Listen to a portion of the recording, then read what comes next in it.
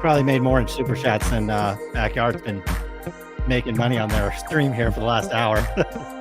Well, yeah, we'll see if they open anything tonight.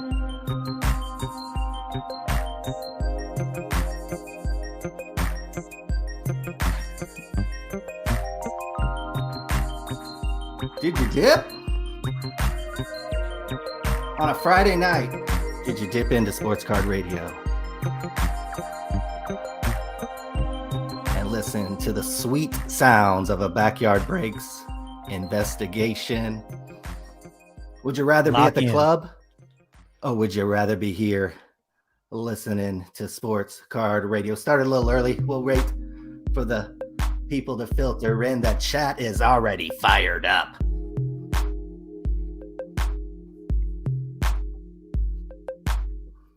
Jerry McGuire twins.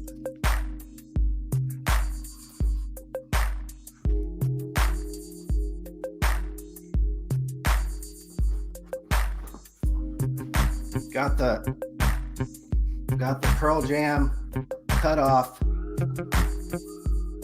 in case Backyard wants to call in and have a chat.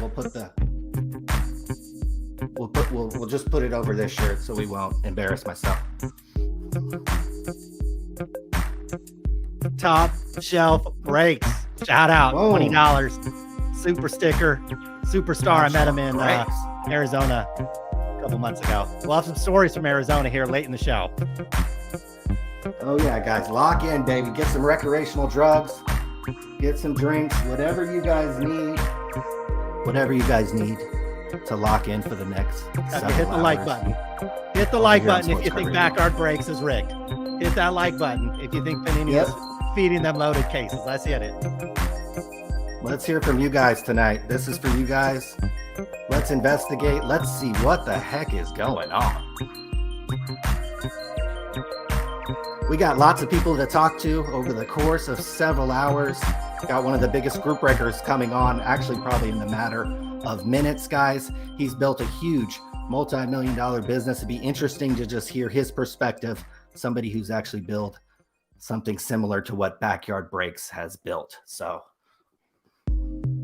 see how many cases he's open. We'll start in a minute, guys. 60 seconds.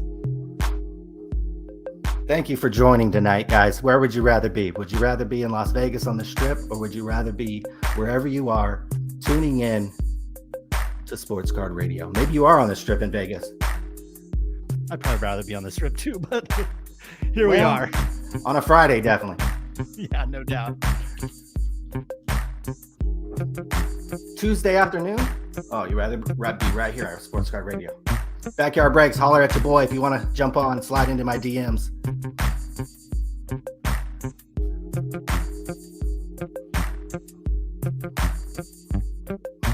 Vegas, baby.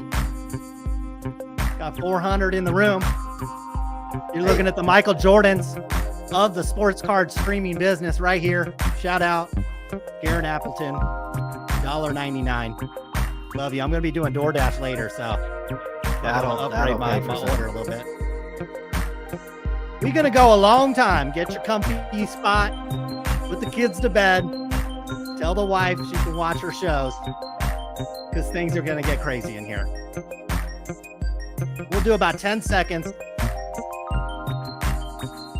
Get your popcorn ready.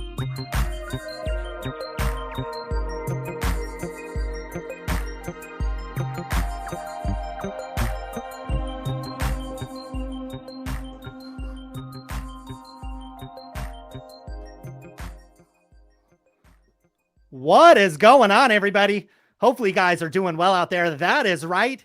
It is time for the Sports Card Radio live investigation. First here on the channel, probably a first in the hobby as well. We have got a gigantic show for you today. We've got interview guests lined up, and my guess is they're seeing that we now have over 550 people tuning in to the #1 Sports Card Live program here on the internet. I'm sure they're going to start to flood in as they see they can get themselves in front of the biggest audience going on a Friday night. What are we doing here, folks?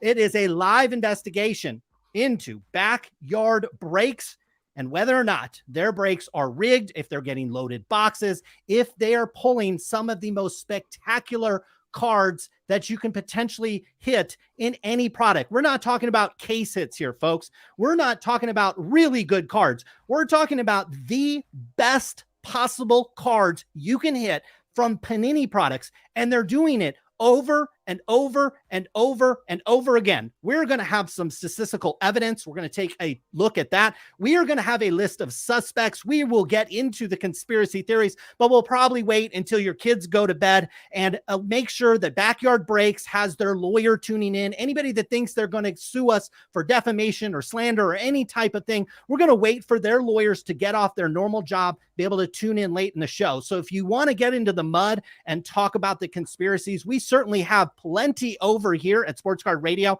Those will be towards the back half of the program. Again, when all the kids and the little sissy little babies go to bed. Now, we are going to kick things off. We've got Mojobreak Doug at 3:15. That's just, about 10 minutes from now. Find your comfy spot. Pop your popcorn, get locked in, chat. We got to be locked in right now. We will have aihsports on today's show. We'll have the Sports Card Dad. I have several other special guests that I'm hoping also come on today's show. I'll be working the phones as we go through the live chat and the live program to hopefully bring some of those guests on. We'll see if they have the courage to get up in front of now 700 people tuning in to the live stream. We'll be keeping an eye on Backyard Breaks. Everybody says they're streaming 24/7. Well, oh my gosh, they're finally breaking cards. This is the first time in about an hour that they're actually breaking some cards. Looks like some optic basketball there. So we'll be keeping an eye on Backyard Breaks. Backyard Breaks is certainly more than welcome to come on the program, share their side of the story. But of course, I am joined immediately right now by none other than Ryan from Sports Card Radio. How are you doing tonight? I mean, honestly, we've been doing this a long time. We've done podcasts together probably for about 14 years. This is probably about as excited as I've ever been. It's a good thing I'm a little older now. I probably, in my younger years, wouldn't be able to contain the bubbling over of it, excitement that I have.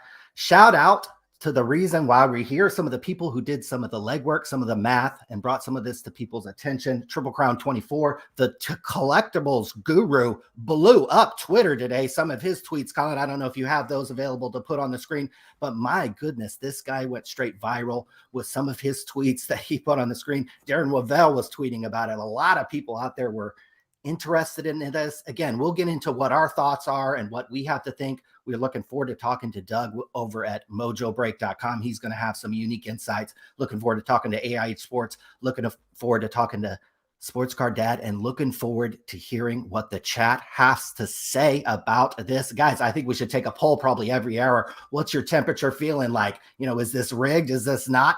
Give us a shout out in this chat. Guys, we'll get into it. Is it rigged or not rigged? Rigged or not rigged? Backyard Breaks. What's your take right now? We'll take a temperature of the room.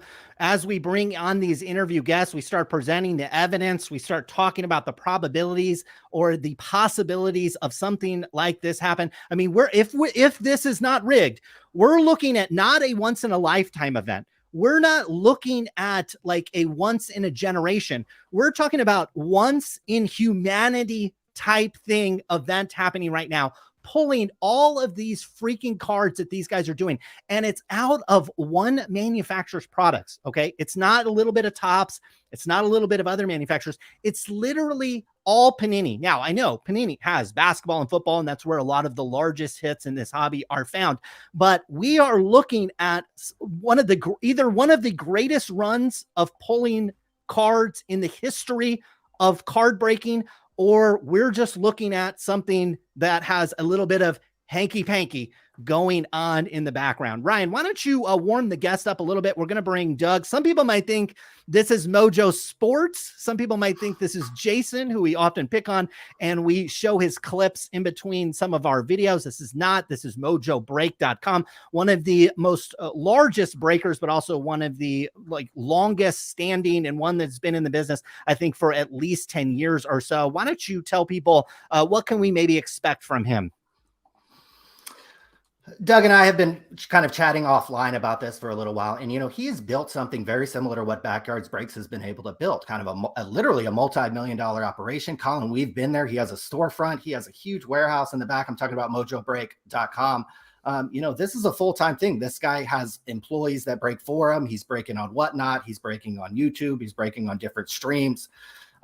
This is a multi-person, multi-million-dollar operation that these breakers like Backyard Breaks, like Leighton, like Mojobreak, who will have on it a little big run. And there's many other guys who do this too.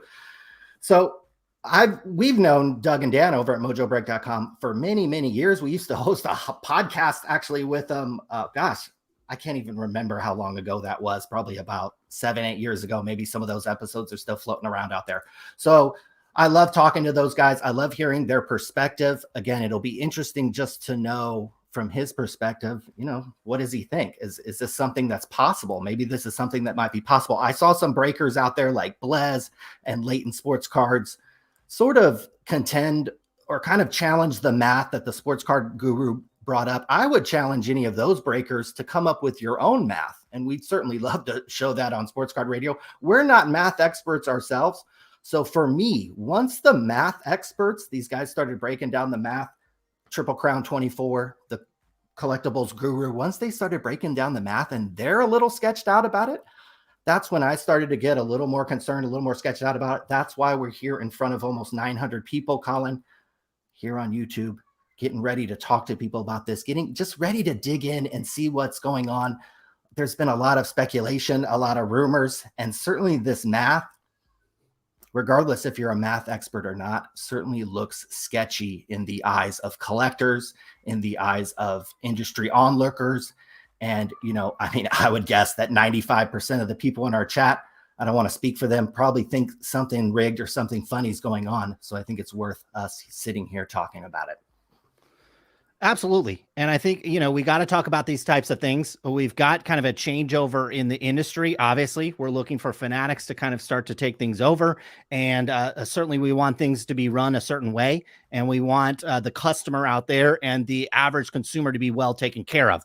And whether or not that's happening in this place, we'll certainly have discussions tonight, even if they are rigged. Like, is it really that big of a deal? Is it something that we should really care about in the hobby? We'll certainly have that discussion as well. Again, this is a live investigation into Backyard Breaks. We will present some evidence. We'll obviously present some conspiracies and our own thoughts. We are not scared at all here to share our opinion and share our well over 20 years collecting, buying and selling, being in the business of sports trading cards.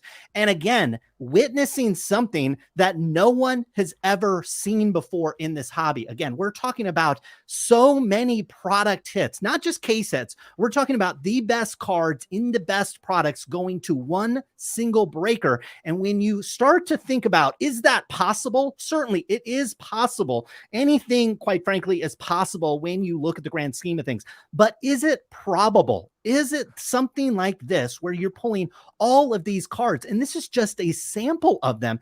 Is it actually probable that this goes on without there being a little bit of shadiness or a little bit of hanky-panky, as aihsports will say, as he's coming on later on in the show? Again, our DMs are open. Sports Card Radio on Twitter, Sports Card Radio on Instagram as well. I'll be checking our phones. And if you have a good enough case, you want to come on the show, I'll send you a link and you can get on here and speak your case. If you think the boxes are rigged, you're more than welcome to tell the audience that. If you think this is not rigged and we're crazy and we've got our tinfoil hats on, you're more than welcome to speak your part. If you're an owner over at Backyard Breaks, which I don't think any of the guys that appear on the stream are owning this business. These are simply employees. There has to be someone in the back with tons and tons and loads of money, whether it's a corporation, whether it's a big company, whether it's just a whale, whether or not it's Joe Lambo, who we'll talk about later in the show.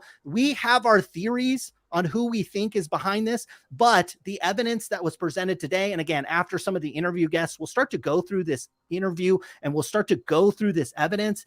It was found that in order to open up, to have just a once in like a complete generational lifetime chance at just getting these cards, you would have had to open up like $40 million worth of product, which is just ridiculous. It looks like we've got Doug from Mojo. Let's include him into the stream here. We'll bring him on.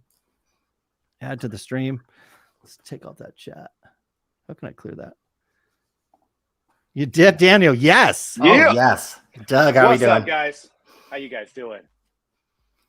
How are you? Buddy. We're doing great. We're partying. There's over 1,000 people viewing right now on YouTube. Yeah. We are the Michael Jordans of the sports card streaming business. There's going to be no giveaways tonight. There's going to be absolutely nothing for free, but they're all tuning in, Doug, to hear your take on what's going on with Backyard Breaks and what you think is going on. You have obviously a ton of experience in this as you break a lot of product yourself for over a decade.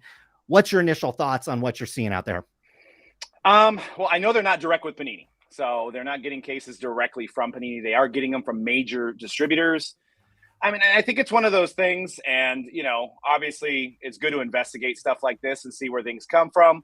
But, you know, what happens at the beginning of a product run is there might be 150 people that get the product, right? From your stores down to your lower level breakers to your mid-tier breakers. And that eventually gets sold off. When you get into this point where there's probably 6 months later after release, there's probably 3 to 5 guys breaking it. So now your odds have changed, right? So that's my initial thought, is that, yeah, it's crazy that they hit them and it was a full court shot, but they might be the only ones buying that product currently. How much product do you think they go through? Like, let's talk about NT basketball, since I think that's been on the street for at least, I think it was 70 or 80 days or so. Mm-hmm. First of all, can you reveal how much NT basketball that you have gone through? NT basketball, we've probably done about 40 to 50 cases. How many boxes? So that's so 40 cases is 4 times 4, so it'd be 1,600 boxes. Yeah, fair to say. Okay. Yep. Okay. And then usually, like us as an account, and we've been an account for almost 12 years, so our allocation has dwindled down to about 3 to 4 cases. So those other 36 cases have been sourced out through many different outlets. So I assume they're doing the same thing. Talking to all other breakers that we're in conversations with, they're doing the same thing. They're getting it from different sources. And when you say different sources, that means you're not paying a direct cost or even a wholesale cost, I assume. You're paying much closer to a retail cost when you are sourcing it outside of Panini and outside of 100%. A GTS or Southern Hobby. Okay. Yep. So when we will present evidence later that they would have had to spend nearly $40 million to open this product, it's probably a number pretty darn close to that, considering they're not getting a lot of this direct or at a wholesale price. Right. Right. Yeah.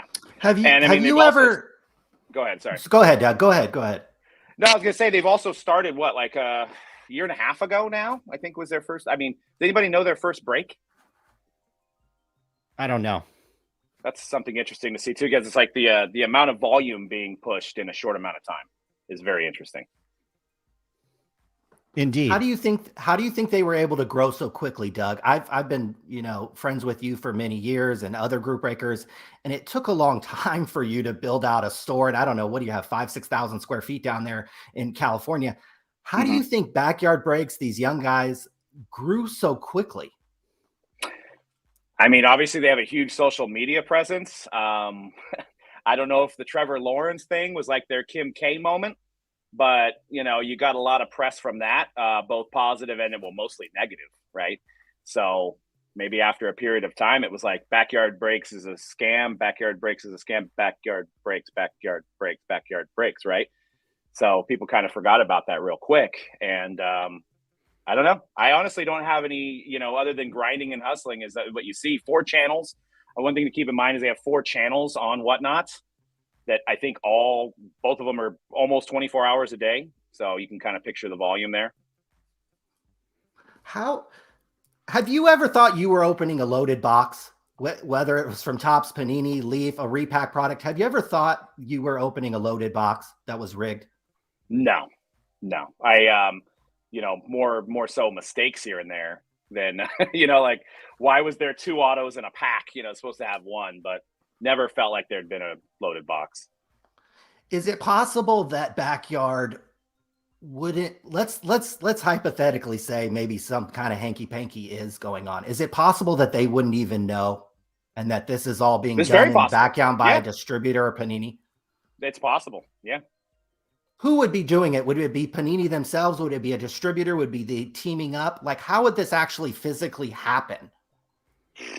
I can say it's not Panini, watching and how we purchase, unless we're not privy to information, but we've done, Panini really cares about their licenses, as far as, stuff that we've done at the rookie premiere, stuff that we've done at the NBA photo shoot. There's been, a lot of attention on that, making sure that, like, hey, this guy can't even break here anymore because what he said on camera, right? So I don't think it's happening from the Panini level. I honestly, I think they got lucky. And I mean, you look at some other breakers over, Leighton hit the Logo Man and the Nebula, Luca same year. You know what I mean? Within a few months span. I think what you're getting is you're getting less buyers. You know what I mean? NT at the price it's at now, we don't do it as much. We don't feel like it's a great value for our customers. So we'll pivot to something else that's a better value for our customers. Whether they have a crowd that keeps doing it, keeps going after it, keeps doing more. I think somebody made a comment that they're doing like 16 boxes a day. That's probably now because the market's dipping. You dip. I think, if you go back a couple months ago, it was probably close to 50, 60 boxes, 70 boxes a day. But I think we need to get a true number of how much they've done to put it in perspective.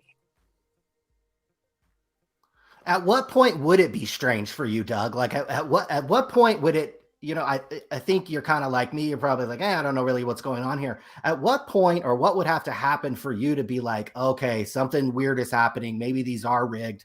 Like what would have to happen? Could it be just the mathematical odds? Like they keep pulling big hit after big hit and after big hit, or would there, an inside man would have to come out? Like what for you would have to convince you? I mean, I think if they were trying to juice cases, they would almost want them to come out early, right? So we're seeing these cards come out late with the exception of the Cade Cunningham Black out of first off the line. That was one of the early ones. But the 2 triple logo mans and the Cade came out way late in the release, right? The release had already been out. I think if you were somebody that's wanting to get some buzz on your product, you're going to want stuff like that to come out early, to try to create some kind of buzz or something similar to that. So I think if we start seeing more of that, I mean, we pulled the Mac Jones Flawless Shield 1 of 1 on day 1 out of our first case. Literally, I mean, the odds on that are crazy, right? So that's arguably the biggest hit at that time. Now he's hurt. It's probably not the biggest hit, but at that time, it was probably the biggest hit. What about the triple logo man thing? Was it weird that, everybody was searching for this triple logo man? Blez and Leighton did this huge, I don't know, it was like 25 cases, might've been 50 cases. I don't know. It was a huge case break. Drake and Ken Golden got involved. And then all of a sudden Whatnot puts like some kind of bounty with a Lamborghini. And then these Backyard Breaks guys hit it. What do you think went on there? Well, I know that my cases I bought at 40,000 are worth half or less than that after that card got pulled. So that one hurt the wallet a little bit. But I think if there was any conspiracy there, wouldn't you want Drake to hit it? You know what I mean? Like having Drake get that card would be the ultimate, right? So, but yeah, I mean, it was interesting that we did a Lamborghini. We did some pumping. I mean, here's what you got to know about Whatnot. Whatnot makes 8 to 10%. So they want high-end stuff being broke over there. Per sale, Whatnot takes 8 I believe it's 8 to 10%. 8 to 10% of your sale. So yeah. Wow. But they provide you with free shipping. So they pay for the shipping. So that helps a little bit. But so it's in their best interest to have people go over there and break $100,000, $200,000, $300,000 breaks. Do you have a sense? Are Backyard Breaks the biggest breakers on Whatnot? 100%.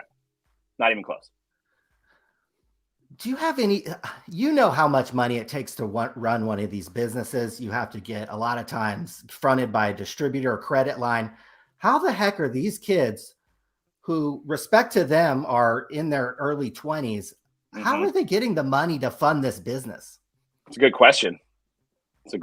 I have no idea. I mean, loans. We're talking about tens of millions of dollars a month. Know.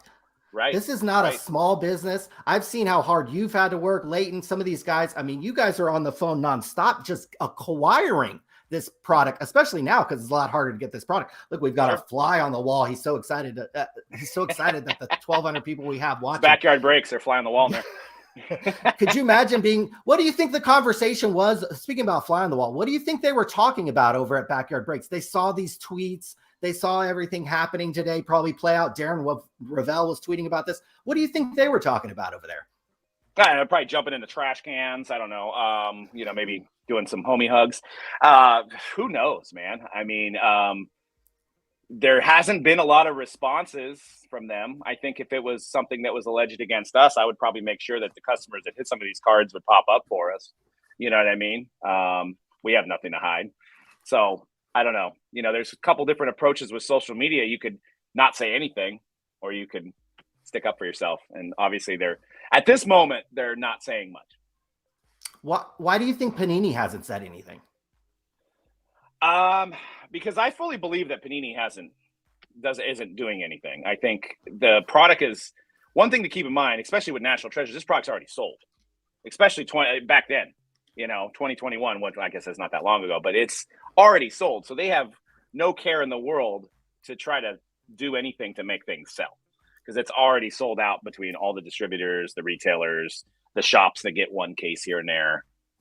So how do you think this stuff is packed out? Because for it to be rigged, there'd almost have to be somebody in the back who picks up that Cade 1/1 logo, man, puts it in a box and freaking locks it up and knows exactly where it is. How do you think this stuff is packed out at Panini, like National Treasure? We know some of the base products, it's all kind of done by machine, but some of these stuff where there's only 3,000-4,000 cases.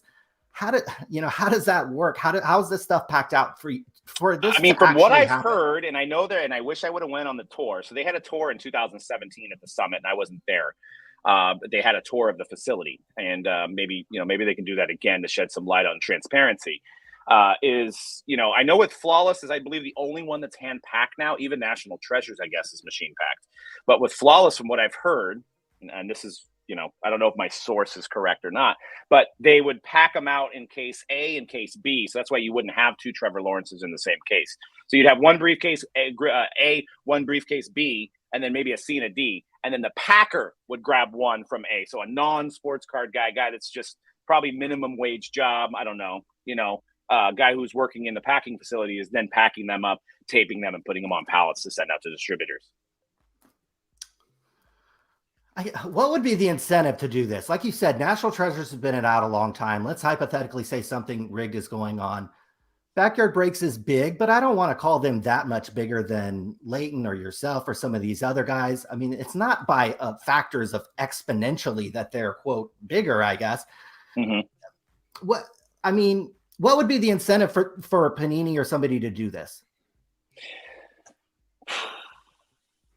They would have to have a piece of it. They would have to have a piece of the company or something, a piece of whatnot, a piece of backyard, hypothetically, to even do this. But I mean, in conversations that I've had, that they don't like platinum.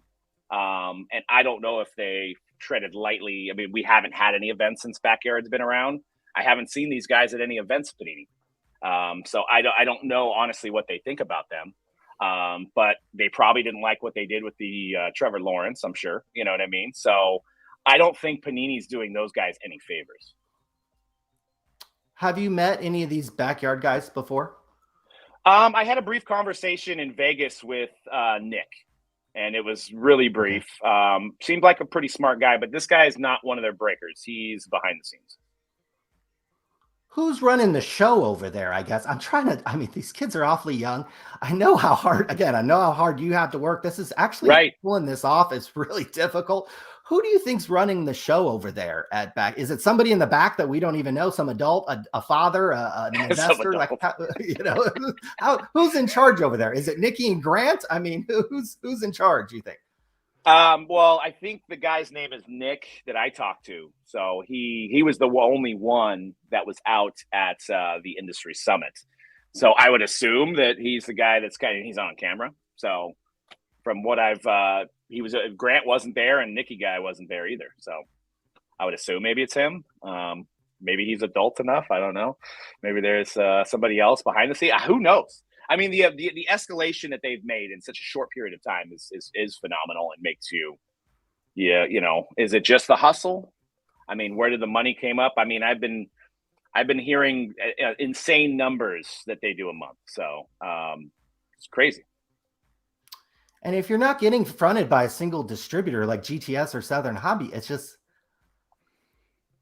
again, I think that's, to me, is the more confusing part to me, is how did this operation get so big essentially overnight, when I know how hard it's taken you guys and some other guys to work. I guess that's what I'm so confused about. The math experts, I guess, can dig into whether or not hitting these cards are probable or not. It sounds like it's really not. But I'm just confused at how in 8 months these guys essentially were jizzing over themselves over a Trevor Lawrence card, a $10,000 Trevor Lawrence card, like they'd never seen that amount of money or a card like that. And now they're one of the biggest breakers. It doesn't actually make sense to me. What about you? Does that make any sense to you? No, I mean, but the more I watch that now, I feel like that. I know it sounds crazy, and this is a very tinfoil hat statement, but I almost feel like they did the Trevor Lawrence thing on purpose. I mean, that would make these kids uber geniuses. Like, I mean, they pull off something like that, wouldn't they? I mean, we should bring these kids on the show. I mean, shout out Backyard Breaks. I mean, guys, come on and tell us about your marketing strategy. I feel like, if they're able to pull off something like that, it's just, I mean, even if that was a marketing strategy, you still got to get the money to buy this stuff.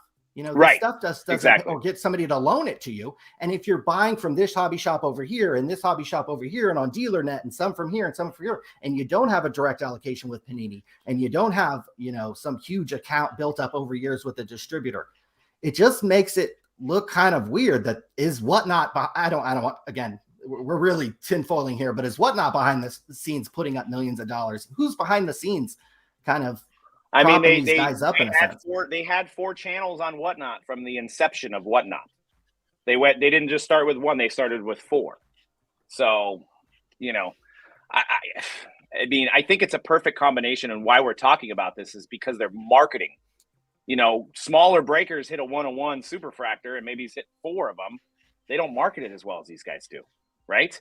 So, and they have a good segment that doesn't like them. So, which plays into why their name is out there constantly, right? So, I think it's a perfect storm of negativity mixed with their marketing. That's why we're here today talking about it, which is fun. What do you think is going to happen next? Do you think Panini's going to say something? Do you think Backyard's going to say something? What do you think is going to happen next? I think everybody stays quiet and hopes it goes away. I think is my prediction. Now, I don't know if the hobby lets that happen.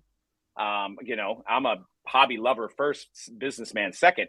I always try to take care of my customers and make sure everything's running smooth. So, for the hobby, I'd like a statement. I'd like to figure this out. I'd like to know how many cases. But is that going to come out? I don't know.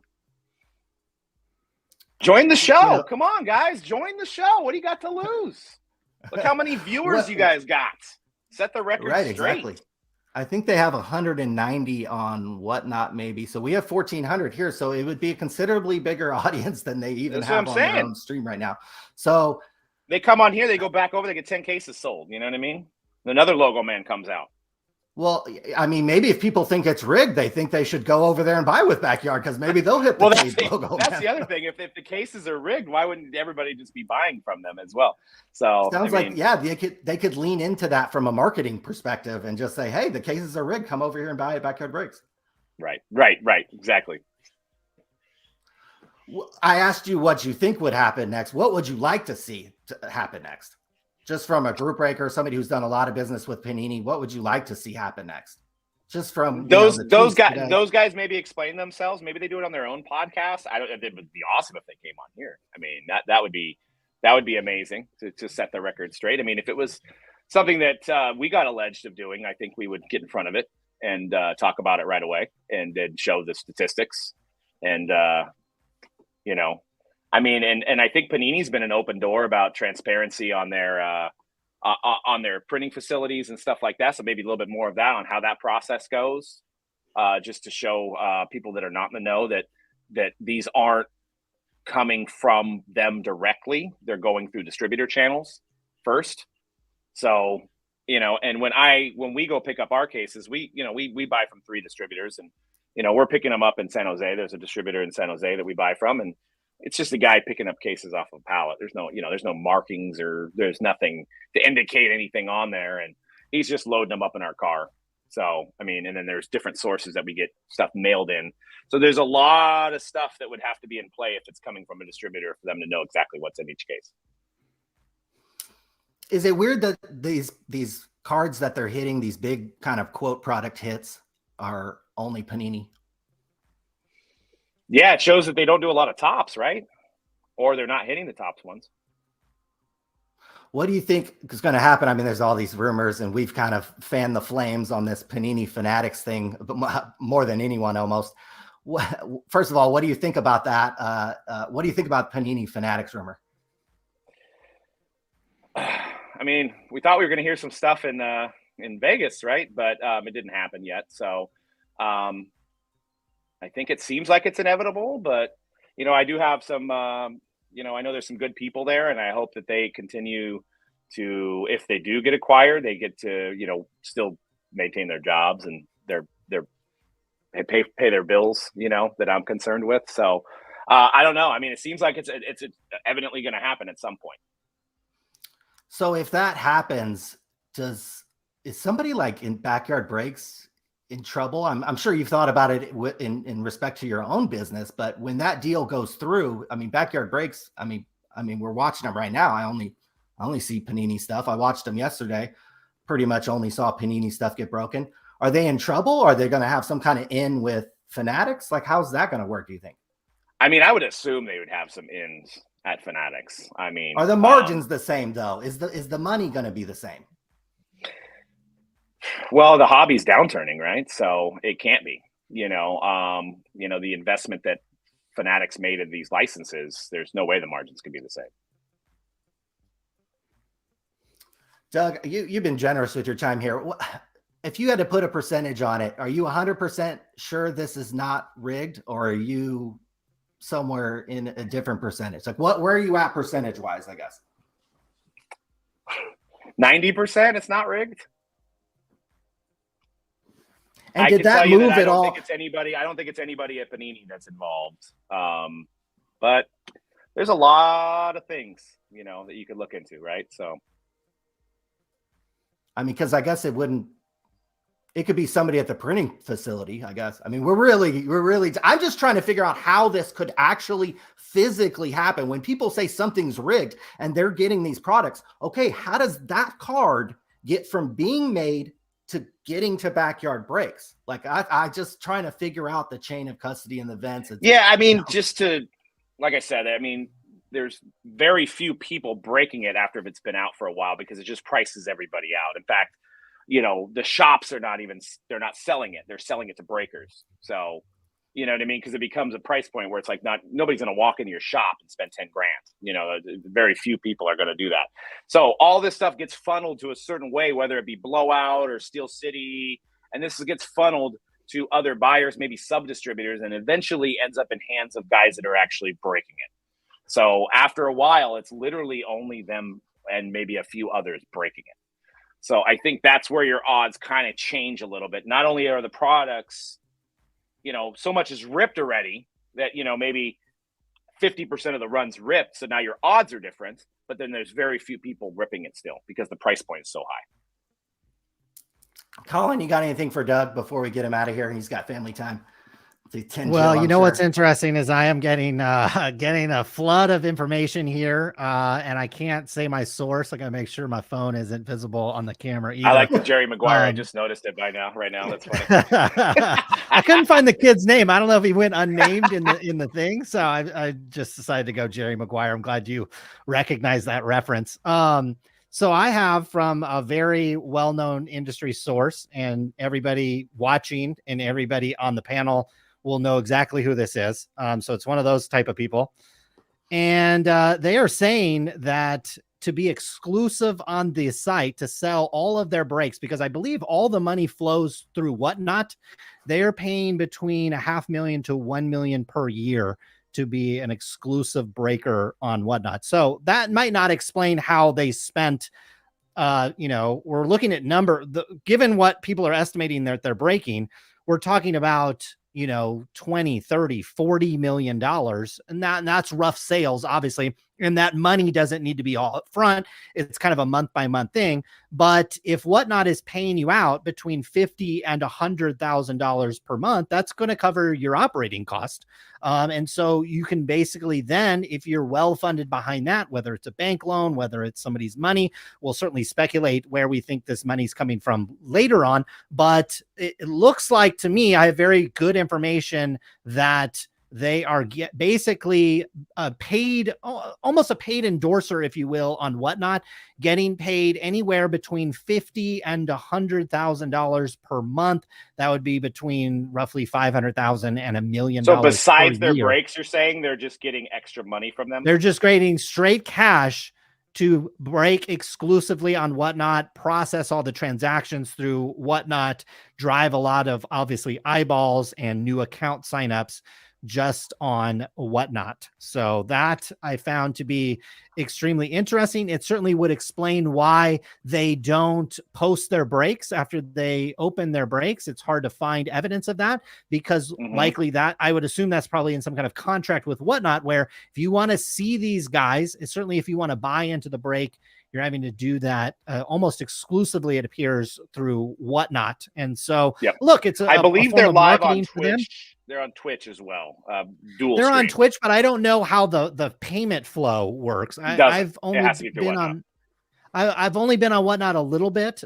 You see on these types of live streams, and it appears that you can have payment flow through there. You can set up those little auctions. It's actually a very engaging way to interact, I believe, with group breaking. And so it appears we know that Whatnot also has quite a bit of money. They have a lot of investor backing. I don't think a site like that is making an operating profit, if you will, but they clearly had likely tens of millions of dollars flooded into them, and they're generating revenue. And obviously this is one form of marketing, which to capture the sports card market would make sense to pay either several breakers or maybe try to get one breaker. That's why I think you see a dozen employees streaming 24 hours a day, even though a lot of the times they're sitting there, they're not necessarily breaking, they're just kind of holding spots, but they are breaking quite a bit tonight. I see on a Friday night, people get paid probably a decent night to do breaks, but I have word from a very reputable source who's given me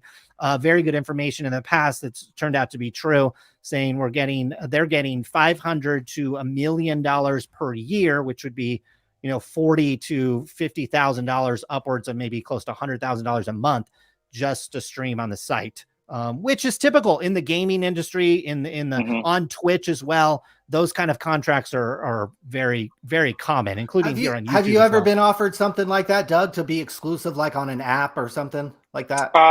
Yes, but none of the financials were ever talked about.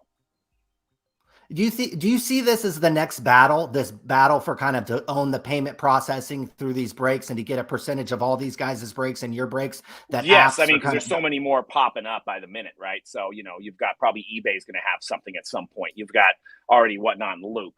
You've got Drip. There's a lot of them as technology gets easier. And I actually just got a message that Whatnot and Panini have no relationship whatsoever.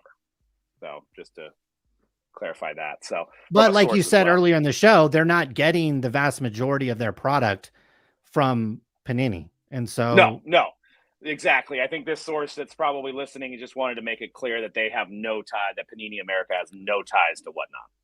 And it's my information, and I'm sure you know this as well, Doug, that Flawless is still hand-packed at the Panini headquarters or by actual Panini America employees. And then like Treasures is done at a third party by a machine, just like Prism and virtually all sets. But apparently Flawless is still at a low enough print run to where I have word here that it's still a hand-packed product. It is still a hand-packed, but what I was told is that they don't pack the cases. They let the printing facility pack the cases. So they pack the individual boxes and then So if a product were to be rigged, if you will, flawless from Panini. Flawless seems to have the probably highest likelihood. Now, we don't know about the printing facility. There's probably dozens, if not hundreds of employees at these printing facilities. We don't know who any of these people are. We don't know any of these people's relationships. We don't know their financial situation. We don't know what connection they might have inside the industry. And certainly it is potentially possible that something from the actual printing facility could easily know, obviously, where the cards are going, what packs they've been loaded in, and if there's any kind of kickback or any type of thing like that. It certainly could. It's conceivable, whether or not it's probable. I got some info on that because I love this hobby and I've been making calls and I've been, interested in this stuff as well. And I was told that the printing facility has, multiple cameras everywhere and that there is a $5,000 reward to other employees if you catch another employee stealing. So, which is probably standard practice in a place like that. So, doesn't obviously on each other over there. Yeah. What's that? $5K if you're involved in this. I mean, we showed the cards. I mean, we're talking about, I don't know the value of these cards right now, but that's got to be $1 million worth of cards right there. Oh, probably more easily. Yeah. Probably more. Okay. So, we're talking about major money. We're talking about life-changing type money. And whenever we're talking about life-changing type money, it definitely, at least from where I'm sitting, often encourages these types of things. And whether or not that is what's happening here, that's what this live investigation is for. I'm seeing we have nearly 1,500 people viewing the live stream. Nice. Nobody ever tell me that anybody has a big stream. We are the Michael Jordan of the live streaming business. We're not giving anything away. We're not breaking. We're not doing anything. We might even patronize some of the people that call in and chat, but that's what we're here for. Live investigation. Doug, do you think it could be rigged? Okay. I think you gave us that you didn't think it was rigged. A different question is, do you think it actually could, if it's possible, do you think it actually is possible, either from Panini standpoint or the factory or a distributor? I think anything's possible. And I think you have to be, if you're in the hobby, you have to question everything and you have to look at it through that lens. Obviously I have a hobby business. So I'm trying to look into this and maybe I am not looking at it through the same lens, but I think you do have to question everything, and anything can be rigged, right? And especially like you said, there's a lot of money involved. I just don't believe anybody from Panini is doing anything, but maybe the transparency of the pack out process is where you can kind of look into. Is the timing seem a little odd as Panini seems to be riding off in the sunset, if you will? We're seeing a lot of anecdotal evidence. I'm seeing a lot of collectors get dimed out of redemption cards that they've been sitting there for 5, 6, 7 years now. I don't think if Panini was thinking they were still going to be in the organization that they were in now, why would they deal with some guy with a 2016 redemption now? All of a sudden, why would they do that when they haven't dealt with that guy for 6 years? They could just string them along for another 6 years, but now we're seeing them start giving Panini points. They're doing this rather aggressively. I'm seeing at least a lot of anecdotal on that. Is the timing at least a little suspicious? If you were to pull this off over at Panini, wouldn't be this would be the time to potentially ride off in the sunset with maybe some nice cards or a nice kickback from. I was gonna say, wouldn't they want to keep the cards if they wanted to make some money on it rather than have it in somebody else's cases, I guess. Right. So, I don't know if they are, I'm not privy to any information about the buyout, but I'm assuming that getting redemptions off the books is probably part of the inventory thing you need to clear up before your business is transitioned over. I think when they updated their terms of service a couple of weeks ago, that there was even a line on if we get acquired, these transferred to the new owner. We're just seeing a ton of anecdotal information. And the information I've been getting on it has been pretty accurate. And at least from the last time I heard, we're basically 2 weeks away from getting some kind of word potentially on that. Obviously, these things can be complicated and they could be slowed down for any number of different reasons. Panini America also carries a lot of bank debt, and I can imagine in today's interest rate environment, that's pretty tough. Where would you rank the breakers? Can I ask you that question? Like, who's number one in terms of net sales, not anything other than net sales, like maybe a top 3 or 5 list of who you think in terms of net sales is doing the most volume? Mojobreak. Probably Backyard number 1. Probably Leighton number 2.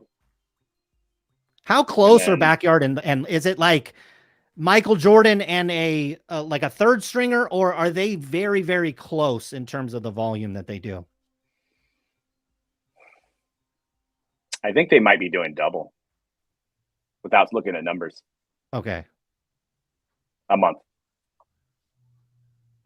Maybe not quite double. I'm gonna get hated on for that one, but maybe 25% more. Sure. Shout out Backyard Breaks, Leighton Sports Cards. Want to jump in the chat and jump on Sports Card Radio. Doug, you got any parting words for everybody here? We've talked a long time. We've kind of, went around in circles in some cases talking about this, just trying to give people an idea of something like this is possible. Again, a couple of guys, Triple Crown 24, the collectibles guru, did put out some math that was fairly compelling, whether you're a math expert or not. You got any final thoughts on this topic and kind of what's going on? Yeah, I mean, I think we got to see a little bit more, and I think we need to find out the info on how many cases they did. But like I said, I think for me, seeing how our buying patterns are, seeing how people buy initially, I mean, we went from first month probably breaking 50 cases, like I said, and then we probably do 1 box of National Treasures like every other week at this point in a mixer. So there's very few buyers at this point that are actually continuing to rip that product. They've been very successful with it on Whatnot. I mean, we've been told on Whatnot that they, to get up there in the streams, you got to have volume and numbers. So this plays right into them staying at the top of Whatnot, is doing large price items.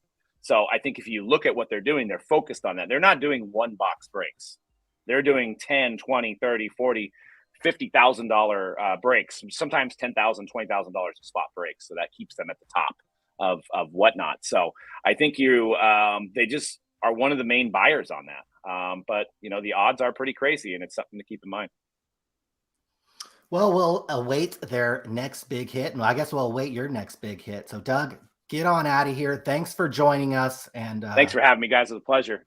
Until next time. It's the original Sports Card Live, by the way. We didn't even get asked if they could use that name.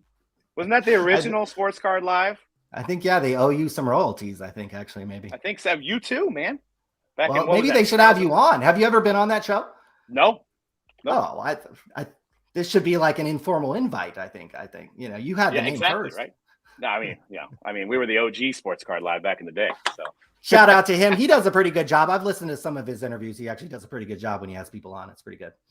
Yeah, that sounds good. Yeah, and we weren't using it anyway, right? So yeah, exactly. We stopped. Fair game. It's like the wild card copyright or something. Anybody can use it now, I guess.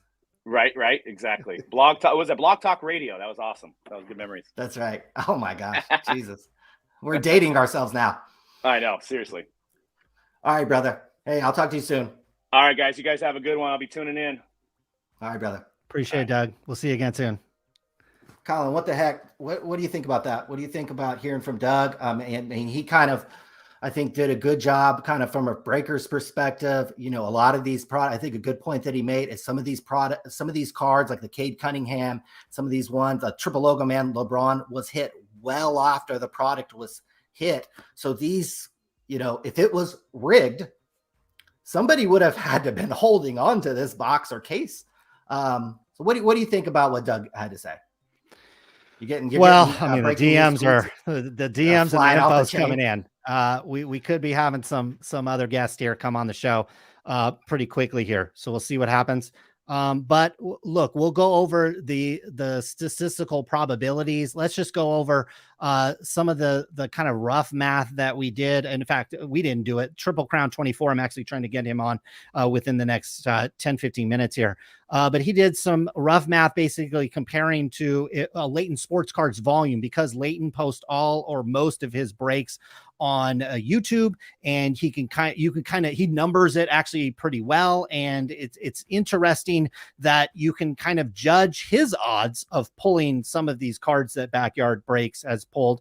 And obviously with this triple logo man card, it's actually not that hard to pull if you're obviously opening up a lot. Now, obviously you've got to have millions of dollars to get a shot at this, but you really had a 1 in 4,530 chance of pulling the triple logo man LeBron if Leighton Sports Card opened up 140 briefcases of this flawless product. Now, I still want to emphasize 1 in 4,500 is basically, if you were to open up flawless every year for 4,530 years, you would pull this card essentially one time. And again, you're having to open up 140 briefcases of that. Now, you get to a 1-of-1 Prism card, obviously a product with far more print run.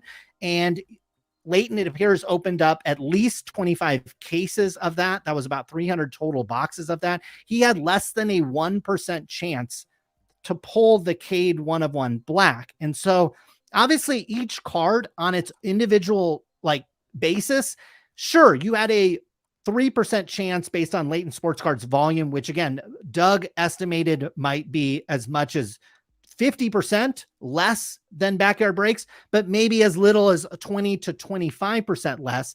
Well, okay, so to pull one card obviously is very difficult, but now we're starting to talk about the combination of cards. We're talking about multiple cards at this point. So yes, Backyard does a lot of breaks. They do a lot of volume. By Doug's estimation is the fact that they are the #1 breaker in terms of net sales and net volume. And certainly if you have a backer like Whatnot paying you $50,000 to $100,000 a month breaking on their channel, well, obviously that gives you a lot of leeway in terms of those operating expenses. And now you can go out and find either a line of credit or money that you might have had and start to parlay that into a bigger and bigger business. So I can kind of see how this business, you had a little bit of a discussion there where it was difficult to fathom how this company or this breaker really started to scale up. And so we'll talk about more of that in a minute, but I did want to bring on Triple Crown 24. I think he's here in the chat. We'll bring him on. He provided a lot of this data that I had here. He created in a slightly different form. And what I did is kind of create it kind of in these slideshows. Triple Crown 24. I know you've got a channel here on YouTube. Welcome to Sports Card Radio, a live investigation. We have nearly 1,500 people tuning in around the world. We're global here on Sports Card Radio. How you doing this evening? I am glad to be here as kind of the warm-up for some of the better guests that you have coming on here in a little bit. But no, I appreciate you guys doing the live show here and for making the data a little bit more presentable in the slideshow format. I know when I put out my document, it wasn't as easy to read, but I got to tell you, as more and more of this comes out, it is fascinating at the very least. And so now that I think you've had a couple of days to kind of think about this, digest this. I believe another guy on Twitter here presented data with a different amount of product that Backyard could conceivably be opening. And we're still talking about like a 1 in 100,000 shot, which is, you have much greater odds of being struck by lightning multiple times in your lifetime than hitting this combination of cards, certainly a quad version of cards. But then when you start looking at the totality, even despite what they break, it is still unfathomable. What are your thoughts a couple days later as you continue to kind of digest this? I think I'm still digesting it and still trying to put things together. But when I saw that thread earlier on, I was blown away by the work that Collectible Gurus did, because I thought it was even more in depth than what I had done. And I thought, I don't know how much farther I could even take it when I was putting it together. So I keep trying to listen to anybody who may try to I guess, disprove this and try to find some way where, like, am I insane? Am I seeing this wrong? And I'm just not finding enough evidence to say that something fishy isn't going on here. There's no definitive answer, of course, but at the same time, as more and more information comes out, it's becoming more real to me, I guess is the best way to put it. And so, like, one of the terms I've used is, this is certainly possible. Okay. It's possible I can go to the NBA next year. It's possible I could play on the PGA Tour next year. But is it probable? Like, is it actually probable that something like this happens? And obviously we're seeing the odds. And if this is actually happening with no hanky panky, no anything happening that is shady to any degree, we are witnessing literally the greatest run of pulling cards in the history of the hobby.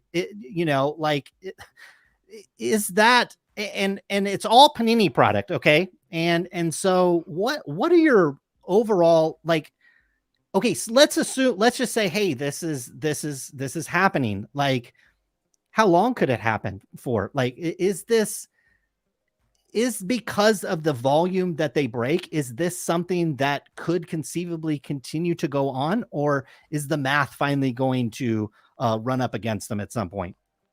Well, every single time one of these cards comes out, it becomes more and more improbable. When I came up with my 1 in 555,000 odds, that was only based off of 3 of the cards. And you look at like that Justin Herbert logo NFL Shield card that you have on the screen, that's not involved. The Trevor Lawrence, that wasn't included. None of the Cade Cunninghams have come out.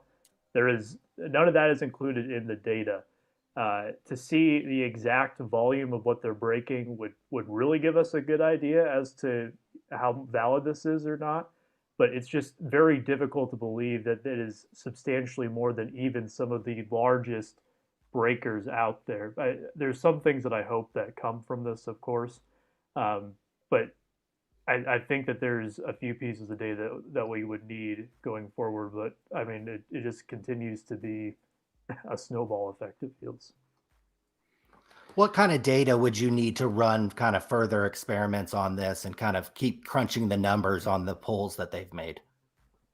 Well, for me, one of the things that I would like to see is Panini actually put the pack odds out there, like Topps does. And I don't think that they would ever do that, just because people have gotten on Topps back because they can see how much product they're printing. For example, the odds of pulling a Topps flagship gold in hobby is 8 times harder from 2019 to 2022. And that is a serious increase. Now, Panini, we know they're printing a lot more Prism this year than they would be in Zion's year, but they don't give us the exact numbers so we can figure out exactly how much more. So that's one of the things that I would like to see just in general to come from this, is to actually have pack odds on these products, especially with how expensive they are, to have some kind of idea to know what you're going to get. But other than that, I would like to see, how much volume is Backyard Breaks actually opening of these products. I'm sure they have invoices for the product that they have purchased. I'm sure that we can calculate the amount of money that was spent on these breaks and figure out how much amount of product they've opened in dollar amount, and then quantify that from there. But that's data that we don't have access to as the public. It is by those who would be accused in this example here. So that's the kind of stuff that I would like to see. Unfortunately, I don't think that we're going to get it. I think we've kind of used everything that we have on the table, and it would take something on the inside to come out in order to add more to this, unfortunately. I guess, could there be some math or some data that would come out that would then make it, make this probable? I mean, would they have to be breaking 365 days a year on 18 different streams for this to even be probable? I mean, are the numbers so out of whack? I think there's probably a lot of people in the chat who, like me, don't understand math very well. That's why we kind of reached out to you. Is this number, this 1 in 550,000 number, and I know the collectibles guru kind of had a 1 in kind of 120,000-ish number. Are these numbers just so out of the realm of possibility? That's why we're sitting here, that this is so crazy from a mathematical and like statistical level? I think it is. It's difficult to comprehend. And when I say it's 555,000 and someone else says it's 112,000, oh, the odds just got 4 times better. But I think a lot of people realize that even 1 in 10,000 odds would not be good. Like that's, I would, if you give me 10,001 odds on anything, I highly doubt that it's going to happen. So to take that and to think all of a sudden, oh, these odds got significantly better, I don't necessarily agree with that. I don't think that's something that is the right perspective to take here. But yeah, to know how much they're breaking, if it is possible, how are they getting this much allocation? Then would be my question. I understand that they are moving a lot of it too, but there are a lot of smaller breakers out there who don't get as much of an opportunity to break these products, who have a reputation, who have been going on for years. And that's something that would be a concern to me as well. So regardless of how this were to play out, whether this has merit to it or not at the end of the day, and whether this could actually be proven that, yes, they are just that lucky, there are other issues that kind of lie beneath the surface with this. And that to me, what was one of the big concerns. I mean, even just doing the calculations on how many numbered parallels are out there, it is absolutely absurd how many numbered cards there are out there. But hey, I'm still gonna go sell the same cards in my eBay store from these Panini products, and I'm not gonna bat an eye. So I guess I'm a hypocrite too. What would you like to see happen going forward? Do you think Backyard Breaks should come out and say something? Would you like to see Panini come out and say something? What do you think? What do you think should happen? I would like to see just more transparency. I don't want.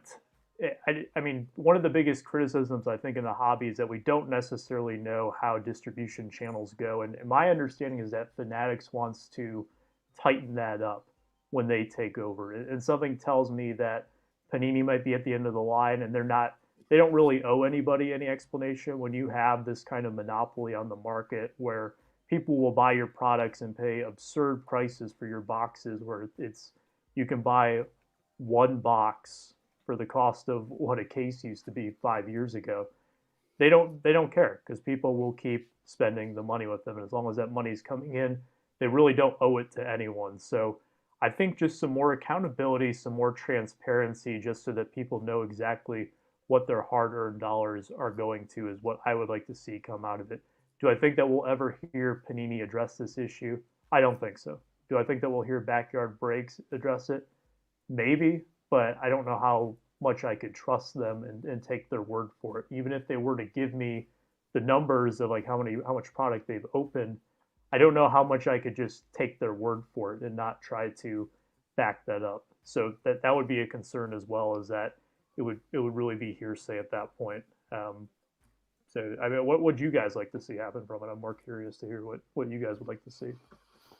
So what I would like to see is obviously there's blockchain technology now that could likely be utilized to track each individual case. So you could almost see a chain of custody on where first of all, where the product was originated, who it was sold to originally, and then continue to get passed down the line. Obviously, something like that takes a lot of coordination. It doesn't need to be for every set, but there's probably 2 or 3 sets that come out every year where I think something like that would be very interesting and would give at least a lot more transparency into what's going on there. So I would like to see some more security around the products that have multiple tens or even $100,000 hits in them. Certainly there are Prism cards that are one of one, and sometimes you see them pulled in target blasters. Obviously they're pulled by breakers. Sometimes they're pulled by just the general public. Those sets, they make so many of them. The effort is probably too much, but I know there are agriculture products that are tracked every step of the way by some blockchain technology. I think you could apply that to the highest of high-end products. I would like to see better packaging, not just in some kind of cardboard box with some tape on it. We obviously saw a lot of hanky-panky when it came to that this year, when it came to the wrapped boxes, the wrapped Pokemon case with G.I. Joe cards. We saw other things there where just the lack of a lot of security and a lot of transparency around the very exclusive sets. I mean, we're talking about products that cost as much as a semi-decent car, okay? And the fact that it comes in like a $3 box with a $1 tape on it doesn't make a lot of sense to me. I think they could invest a little bit more in their packaging, a little bit more in chain of custody, and be more transparent on the number of cases that were made. We shouldn't have to be going through here and calculating this ourselves. I think they should be out there being far more transparent with these types of things. Again, not every set, not the sets that you find at Target and Walmart. That kind of defeats the point of it being fun and cheap. But an extra $2 or $3 on every box of NT to track it, to have it be much more secure, to have it all be weighed almost exactly the same. Obviously, there's people that are weighing these boxes, weighing these cases. There are ways to get them to all weigh exactly the same amount. And it doesn't cost that much more per product. That would just, when situations like these come up, we could say, well, wait, they do all that. They do this, they do this, they do that. In this case, we can't say that. We can't say that because these companies are basically making these cards the exact same way when they first started making cards back in the 1940s and 1950s. In fact, they're distributing them in almost the same fashion as well. They've gotten a little flashier, a little more rare, a little more colorful, and certainly way more valuable. And anytime something has gotten this valuable, it just leads to people thinking something is going on. And that's why I think we need to secure them a little bit more and put a little more investment into that. That's what I don't know what Ryan thinks. I think specifically to this, I think it'd be great if somebody from Panini came on and talked about it. I think it'd be great if somebody from Backyard Breaks, came on and just talked about this. Certainly if you're, completely innocent and you don't know. Yeah. And to be fair to Backyard Breaks, they may not even know they're getting these rigged cases. It would have to be coming from somebody higher on the food chain, either from a distribution level from Panini. So they could certainly come on and talk about it. They could lean into it from a marketing perspective. Again, we've reached out to them. They could, we're here to be fair to people and just find out what's going on. We're not here to, crack the code or crack the case. I think anybody that's going to do that are some of these math experts like, Triple Crown 24 and the collectibles guru. Are you going to work anything more on this, Triple Crown? Are you going to, work a little bit more on this? You're going to do any more math? If you get any more data, do you have any more plans? That's a really good question. I didn't even think that I was going to do the data that I sent to you guys a few days ago, but I'm glad that we could collaborate on it. More so, I just want people to talk about this. And that was when I put out my initial video about this subject. That was my whole goal, is to get people to think about it and to get people to talk about it, because I do think it is an issue. Even if it's, for example, I said in my initial video that I personally am not going to join any of their breaks. I very rarely join breaks. And if people want to spend their money with Backyard Breaks, hey, that's their money. They get to do what they want with it. But it does concern me to some extent that there are people who may be spending this money in other places where they're spending, like, I mean, you guys said it. Some of these cases are worth the amount of a car. Like, if I went and traded in my car, I could not go get a case of Optic football, which is just absolutely bonkers to me. But with that being said, these people spending this exorbitant amount of money on this, the fact that they may not have access to some of the best cards that have lead. I love the background there. Yeah, we love the background. What's up? That's fantastic. So give me some of that whatnot money. Right.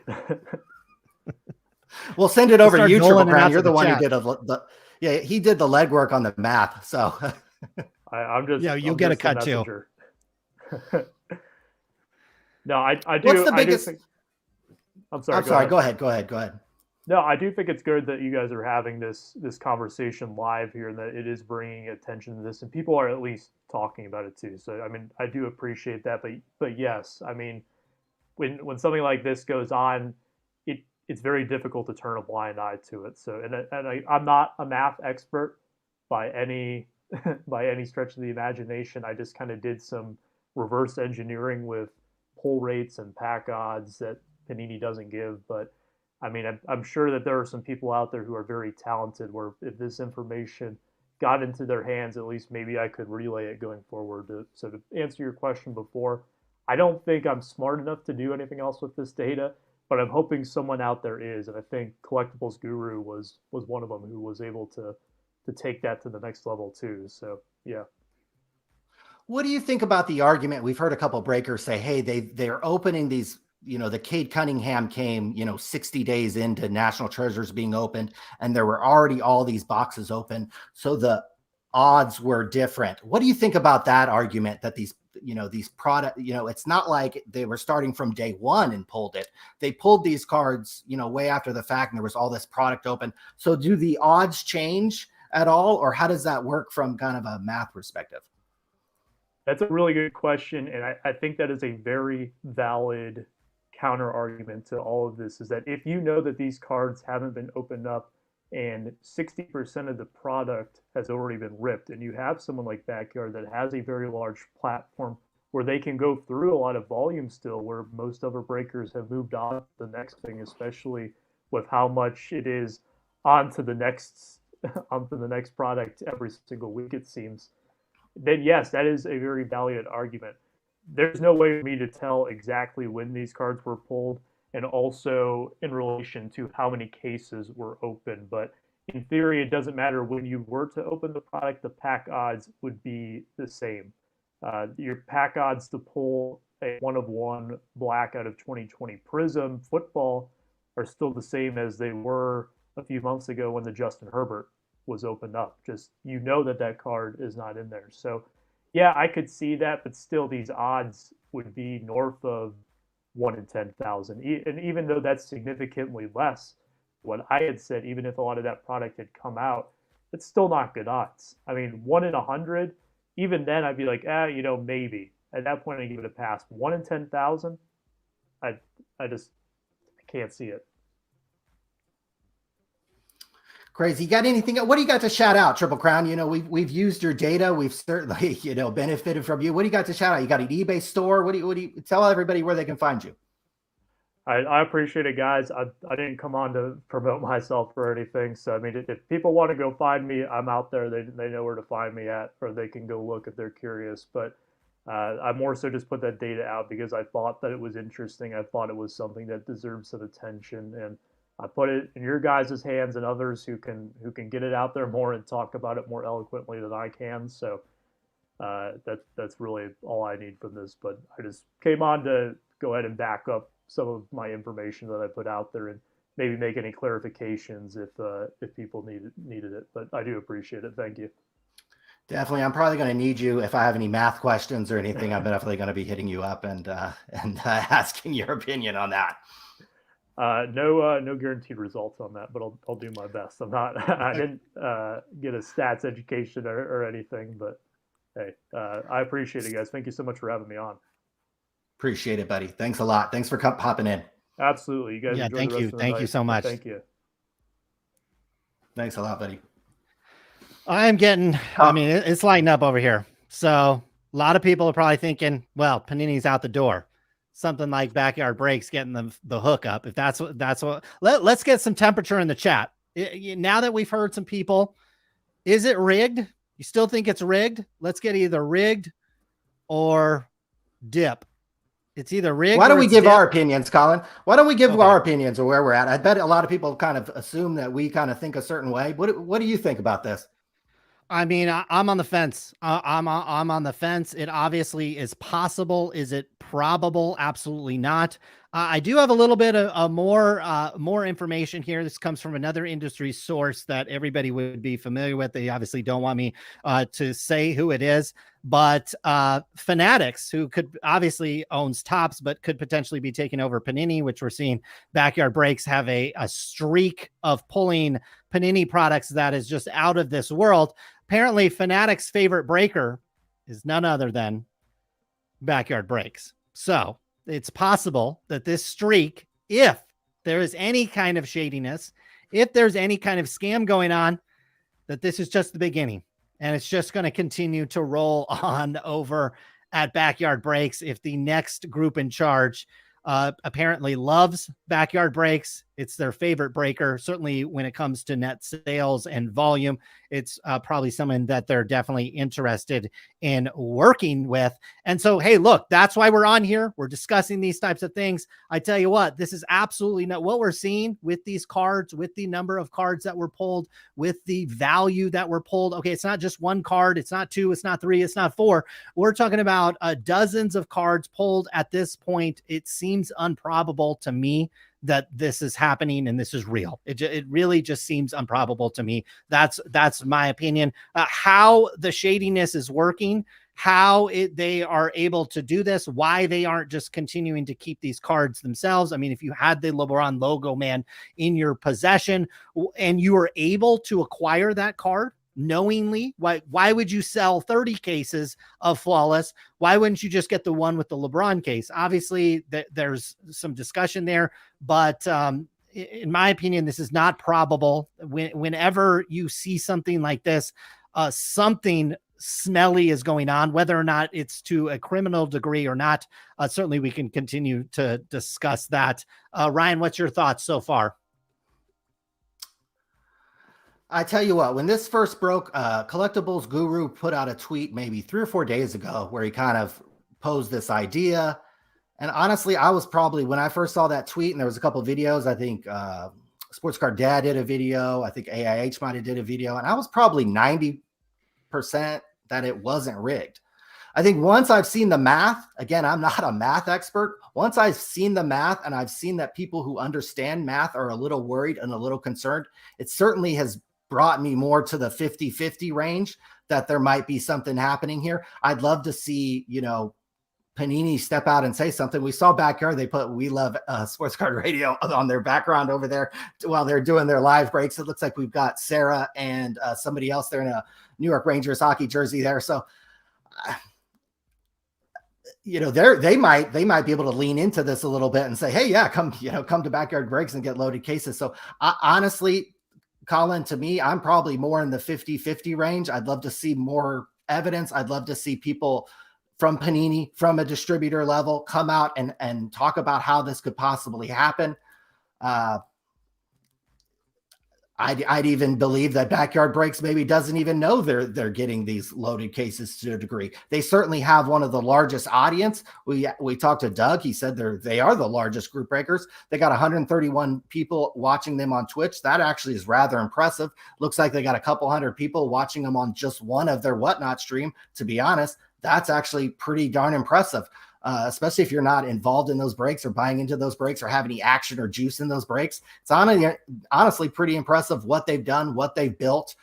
It's certainly interesting, and it's certainly a reason that people can sit back in the industry and question it. How they can go 8 months ago, the two guys, Grant and Nick, jizzed over that freaking Trevor Lawrence card like they had never seen $10,000 in their life.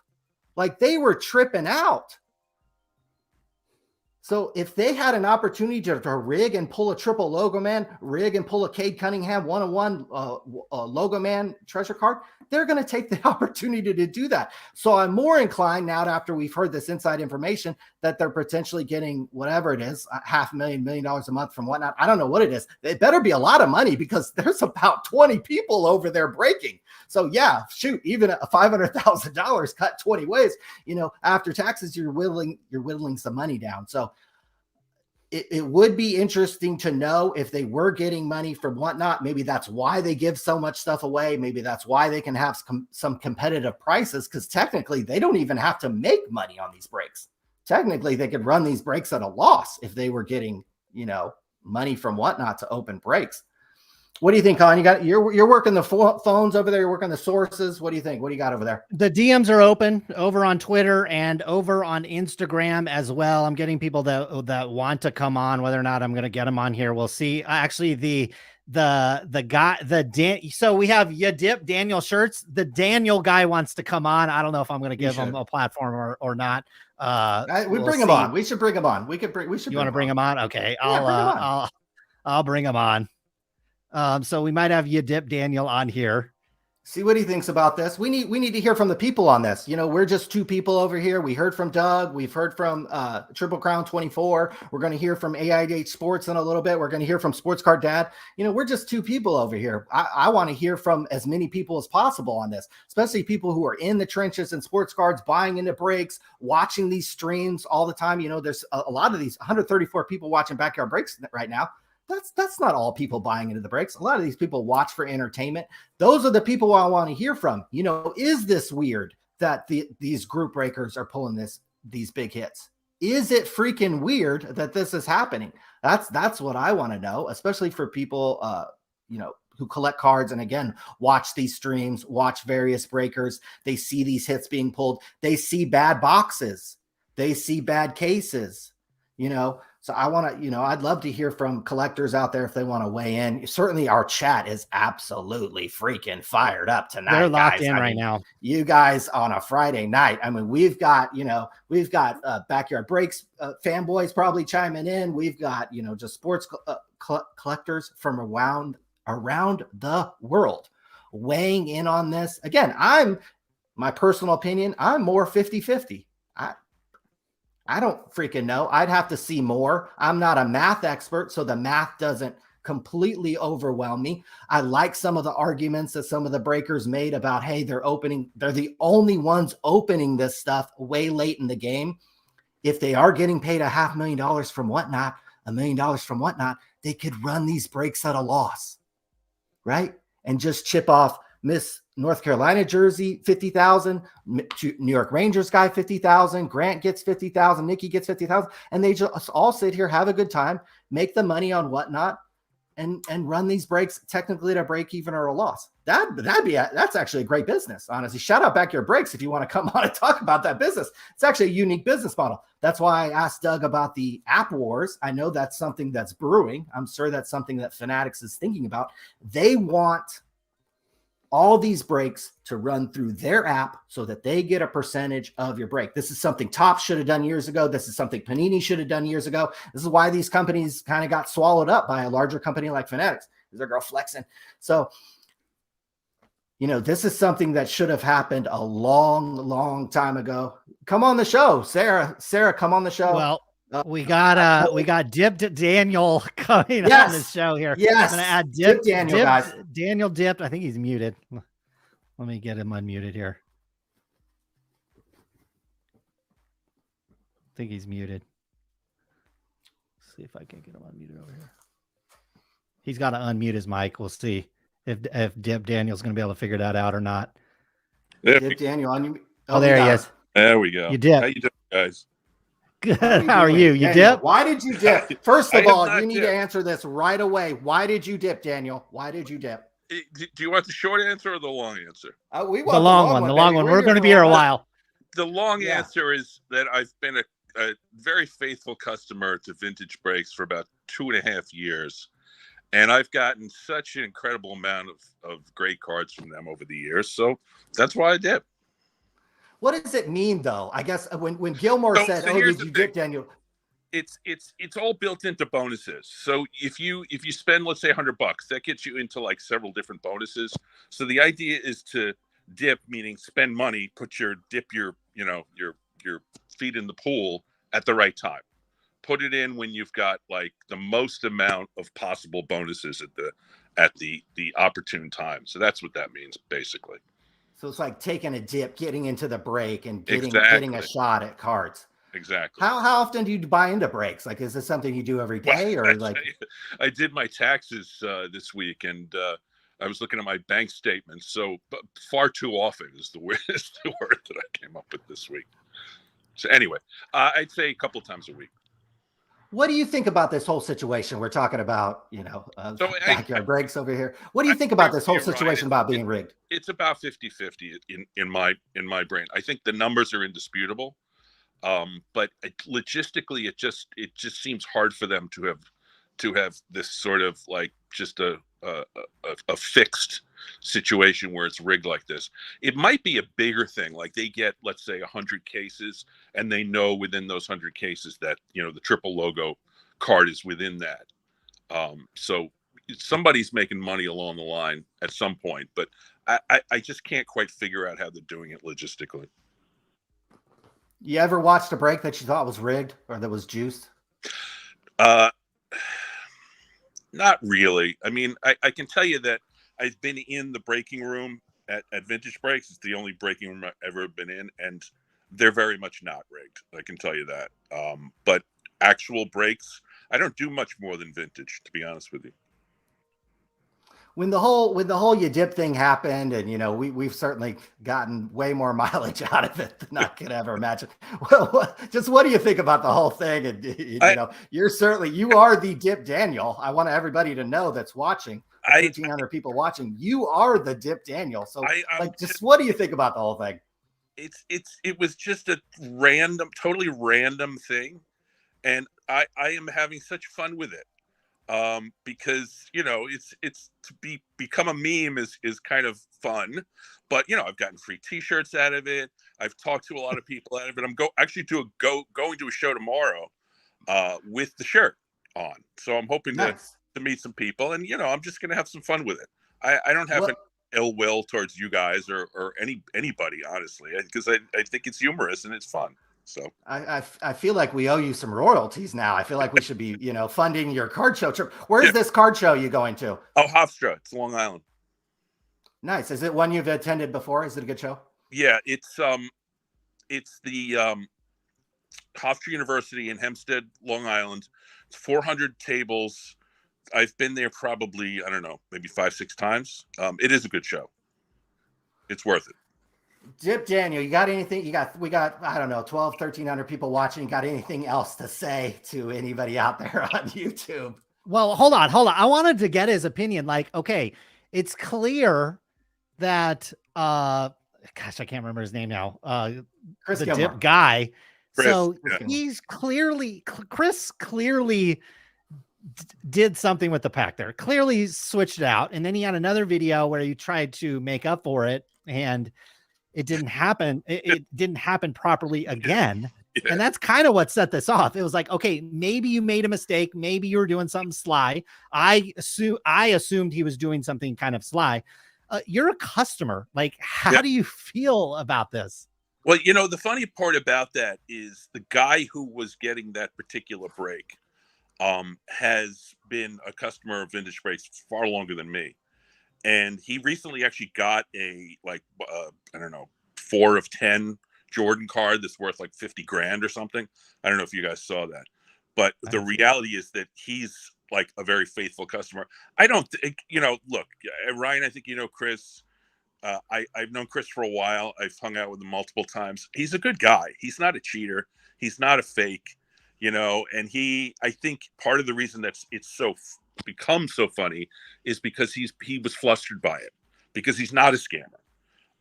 So in that sense, I feel like he kind of added fuel to the fire by doing that second thing wrong and then the third thing, and it's just, but I think he's kind of over it at this point, and it hasn't hurt business for them as far as I know, and for me it's fun. So in the end it all washed out. But does it make you okay, let's say we have, it doesn't matter who's breaking a pack, that's the same pack. It's either Gilmore or another person that hasn't done this. To me, it's clearly what he was doing was something shady was going on to me. You don't have any reservation breaking. If you had $1,000 pack right now and you had the money, you would feel comfortable buying it from him? From Chris Gilmore? Absolutely. Mm-hmm. No question. Okay. Yeah. And I see how you could think that it looked kind of shady, and he did switch out the pack, and he says why, and I believe him. But it was clumsy, and that's why it's funny, I think. So you don't think he was trying to do anything shady? You thought he was more or less flustered or being clumsy? Pretty much, yeah. Oh, there's dinner, guys. Okay. You dip? I dip. The chat. Happy to talk to you guys. Hit me up anytime you want. Hey, likewise. We'll talk to you again soon. Take care. Bye-bye. You dip? All right, bye. All right, so we got another guy here. He has, hold on, let me figure out who this guy is. Who is this? How exciting was that to talk to Chris to you, Dip Daniel. That was great. We got to talk to you, Dip Daniel. Never thought that would happen. Who knows going to show up here? We got 1,300 people here on YouTube. We are the Michael Jordans of the streaming business. You're seeing that Backyard Breaks is even bowing down. Hey, I tell you what, Backyard Breaks, let's get work out. You clearly have great connections over there at Whatnot. We'll take this stream over to Whatnot for $50K a month. We might even do it for significantly less than that, but you don't have to tell I'd be doing it for less than that, baby. We might. Shout out to the chat. You are absolutely. We'll dip over to Whatnot. In. We'll get to this. We're trying to star all the super chats. Those of you that have been donating to the cause over here, we'll certainly roll through those as we continue moving through the spice here on the #1 Michael Jordan stream that you'll see. There's no other stream here on YouTube that's doing over 1,000 views. I'm going to bring on. Hold on, I'm bringing up my Instagram. This is Chase. He has a podcast. He has a YouTube channel called chasepadotsportscards. Let's bring him on here. Chase, how's it going, guys? What's up, my man? How are you doing? Good. How about you guys? Watched you guys for a very long time. Thank you. Well, that's good. You don't look very No, old, seriously. and so I hope maybe you put it on the mute button when your mom and dad might have walked by, because back in the day when we had the podcast, it was a little spicier. No, I'm talking like the national days. That's how I found you guys, is when you guys used to go around the national. And when I was like 12 or 13 years old, I used to like dream of going to the national, and you guys kind of put a spotlight on it for better or worse. And it was pretty cool. It really shined a lot of cool light on the hobby. And I've always kind of been a fan from that. And you guys kind of went quiet for, I wouldn't say quiet for a couple of years, but then you guys came back with some fire, I guess. Hey, yeah, we what had do you think to about this? kind of rest up a little bit. Yeah, exactly. What do you think about this current situation that we got going on with Backyard Breaks and this, we've got math coming out, we've got viral tweets happening. What do you think about this whole Backyard Breaks and situation? Right. So you see every side come out, you see card porn and Lameem James and all them come out with all this. And, the fact of the matter is they're breaking 24/7, but also fact of the matter is they're not the only ones breaking. And that's what I think raises my eyebrow, is like, they're not the only ones doing this. Why doesn't Leighton pull, 5 or 6 1-of-1s that go for 100K or whatever? Why don't they pull it? Why doesn't Jaspys pull something like that? It just, when they pulled 1 or 2, it was kind of like, maybe this is weird. And then, but it doesn't pass the sniff test. That's what kind of has me going, is it doesn't pass the sniff test. So I'm actually in college right now. I'm in justice studies. I work for a police department. It's not passing the sniff test for me right now. I'm honestly probably, you guys are 50-50. I'm probably like 70-30 right now. Like, I want to give them the benefit of the doubt, but with what happened in the past with the Trevor Lawrence situation and everything else, I don't like it. I really don't. What do you guys think? What do you think is, let's go down like a rabbit hole, and this will just be speculation. What do you think? You said you're 70-30. Let's go to that 70 side. What do you think's happening? Why? First of all, maybe like kind of the who, what, where, why of the 70%. Why is this happening? Who's pulling it off? Why are they pulling it off, type of thing? See, these breakers have channels, whether it be distribution or whatever, and Panini obviously has an eye on who's getting their product more or less. You can say, oh, well, it goes through 10 different people. They know where it's going. And these guys have a massive platform that is growing. I was at the National this year, and, the Whatnot guys in their own right, while there were some things that you guys spotlighted that were definitely not on the good side of things, there was definitely a lot of, how do I put this? A lot of the kids were going to them, the younger generation, crowds just surrounding Backyard Breaks and a couple of the other Whatnot streamers that are on the, bigger side. And it's, I could see why. See, the why I could see, because they have such a spotlight, such a fan base, that it's very possible for this to get pulled off. Now, how, you guys, your guess is as good as mine. I've worked in a hobby shop before, and I know how distribution comes in. And obviously, I can say now that I'm off contract, with the shop that I used to work for. You're not getting anything specific other than what they send you, but who knows? You know, they have these box numbers and stuff like that. They can probably track where that 1 of 1 is gone and who it was sent. You know, what says that they can't track where that LeBron triple logo man was going? You know, it's kind of left up to, I don't know. There could be some inside deals being done. You guys pull this and you toss me $50K. Hypothetically, we're talking just theories here. You know, I don't know. What do you guys think? I've never seen anything like this. I've never seen a run like this. And a lot of people maybe forget that the print runs have really gotten expanded.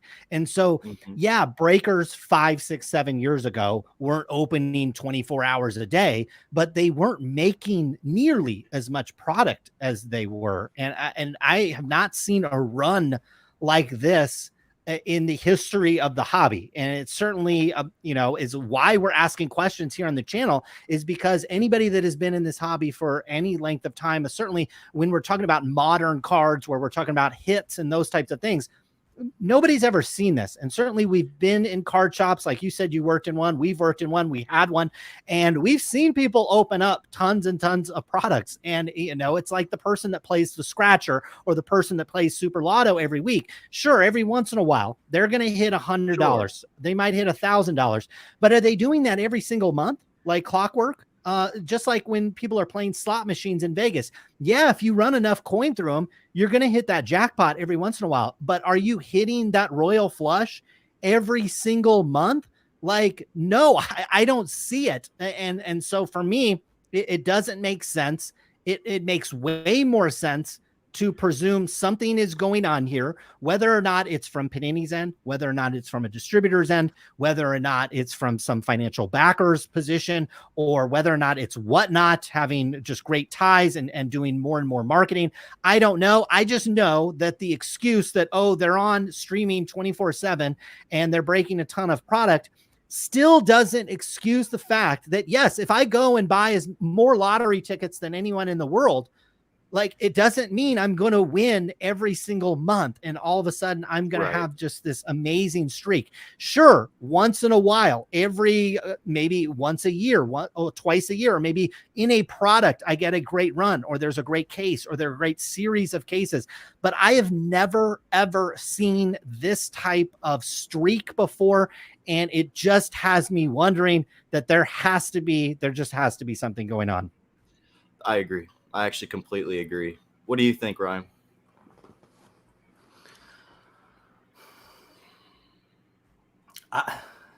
Remarkably, you think I'd be the one who'd be piling on here and be like, 90-10, I think this is rigged. I'm still 50-50. I'm more curious, what I'll say, not to derail, I'm more curious as how these guys have blown up in such a short period of time. Knowing Doug and Dan over at Mojobreak, knowing what Latent Sports Cards have done, knowing the tens of millions of dollars those guys have had to loan out, the fronting they've had to get from distributors. I'm more just, I guess now that we're learning that they may get $400,000 or $1 million to stream on Whatnot, I guess it's now starting to make a little bit more sense in my head how they got so big so fast from when these guys were looking at a freaking $10,000 card like they'd never seen that kind of money, to now when they're breaking all this product and they're quote unquote the biggest breaker. Latent Sports Cards and Doug and Dan over at Mojobreak would never look at a card like those guys looked at that gold Trevor Lawrence. Like they'd never seen something like that. So do I think these box breaks are rigged? That's a fantastic. I mean, the marketing over there at Backyard Breaks is fantastic. So do I think it's rigged? I don't know. I'm still going to have to probably see more evidence. Probably going to still have to talk this out. I still want to hear from people. What do you think, Chase? What do you think should happen next? What do you think Backyard Breaks should do? Should Panini come out and say anything? What do you think should happen next? I think Panini should come out and say something. And, if it was a once or a twice or an even 3 times thing, I would say, oh, okay, it's a little weird, but yeah, but I can't prove anything, but the evidence is there. It's not, again, you're saying it's like a once a month thing. And, I had to actually go and look back. I'm not huge on Instagram. I'm not huge on YouTube. I've got 450 subscribers, and, I'm not begging for anything here, but, I need to go and look. So what I actually did that, they're pulling out these huge hits. Go look at their Instagram. They're pulling out these huge hits left and right, and it's just not passing the sniff test. So it's either time for Panini to double down and be like, hey, there's nothing fishy going on. These guys are just having the runs of their lives here. And, what's going to be even more fishy is if now that it's being called out finally, if the big hits kind of slow down, it's going to be weird, because then all of a sudden it seems like, oh, they're covering it up. But, there's no proof is the problem. Like, say this is a judge and jury, are you going to be able to convince the jury with just circumstantial evidence, right? It's kind of like, of course, the crowds matter, and a lot of the crowd here is going to say, well, this is rigged and whatever, because they're frustrated because they're not getting the one-of-ones. But you have to see the other side too, that we don't have proof. It's just someone saying something. So I don't know. I'm kind of with you. It's tough. It's tough. It's really tough. I actually like to hear what other people say as well, because I'm on the border. I am leaning towards there's something going on after, again, looking back at their Instagram and everything and just seeing how many ginormous hits, life-changing hits are being pulled. That's why I kind of want to hear some other people, and it might narrow down my conclusion a little bit. Well, we are going to have even more opinions here on the show. We have locked in aihsports and Dan the Card Man. We're running 5 deep over here, including the 2 streamers over at Backyard Breaks. Shout out to everybody here in the chat. Shout out to the nearly 1,300 people tuning in to the #1 live stream in the sports card hobby. AIH Sports, is there some hanky-panky going on over here? What do you think? Hey, guys. Hope everything's going well. But yeah, in my opinion, there's some hanky-panky going on. So earlier this week, I saw that Twitter, or that tweet by Collectibles Guru, and I was thinking about it. Okay, I saw Dustin, he did his video. He had a tinfoil hat, and I was thinking, okay. And then I saw the number crunching going on. I'm thinking, okay, this seems pretty strange. And I was thinking, okay, I'm assuming, what if the numbers are wrong? What else could be a potential smoking gun? And then I saw on your website, and this was probably the most interesting point, and I don't think many people have seen this video, and I'm looking at it right now. It says Backyard Breaks apparently called their shot on the Cade Cunningham Logo Man 1 out of 1, predicting they would pull the card before the box was open. That was the strangest thing that I saw. And hopefully more people see that. That's what I would ask, like, how did they apparently know it? Did they crack it open beforehand? Maybe that could have been the case, but that was my first thought, where I'm thinking, wait a second, this seems really strange. Dan the Card Man, why don't you jump in here? We've got you on the Sports Card Radio program, one of the most talented YouTubers out there. Dan, what do you think about this whole situation? Weigh in for us. Backyard Breaks, Panini, is this rigged? How's it going, guys? Good to see you. Hope the night's going well. I think from my perspective, I'll play devil's advocate a little bit. After hearing what Doug said this morning, I'm probably leaning more towards, this just being a coincidence. I think there's a couple of questions, I've had in the past around how Panini have distributed things to people internationally. I'll touch on that. Here in Australia, there's a few breakers that, back in the day, maybe 5, 6, 7 years ago, were hitting a lot of big cards, and lots of questions were asked around that happening back then, because, okay, it was an untapped market. What would be the incentive for Panini to do that? Well, they want to get as many people in Southeast Asia and Australia, as an example, busting this kind of product, right? So they want to incentivize these breakers hitting good cards. I think from an eye test perspective, like I was saying to Ryan the other day, that could probably be applied to Backyard Breaks as well. These distributors, these wholesalers want to get as much good product in the hands of Backyard Breaks, because then that gets excitement around them busting this product. But after hearing what Doug said and a few things he mentioned around the volume of the product, I'm probably leaning more towards, this being a coincidence. But again, I do have a couple of questions around maybe Backyard Breaks is busting a lot more product than we expect them to be. Like maybe there's a lot more happening there than we know of. Because how much do the odds change when you've maybe only got 2 or 3 breakers busting 90% of the product? Does that change the odds significantly? That's been mentioned earlier. I'm not sure if that was clarified.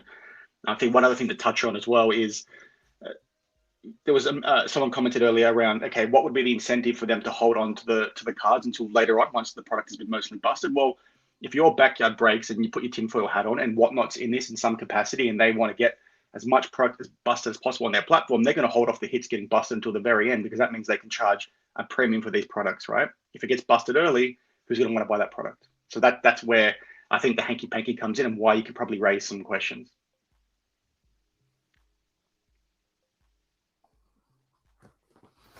What do you guys think?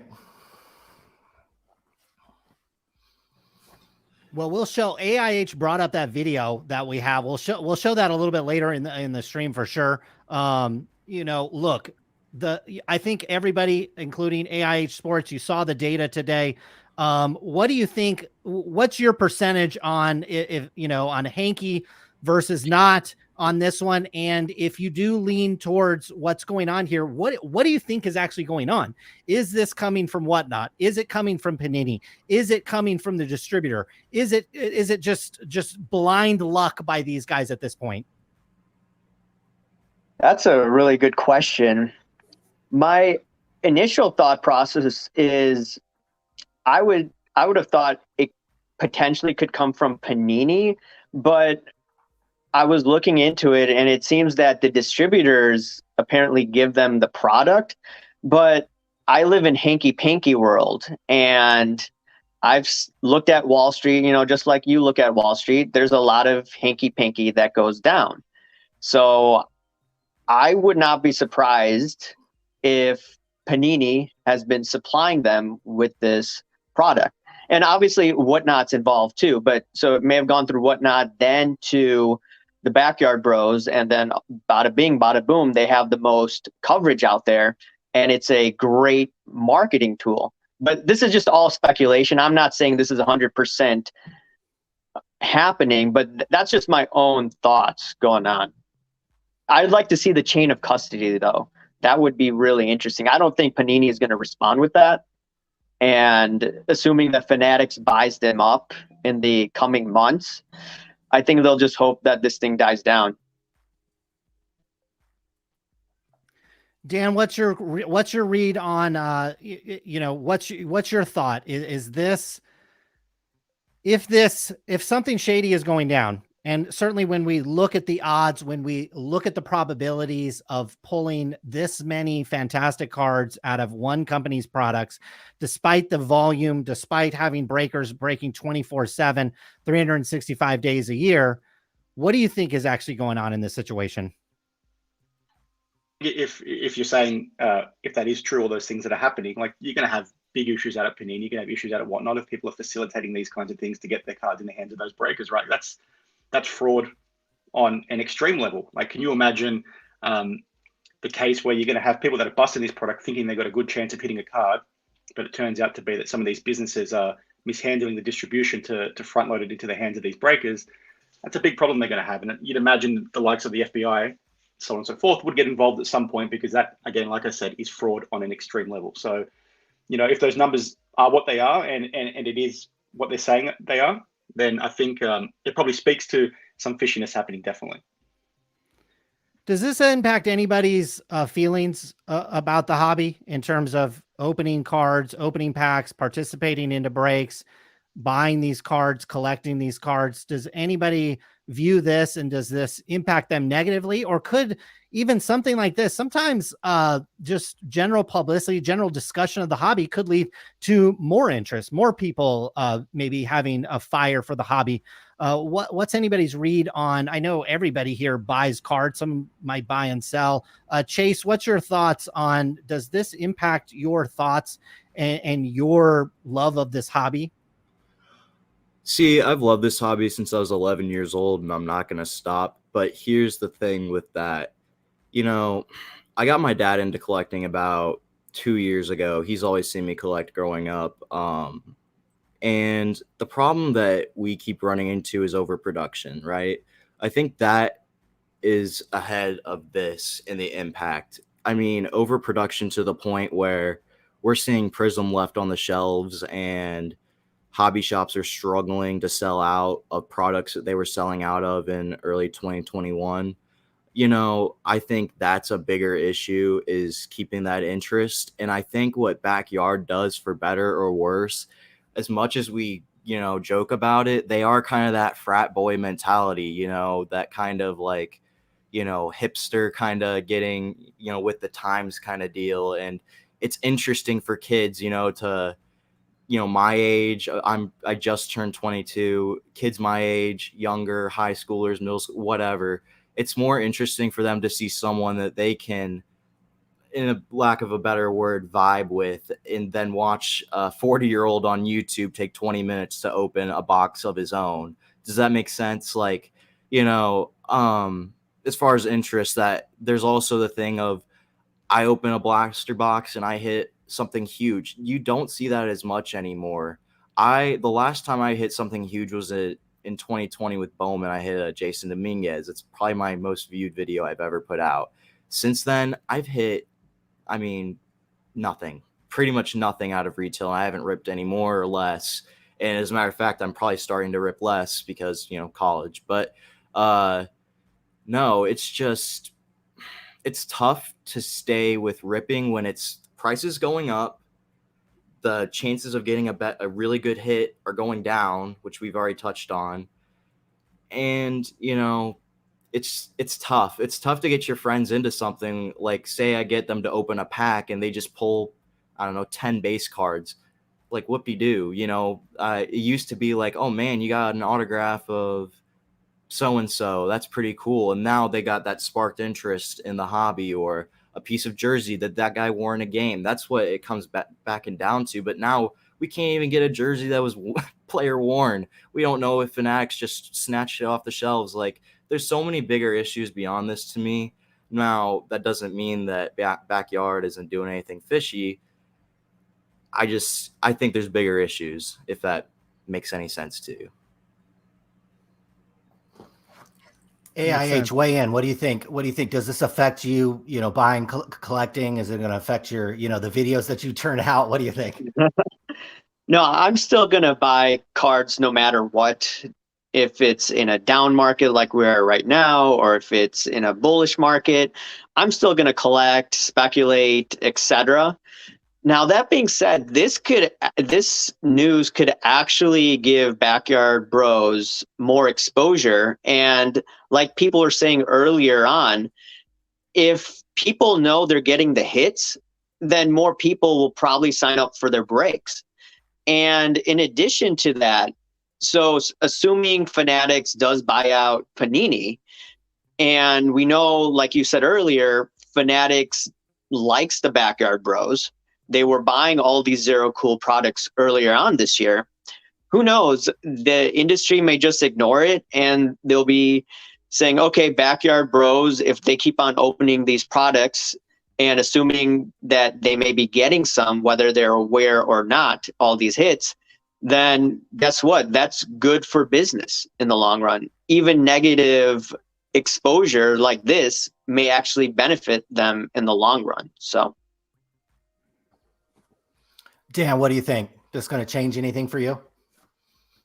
Nothing for me at all. Like, I've always been a collector. You can see behind me, I've got a bunch of different crap all over the shop. I buy anything and everything. So it doesn't really change things for me. I think the one thing that this stuff has probably changed is that, buying and busting product is probably not for collectors anymore. Like, given the fact that, hits are so few and far in between, you don't have game use patches anymore. You don't have player one patches. Even when they do say they've got player one patches, some of the patches indicate that it didn't relate to that specific player.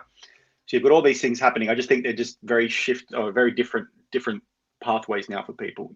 I don't think the people that are busting this kind of product are collectors for the most part, unless they're incredibly wealthy. So for me, nothing changes. I'm going to buy everything, so to make the content that I do. And it's just a bit of a shame. I feel sorry for the people that do buy this product, and then if there is hanky-panky going on, they're missing out because these people are taking advantage of it, which is, I think, the really shit thing, to be honest.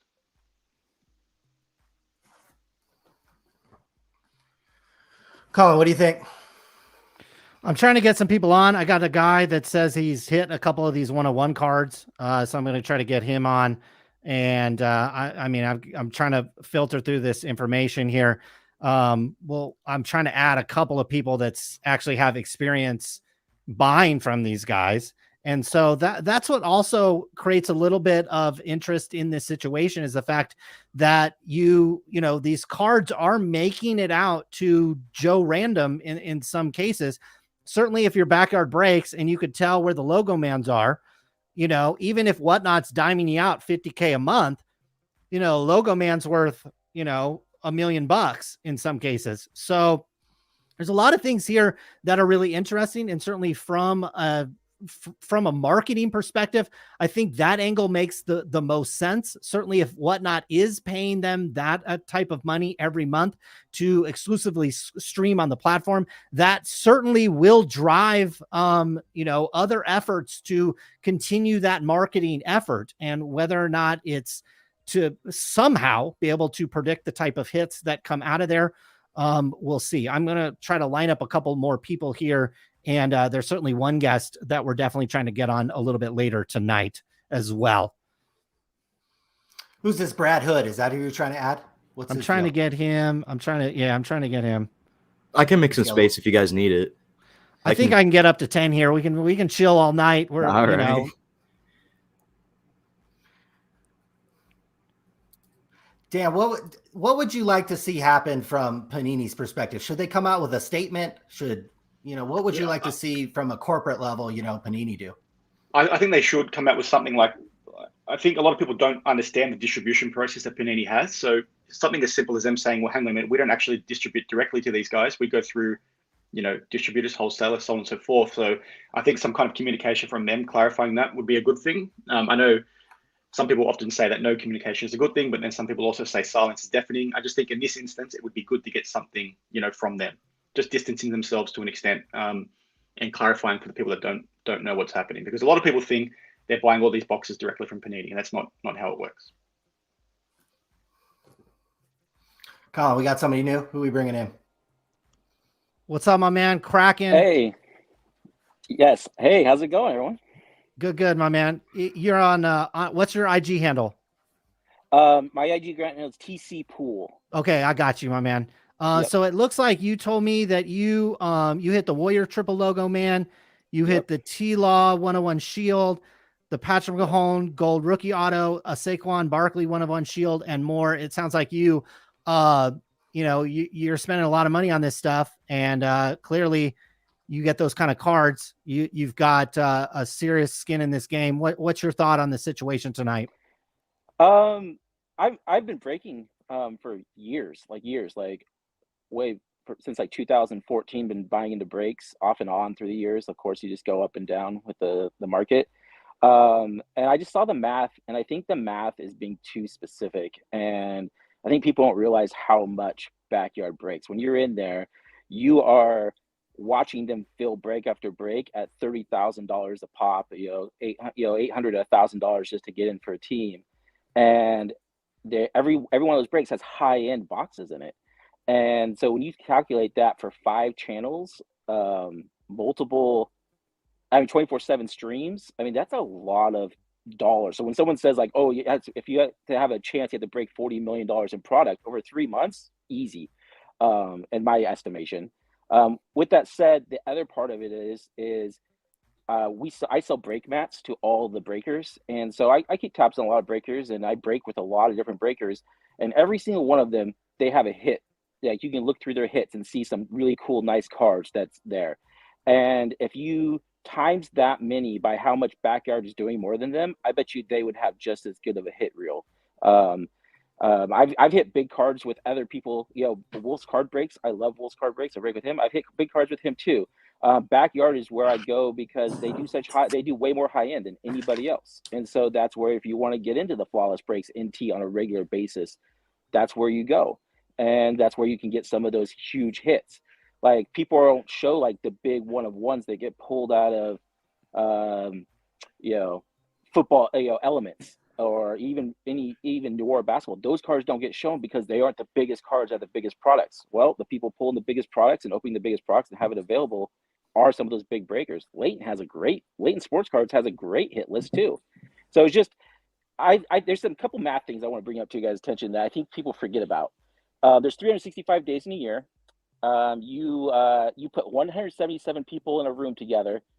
You would think, oh, there's about 55% chance that a 50% chance that two people share a birthday. The actual math is 95%. You put 177 people in a room, it's 95% chance you'll find two of those people that share a birthday. And that's how math works. It's not based on total probability like that. And if I give you a deck of cards and I say, hey, I need you to pull King, Queen, Jack, 10 of diamonds, the odds of doing that are really slim. If I say I need you to pull four face cards, the odds are a lot better. And that's kind of what's happening here is we're like taking the results and going, oh, if they count that exact same result, it's impossible. But that's not really how math works. Like what about you have to look at all the cards they don't hit, right? And you go, okay, what are the chances they didn't hit those cards? And that's how I look at it. And that's what I think. Do I think anything shady is going on as far as them getting stacked boxes and stuff? I just don't think anyone needs to do that. I don't know. Like, I think of the logistics of it and how much thought wrangling everyone has to go to try and make that work is crazy. Is hard to think about, especially with someone like Backyard who has just gotten into the hobby. Like, if it was someone that had been in the industry forever, maybe that makes more sense because they've built some channels that maybe over time that they have working properly. I don't know. I just don't think people need to do that because people are willing to spend the dollars on the unopened product already anyway, with the idea that there's hits. I know I'm just rambling here, but that's how I think. The other thing is breaking in the industry and watching these videos, everyone gets FOMO because every break that's bigger break, you see some big hit, right? You can watch any break that you're not a part of and be like, oh man, that was a huge card. And that's because, especially like someone like Backyard and other big breakers, they're opening up huge amounts they're opening up the great product. They're opening cases of it. Well, every case, it's a $20,000 case. There's going to be a big card in it. It doesn't pay for the case. It's not profitable always, but it's still a big card. And when you focus on that, it makes everything seem like, oh, we forget about all the stuff that doesn't get hit. Right. But we're not talking about big cards here. We're talking about the best cards out of the products. And in a lot of cases, these are not just the best cards in that product. These are the best cards you can pull of that player that have been made over the last 2 decades. To me, it just seems that when you're on that type of streak, you've clearly opened up or bought into plenty of these breaks and seen this. This is not a business where you just buy into breaks, you open boxes and you clear a profit just based on the types of cards you're hitting. Yes, we understand that Backdoor Breaks is opening a lot of product, but we have what I would assume is relatively solid math here, that even if they're opening up $40 million worth of product, which, look, there is a lot of money in the sports card community. There's occasionally whatever, $10,000, $15,000, $20,000 spots in these things, but $40 million. Okay. And yes, they are streaming 24/7, but they're not always breaking. Okay. They're breaking a small percentage of the time. We're not talking about breaking 24 hours a day. If Leighton had a photo or a camera on him 24 hours a day, it doesn't mean that he's breaking more. It means that he's streaming more. It doesn't mean that he's breaking more. And we have never seen this type of run. Again, we're not talking about big hits. We're talking about the best cards in this product going to the same breakers, the breaker over and over and over again. Imagine if you strictly bought breaks at XYZ breaker and you saw what was going on over at Backyard Breaks.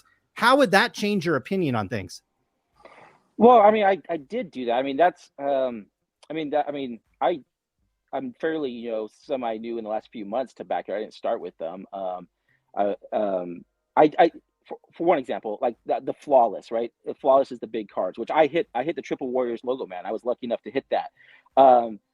Backyard started pushing. We're going after the LeBron triple logo man, after the big hunt by Golden and Drake, after months of people trying to hit it. I know Leighton was trying to hit it. So like they were buying cases with the idea of knowing it was still available. So the odds are completely different than that 1 in 4,000. If I give you 10 doors and I say you pick one door, there's a prize behind it, you have a 10% chance. If I let 5 people open the doors, now I say pick one of those leftover doors, you instantly doubled your chances. So like that's what they went for. They hit the triple logo man. The price dropped down because now the only big hit was the Warriors logo man. They had more cases and said, let's hit the Warriors logo man. They pushed that. That was what they like, Warriors logo man. Like right now they're going after first off the line Trevor Lawrence logo man because it hasn't been public yet. And so the idea is it hasn't been hit. Sure. But this doesn't mean it's not rigged. In fact, it might actually provide even more evidence that it's rigged. I don't know how you could get it. I mean, the rigging it's of hand packed. Flawless is hand packed. Yes, yeah. Flawless is hand packed. The cases would have to go out. They'd have to track where that box goes. It wouldn't be hard. I've been in the industries. I have my own brick and mortar store. You don't buy direct. They're not buying direct from Panini. They haven't been in it long enough to have that kind of. Maybe now they've started to, but they hadn't been. I guarantee they've been getting it from distributors like other people buying it secondhand. Like how like what you're saying is someone's going to Backyard and being like, hey, we have the LeBron triple logo man here. You pay us a hefty sum and you can open it, right? And I just don't see how that just seems so far-fetched. I mean, there's so many scenarios you can come up with that. Okay, so that's far-fetched, but a 1 in 117,000 shot, if they offer 40 million of this, is not far-fetched. It's a tough argument to make to say, hey, it's far-fetched. Somebody does hanky-panky, but all of a sudden it's not far-fetched that they actually pull it. You can see that it's a slippery slope. The argument it's not like a lottery. Someone has to pull that card eventually. So the longer it goes on, the more product that gets opened, the more. But does the same person have to win the lottery every single time? That's what we're discussing. If I go play the high limit at the slots, right? If I go play the high limit slots, I'm going to get hand pays way more than the person who plays the low limit slots. Like way more. I'm still losing money, right? I could still be losing money and have lots of losing. I could put lots of losing sessions, but I'm going to hit way more hand pays than the person who's in the low limit slots. It's just how it is. There's not anyone else that I've seen. That's why I went to Backyard opening the high end product like they do. And you say like they aren't opening. I can go on to one of their channels, the channel that I frequently, any time of the day, and I don't have to wait to get in a break. Like I know that channel is going on all day, all the time. So like I think they are turning over a lot of money. I don't have preview those numbers. I just have been in that. I've been watching them for a while. So I think they are turning over the numbers to produce a lot of big hits. I think every time a big hit gets pulled like that, it's crazy, right? It blows my mind. It's just like, wow. But I also think that, I've hit some huge cards with Wolf's Card Break. And I'm not thinking like he's getting, the second tier of the stacked rig boxes. No, he's been open for a while. He opens nice product too. And it comes, it goes like that. And Backyard right now is just, I think what Mojo said, like he thinks they're doing double Leighton is kind of his estimation. I think they're blowing the park out of water anybody else in opening product. And this is the fruits of that labor. And then now they're going to get talked about a lot, and then more people probably will check them out and give them a shot or something like that. It just will keep expanding on itself because of that.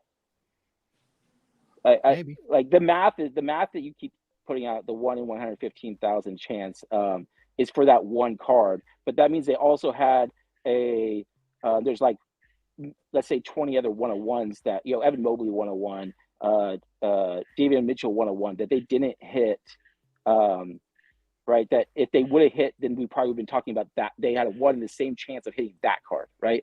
The fact they didn't hit that card, if they hit 2 Evan Mobleys instead of Cade Cunninghams, you'd be saying the same thing. I think everybody would be saying the same thing. Like they're hitting the best card because Evan Mobley and Cade Cunningham are right there neck to neck in kind of like desire. Do you Dustin, with that? the Sports Card Dad, has joined us on the program. The Sports Card Dad here on YouTube. I'm sure most people that are tuning in are aware of Dustin. Dustin, how are you doing tonight? Doing great. Thanks for having me, guys. Appreciate it. What are your thoughts? You've probably been listening, or you certainly did a video the other day on this. I think you had the tinfoil on your head. I enjoyed that. What's your thoughts after obviously digesting this for Where's a day the tinfoil? I know. I need to grab that. I actually thought about that, and I was like, yeah, maybe I will, maybe I won't. I'm going more of kind of an Ocean's 11 style conspiracy here, because I don't think that Panini or whatnot are in on if this is actually happening. If there's something weird going on, I guess my first thought when I heard about this was going back 25 years. McDonald's had a Monopoly game where, and there's a documentary on this. You guys might have seen this, you might not have, but definitely find it and watch it. But basically, when I was a kid in the late 90s, you buy a McDonald's cup, there's a chance to get Park Place, Boardwalk. You can win $100,000 or whatever the winning tickets are. Well, there ended up being somebody on the inside that there was basically a briefcase that had all the winning, all the winning tickets. And so, this was something that, am I still with you guys? Yeah. You're still, we're good. Okay, cool. So basically it was a handful of people that were in charge of the winning tickets. And so I guess my first question with this is there any sort of connection with the winners, with like these 25 cards you put up, like these 20 huge cards that you have on the screen, that have come through Backyard? And this might not even be all of them, but is there a connection between the winners? Because that was one way that the FBI essentially found this out, was they connected the dots, and that they figured out that this was a coordinated thing where they were able to get these tickets. And this isn't that different really now. I mean, breaking is now turned into basically lotto tickets. If we look at it the way that it is today, it's advanced, and now that's monster money and all the rest of it. And so I'm not saying that this is kind of like, if there is a conspiracy, I think that it's people on the inside. It's somebody at the printer. It's probably coming directly from the printing place. I guess my other question is, just being ignorant to that process, is there a certain day that they do Logo Mans? Is there a whole separate process? I mean, I assume that there's different machines that make different cards.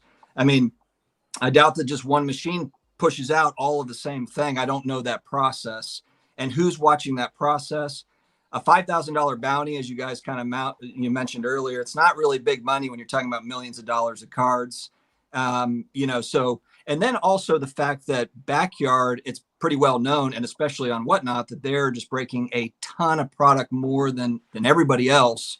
So could it just be as simple as just somebody knows what product is going to Backyard? They see, okay, we saw that was made today and it's going out to whoever, and it's probably going to Backyard next week or whatever. I'm just throwing stuff out here, but there's got to be some sort of coordinated effort, I would think. And it's probably really, really smart people. It's probably some Ocean's 11 thing. If this is actually a thing, I don't think that I would be absolutely shocked if it was like a Panini Whatnot, everyone's getting together and doing it thing. I've got to believe that this is people on the inside, if it's a real thing. I hit 4 of those 20 cards they're listed on there, and I don't have any insider information. I can say that. How much did you spend to get those 4 cards? Roughly. A good amount, but I'm up ahead. I sold that triple Warriors triple Logo Man for $340K, and so that helped a lot. Where do you get the funds to finance that type of thing? I sold that on Golden. Okay, so you're like getting into breaks, hitting the cards, selling them, taking that money, turning them back into more breaks, more cards. Yeah. You have, just like any other hobby or whatever, you have your budget. You just do your budget. I sell on eBay. I sell through my brick and mortar store. I just sell what I can and break when I can. And when I hit that triple Logo Man, it was right when I first started getting with Backyard, and that fueled a lot of breaking. And then now I've tapered off a little bit. That's just how it goes.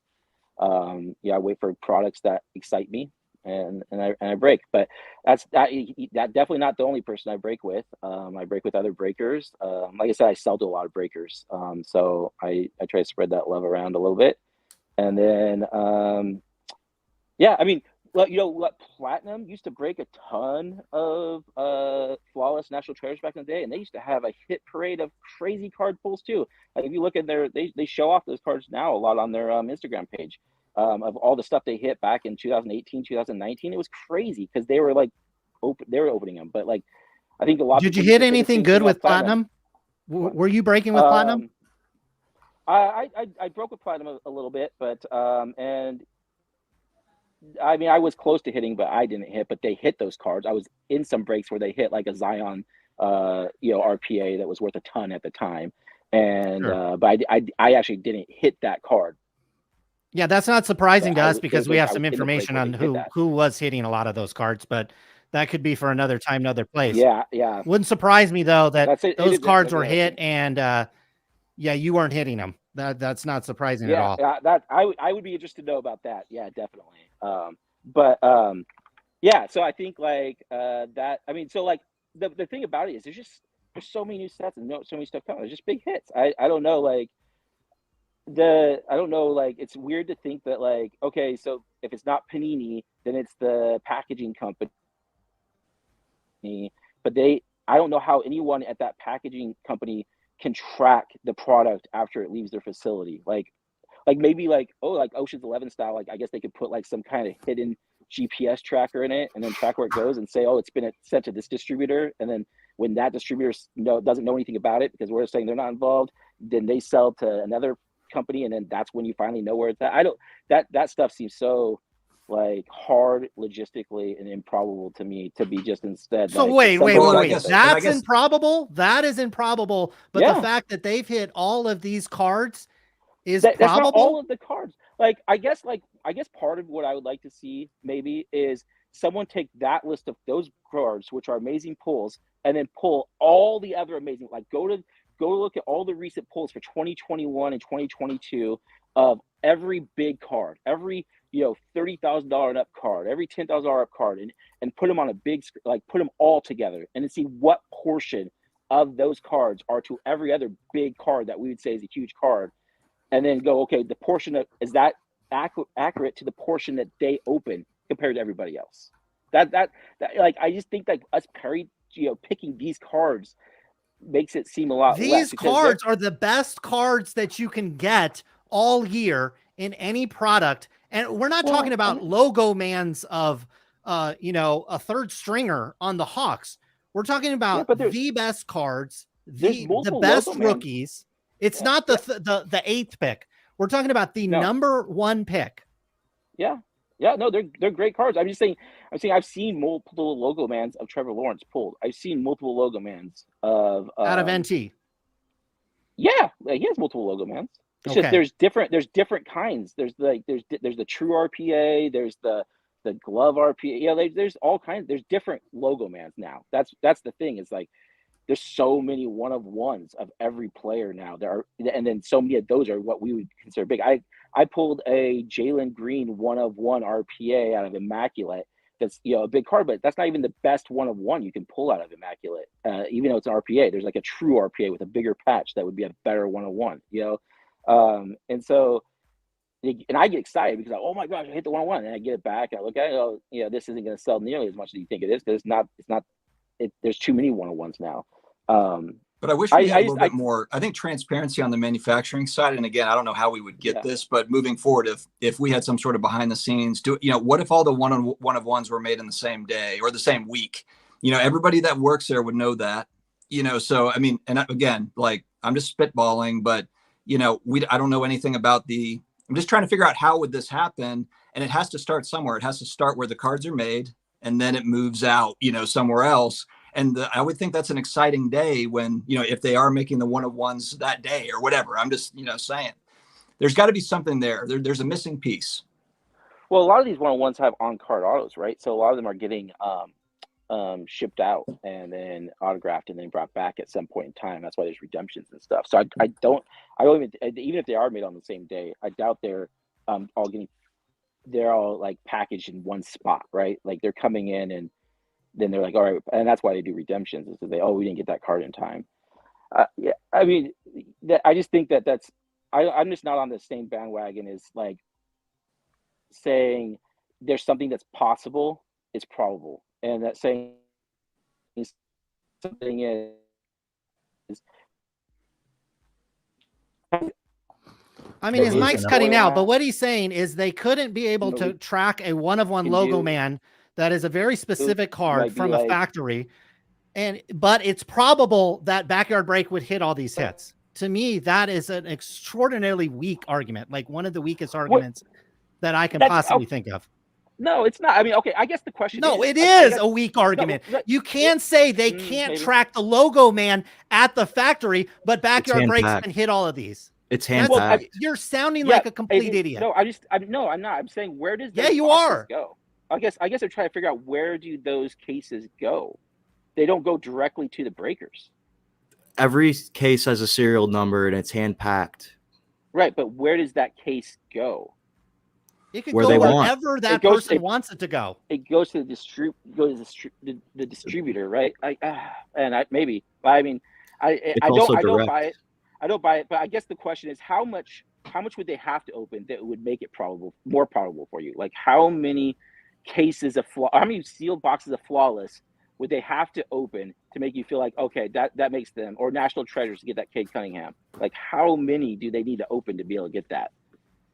I think that's part of what Collectible Guru went into with his data. If you look at his mathematical data, he went into what would actually be probable for them to hit these cards. And I thought, and it was, again, the number, I'm not a math guy, maybe you are, but the math just was absolutely insane. So that was just for 4 cards. That was for 4 cards. Yeah, I could take, but those 4, I think you saying any you could take any 4 cards and they have that same odds, right? Like it's really hard to hit a specific 4. Well, it is based on who they are, though. I mean, we're talking about Trevor Lawrence, 1/1, Cade Cunningham, 1/1, a triple logo man of LeBron James. I mean, these are the best cards in the product. So it's not just a freaking base card of KZ Okapala, whoever they were pulling the other day when I was watching it. I mean, these are the best freaking cards. So this is why people are sitting around and talking about it. I mean, you could see why people are freaking concerned. Oh yeah. And you look too, there's people that are making $20-$25 an hour, maybe less, in the supply chain that are handling $1 million cards or are aware of $1 million cards coming through the facility. I mean, Yeah, but I mean, I haven't dealt with making of the package of cards, but I've dealt in supply chains that have high security, and there is checks and balances along the fold, right? So like, I think it's not impossible to say someone figured out a way to beat the checks and balances system. Is it impossible for all of those?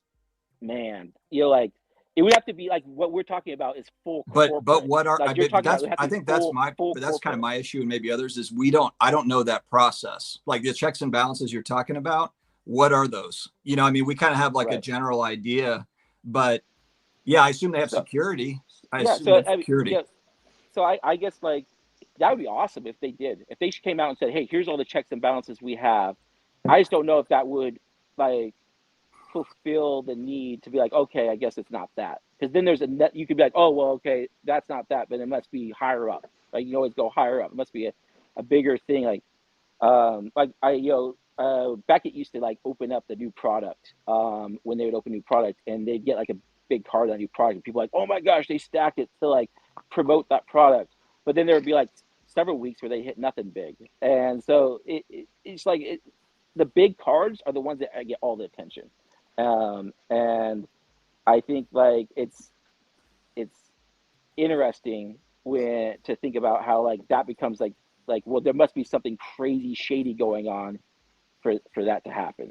I don't think it has to be too shady out at the manufacturer for those kinds of mistakes to happen. You're funny you mentioned that, Dustin, how you think like maybe the 1/1s are done on a certain day, because that's something that I was having a think about last night. Like, to give you some context, I work in external audit, so reviewing internal control environments, reviewing businesses is part of my day job. And I think you just need to look at some of the mistakes that have come out of these manufacturers with regards to cards not being like numbered, not being signed, those things being missed, being placed into packs. I think if those things can slip through the cracks, then I think it's equally viable to assume that cards could be, identified within those packs and then handed to somebody else, right? Because they're making fundamental errors within their business process. And I know Rahul might get a bit excited now because him and I are planning a live stream to talk about, the control environments at some of these businesses and why they're so poor.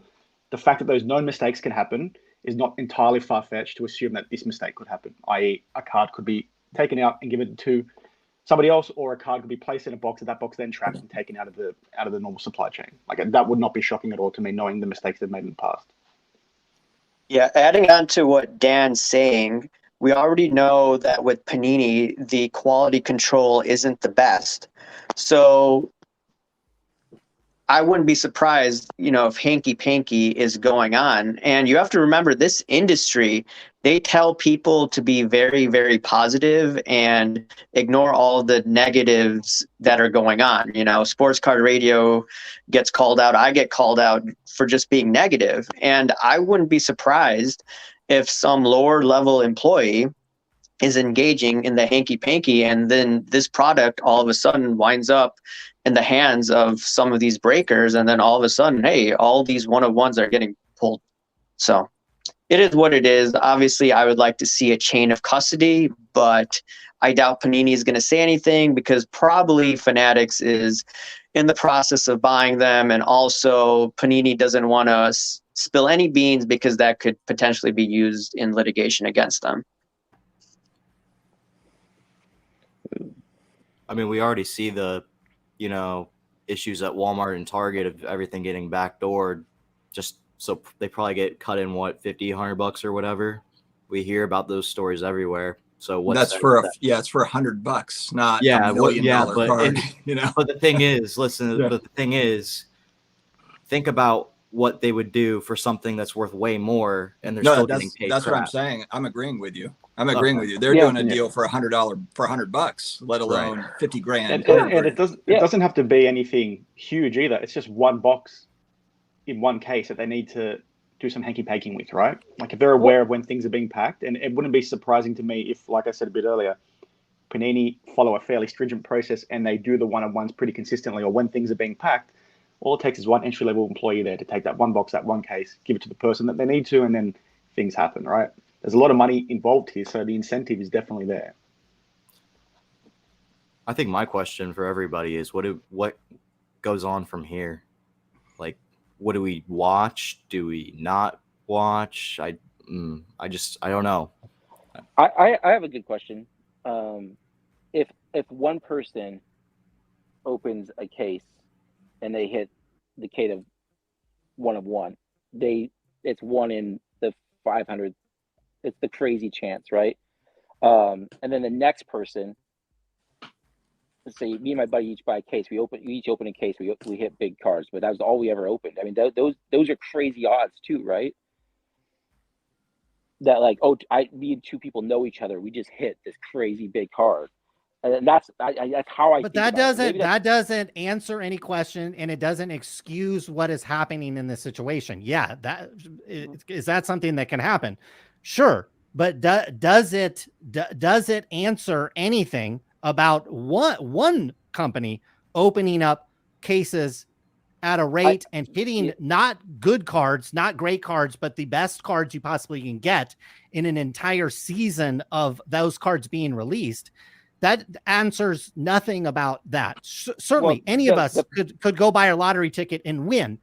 We're talking about the probability of it happening not just once. I go to the grocery store tomorrow and I hit a lottery winner. Cool. Then I go back the next day and I hit some more. And then I keep going back through a long period of time. Okay, I don't know when all of these products came out, but we're talking about over a pretty extended period of time. So we're either witnessing like a Jesus miracle here, or we're witnessing something that is likely the largest fraud in the history of the hobby. And talking about, this can't be probable. It can't be done at the factory. It can't be done at Panini. There can't be something involved when we're talking about millions of dollars. Okay, to open up what Backyard has opened up took $40 million in sales. Okay, at least. Okay, and we're probably talking about more than that because they're paying basically full retail for the vast majority of these products. Okay, we're talking about tens, if not over $100 million.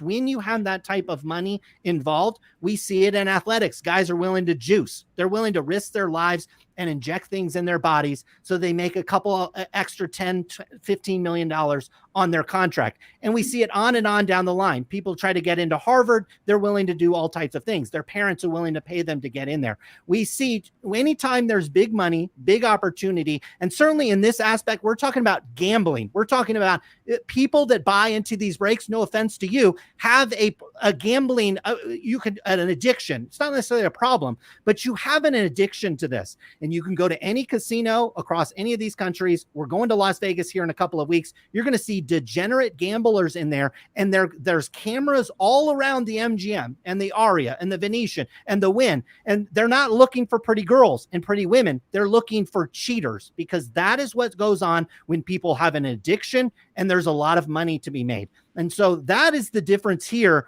versus some other things that you could maybe put a statistical probability to. We have an addiction and we have lots of money here. And to me, none of that makes a whole lot of sense when we look at this statistics. And it's not one case. It's not one product. This is product after product. And this is not like the 8th pick or the 4th pick or the 3rd pick. This is the number 1 pick, their logo man, their number 1 gold, 1 of 1 gold vinyl, and all across the board. It doesn't make any sense to me. And, anybody trying to make sense of it, in my opinion, without recognizing that this is something that no one has ever seen before. We never saw anybody hit home runs like they did back in the early, I guess it was like the 90s. We never saw it before because these guys were juicing themselves. Okay. All across the line. Anytime you see something, especially when it comes to big money and it comes to addiction and gambling, anytime you've never seen that before, chances are there's some cheating going on. I tell you what, if this was happening in MGM's casino or the Wynn's casino or the Venetian's casino, you think they'd be sitting here saying, oh yeah, he's just really good at blackjack. Oh yeah, he's really good at roulette. The odds of winning at blackjack are better than hitting these cards. The odds of winning probably even 000, let alone 00, or maybe even no zero roulette is better than this. It's ridiculous. These arguments are ridiculous. Okay. Well, Royal, yeah. I mean, the point I was making was that the group breaking atmosphere changes things up where it is like, let's say Backyard has 1,000 customers. That's 1,000 buyers. So like it used to be like me and my buddy would go to the store and buy wherever we live and we open, we had this big card, right? You're putting 1,000 of us in one spot. So it's not like, it's not like it's Drake and Drake is buying all his own cards and opening them all up and it's like, boom, I hit all these cards. You're like, you're taking 1,000 buyers into one spot. It's like if you went to the National and all the cards going up there and you kept track of all the big cards hitting the National, I bet it would be like, wow, that's like tons of stuff was opened up at the National. That's my thought process behind it. But I think you're making that argument that all of the National, we're talking about one table at the National selling cases, and all of the great hits that were pulled at the National came from one table. That's what's happening right now. And it doesn't matter if it's Drake buying it or Drake and his 50 buddies are buying it. It doesn't matter. It's coming from one table at the National where you have thousands or hundreds of dealers there and everybody's selling basically the same stuff, and just happens to be one table pulling all of the heat, and not just the heat, like the heat of the heat. Speaking of cheating that you're talking about earlier, Colin, and how people back in the 90s, McGuire, Sosa used steroids. I mean, we have people in the industry out in the open posting that they're using Kurt's Card Care, whether people consider that to be illegal or not. I personally would not use his products. I mean, you see that out in the open, and people, in my opinion, are cheating the system. So if this is going on just for cleaning cards, and then I've found instances, as you've known, there's probably a bunch of trimmed cards on these auctions, and you could detect that through these numbered cards. So if that's going out all in the open, what's happening behind closed doors? And now we're seeing all of these cards just getting selected by the Backyard Bros, or they're just getting going through their packs. So not packs, but through the boxes. Yeah, so I guess the thing that makes me the most sexual of it all is it's all sealed product. Like if there was like back in the day, right, there was a bunch of big cards going out the back door of Upper Deck, right, like and other and they were being listed on, like, if all these cards were showing up and no one had record of them opening or something, we need something's going on here, because Didn't you guys someone's just check, got to open these. sorry, didn't you guys just catch something like that with Leaf? Yes. You did? I thought so. Yes, it's happened multiple times. Leaf has just more recently, a customer was posting 2022 Leaf metal cards on his eBay account, how he acquired those cards. We might be able to find out later on the show. We'll see. But look, I am not, this is not anything new where employees are walking out the back door with great cards, and from the highest level as well. We could dig into Richard McWilliam if we wanted to. He certainly was, he had his hand in those types of things. He had his hands creating fake Pokemon cards and fake Yu-Gi-Oh cards as well. So look, I don't trust anybody in this business. Just like the Wynn doesn't trust any customer that walks into their store or walks into their casino, and nor should they. And the fact that we're just explaining this away as, oh, they open a lot. It's okay. Yeah. To open a lot, you need tens of millions of dollars. Okay. And there's just simply, it's simply, that seems more improbable to me, that all of a sudden you have this unlimited bank account over at Backyard Breaks, even if they're getting $40,000 to $50,000 a month to stream on whatnot. That's not that much money considering they have 10, 15, 20 employees. Well, they made money off of me. I mean, that's how they, if I just, if everyone stopped buying from them, they wouldn't be opening as much.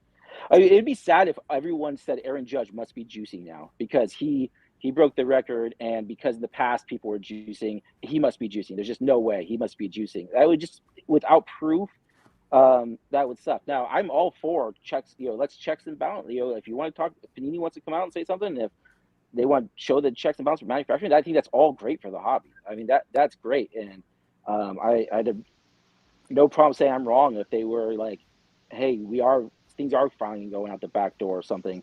I just don't know if it's right to start accusing and putting blame on people for, like, so if someone did hit the lottery ticket twice, is everyone going to, like, the first thing we should do is say they're a cheater? That's just not how I roll about for anything or anything. Yeah. Like, it just seems wrong. But I guess too, because if you win the lottery twice, like, every time you buy a lottery ticket, one, it's a lot different than cards for the odds and probability, but every time it's like the same odds. Like, it's not harder to hit the second time than the first time. It's not. It's the same but exact odds. It's harder to hit both times, right? No, it's not. It's not harder to hit both times. You have the same odds each time, right? Each time you buy the lottery ticket, you have the same odds. So every time a new set comes out, my point was, you got the same odds each time, but to win them both times, it's probability. It would be greater, right? One thing that would be helpful, it doesn't make it worse to hit the odds the first time. Like, there's nothing stopping it. It's also, think too, if the manufacturer has, say, it's a $5,000 fine if you steal, or if you turn somebody in that steals. What if it's just as simple as just passing information along? Like, hey, we saw it this week. It came through and it's going to distribution. If we had that information of like, hey, that particular card, and again, I don't know how the distribution works. I don't know if the stuff just sits for months and then it goes out or what, or if it goes out immediately. But that would be information that would be useful. If you gathered that, okay, the logo man, whatever, is going out this week into distribution, and Backyard Breaks opens 80% of the product, I'll probably need to get into some Backyard Breaks stuff or whatever. I'm just but that would be a way that no one's really kind of breaking the rules necessarily. They're not stealing it, but they're able to pass that information along. Speculating. Yeah, just to follow on that as well, Dustin, right? I know some people might get confused and say, well, why wouldn't, if say hypothetically it is an employee doing something like this out at the manufacturer, and they might be thinking, why wouldn't that employee just take that card themselves and try and sell it? Okay, what do you think is going to happen the second they list that card for sale? Put your thinking cap on. The logic would be you'd put it through a traditional process, right? You've marked that box, you give it to the people that are going to bust it. You're essentially washing that money, you're cleaning that money. So you're getting a small hit, but at least you're getting clean money back in your hand, rather than you trying to sell a card yourself that you've stolen, like in that upper deck scenario, like in that Leaf scenario, and then you very quickly get caught because it's not that hard for them to say, hang on a minute, how did this person working an entry-level job afford to pay for a $20,000 box of cards? No, I'm a big fan of Breaking Bad, and there's a whole sequence where they're like marking the oil drums from corporate going everywhere, right? Like, to hide the meth that they need, the chemical they need to make the meth, and it goes on the train. They know exactly what train it is, so they can jack it. Like but these are all TV show things, you know. Like it's just like I just don't. It just seems like it's crazy. It's a lot of what ifs or if only situations that we would just need. You'd have to have more proof to do it. And it's crazy to say like it must be this because the chance of hitting it is so rare, but then the numbers you pull aren't really how math works. That's not how. Well, it's more just about what are the possibilities. Like if this is actually something weird going on, how could this happen? You know, it's not. Yeah. Nobody knows. But how? I don't think anybody's accusing anyone of doing anything directly, right? I think most people here are at worst 50-50 on the situation. I just think those numbers are incredibly compelling, and when you look at the volume of product, it's hard to argue against, right? You can say, okay, it could just be coincidence, and me personally, I think it is probably just coincidence, but those numbers are very hard to argue with, right? That's a lot of product they have to bust. Yeah, I don't think it's wrong to ask for more information. 100%. I think it'd be dumb not to ask for more information from Panini. I think it would be like there's no harm in doing that. But here's the thing: if one company opens 10% of all every product that comes out, they open 10% of the product. That means, right, they would have a 10% chance of hitting the big card out of that product for every set. So it's like that's where I get the numbers. Is like it doesn't mean that because they open 10% of each set, it gets harder and harder every set that comes out to do it. No, every new set, whatever percentage you open, you would say you could say you have that percentage. Now, obviously, those numbers change as more gets opened. Then you might go, man, these big cards haven't been pulled yet. We're going to go heavy and buy more to open more of what's left. Our odds even go up higher. That's all I'm saying is like you guys are doing the math of he hit 4 cards. The probably hit all 4 are stacked on top of each other, and that's not the case. You might be able to say that with the 2 flawless cards because they're from the same set, but those were also opened way after many boxes were opened. So like the leftover bit that was left over, they had nothing. That's just your odds are much higher because of the leftover bit that's left over. I have a question for our 2 hosts before I dip out of here.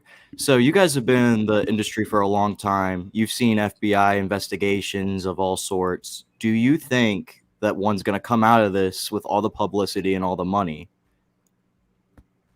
Oh, man. I think it's still too early.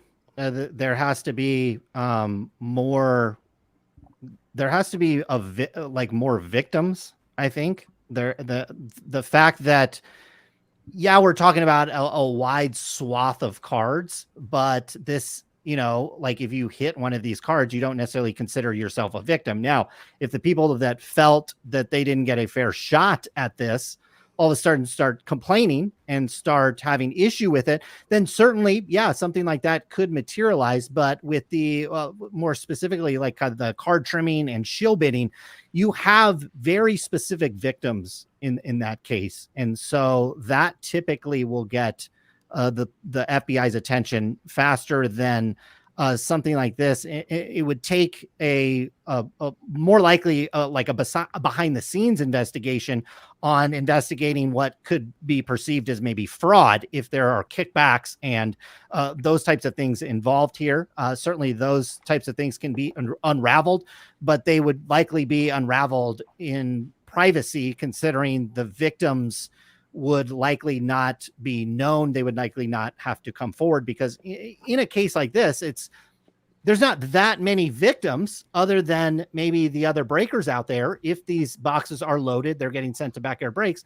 The victims, quite frankly, are the other breakers out there that aren't getting a shot at these cards, and certainly their customers as well. That's my thoughts. That would. Well, thank you for having me on. I would imagine it would get found out. It would get found out, like with like if there was another like if the SEC or like Attorney General's investigating for gambling or large the price of cards these days. That's always a thing. I can see that opening up, or a whistleblower coming in. That would be that would open the doors a lot for more investigation. For sure. Chase, you got to get out of here, buddy. I got a dip, buddy. Yeah, I got to get out too.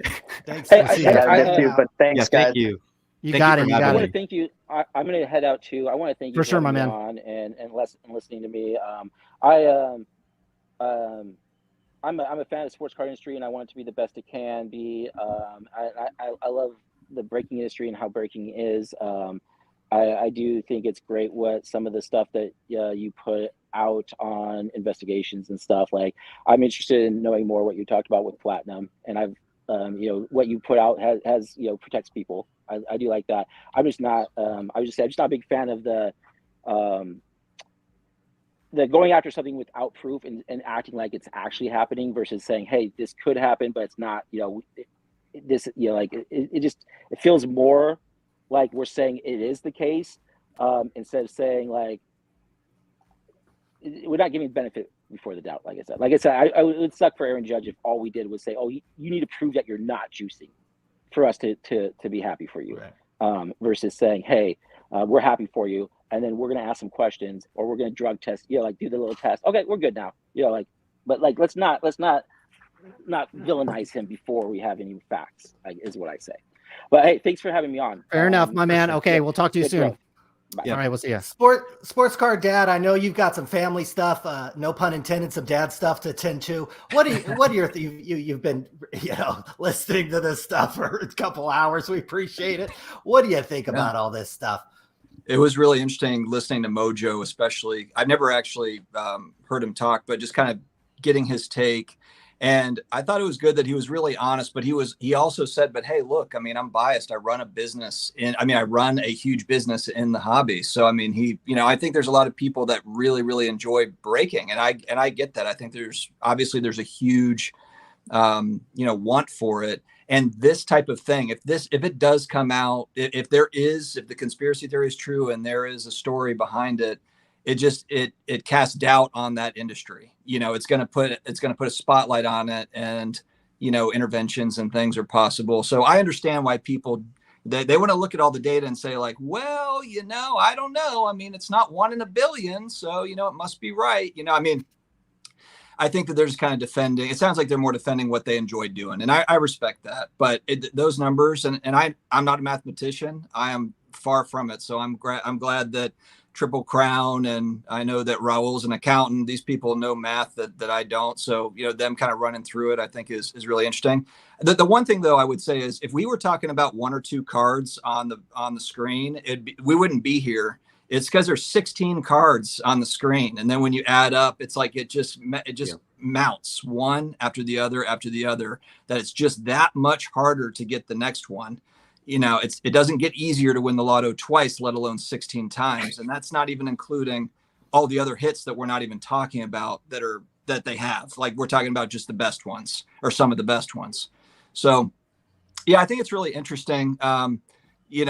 I think I don't think it's some like big company conspiracy thing. I don't think it's, Panini getting together with whatnot and doing something. I do think that if there is something here, I think that there is a really smart team on the inside running a hustle on the inside. And I have no proof, have no idea how it would work. The problem is we don't have, and maybe you guys do, you've been in this longer than me, but I have no viewpoint into the manufacturing process. He was talking about checks and balances. What are those? I mean, I've never seen them. I don't know. It's not like I can't find that anywhere. Maybe it's on Blowout. I have no idea. But, that's the sort of thing where it's like, there's an assumption that there's checks and balances, but I'm not in the building. I can't see what happens.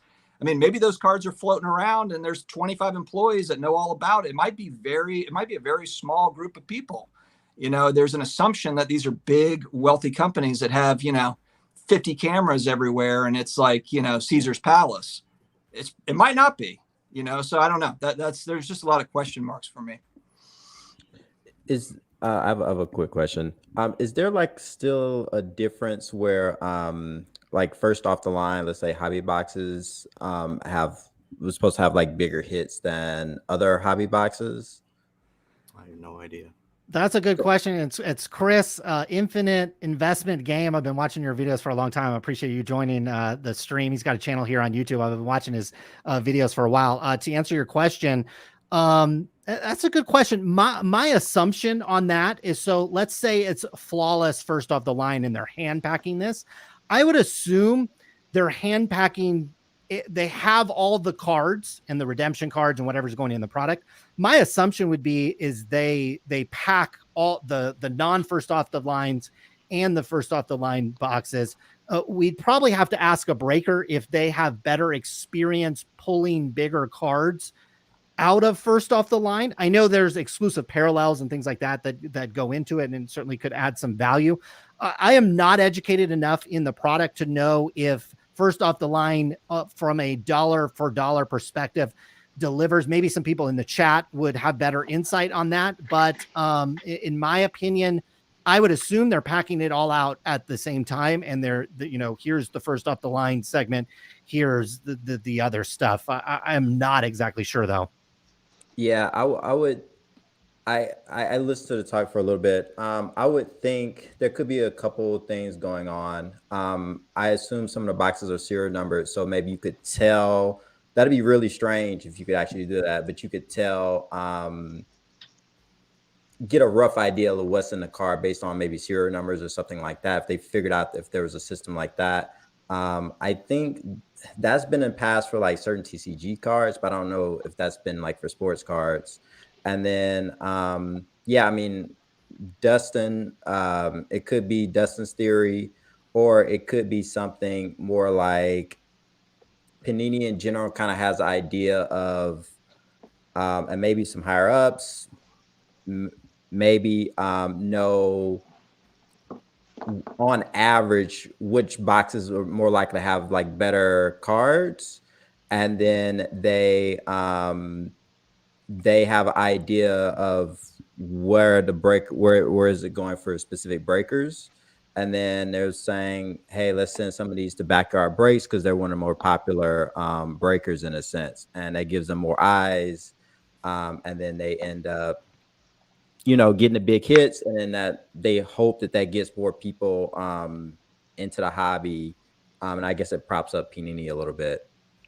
Yeah, I think the incentive is definitely there, right? Like I touched on at the very start, we saw a lot of this stuff happen in my not proof of it happening, but I can see the incentive from an Australian perspective in Southeast Asia, right? When these breakers first started in this region, they were hitting a lot of very big cards, and the incentive to justify something like this happening would be that Panini want as many people in this region buying product that haven't bought product before. So there is definitely an incentive there. I wouldn't be surprised if that was happening, to be honest. But like I said a bit earlier as well, it's hard to pick where this actually falls. I'm definitely leaning more towards this being a coincidence, but like I said, those numbers are definitely very hard to argue against. I need to drop off now, boys. So thanks for having me. It was a good chat. I think anybody that appreciate says, it. Good talking to you. Says this kind of chat is negative for the hobby or anything like that, I think is a bit silly, right? The more people we can educate, the more people we can have discussions about this sort of stuff with, I think the hobby's better in general for it. So anybody that says it's negative, I think you need to ask why they're saying that. So appreciate it, boys. Peace. I gotta jump too, guys. I'm gonna head out too. I gotta go watch Smile. For sure. All right. Thanks for coming. coming. Thanks, you guys. Sure. Thanks, Yeah, guys. you got it. Chase. Thanks, Chase. Chris, my man, what's up? Not much. I actually just left like Brazilian Jiu-Jitsu. That's why I like hopped on pretty late. But yeah.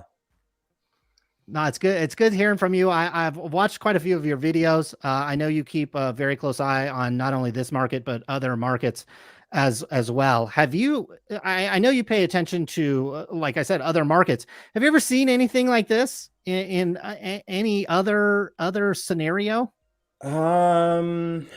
I am learning about quite a few other markets. I mean, if you look at like all kind of investment, I mean, even the stock market, there's always manipulation. I mean, there are people who like, if you just look at the stock market in general, like there are people who just literally lie on TV, and then months later they say, oh, something's going to go up or something going to go down. They don't directly admit it, but they basically admit like they were lying in a sense.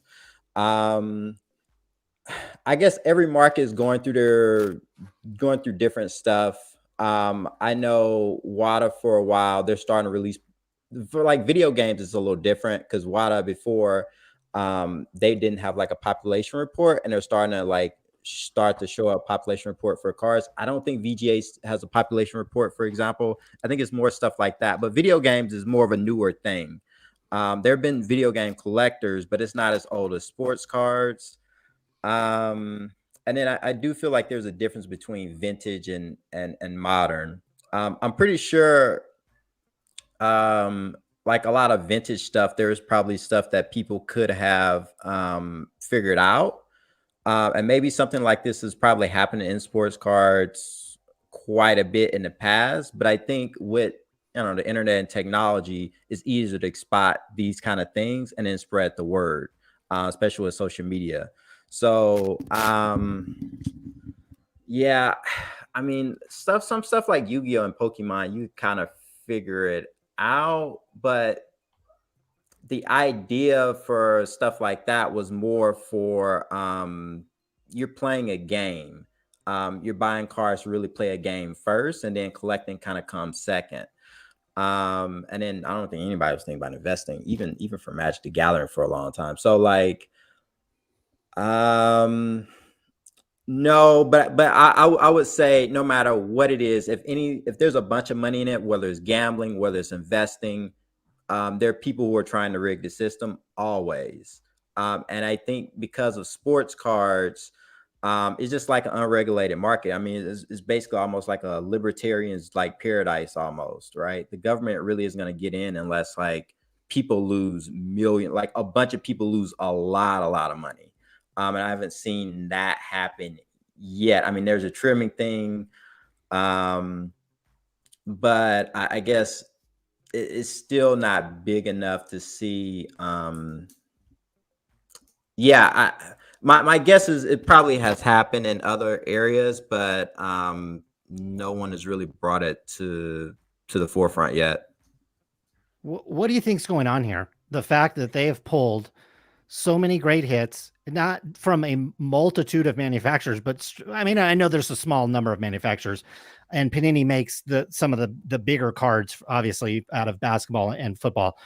Like, what do you think is happening here? If you just on the sidelines and you're seeing this, like, what's your thoughts? Is it potentially rigged? Are you 100% or what's your thoughts?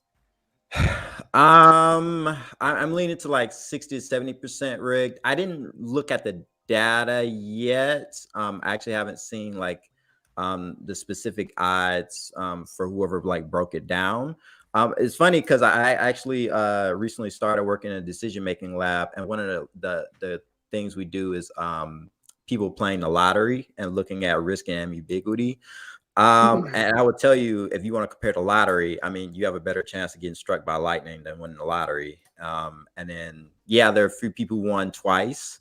And then there are people who won 3 or 4 times, but it's more than likely that they figured something out in the system.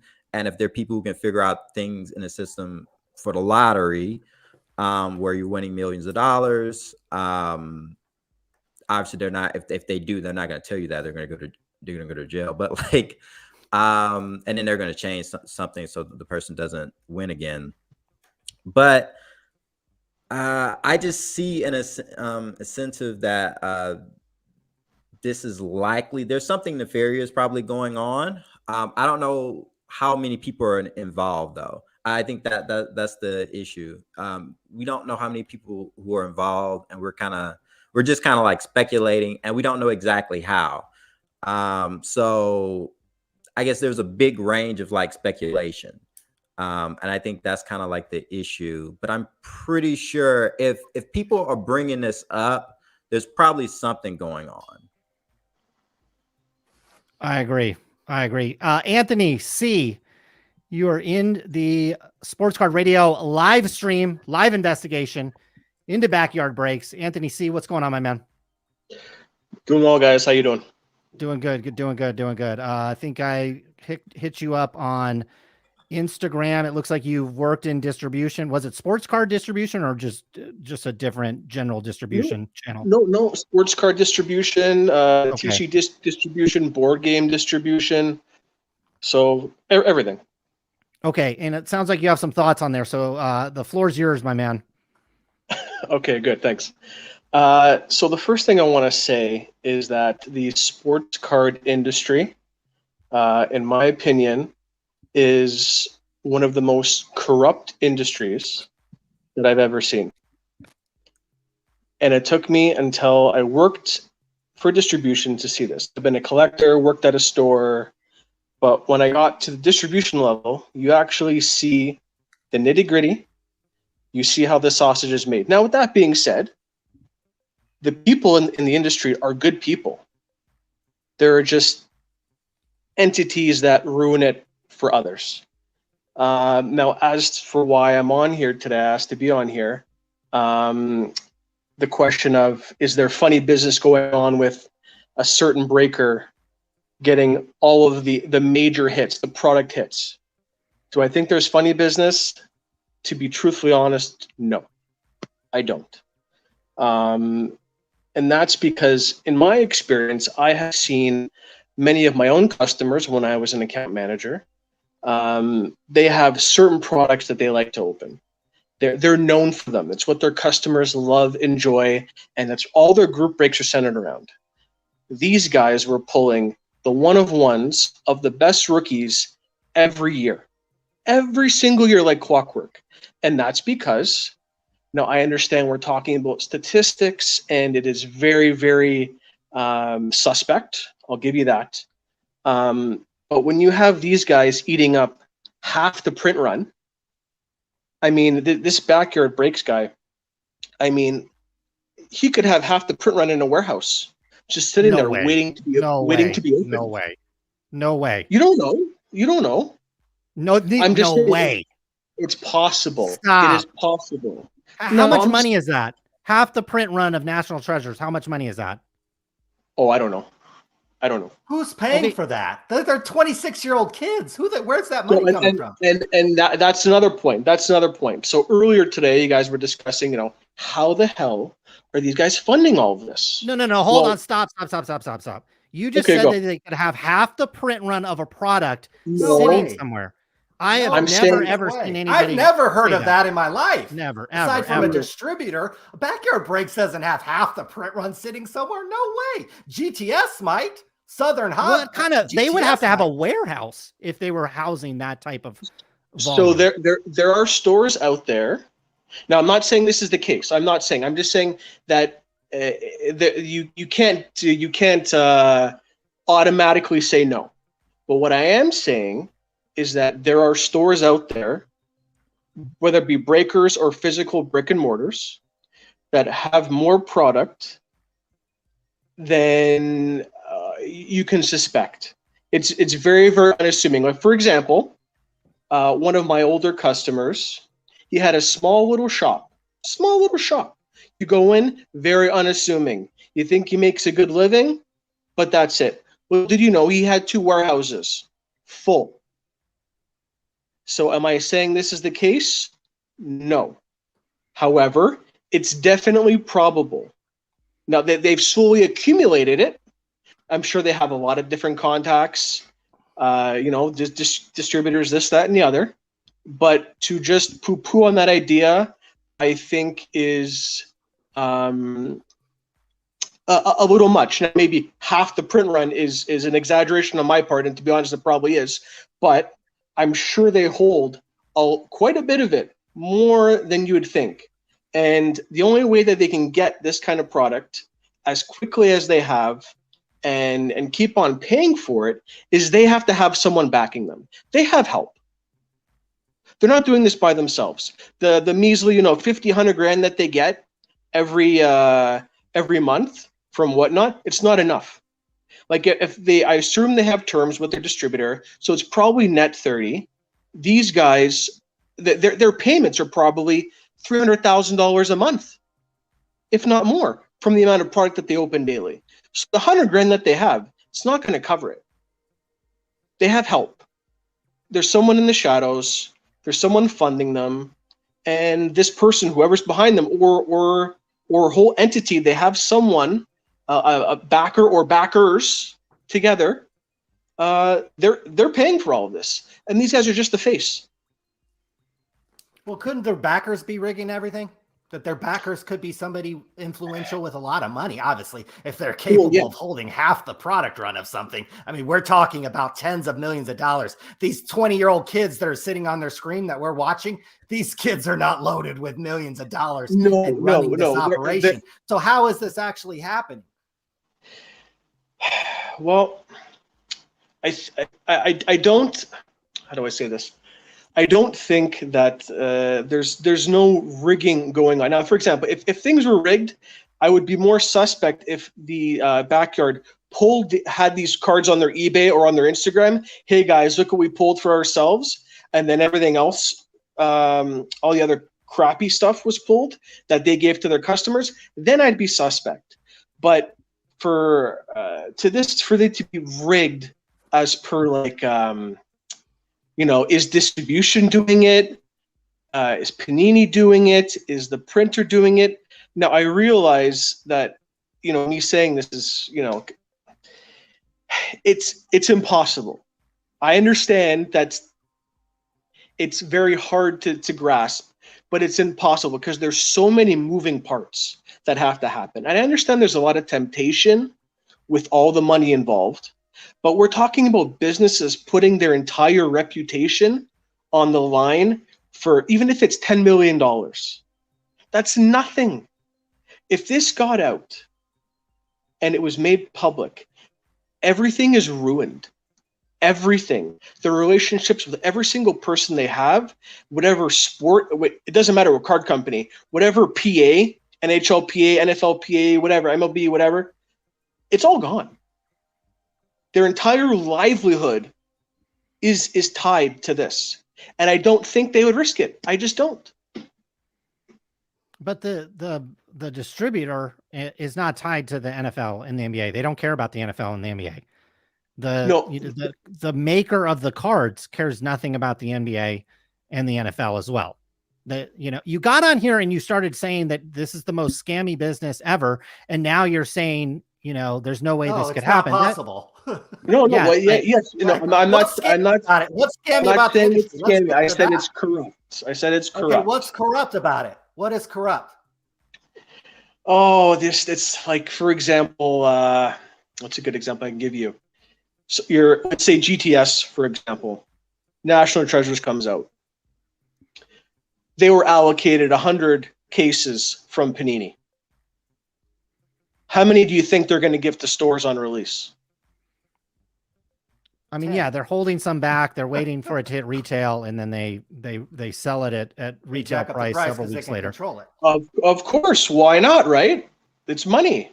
Second thing, large breakers or whatever large store. There's different set of rules for them. Well, why wouldn't they get the best hits then? Why not send them the best cards? No. Not the best hits, but I will say access to product.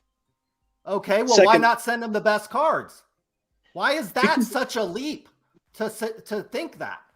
Because they don't know where they are. Distribution isn't like. How do you know? Okay, how do you know? How do you know? Somebody has to know where they are. No, because I know how hand pack flawless. Hold on, they hand pack flawless. They know exactly where every single card is going. Okay, you can't say they don't know where the cards are when they're hand fucking packing. Or it's not possible. It's impossible to know where every card is. I know. Hold on. You're a minute from getting cut off here because it doesn't sound like you really know this industry. They hand pack flawless. These cards right here, the vast majority of them, what set do they come from? Flawless. They're hand packing those cards. They're hand packed. They're hand packing those cards. A human is packing those cards. What do we know about humans? What is their natural instinct? It's greed and it's for money. Okay. Offer them a little bit of money. An employee making like $40,000 is packing this out. Not somebody making 150, not somebody that works for the NFL or owns a team. Somebody that makes just slightly over minimum wage packs these cards out. Someone making slightly over minimum wage actually cuts these jerseys out. If you don't believe me, go to Fanatics right now. They're hiring for this job right now. Someone very low paid gets these cards. Someone very lowly paid is at the manufacturing facility. These cards are hand packed. Almost every single one of these cards is a flawless card. That doesn't make you think just for 2 seconds that maybe something weird is going on. Listen, it's money. There's temptation that's always going to be there. It's money, and it's a lot of money. But so just do me the honor and answer me this question. So if you're at the pack out and you're an employee, you're packing, you're making your 35 grand a year, and someone has come to you and said, hey, can you just make sure this card is in this box and track it for me? So can you explain to me how you would go about doing that? Because I'm very familiar with it. Just pack out the box and take it. So you think that there are employees packing out a box and leaving with it from the pack out room. Is that what you're saying? It could happen.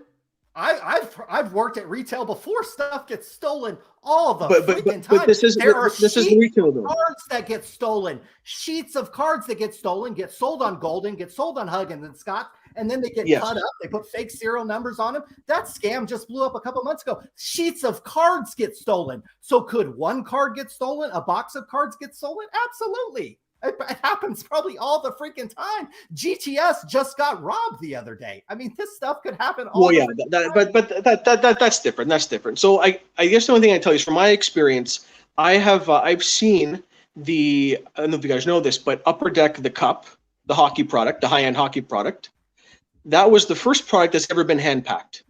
And they've hand-packed it since its inception. Flawless is not the only one. We're not talking about Upper Deck today. We're talking Upper Deck card up here. We're talking about the process of the pack out. That's what I'm talking about. We're not. Every process is different depending on what company. And if Upper Deck was on here, we'd be talking about Upper Deck. I don't see a single Upper Deck card. In fact, I don't see a single top card or a single Leaf card. The process of a pack out is not different. It's all by the same rules. They have a schedule. They have multiple cards in like 5,000 count boxes, like labeled A, B, C, D, whatever. But that doesn't mean one can't be compromised and the other one can't. One pack out process could be compromised and one couldn't be compromised. The integrity of the pack out process has to be sound. Have you ever seen a pack out process ever? Yes.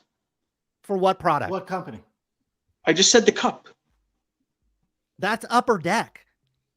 Oh my God. That was a long time ago too, right? No, it's every year. They do it every year.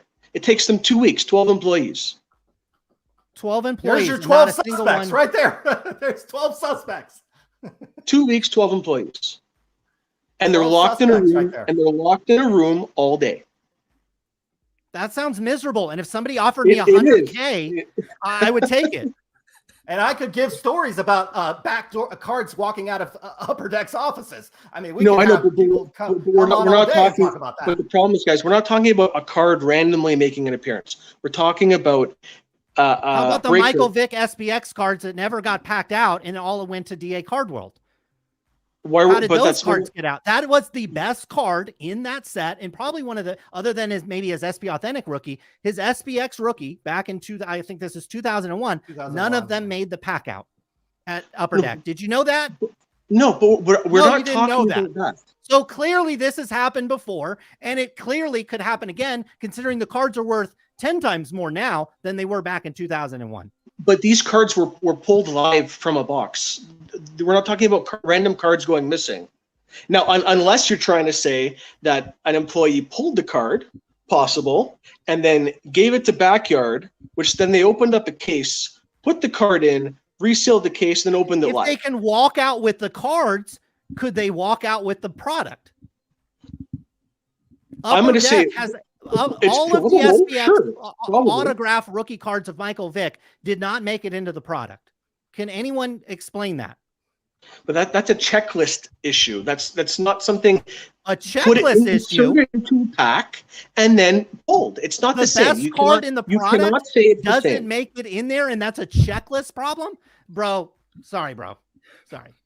The entire you out.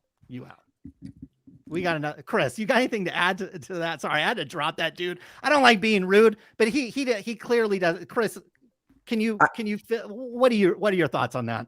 I guess it was interesting what he was like saying. Yeah, I guess we don't know if all the how all the companies do it, so we don't know necessarily. There's probably similarities, but there's probably some key differences between Topps, Panini and Upper Deck. But also, if it's similar, then it's going to be a handful of people that are going to know what's in these packs. And yeah, I mean, it could be one or two. I don't know. Backyard Breaks could have found out one or two, maybe bought them out, something like that. I think the bigger thing is probably going to be what's really the impact because of this. Before I got on, you guys were talking about this. I know a lot of people the people who buy from Backyard Breaks, they're not going to have most of them really aren't going to have a problem with this. And then some people may say, oh, if I'm breaking with, I don't know, Bled Sports or whoever else does breaks or whatever, I'm just going to go to Backyard Breaks and just break with them. And I think there's probably, I don't know the exact percentage, but it'd probably be a percentage of people would be like, oh, okay, things are kind of rigged against me. And these are probably going to be more rational things. I feel like most people who are doing breaks aren't the most rational people, but like, it'll probably create some separation. But I do think a lot of people who do the breaks are like, I don't know, compulsive gambler types. Or you just have a lot of money. And it's like, I don't know what to spend money on, so I'm just gonna blow it on this break. If I hit something, cool. If I don't, it's not that big of a deal. But the only way I think this really turns really negative for Backyard Breaks and someone in Panini is like if there's like a whistleblower in the company or something, and someone actually comes out. I think long term, this really doesn't affect them negatively. I think at this point they're kind of used to controversy, and they just may be that talking point in the hobby. It's like, oh, did you see what Backyard Breaks did this time? They could end up becoming like the Jerry. That's a bit much. Become the Jerry Springer of the sports car hobby, but it's.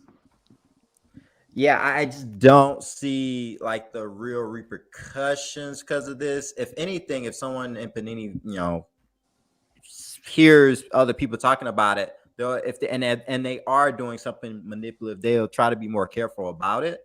And maybe Backyard Breaks would probably be a little bit more careful.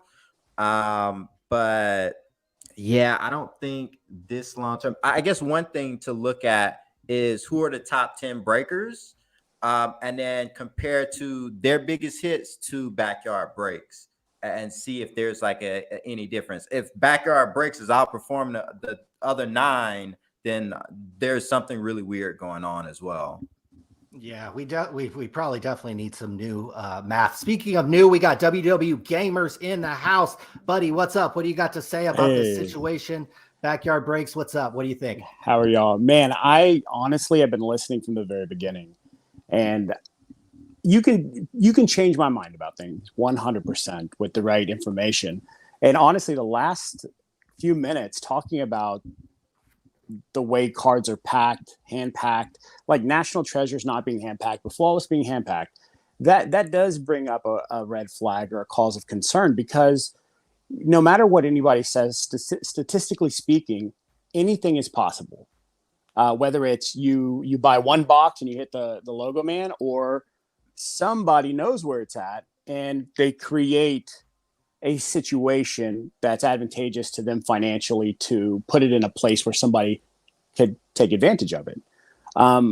With Backyard, I do feel that Backyard is kind of on the outsides. Almost Panini and Backyard are kind of the outsides of this situation in the center. One thing I will say, I purchase a tremendous amount of whatnot, close to the 7-figure range a year, buying into breaks and packs and whatever. I'm a complete degenerate when it comes to sports cards. So much fun.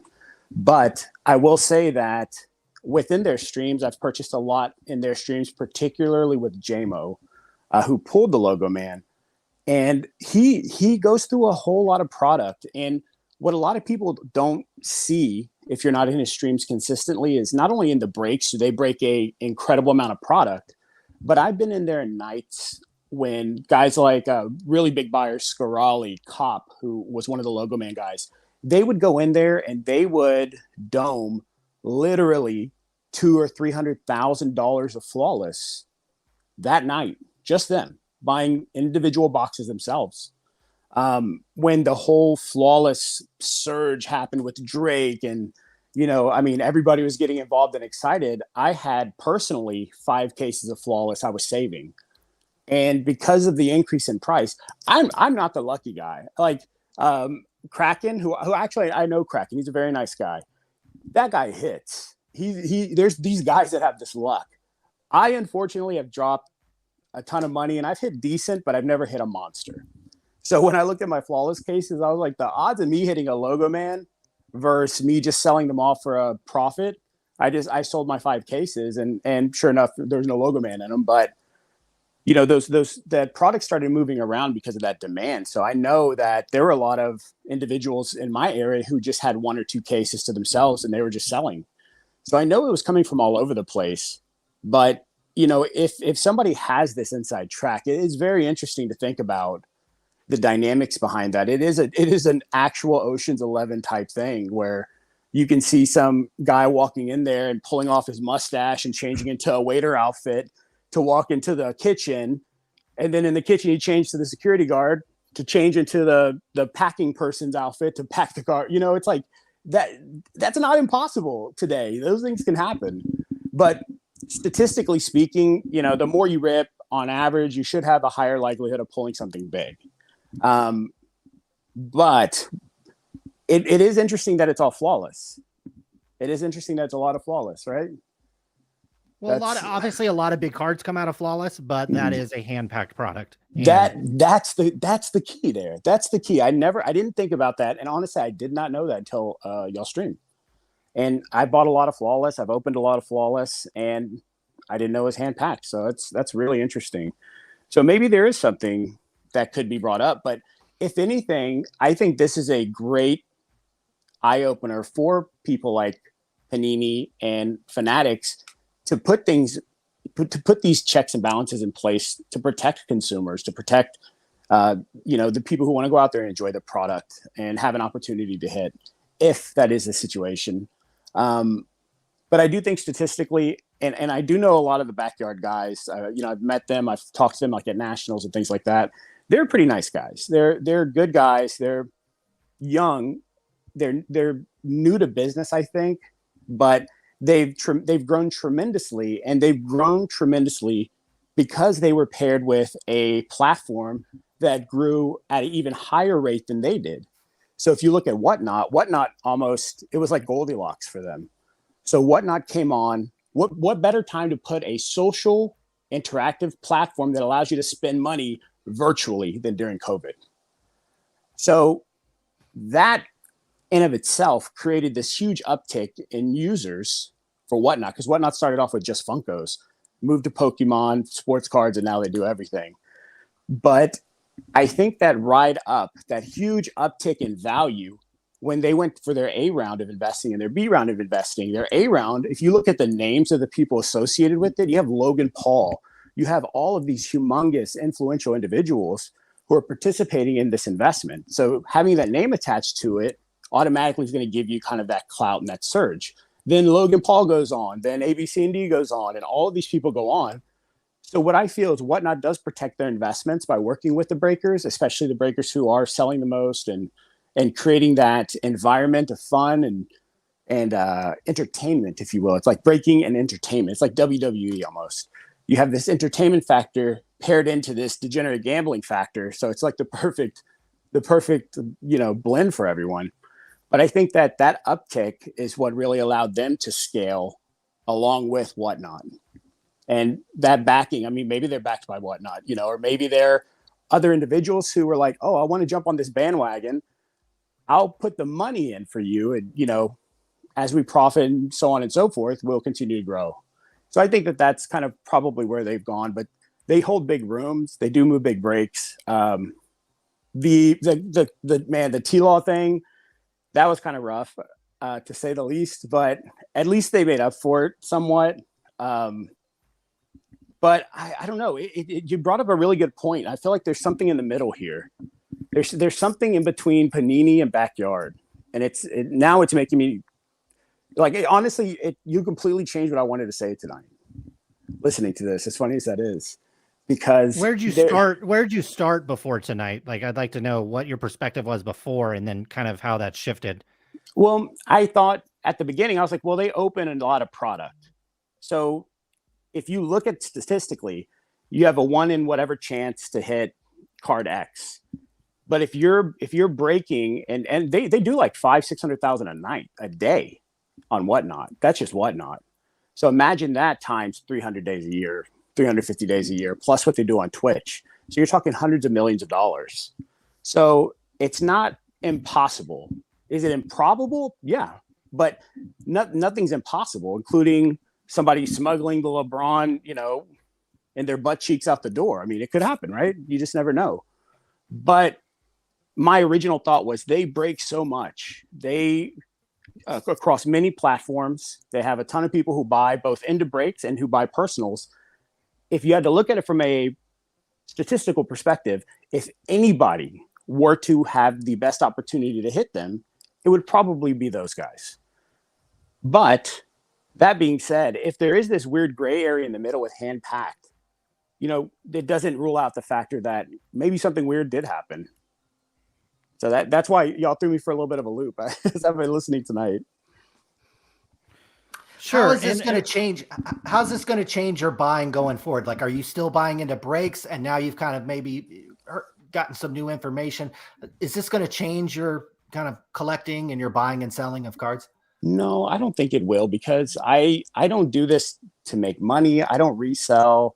I have my particular cards I like to collect, and then I'll do giveaways and I'll give stuff away to like some of the kids in my neighborhood and some of the local kids. But no, it's not going to impact me personally, because I would need to see all the facts before I really made a good decision on it. I would want to see, I really want to hear Panini's input.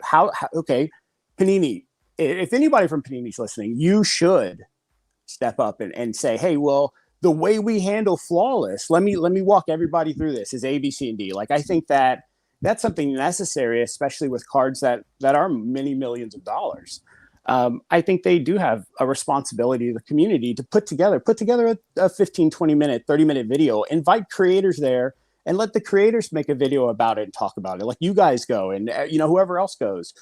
I think that would be awesome, because you're not only getting the video from them, but you're getting firsthand content and video from the individuals who talk about it, right? So that it's almost like being double checked by the creators. Like, I know you guys don't seem like the type that would go there, see something, and then they're like, hey guys, let's make a deal. I don't think you're the type of guys to be like, you got it, you're under the table. I feel like y'all are the ones that are going to kick them in the ass and say, we're going to be real. Maybe for a Cade Cunningham logo 1 of 1. I changed my mind. No, I tilt the scale a little bit. There's a crooked sticker on this box. Yeah, but right. I do think that it would be great to have that type of checks and balance, or just information from Panini, from Fanatics. If you're listening, get with these guys. Give us some, ideas of how you do things. I mean, it's just going to help us and help everybody want to spend more and enjoy the hobby more. I don't think that I think like a lot of the breakers, they're not bad people. They're breaking, they're trying to make a living and be entertaining, and they're battling against other breakers. So, they're doing their best to make a living. But at the same time, it's people spending hard-earned money that they work day in and day out. They spend this money. They want to enjoy and have an equal opportunity as everyone else. So I do think it's important. But I don't think that the backyard guys are like, I just, in my personally, having met them, I don't feel that way, especially like meeting with JMO and seeing a lot of the positive that they also do, which is if you look at some of their charity streams and the things that they've done for donation and raised tons of money for people who are in trouble, lots of breakers do it. And I think it's absolutely wonderful and beautiful to use a platform to do that. But at the same time, beyond that, you do still also have to kind of maintain that integrity. And I think that integrity does not only fall on the breakers, but it should also fall on the people who are putting out the product. And so that's kind of where I'm sitting now. But that in between, that in the middle, that that slight chance that it could happen. That's the thing that I'm like, maybe it could happen, So that's some good insight from a collector. I know you sold some flawless cases, but that sounds like it just funds your hobby. I think you referred to it as like kind of a degenerate type of addiction. I'm assuming it's just that type of thing. You see, you have so much knowledge about what's good, so you time it sometimes correctly and those types of things. Definitely make some good decisions here and there. I'm fortunate enough to have the ability to, take advantage of some things. And when I say take advantage, Flawless is released and I can buy a case for $18K. I can take advantage of that because I have the ability to. But I do it because I enjoy it. I don't do it because I'm trying to get rich off of it. I have little kids. I have a 1 and a 3-year-old, and I want to do this with them in the future. I want to take them to card shows and enjoy the hobby and use this as a mechanism to teach them about trading and building collections and money. And I think it's a great catalyst, along with like TCG games, Yu-Gi-Oh, Pokemon, all of that stuff. It's great because you think critically. So pairing that with the ability to go out and play sports and collect your favorite athlete and use all of that as a way to build this youth up. That's my goal. I want to enjoy the hobby with my kids. I don't want to try and get rich off of it. I just want to enjoy it. I got you. Yeah. But this insight's great because it makes me think, and I think it makes a lot of people think. And as many people as I feel are watching this, I do think it's going to get back to somebody who will probably have some answers at one point in time. And I hope they reach out to you guys to disclose those things. We would be happy we'd love to talk to bring them on. Go ahead, Colin. Anytime. Yeah, we'd love to talk to Panini Backyard Breaks. Anybody want to come on? We're watching Sarah and her New York Rangers hockey friend right now opening some packs in front of an impressive audience of 170 people over there on Twitch. That's not the easiest thing to do, especially when you're trying to sell something. Colin, we got anything else for WWGamers? No, I appreciate you coming on, being honest, and having an open mind. And that's really what the stream is about. I think people thought we were going to get on here and say these guys are crooks, they're robbing people, it's the worst thing. We call this an investigation for a reason, and we want to know what's going on because this is something I've never seen before. Okay, and particularly out of mostly hand-packed products, we're hitting not just great, and this is just the top end. I'm sure they've hit other logo mans and other very significant cards as well. They're hitting the best of the best, and I haven't seen a lot of evidence, and I haven't heard a lot of good arguments that they're opening up more than, yes, they're opening up a lot. Yes, they're probably opening up the most out of one single entity, but it's still not at a rate that would make sense from a standpoint of, yes, you could go on a streak, but this is one of the better streaks that I think we've ever seen in this hobby. And it doesn't make a lot of sense at this time. And that's the point of these discussions is let's try to start making sense of this. And then, like you said, maybe somebody with more knowledge comes on and reveals some things that allows us to make more sense of what's going on at the current time. Absolutely, because the more data you can get, the better the decision can be made. And then you could really pinpoint the problem, and I think at the end of the day, that's the goal is where is this starting and how can it be resolved for the future? Because I think if it is a big problem that isn't resolved, it's going to be detrimental to the hobby and to the individuals and sadly detrimental to the brick and mortars if all of the online breakers are getting these preferred boxes. Imagine all the brick and mortar stores who've been around for forever or who are starting up or, that's how they make their living as well. Then they're competing with that. It makes it difficult. And I think it impacts people way beyond just other breakers or the individuals buying, but other stores that, compete with this as well. So it's very interesting. But yeah, I think it'd be great. I think I'm sure somebody will reach out to y'all from Backyard, and then I really hope Panini or somebody comes up and talks about that process. I think that's important, and I think if Fanatics is going to take over, which it's kind of looking like with everything that's happening with Panini, I think it would be a great idea for them at the very beginning to talk about this process and to bring on creators to in tandem tour and talk about the process on their own, separate from just a video, generic video put out. I think that'd be very powerful. Does this make you less likely to buy hand-packed product? I would be slightly cautious, maybe slightly cautious, like especially like the logo man, like that's the biggest modern card, right? Ever. So, I mean, that's tremendous. It's tremendous that was hit. And I know the guys, I know a couple of the guys who hit it, Hop being one of them. Really good guy. One of the luckiest guys I've ever seen.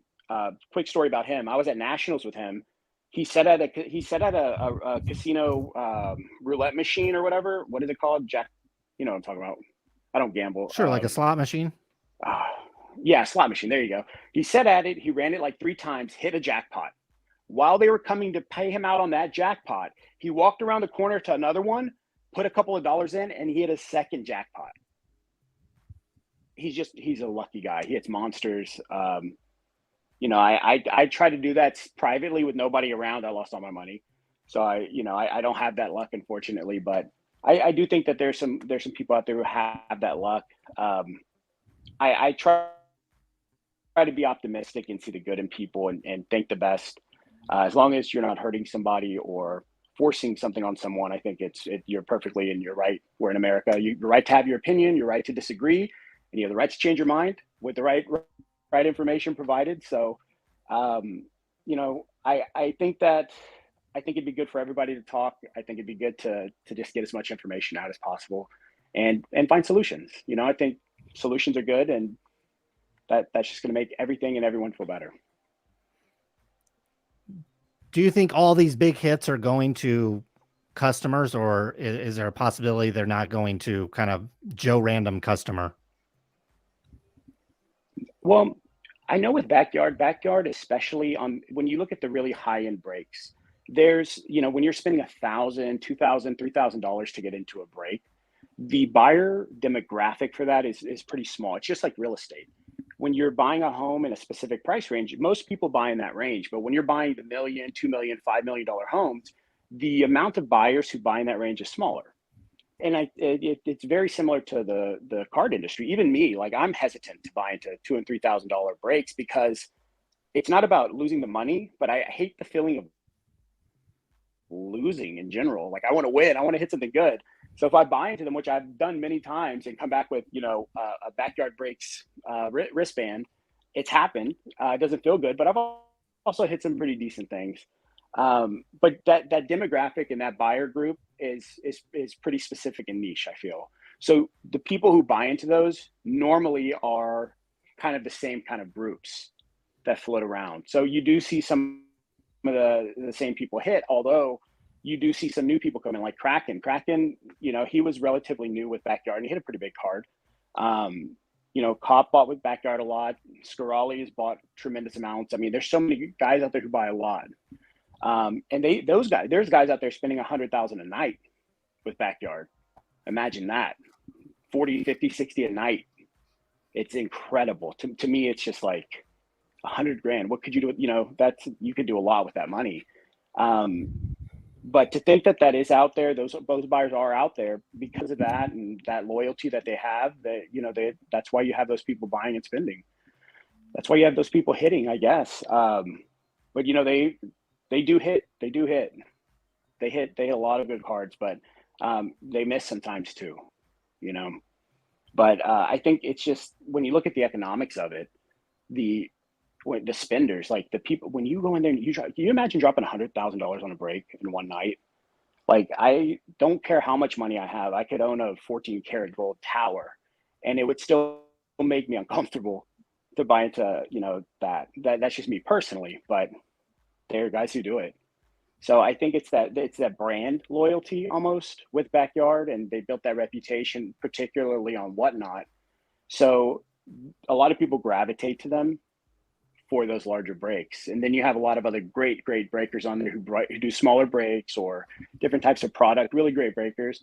So it's really depends on your taste. What's the biggest card you've ever got in a break that you bought into? Like, what's the biggest, and it doesn't have to, maybe it was big back then and maybe the guy's fallen off, but what was the biggest card you've ever gotten? I would have to say, what is my biggest card I've hit on? Like live in a break when Prism very first came out, like day 2, I hit a T-Law manga, which was kind of nice. Other than that, I mean, most of the cards I've hit have been like in that range or under. At that time, it was like 10K. You know, I hit Trey Lance. Unfortunately, you know, RIP his leg. I hit his RPA out of Select to 5. And then I also hit the Travis Etienne 1/1 auto. And what's funny is I hit the Etienne auto and a bunch of other really big stuff with another breaker on whatnot called GSportsCards. And G's was on fire for me for a while. I was pulling all the big stuff out of Select. So he pulled me like big Mac autos, like low numbered Mac autos, RPAs, the 1/1s.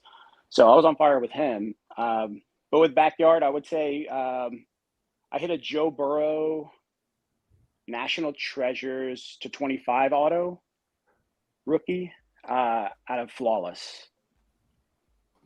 I think that was my biggest hit with them. That's quite a few big hits. So what percentage would you put on this, that this, if I, you know, we're talking about odds and betting and so forth. If you were to put odds that even one of these cards were rigged, that these big pulls that Backyard hit, what percentage would you put on that? If it were any of them, I would have to say it's you have to think it's like the bigger ones. Like, I mean, the LeBron or something crazy, but I would think if there is, for some weird reason, somebody out there who had this tactic, who had this special ability or this plan to get this out and somehow track it and do everything that's necessary to get it into the right hands. Personally, if I had to put a number on it, and this is only because I don't have all the facts. I don't know the dynamics behind the packing situation on the Flawless. Do they have security like watching them? Do they have checkpoints and stuff like that? I don't know all of that. If I had a better, if there's nobody in the room, this would change 100%. But I would probably say 10%. I would say I'm 90-10 only because I don't know the process on the back end of Panini and the dynamics behind the transition of the product down the line to the end source. What I'm trying to say is it is not impossible. It's not impossible that happens. But you just never know. That's why Panini, y'all need to give us a holler. Give these guys a holler. Give them this exclusive. They deserve it. Give them the tour of the We'd facility. love to have it. Yeah, we'd love to have anybody on a Panini, and shoot, if they want to fly us out to Texas before or after the Fanatics deal, we would absolutely entertain that. We'd give you guys all the dirt. And the only thing we could be bribed to buy is potentially a Cade Cunningham logo 1/1. You know, I won't say that we won't, you know, be compromised for that, but certainly we would try to be as honest as possible and shoot it straight and kind of bring the information out here to collectors. Yeah, I think that'd be wonderful. I think that'd be a good plan, not just for Panini, but also for Fanatics. And I think creators like yourself should have access to that documented for everyone, as well as these big companies should take the time and invest the money to educate everyone on their processes. So I do think that should happen.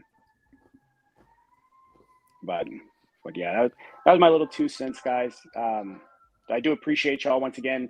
Love your videos, your content. I love that you create a platform for conversation about these things because it is an important topic. So. Good stuff, my man. Well, hey, reach out anytime. I think you got my Instagram. You can reach out anytime. You got any insight, anything that you want to share with me. It can also be done in confidence as well. Anytime with that, no doubt you can reach out anytime. Absolutely, guys. Cheers. You have a wonderful night. Appreciate you all. For sure, my man. Hey, appreciate you. We love all the perspectives. Colin, you might have got a DM. We love all the perspectives that we're getting. That was the goal tonight. The goal tonight was not to come on and roast Backyard Breaks. We don't know if they're involved. We don't know what they know or don't know. And again, some great math was presented by Triple Crown 24, by the Collectibles Guru. odds have been beaten before. I lived on the strip in Vegas. I've seen people literally win hundreds of thousands of dollars of jackpots. Our idea with this show was not to, again, accuse anything that happened. It was just to bring the perspectives out there. We've had, I don't know how many people, almost probably close to 10 people on now, and hear their perspective. When we heard from our last caller, his perspective has changed a little bit after he heard that, Flawless is one of these hand-packed out products. So perspectives can change. That was our intention. That is our intention tonight, is to just kind of put a spotlight on this, see where people's heads are at, see who we can get to call in. We'd, again, still love to hear from Backyard Breaks, love to hear from Panini America. And, this is what we're doing. 800 strong, still watching us 3.5 hours after we started yapping about this. Again, that's no giveaways. Impressive. No giveaways. Good looking I think girl. It's impressive that Backyard Breaks has 163 people in the room. Honestly, go live on Twitch right now and get 2 people besides your mom and your sister to get online. So I think it's impressive what, the people who are watching us. And I think it's also impressive what Backyard is doing in these group breakers. Chris, you got any comments? You kind of heard WW talk up there. He spent a lot of money on breaks. He's, maybe 90-10 that it's not rigged. What do you think? I think it's 2 things. I do think, first, it's good that you guys are doing this because one, it educates a lot of people in the hobby for them to make smarter decisions, but also putting a spotlight on this and getting more eyes on this makes it less likely for people to try nefarious things. And if they do it, more educated people are more likely to spot something like this if it does happen. So I think that's actually really, really good. And that's actually pretty underrated. Because there's certain people who who have bigger channels who aren't gonna talk about it because they want to always stay positive. But I will say this: people who break with Backyard Breaks and spend all this money, I do value everybody's opinion, but I do think it's with everybody, but have a grain of salt for what they say, just because there's going to be some bias there because they're spending all this money and they're probably going to continue to spend money. And saying something is rigged or there's some kind of nefariousness or some kind of issue going on, I don't know, I guess puts a damper on like their own decision making. So I would definitely say that. But it does. We don't know. I think there's a lot of stuff to think about, and I think the hobby is going to be going through. Every week there's something, right? There's something new, but I think there's some other stuff to think about as far as like the economy is changing. A lot of these companies that are around won't exist. I'm assuming Backyard Breaks will, and a lot of these breakers are probably, at least half of them probably won't be around. So it'd be very interesting to see. And also I'm like interested in like how many Americans who are breaking versus internationally. If you look at European market and things such as that, I'm actually about to get off in a minute, but I guess because there's something else I'm just looking into as far as like the European market, because there's a lot of stuff going on where Europe is about to get a lot poor in the next 2 or 3 years.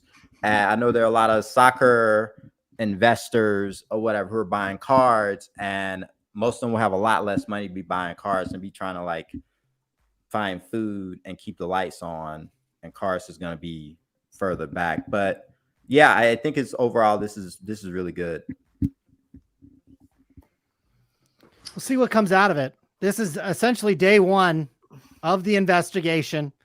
If there's anything shady going on, we certainly want to get to the bottom of it. And we certainly want to, at the very least, maybe there's not much going to the bottom of this. Maybe there is nothing here. This is just a streak of luck like nobody's ever seen before. But maybe we could get a little transparency. Maybe collectors and the guy we had just had on previously sound like he was a pretty big buyer of trading cards. I think we want to take care of those people. Okay, they're spending tens, if not hundreds of thousands of dollars on these trading cards. Maybe we should make them feel even more confident about what they're buying. Certainly, if I was buying a $100,000 house or a $100,000 sports car, $100,000 piece of artwork, I would want to be as comfortable as possible based on the provenance and the track record of that piece that I am buying. And I think the hobby, given the explosive growth that we've seen with the products and with the amount of money flowing into this hobby, I think a little bit more transparency certainly going to be good. Chris, Infinite Invest, how can people find you? You can find me on YouTube channel Infinite Investment Game. I do have a TikTok, which is Infinite Investment Game, and also Instagram. I'll be a little sporadic posting stuff in the next few weeks, just busy with a bunch of other stuff. But I think those are YouTube, Instagram, and TikTok, Infinite Investment Game. For sure, my man. Chris, thanks for joining us tonight. I'm a big fan of your videos. Enjoy watching them, and I'll continue to do so. Thanks. All right, Chris. appreciate it. All right, my man. We'll see you soon. Thanks, buddy. Brad Hood, is this the man, the myth, the legend? The chat has been calling for you all night, my man. They wanted you, Brad. They wanted you all night, brother, and now you're here. Can you guys hear me? I hear you, my man. We got you. Okay, cool. The audio's super quiet on my side. Sure. I'm just on my phone, so Okay. I'm gonna do my best. But I'd like to speak up and give my experience so far with Backyard Breaks.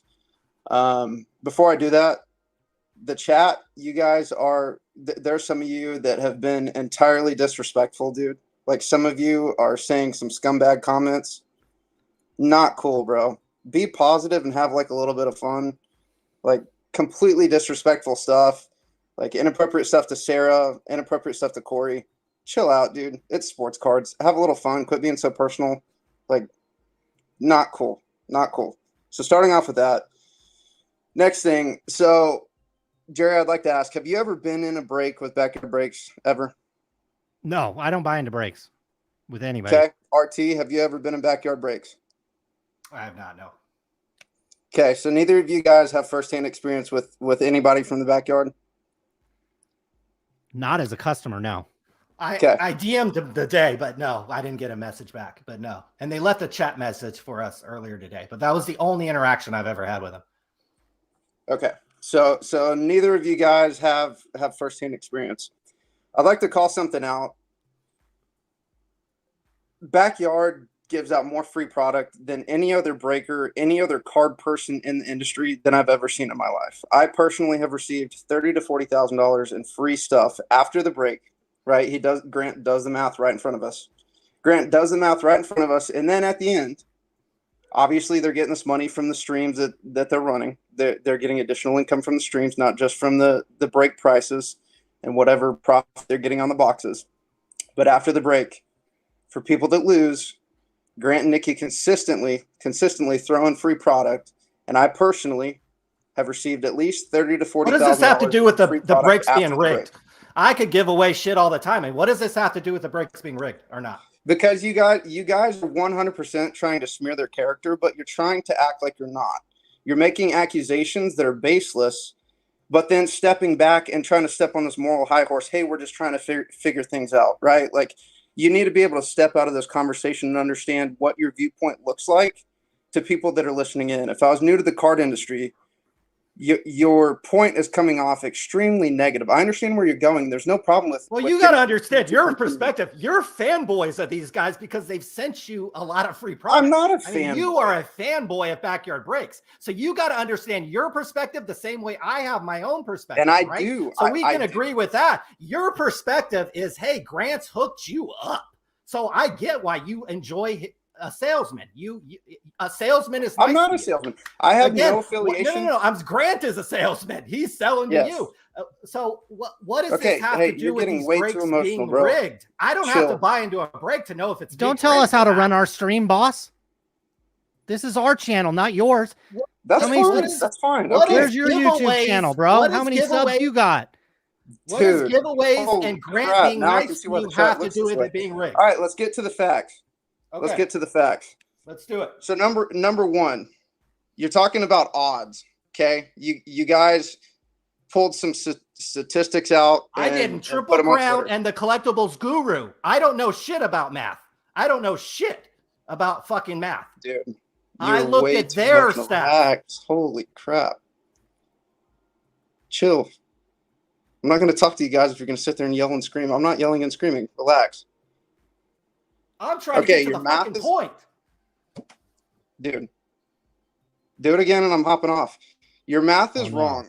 Your numerator, what you're considering hits. It's not my math. You got a little square of like 16 cards, and I hear 2 players consistently. I hear Trevor Lawrence, and I hear Cade Cunningham. We're acting like those are the only hits in the product. Yes, they hit Cade Logo Man. That's the best card in the whole fucking product, that was not Backyard Breaks. There was a Jalen Green Logo Man. That was hit in China. That's definitely not Backyard Breaks. There are plenty of other Logo Mans that you guys are acting like are not hits that are. So your calculations are off immediately based off of that. But does the same person hit all those cards? You see, this is why we're here, because they're hitting a lot of cards. Say it again. Why we're here is because they're hitting a lot of cards. It's not just one singular card or one singular Jalen Green Logo Man. It's the T-Law. Yeah. It's the two Cade Cunninghams. It's the triple Logo Mans. It's the Warriors triple Logo Man. So we're talking about 6 or 7 cards. We've got a slide just in the last month. I went to Leighton Sports Cards Instagram. It doesn't look anything fucking like Backyard Breaks Instagram, bro. Swear to God. Go to Leighton's Instagram right now. It doesn't look like anything close. Let's look at volume, okay? I'm trying my best not to interrupt you guys. If I am, I apologize. I don't know why, but the audio is like dead silent. But let's talk about volume. Do either of you guys move product? Do you guys sell boxes to people individually on like TikTok or YouTube or something like that? No. I have sold product. We used to have a card store. Okay. So I'm going to guess that neither of you guys have a full-on company of 20 to 40 people. Maybe I'm wrong. I don't know how many people Backyard Breaks has. But they have a full-on company of, let's say, 20 to 40 people, somewhere within that range. I'm out here in California. There's absolutely no way I want to run a company with 40 people here with the payroll taxes, the insurance, the health insurance, the liability. Okay, 100%, there's no way you'll ever catch me dead with running a company with 40 people out here in California, ever. Rightfully so. But that's number one, right? Number of employees. You're talking 20 to 40 people. That's my estimate. I have no idea. I've never asked. I've never met any of them. I've never been to their office in person. I don't know. But let's assume 20 to 40 people based off of the different names that I've seen on the different channels. That's my estimate, is 20 to 40 people. How many channels do they use? They use every single platform that's available. They use Twitch. They use Whatnot. They use TikTok. They use every single channel that's available. Other breakers that I see, they use 1, maybe 2. They try to dabble in Twitch. They're usually just on TikTok, or they're usually just on Whatnot. They use every single channel. That makes a big difference. There are different consumers in each of those channels. That makes you pull more cards. So all of a sudden I can pull more cards and better cards by streaming on Twitch, by streaming on Whatnot, and by streaming on Twitter and Instagram. I can pull better cards by streaming on the other platforms. That's your argument? You can pull more cards. You can pull more cards because you get a broader audience and more buyers, and your breaks fill faster. So yes, you can pull better hits off of that because you're moving more volume. Now, lastly, how many hours is Backyard Breaking? It is literally 24/7. Generally, the late night stuff is on Whatnot. They have a 9 to 5 crew. That's Grant and Nikki. That's on TikTok. Everything else is on Twitch. It's on Whatnot. It is 24/7. It is. They're not breaking right now. You can say they're on 24/7. Yes, I know. But they're not breaking right now or watching it right now. They're just sitting there. Yes, this is Sarah and Corey, but they have 3 or 4 other different streams that are running now. Okay. And they will fill and they will run that break because people like me buy in, again, with no affiliation. We enjoy their presence. They're nice people, whatever, but they get their breaks filled and then they run it. They have 3 to 4 to 5 different streams that are like the ones that you have now. I personally bought into one that Sarah just ran. We know this. We know this. What? Get to your point. Okay. How are these breaks not rigged? Because I'm telling you, obviously you guys don't want to listen to what I have to say. I have zero affiliation with Backyard Breaks. I do not receive a single dollar. They're giving you a ton of free product, and a salesman has been nice to you over there. So yes, and so therefore I go back and buy.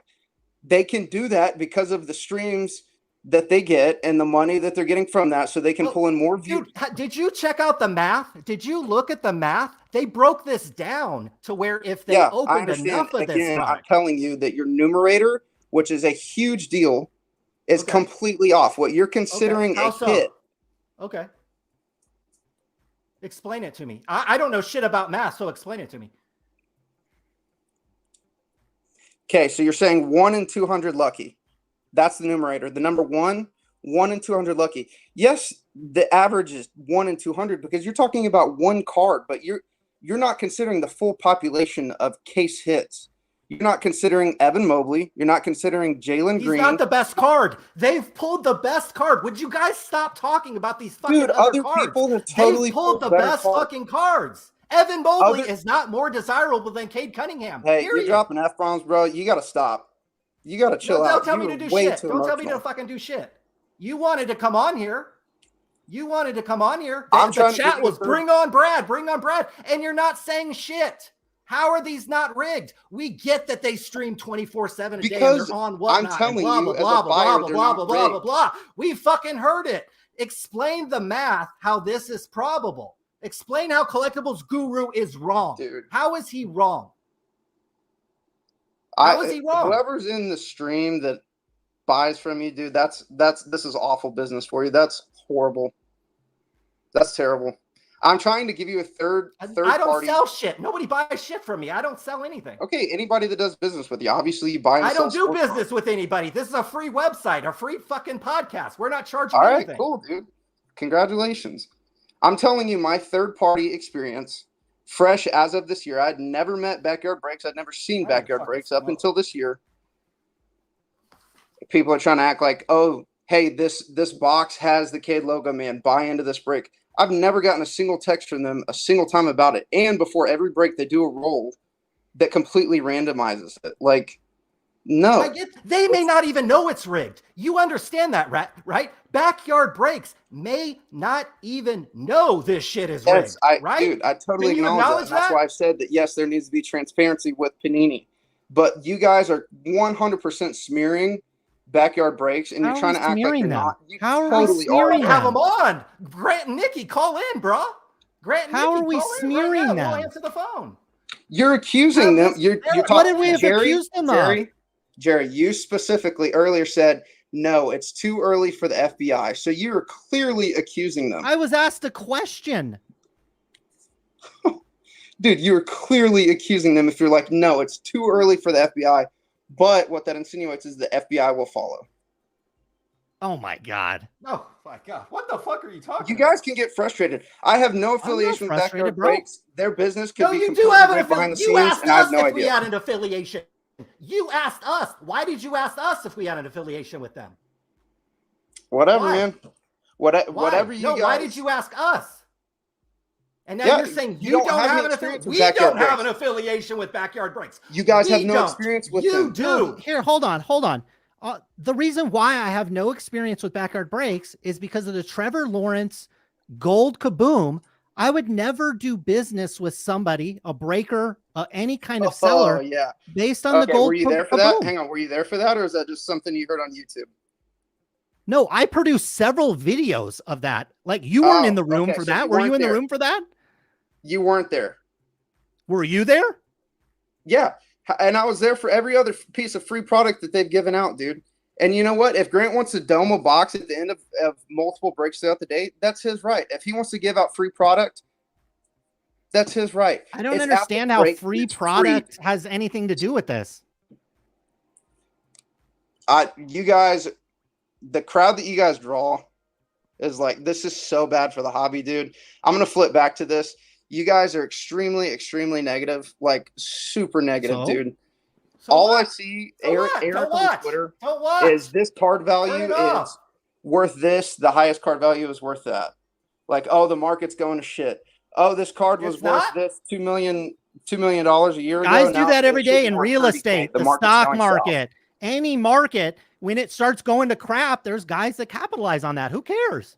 I understand that. You guys are the vibe that you're What getting. about the guys that told you it was going to go up for 2 years? What do you think about those guys? You have a problem with our vibe.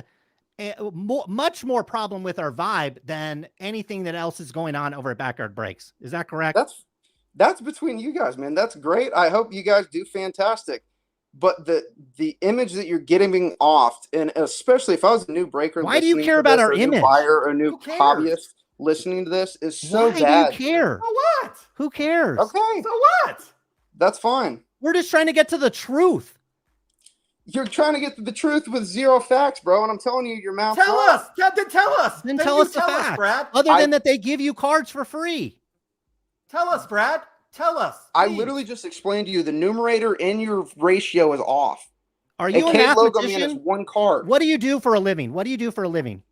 I work in IT. I have an engineering degree, and I took plenty of statistics courses. If you want me to come back on and give you statistics analysis, I can do that. Do it right now. I don't need to give you guys that time because obviously you have your mind made up. But I will gladly do it. I will spend the time if I can come back on. What are the proper odds then? What are the actual odds? I will look at the math, bro. I don't know. You guys posted that just a little bit ago, and I will go back and look. But again, your calculations, yes, maybe it's correct for one card, the K logo man, but it's not considering an Evan Mobley logo man that was pulled. It's not considering a Jalen Green logo man. I can cherry pick whatever cards. Do you understand? Did one breaker pull those cards? Did one breaker pull the Evan Mobley and the Jalen Green? This is what we're talking about. That's not one breaker, dude. It was different breakers. No, one breaker pulled. Look at the screen. One breaker pulled all those cards. Okay, so we're saying that the breaker in China is rigged too? Show me all those cards. Show me. Sure, show me. Show me the Jim map. Mint, Show go me somebody on who's to done some math on it. Instagram. Chill out and go on to Instagram and you'll see those cards. There's a Jalen Green logo man that was hit in China. There's an Evan Mobley logo man. They have a reel of the different logo mans that were hit. Backyard Breaks has one of them, and that happens to be the Cade Cunningham. The other big logo man hits, none of them are Backyard Breaks. So again, you guys are cherry picking for your assumptions, and so these numbers are off because your numerator is off. What you're considering a hit is totally subjective and it's not factual, dude. Well, you would have to come up with some other. What I'm asking you to do is, hey, Collectibles Guru put out a statement and did some math.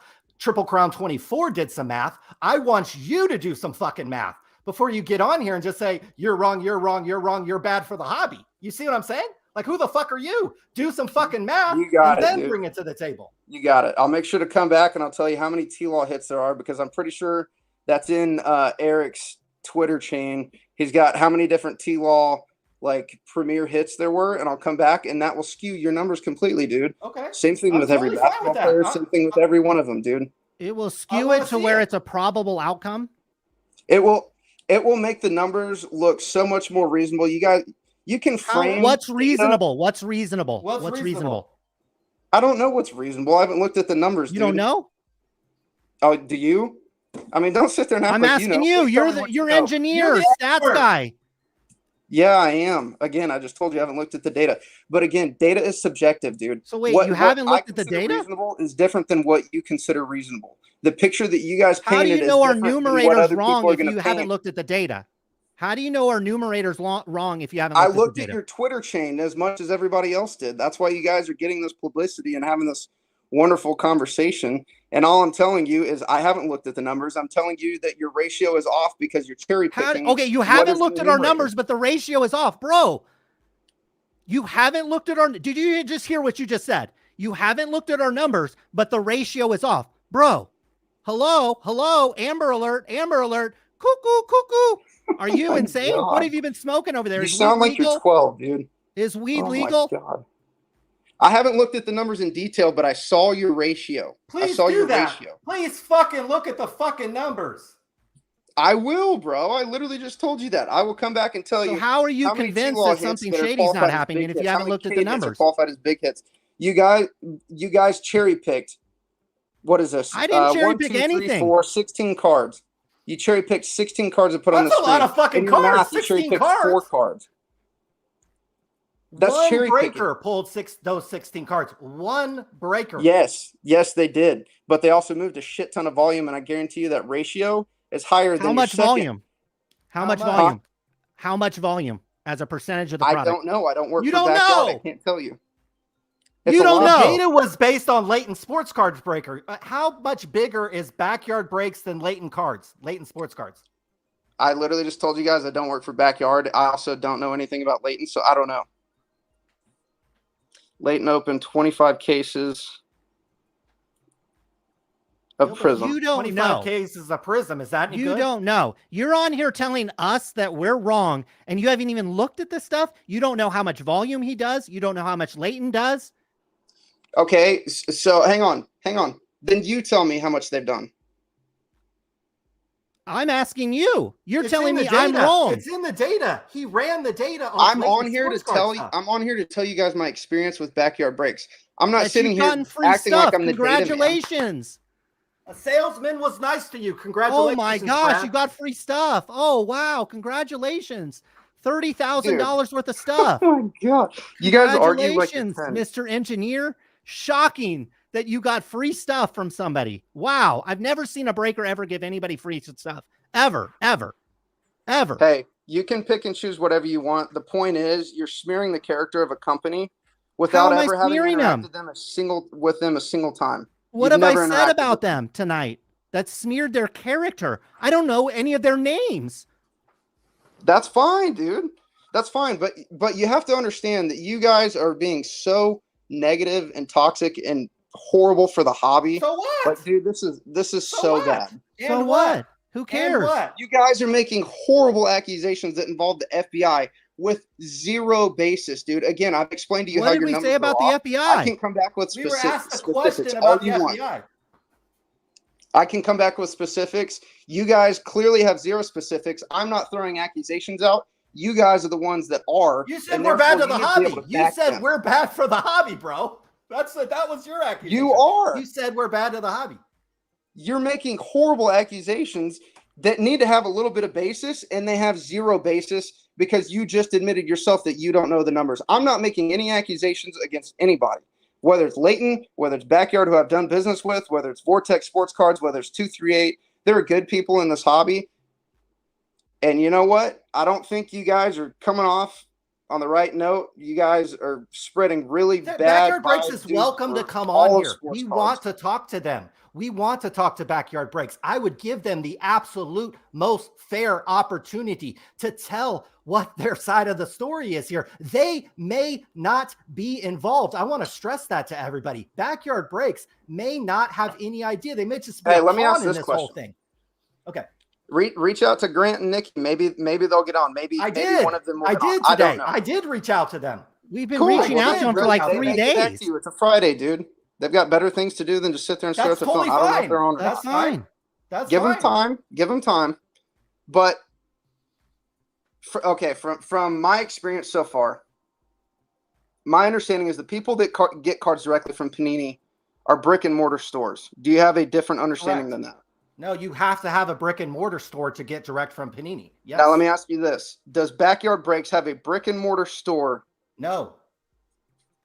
So then they're getting their stuff. They're secondhand dealers, and why are you pointing fingers at Doesn't Backyard mean it's Breaks? not rigged. Doesn't mean it's not rigged. That doesn't explain that it's not fucking rigged. It does. It's completely randomized. It's no different than I go to a local card store that gets their stuff from a different distributor. I don't know where they came from. I have no idea. Exactly. You don't. You don't know where it fucking came from. So you were just now proving that Backyard Breaks doesn't know what's in the case. Grant has never once been like, Right. "Oh, this is They may gonna not be happen." If he involved. said that, it's because he said it over and over and over. When they're talking about the Cade logo, man, you guys are. Somebody was on earlier, like, "Oh, they said it was gonna happen." Bro, they've been saying that for like months. To sit there and act like, "Oh, that one time that he said it, that was actually it." Of course, agree with every that. breaker that's trying to move product, of course they're like, "Yeah, the Cade logo man's in here, I dude." agree with You know that. how many months I've heard that, right? So to call that out, that's completely stupid, dude. That's completely But you can see how erroneous, it looks and no shady. disrespect to whoever said wait, that. wait. You can at least see how it looks shady that we're sitting here talking about loaded cases and then they predict a card No, that's going to come not out of if the they case. say it for I'm not literally saying months. anything shady, but you could see how somebody could make that assumption.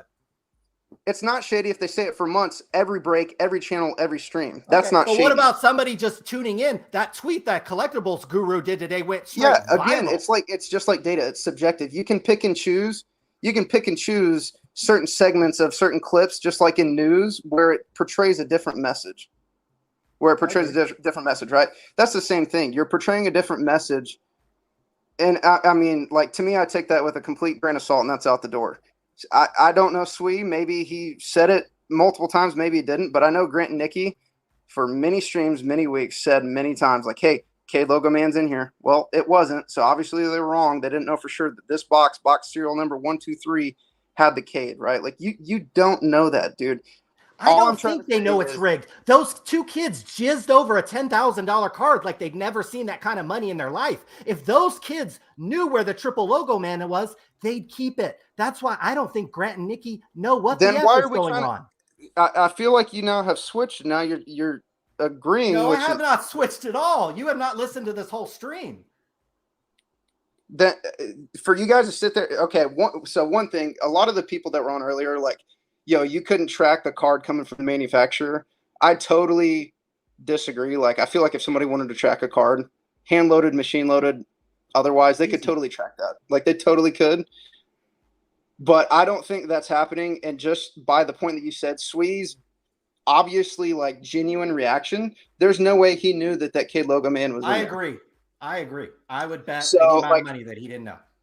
Here's where I'd like to land. I have no ill will towards you guys. I understand what you guys are trying to do. You're trying to find the truth, and I appreciate that. I think that the way this is being conveyed is that it's smearing Backyard Breaks. You're pointing fingers at Backyard Breaks. Leighton has been mentioned once this entire conversation where you guys have clearly accused them of similar stuff, right? Like, all I'm trying to say is you guys are smearing Backyard Breaks when there are other people that could potentially be involved in this. And I don't think it's good. I don't think it's good for the hobby. Breaks can stand up for themselves. They make $1 million apparently a year from whatnot. They are more than welcome to come on here and defend themselves. Like, they are more than welcome to come on here. If they do, that's great. But you have to understand, they receive so much hate, dude. They may or they may not come on. So do we. They get hate all the time. I hope they come on. If they don't, that's fine. That's their prerogative. They can do whatever they want. That is their right. They can give you the time of day. They cannot. I don't know. It's Friday. They're probably enjoying their life right now. I don't know. So. But I'm on here just to say that, hey, guys, take it a little bit easier. Have a little bit of fun, dude. Like, it's sports cards. It's not the end of the world. Like, shit's not burning down. But I appreciate what you guys are doing. And I do agree that the fingers need to be pointed towards Panini if there is anything sketchy going on. That's it. And it's all good. Like, I've got no ill will towards you guys. I don't appreciate, like, I don't know. Super, like, you guys are pointing fingers and making some very serious claims, and you literally mentioned the FBI. Like, come on, dude. That's insane. What do you want to spank us? I mean, what the fuck? Like, have you ever been on the internet? You never heard people say things before? Holy crap, Brad. What did he give you? No, don't try to You are the biggest Backyard Breaks fanboy I've ever seen. You're literally accusing them of fraud, dude. Like, we've never seen fraud in the hobby before. Oh my God. Yeah, we have, but like, you guys are making serious. They stole a Trevor Lawrence card. Was that not? You saw a breaker hold a knife to an employee's neck, buddy. Come on, come on. A breaker holding a knife. What? A breaker holding a knife to somebody's neck? Did you really just say that? Card breaks. Okay, where have you been, bro? Where the hell have you been? You didn't see that? That's news to me that breakers are holding knives to people's necks. Yeah. Google Platinum Card Breaks in our YouTube and look it up. If you think we're slandering fucking Backyard Breaks, look up Platinum Card Breaks. All right, well, somebody said that, and then rightfully so, go get them. But like, God, you guys don't know anything. You guys spend all this money on the hobby and don't know anything. Single sketchy thing happen with Backyard Breaks the entire time that I started. What about the Trevor Lawrence thing? The whole reason that I even did this, it's for tax purposes. That's how I got into this breaking. I'm not going to sit here and act like I'm a sports card guru. What about the survivor pool? What'd you say? What about the survivor pool? What you said you never saw anything sketchy from Backyard Break. They did a little survivor pool where there's some good information. What about the Trevor Lawrence scam? You've never seen anything scammy? Oh my God. Are you even looking for it? You guys can pick and choose and skew data and stories. It's all stuff. It's all figments that you're hearing on the internet. Neither of you clearly stated you were not there for any of it. You've never done any interaction with a single one of their breaks. You guys are just repeating what you've heard on the internet. That's it. It's all. RT, I can't hear you. No, go on. Go on. I can't hear you, dude. Go ahead. Go on. Go on. What were you saying? Go ahead. What were you saying? I can't hear you guys.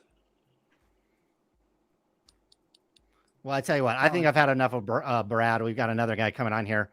It's called All right. Backdoor Breaks. How's that fun? How's it going, boys? What's up, my man? How's it going? Good, good, my man. How do we connect? I've been firing off stream invites here. Let everybody know what you're all about, my man. So I've been in the hobby since 2020. I've always loved sports cards as a kid, but I really got serious like in 2020 when all this bullshit was going on, all this stuff was going on, and I've known Backdoor Breaks for a long time now. He started off on TikTok selling little frisbees. He sold these like plastic frisbees. He would go on TikTok live and would sell these frisbees, and he was the most obnoxious dude on the app ever. So I know when he started breaks, the funny thing is he would break like, you know, and everyone would just hate on it. Like it was the funniest thing ever. You know, you could join his break and everyone would hate. So I'm with you guys in the whole thing is like, how did he get this big? How did these guys get so big? And to me, these guys are pretty much just like the middle school, like people in middle school watch these guys. You know, like I'm gonna be honest, they're like, you know, Barstool Sports. They're the Barstool Sports for middle schoolers, in my opinion. Well, where does the money? Middle schoolers don't have money to buy into National Treasures breaks. Where do you think the money's coming from here to buy into these breaks? Like, what? Who over the age of 18 is gonna sit down and watch these breaks? That's my question. That's what I want to answer is who are buying into these $1,000 breaks or these, you know, super expensive breaks? That's my question. Like that. I think we have, it's an addiction for a lot of people, I think. It is, and I think just that addiction can cloud, if you're addicted to something, sometimes it's like a woman or a woman is addicted to a man. Yeah. And you can be mistreated and it clouds your judgment because you have a little bit of addiction. Same with drugs or alcohol. They clearly do not do anything positive for you in the long run, but because you're addicted, you're constantly making excuses and coming up with things to justify your actions. Why they have a lot of whales.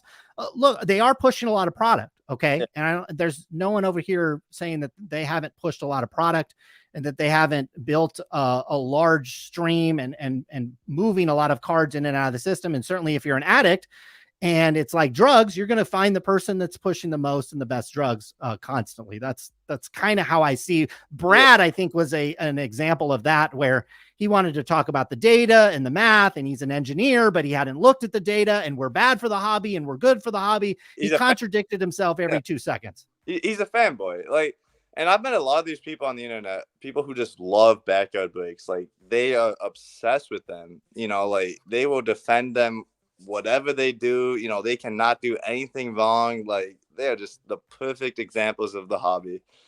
And I just don't understand that. Like personally, I don't, but it's all do you think this stuff is rigged? What percentage are you? We're kind of asking everybody who comes on here what percentage they think this thing is rigged. Are you 50-50? Are you 90-10? What percentage would you say these Backyard Breaks, some of these Backyard Breaks boxes are rigged?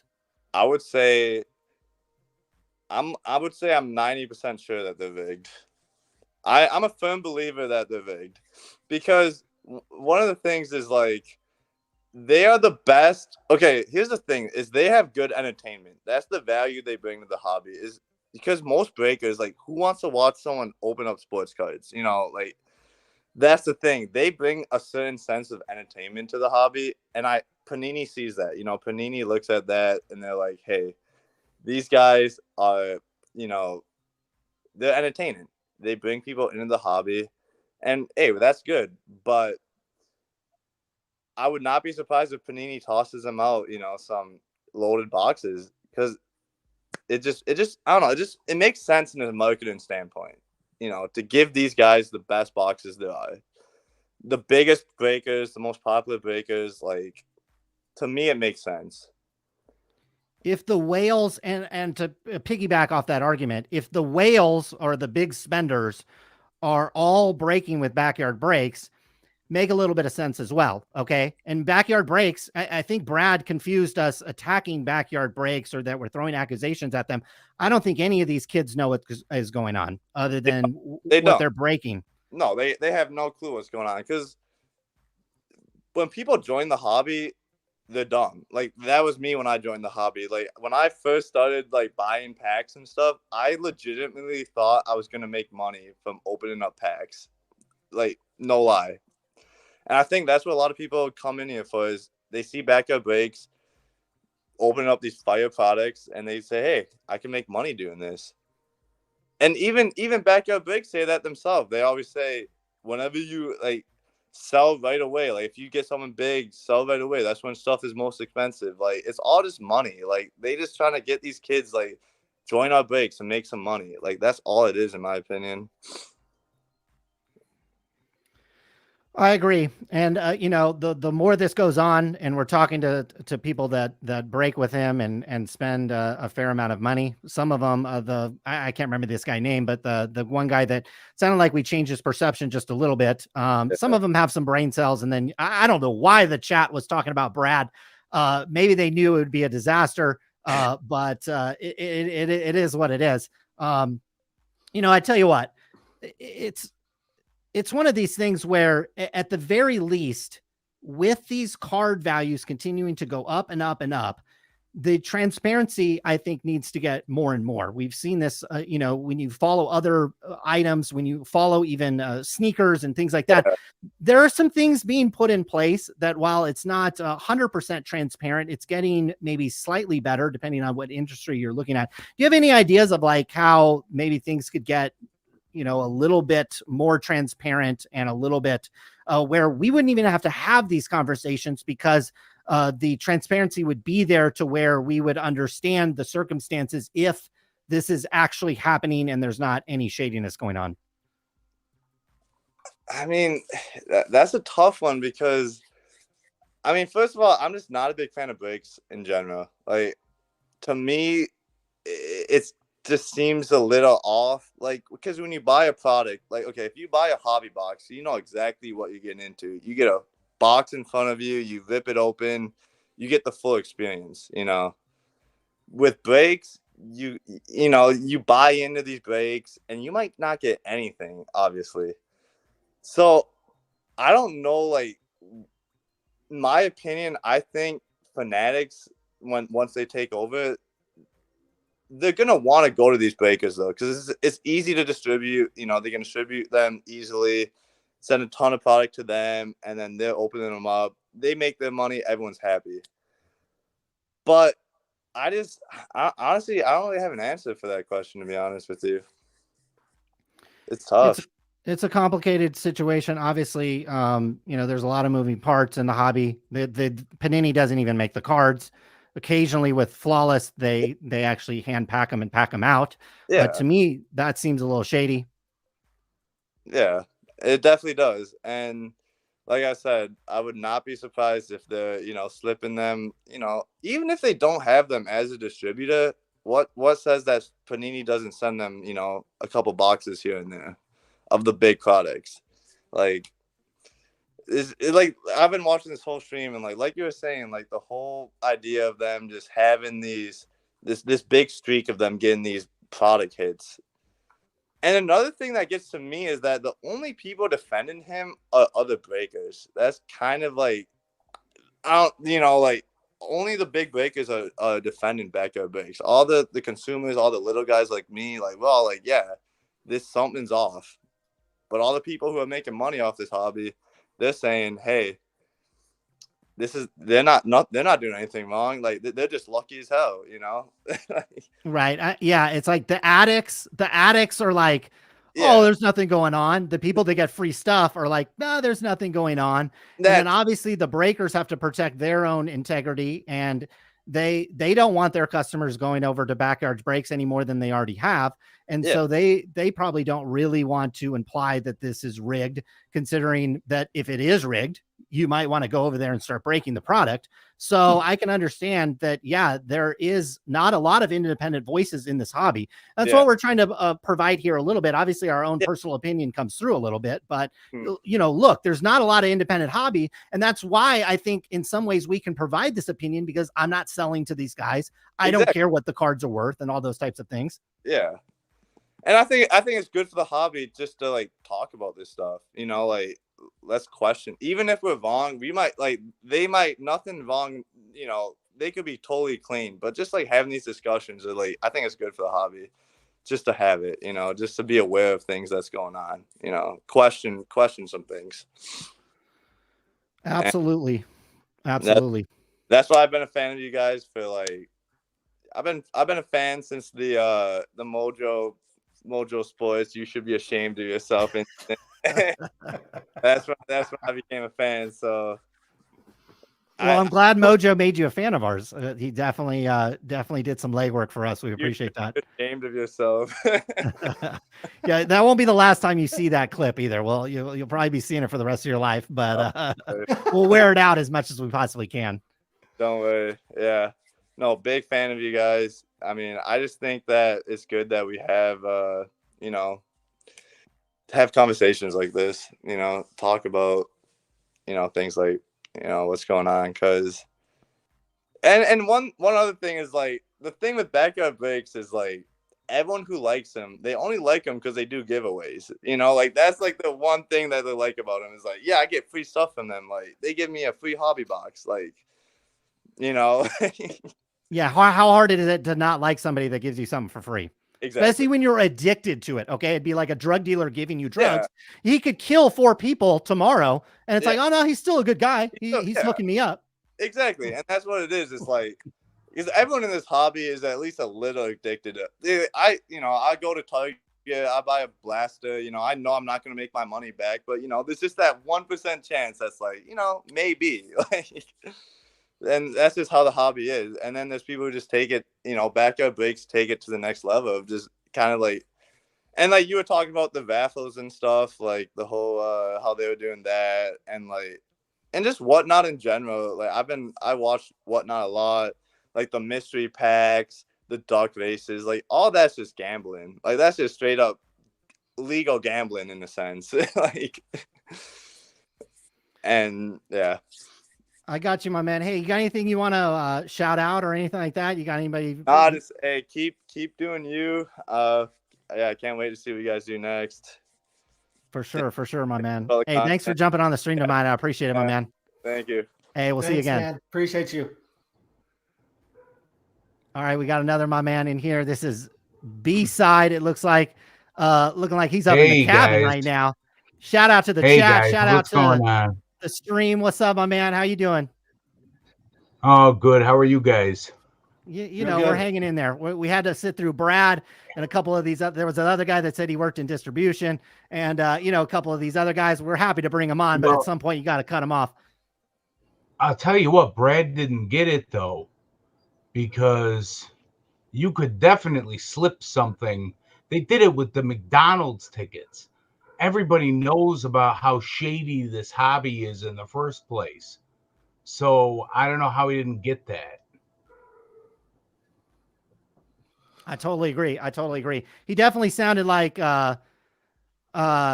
maybe drug addict is too hard of a term, but definitely maybe a gambling, you know, everybody that is a gambling addict walks into the MGM like, and you know, they have a good feeling about it, but you know, it's you're going to go in there and lose some money. Right. That's what it is. What do you think about all this? You've been listening to this. What do you think about all this, B-Cide? I think it's crazy. I mean, these guys, the odds of it are just ridiculous, because you're not talking about just like a specific card. You're talking about specific players and shit like that these people are pulling. So, I mean, it's like they're getting shit that people want, so it's enticing people to go through them. What's your involvement of the hobby? Do you buy into breaks? Have you bought into backyard? Like, what's your involvement in the hobby? I've bought into breaks probably maybe like 5-6 years ago, before shit really got hot. But I've been collecting since the 90s, you know what I mean? Me and my brother, kind of like you guys, and followed it ever since we were little kids and kind of never got out of it. Would it, if say for instance, an inside man came forward, or Panini, some kind of FBI investigation, as Brad was talking about, and it came together that these breaks were rigged, how would that change your perception of breaks or collecting? Like, would it alter you in any kind of way? I don't think it would change the opinion of collecting. It would definitely change my opinion of breaks. What breakers have you bought into? Like, what breakers have you when you were buying into breaks? Who were you breaking into? Jaspy. Okay, yeah, in Southern California. Okay. Yeah, yep, in Southern California, and I never had a problem with them. Like, it was always cool, but it was before the whole big craze and COVID and shit like that. What are you into now? You buying anything now? Actually, I've been into those political trading cards, the decision trading cards and shit. I actually emailed you guys a while about some autographs with Beckett and stuff like that. That's it for another time. But I've been kind of into that stuff. You do know what I'm talking about? I know exactly what you're talking about. The book? All was right, it the signed book? The signed book? It was the signed book. Yep, and I literally just pulled a 5 of 5 Trump autograph out of the Decision 2020 case that I bought. Oh, wow. Oh, okay. Yeah. Do you want to get into the signed book? How Beckett? Do you want to get into the signed book? How Beckett won't authenticate it? Oh, I'd love to get into it. Tell that story for everybody. Well, I have this book. It's signed by Donald Trump. It is it's signed through one of those companies that would have signed books, and they're not done by auto pens. They have videos of the people, signing them and all that good shit. So I'm thinking, I'm going to buy this book. It has a certificate and all that other shit. I've seen the YouTube videos that they posted of him signing it. So I'm like, okay, this seems legit. And I ran through the whole company's profile and background. And actually, they've been around longer than Beckett, which is funny. And they talk about the process they go through. And I went to send in this autograph to Beckett, and they said it was fake. When was that? And it was probably about a month ago. Okay. And they have signature cards that are authenticated by them. The same book. Basically, essentially the same book they've authenticated. The same book, only cut. The cut signature. It doesn't make any sense to me. What was their explanation? Did they say why did they not authenticate the Trump autograph? They just sent their generic rejection, like, oh, the spacing of the letters wasn't right, the undulation of the pen wasn't right, all that bullshit. How much do they still charge you? Do they still charge you when they tell you an autograph's not real? Does Beckett still charge you for that opinion? Yes. And it was $100. What are you going to do now? What are you going to do now with the book? Now that you can't get it authenticated, or I guess Beckett doesn't want to authenticate it. You send it to PSA? I think I'm going to send it to PSA because I just sent the card that I pulled the PSA for authentication. And I'm like, fuck it. I see that shit on eBay all the time. Do you have any doubt that it's not real? I guess, do you have any doubt that maybe it's not real? Not one doubt in my mind. And if you've seen some of the autographs that this guy has signed that Beckett has authenticated, it'd make you puke. That are fake, you think? That are fake? I don't know if they're fake, but we're talking like a couple lines with a scribble, and they'll authenticate it.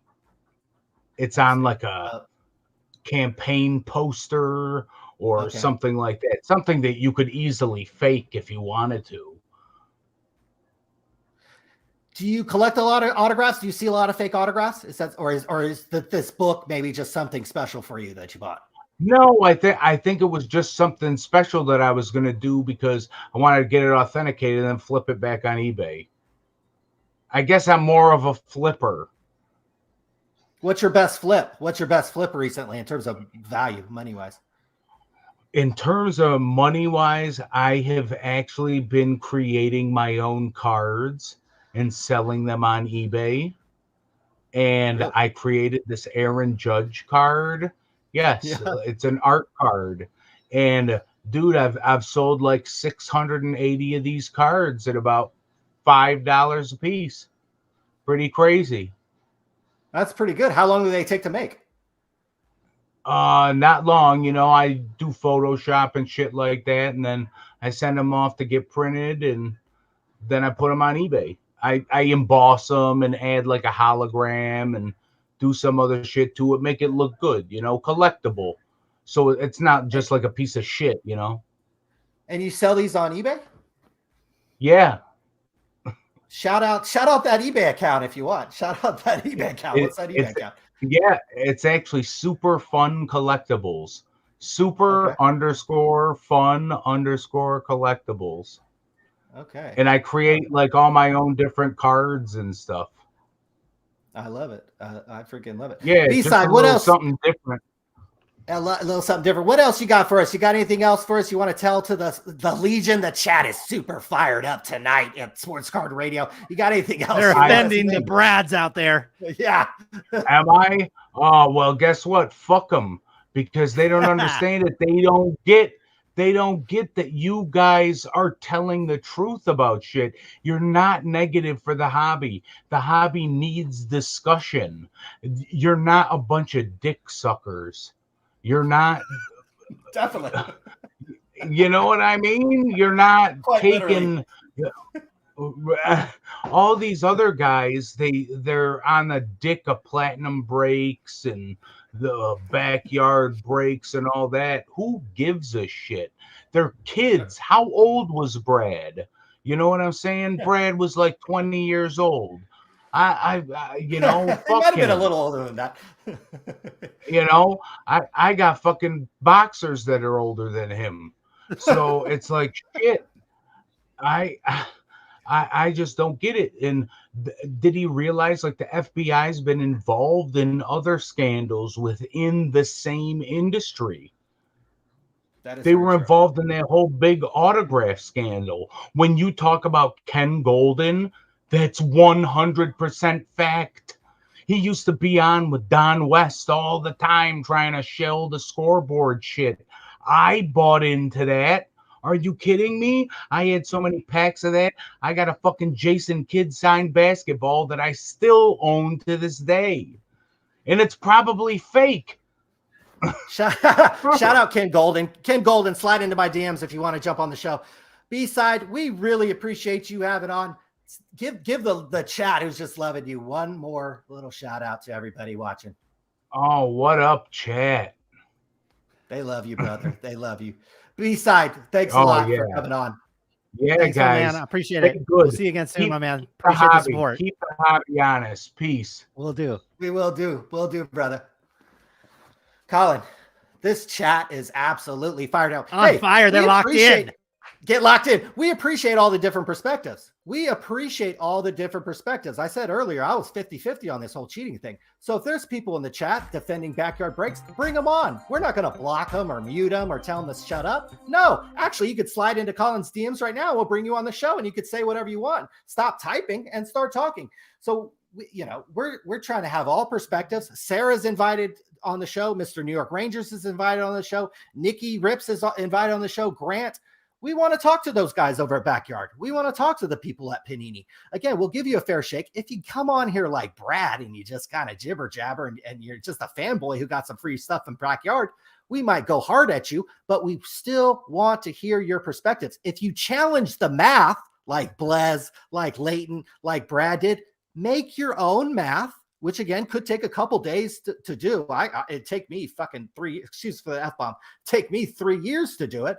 But do your own math, present it to us. I'll put it on my website. I'll do a video about it. I'll bring you on and we can talk about it. You know, as long as the math makes sense and it's accurate to other math experts, hey, we're here to hear all perspectives, all sides. We called this an investigation, not to light up Backyard Breaks, not to, you know, strike the hammer down and call them guilty or not. It was just to hear all sides, hear all perspectives, see what the heck is going on. That's why we're here today, because I'm 50-50. I'm not sure. Usually when it comes to these hobby scandals, I'm 100%. I'm 100% sure Platinum Card Breaks is a scumbag. I'm 100% here. I don't freaking know. I'm more shocked that these kids have built this business in 8 months that took Mojobreak, who we had on 4 hours ago, and somebody like Leighton Sports Cards many, many years. I'm more kind of blown away by that than actually, frankly, the cards they've hit. And even though those have long odds. Colin, what do you think? Yeah, I mean, this is an investigation. Obviously, our track record kind of precedes ourselves. People expect us to come in here and, you know, destroy these guys. We have in videos in the past. They certainly are on probation. I tell you what, these guys were on probation and continued to be on probation after, you know, after that Trevor Lawrence thing. And that never would make, you know, I wouldn't be a customer of theirs after I saw something like that. I wouldn't be a friend of somebody that would pull something like that. So it is what it is. It looks like we got another of my man in the chat here. The chat is on fire, locked in. You know, we're nearly 5 hours deep on this stream. We haven't given a single thing away. There hasn't been an attractive person on the show other than maybe AIH and Dan the Card Man. Other than that, you know, we're going Dustin, strong the here. Sports Card Dad. He you know. Okay, yeah, for sure. Yeah, for sure. I'm gonna bring on this guy right now. What's up, my man? El Cannon, is that how I say it? El Canon. And El you haven't had an Canon. attractive person on the show until now. Exactly. Yeah, that's why we brought you on, that for that sole reason. What's up, my man? What's going on tonight? I can't believe that I'm going to be like a 36-year-old man sitting here talking about these young kids breaking on some channel in Florida somewhere. These kids are all just like, you know, fanboys themselves of sports, but they've become these huge breakers from just Twitch, Whatnot, which, by the way, Whatnot has got to be the worst platform of all time for this sports card stuff. I thought it was cool when it first came out, but now I've been on there a lot, and it's just so scummy what is happening on Whatnot. There's no way to prevent shill bids, no way to prevent anything from anybody from stopping the shill bidding. So, but this, I follow the guy who put this out, who broke this story, I guess. Not really breaking the story, but just doing the math for us. And I started looking at it, and I was like, my goodness, these guys for sure have something shady here. Now, they could just have like the best luck of all time, but that, I mean, that seems pretty ridiculous. The bigger problem here beyond Backyard Breaks, because I'm not entirely sure they're involved with this at all. The bigger problem is that Panini for years has refused to listen to their customers in a lot of areas that we have found shady. For instance, they will not give us odds on the boxes because they don't want us to figure out print runs. That's my assumption. I could be wrong. But why aren't you giving odds on these boxes? If you don't want us to know the print runs, then that means you could easily be creating a junk wax era, and you're trying to make hay before, you know, while the sun is shining, and trying to sell and print as much as you can while the sun is shining, because there's a reckoning coming, and I'm not sure what's going to happen with this whole Fanatics deal, but it doesn't seem like it seems like they're trying to make as much money as they can before things go south, really far south, especially because they haven't seen this kind of action in the hobby for 20 years, 25 years. And so now we're seeing this huge growth, and they are trying to cash in. We didn't just see this in not printing the odds, but their increase on retail and hobby product pricing throughout that. They were trying to cut into the flippers and take as much profit as they could from the flippers because they saw how much the flippers were making out, and they said, we can get in on that, raise their prices. And, you know, for baseball, they don't even have logos, but I have to pay $35 for a blaster box. A little ridiculous.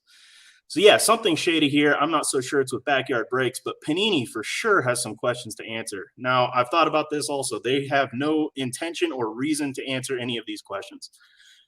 They're in litigation right now regarding their redemption program, which has absolutely been a joke. 10 years people are waiting for redemptions, and when they get them, they're getting 150 points for somebody that was huge back in the day. And so being able to kind of wait out the market and give them something cheaper so that they don't have to, get taken for a ride in the future is a little ridiculous. So if Panini comes out and makes any kind of a statement, it can only hurt them in litigation. So why would they do it? And I guess in theory, they may not know if it's some kind of like lone man in the printing facility, or if it's like 2 rogue employees. Maybe they literally have no idea, and they've got to investigate this thing on their own. How does this change your perception? You talked about how you're kind of on the side that maybe something weird is happening. How does this going to change maybe how you buy cards or how you collect, or is it actually going to change anything? I mean, it's already changed. I ran a breaking channel back in 2019, broke a lot of stuff, mostly tops, but some Panini. Got into some football and basketball for a little while, did some Pokemon. And I've slowly been backing out from the hobby because the economy just isn't great for breaking right now. It's not great for cards right now. So I haven't ran the break channel in over a year now. But my perception, I mean, I don't trust most of these card companies as far as I can throw them. They have proven time and time again that they have very little interest in catering to the customer. Their customer service is absolutely horrible. If you try and talk to Panini or Topps, it takes you weeks to get a response if you ever do. They have really no intention of trying to be customer friendly. And that has to be some kind of a result of so much feedback from customers that you just can't handle all of it, because nobody's going to be happy when it comes to gambling. You're just not going to be content. There's a few that are going to be really happy and the rest are going to be ticked off. So you just can't respond to all of it. And I was hoping that Fanatics was going to be the answer, but I just don't know if it is. I think that competition is the best thing for this hobby. The more competition you have, the more companies there are when it comes to grading or card production, the better it is, because as you know, competition drives down prices, and consumers always benefit when there's more competition. But people are so loyal to Topps and Panini, I just don't see that ever changing unless there's some serious litigation. These guys have to pay some serious fines or, pay in class action suits. It's just not going to happen. You said you used to run a breaking company. Have you ever seen a run of cards of good luck like the Backyard has had over the last couple months? I mean, did you ever have it even on a smaller scale breaking kind of a good run of big hits? Or they don't have to be the freaking product hits, but just amazing hits? No, not even close. But, I wasn't running the kind of product that these guys are running. These guys, the internet loves them because they know what's good for the internet. They're great marketers. That's obvious. I'm not a great marketer. I'm a 36-year-old overweight man that breaks from his office, and I'm trying to get some product out there. And I used to run, it was called Lunch Breaks Live. So I'd run it over lunch break when people had that kind of lunch hour off. It was a fun time. I wouldn't break a lot of stuff, but it'd be like a hobby box here, a jumbo box there, maybe a mixer of like 6 or 7 of those products. And man, I hit like one of one in the entire time that I was doing breaking. Like I hit some to 5s and some pretty cool autos, some fairly decent cards, some bat down Acuñas, things that were cool cards, but never did I hit case hits like that, or never was. And like I said, I probably didn't break as much product as these guys do in a week in the entire time that I was breaking on my channel. So I'm not a good sample size to look at, but I've watched Jaspys for a long time. I think they're good quality individuals. They're a good, honest breaker. And those guys, they have like a haul of hits. I mean, they've been doing it 20 years and their haul of hits doesn't look like Backyards. Right. Crazy. Right. Yeah. And so I'm not sure what is happening with Backyard, but hey, if I was a young kid and I found out that one of my friends worked in the Panini factory and I was like, hey bro, can you slide some stuff over to us? Like that, I could see myself doing something that foolish when I was, 18, 19 years ago, just because you're addicted to the money, you're addicted to the clout, and you make stupid decisions. Or you also have other addictions. Absolutely. Yeah. Yeah. Too true. Rothelikescards. What's up, my Yes, man? sir. Welcome What's to the going stream. on? How are we feeling tonight? Oh, hey, longtime viewer, first time chiming in. Hey, nothing wrong with that. We appreciate it. What's cracking tonight, my man? I think you said something about tell everybody. Yeah, you sent me a DM. What's that all about? Yeah, so I am the dude that hit the mantle out of the 55 Bowman pack from the National. Vintage break style. So he didn't. It sounded like he didn't dip on that, or maybe he dipped it in there. Well, Dan, do you dip? No, he was not there. He was not there. That was back in the old school days where there was just a couple cats, and actually, I think there was Red Sox legend on stage. Rico Petrocelli was on stage for that one. And I think he may have been the one that picked Leighton Sheldon's eyeballs up off the table. So, yeah, that was crazy. And you know, I'm happy to talk about like the early days of vintage breaks, which I'm no longer a part of. I never have been affiliated other than just like spending money. But I think it kind of lends itself to what it is you guys are talking about tonight when it comes to like the growth of these breaking channels. So, I mean, do you have any questions about like the early days? You know, I mean, we've been around for a while. Yeah. We've seen some of it a little bit. Did you have to pay for that? Did you pay for that mantle, or was that like a giveaway or something? So, you know, that's the thing about it. And I'm open book. It was $500 a spot. 20 packs they sold. 20 spots they sold in the pack. I wasn't willing to spend $500 on a spot, and they ran really good randoms of like long litany of random like garbage shit you could get to get into it. I was lucky enough that I did on the random get 2 spots. And mind you, it wasn't like I tried it twice and got it. I tried several times, but I didn't spend $1,000 trying it. It worked out for me. I'm sure I was very lucky on that. And I think I got spot 16 and spot 19. I still have a spot 16 card, which was Steve Gromek.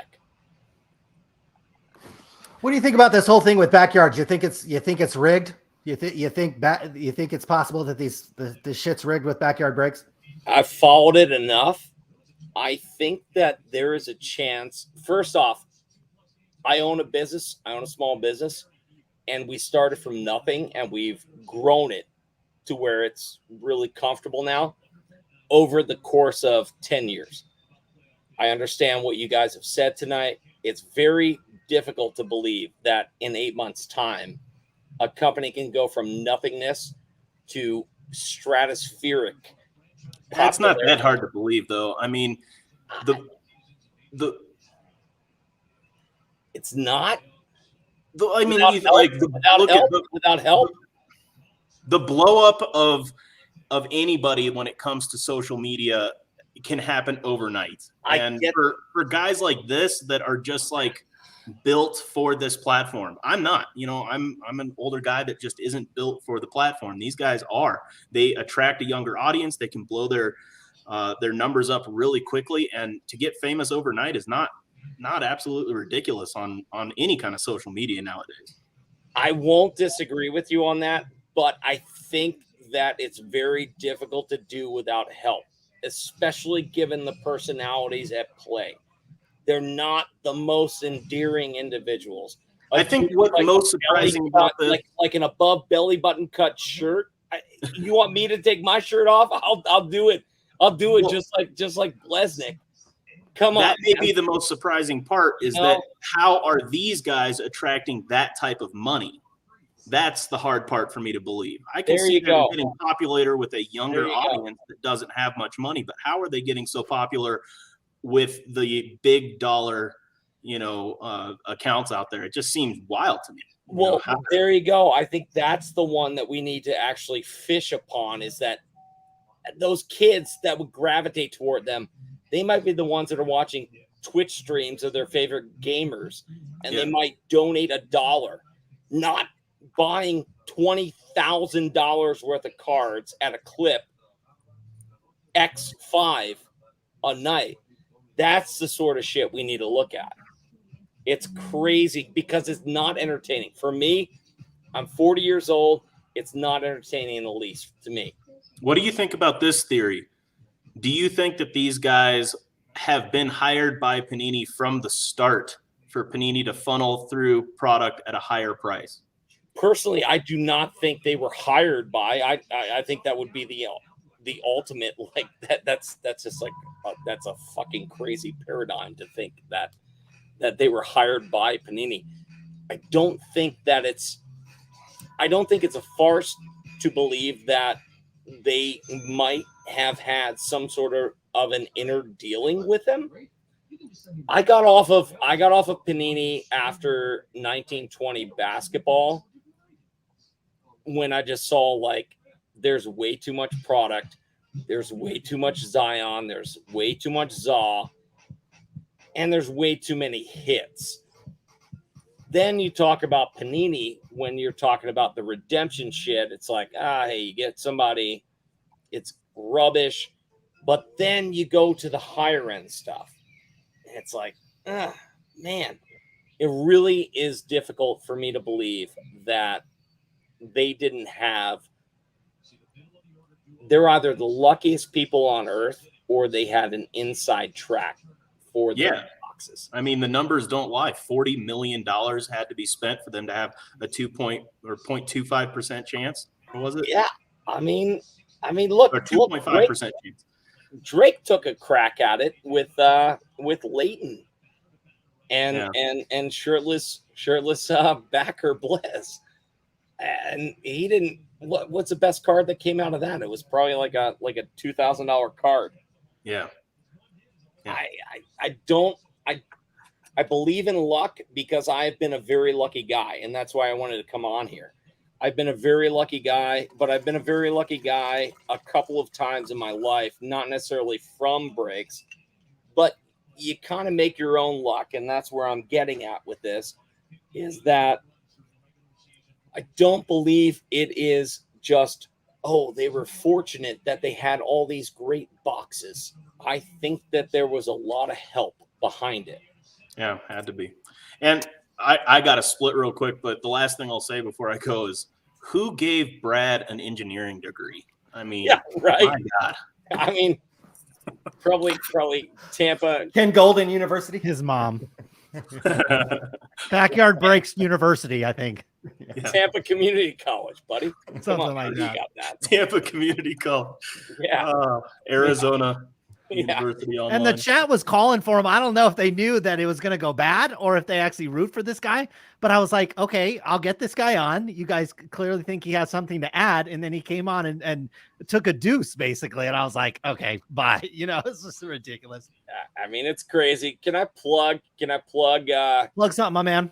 Yeah, I'm plugging Round Bacon Breaks on Instagram. Sure. We're stupid, dumb dudes that don't jack prices up on product. If we don't ask for product, what we get is what we just have in our room, and we go on and we just drink beer and smoke cigarettes, and we rip them and we sell boxes or breaks spots for average, whatever the cost is. And likely most of the time it's less than current market value. That's what we like to do. We like to have fun. We're not here to make a living. Hell yeah. Say that again. What was it? Round Bacon Breaks? Round Bacon Breaks. We love it. We're going to check that out for sure. Thanks for yeah. joining us tonight, brother. Hey, thanks for having me, guys. Thanks, guys. Appreciate it. You guys have a good night. El Yes, Canon, well. you got anything you want to shout out? Yeah, just follow my Twitter at El Canon Breaks, and I do trades and stack sales. I'm always talking about the hobby, trying to bring stuff up like this that you guys do. I was the one who broke like a whatnot video that some guy just lost it on his audience, one of his breakers, and started just cussing at everybody, and it was pretty hilarious. So I'm always keeping my eye out in the hobby, but I have a pretty fun Twitter. I'm on there all the time, doing stack sales and finding deals and stuff for people to buy in. And yeah, check it out. At Elkanon Breaks.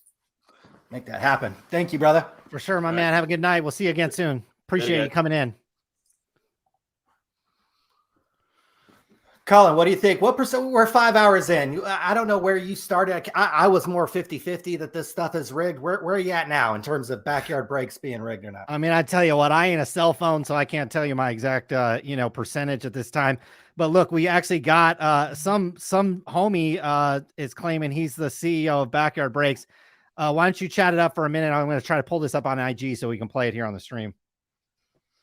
Oh, he did a video? Yeah, he did a video.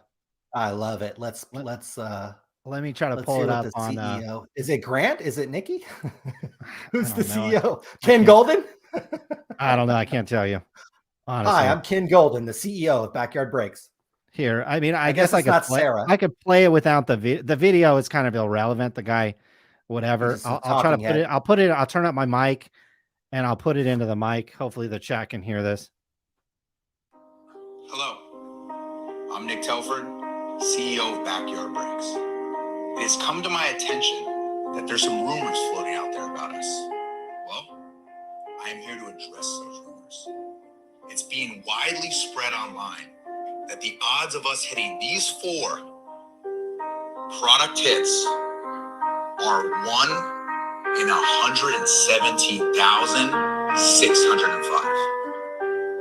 So my question to you, the hobby,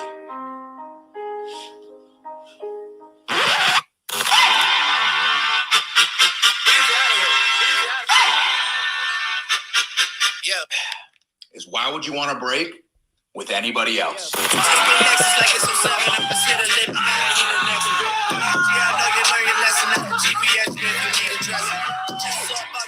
I love it. Okay, it's 100% rigged. Change my opinion. It's 100% rigged. Yeah, they should be leaning into this. I would put out, Yeah. if I was them, I'd put out a video, be like, yeah, why would you break anything else? Maybe it is rigged. We're getting all the loaded cases. Come break it backyard. So I mean, that kid, whatever, Grant or whoever his name is, I mean, kudos to him, for putting something like that out. He kind of, gave it all, everything's all serious, oh, this is all serious. And then boom, he dropped the little music on you and said, hey, come break with us. I got no problem with that. Got no problem with people who buy from Backyard Breaks. I don't care what you do with your money. Literally don't care what you do with your money. So if I were them, I'd lean into this too. Because again, they may not know that they're getting loaded cases. I think if they knew the way they freaking looked like they were in love with that Trevor Lawrence gold card, it looked like Grant and Nikki just wanted to make out with that. They never seen a pretty girl in their life and they just seen that Trevor Lawrence card and it was so good. So if they knew where the triple logo man was, that card wouldn't have been ripped. If they knew where the Warriors triple logo man card, they wouldn't have been ripped. If that guy Suey, whoever pulled that Cade 1 of 1, if he really knew it was in that box wouldn't have gotten opened on camera and went to some quote unquote customer, somebody like Brad or whatever. Shout out to our boy Brad. Shout out to everybody who's brave enough to enter this. I was worried when we did this because if anybody's watched our last video when Top Gun Jeff called in, I was afraid they were going to be like, oh, I'm never going to go on Sports Card Radio because I'll just get, roasted like Top Gun Jeff did. So shout out to everybody, whether you're on the side that it's rigged or not, for calling in to Sports Card Radio, especially after, Top Gun Jeff. I think most people can admit that it didn't go that great for him. But, I think, what do you think of the statement from our boy Grant over at Backyard? It doesn't, I mean, if you're his customer, that's what you want to see. If you're a fanboy of the industry, that's okay. If you're looking at this objectively, is that really, what you're looking for at this time? Absolutely not. But it's exactly what we'd expect with these guys. Look, they have a little bit of a nonchalant and kind of a little bit of a nonchalant attitude about things. Nothing wrong with that. Okay. We're not over here trying to analyze this as like this is some corporate Amazon employee, or this is Meta, or this is Apple. This is a Backyard Breaks. They skew to kind of the Brad demographic that, supposedly has an engineer degree. but doesn't look at the numbers, but accuses us of having the numbers wrong. Look, that's the whole deal with them. And so, it is what it is, but it doesn't provide any confidence. If I was Panini out there and I was looking at this, and I have customers probably contacting me, I have customers that are worried. I probably have other dealers that are worried, other hobby shops, other people in the distribution chain that are looking at that or looking at this and are a little concerned about what's going on. I look at something like that, like basically grabbing your crotch and cock pumping it at the camera and cock pumping it at the industry. Well, probably doesn't make me too good. That's why I don't understand why the Laytons are up here trying to defend these guys. I saw some other guys on our Twitter feed trying to defend these guys. He just pumped his crotch at you guys. Like literally, like you guys are sitting around the other breakers out there that have actively basically clocked in for free to defend Backyard Breaks. Well, the quote CEO just got on Instagram and cock pumped you. Okay. Like that's exactly what happened. So I don't understand why everybody is lining up and clocking in for free to defend these guys, especially if you're a competitor. That's just my opinion, but we'll see what happens with these things. Times goes on. I think we've had a lot of speculation of the money behind these guys, who's behind these guys. I think you had some insight earlier, Ryan, with I think you did a little bit of sleuthing. And you see that these guys weren't born with a silver spoon in their butts. And there's some information that we're deep into the night, folks. 5 hours in, we're still over 800 strong in the chat. I can't believe that. Shout out to the chat. Yeah, you can be a little rude and crude, but holy crap, guys. It's nothing compared to what we're from Stockton. So talking about a pretty girl on a stream, talking about a goofy little guy that doesn't even look like he can grow a mustache or a beard at this time. Look, it's okay by me. Okay. We're Stockton thugs over here. We can handle the chat, whether you're talking crap on us, whether you're talking crap on Backyard, whether you're talking crap on Brad or anybody else in this industry. We don't care. Okay. We've got not only thick skin, but layers of it. So we don't really mind. Shout out to the chat. But so we're getting real deep into the night. And I promised you at the beginning, if you've been, shout out to anybody that's been here since the beginning of the stream. We love you guys. Glocktown, Nick Diaz, shout out to anybody from the 209, anybody that has the courage to strut their stuff through the 209, especially that south side. Shout out to anybody like that. We're deep into the stream. We talked about how this might go Stockton style once the, all the little boys started to go to bed. Brad, started to, put down his engineering homework that he had over the weekend, maybe his math homework. Talk about how this might get into the muck a little bit. Ryan, you have a little bit of info over at Backyard Breaks about how these guys don't have a silver spoon in their ass. Yeah, I don't want to dig into it too much, but it'd be one thing if these guys came from parents or, a line of money that was millions upon millions of dollars. And there are people in this hobby. Look, that Kentucky Roadshow guy. That guy's got a ton of money. He didn't make any money in cards. That guy, Kentucky Roadshow, set up a shop in Kentucky and set up a shop in New York and California and Sonoma or somewhere and all these other places. Look into that guy's background. That guy, and there's another guy, the Card Bar, like in Virginia, excuse me. The guy was a FedEx executive for like his whole life and still gets like $150,000 a year pension. These guys who have money and who have built shops and breaking operations, I'm not surprised because they're older guys and have money. Grant and Nikki, again, we're deep into the stream, but I don't want to blow these guys up too much. But their families and parents aren't extremely well off, or where they were raised is, not an expensive house. I think there's every single house in Stockton, California is probably more expensive than the house these kids grew up in. So there's not hundreds of millions of dollars behind these kids that would explain when they're looking at the Trevor Lawrence card like they should be looking at Sarah. They looked at that Trevor Lawrence card like they had never seen $10,000 in their life. Like that was the most beautiful thing they'd ever seen. So these kids aren't from money.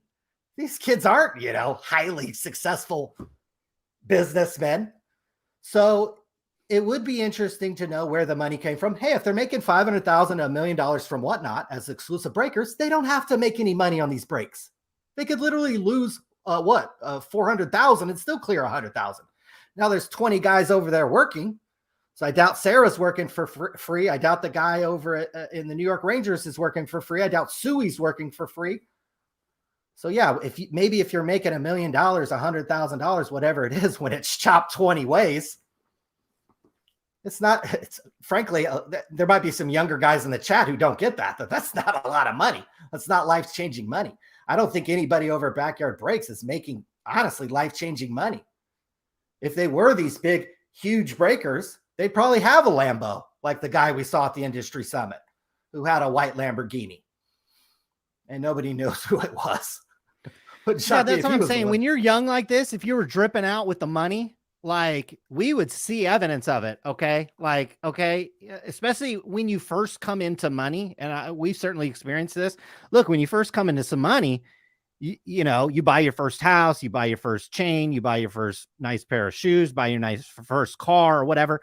You're going to be dripping this out. Now, not that I follow these guys all the time, but if they were truly balling out, I think we would see a lot more of it. I think they're obviously getting dimed out a little bit by Whatnot, but you know, they have obviously a large operation, and look, then maybe they're still scaling up. They ain't trying to make a profit. They ain't trying to do some stuff like that. So, but I don't think this is a case where you have 2 or 3 guys or whoever the CEO is that, you know, was rich before or daddy hooked him up. I don't think that's necessarily the case here. I actually think there is likely somebody with industry experience behind these guys, because to be able to scale up your business this quickly, either you are greasing a lot of palms. It'd be like politics. Okay. To go, you know, I mean, we could probably use Donald Trump as an example to do what he did, where he was, you know, obviously he was famous and he was very relatively wealthy. To do what he did is extraordinarily rare in something like that. And I wouldn't necessarily akin, you know, this to politics or anything like that. But it just seems to me like the meteoric rise that these guys had, and they made a gigantic misstep in the beginning. It seems to me it's a little suspect, and it's definitely, you know, something to take into account. If these guys had been around for a decade and then all of a sudden started hitting these cards, we might not be on this live stream. But the fact that they had this meteoric rise over the last 3 to 4 to 5 months, all of a sudden really does look a little bit more suspect, in my opinion. What other rumors can we start here? I got a rumor in my DM, so I got to read it here real quick. Okay, read it. Is it a good one? No, I can't say it. He doesn't want me to say it, so I've got to. Oh, shoot! I thought you were about to drop some knowledge. No, I can't. I could maybe paraphrase it. We'll see. Do we have any card manufacturer that wants to come on potentially? I don't know. I'm working on that. He's at dinner. There's a reason why we're staying live, guys. I can't believe there's 800 of us that hung in with us for over 5 hours live as we're doing our best Joe Ingram impression 5 hours in.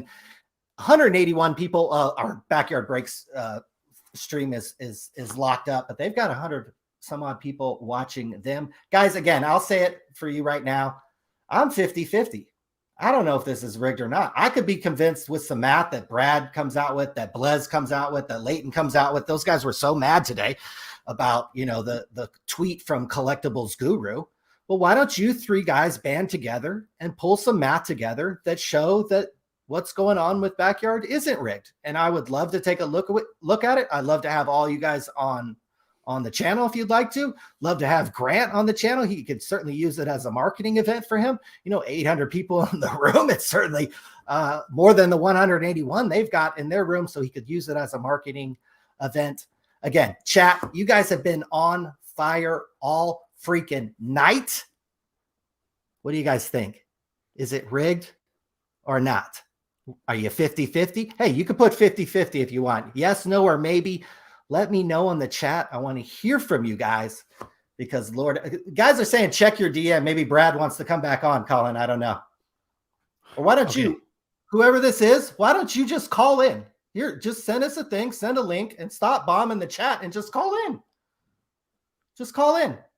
You guys want to defend Backyard Breaks? Please, by all means, do that. I want to hear it. We got a lot of rigged. We got some 50-50. We got some not rigged.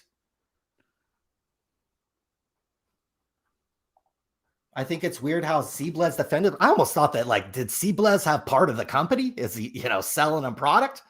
I mean, these guys like sprinted over to defend these guys.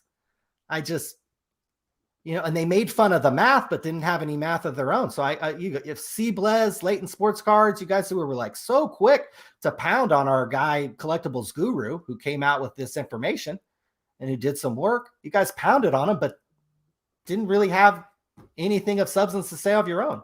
C-Blez did a video where he said the math was wrong. He's kind of like Brad. He did a video where he said the math was wrong, but didn't provide any math of his own. So again, some of these group breakers aren't the sharpest tools in the freaking shed. I'm seeing 100% not rigged. I'm seeing rigged.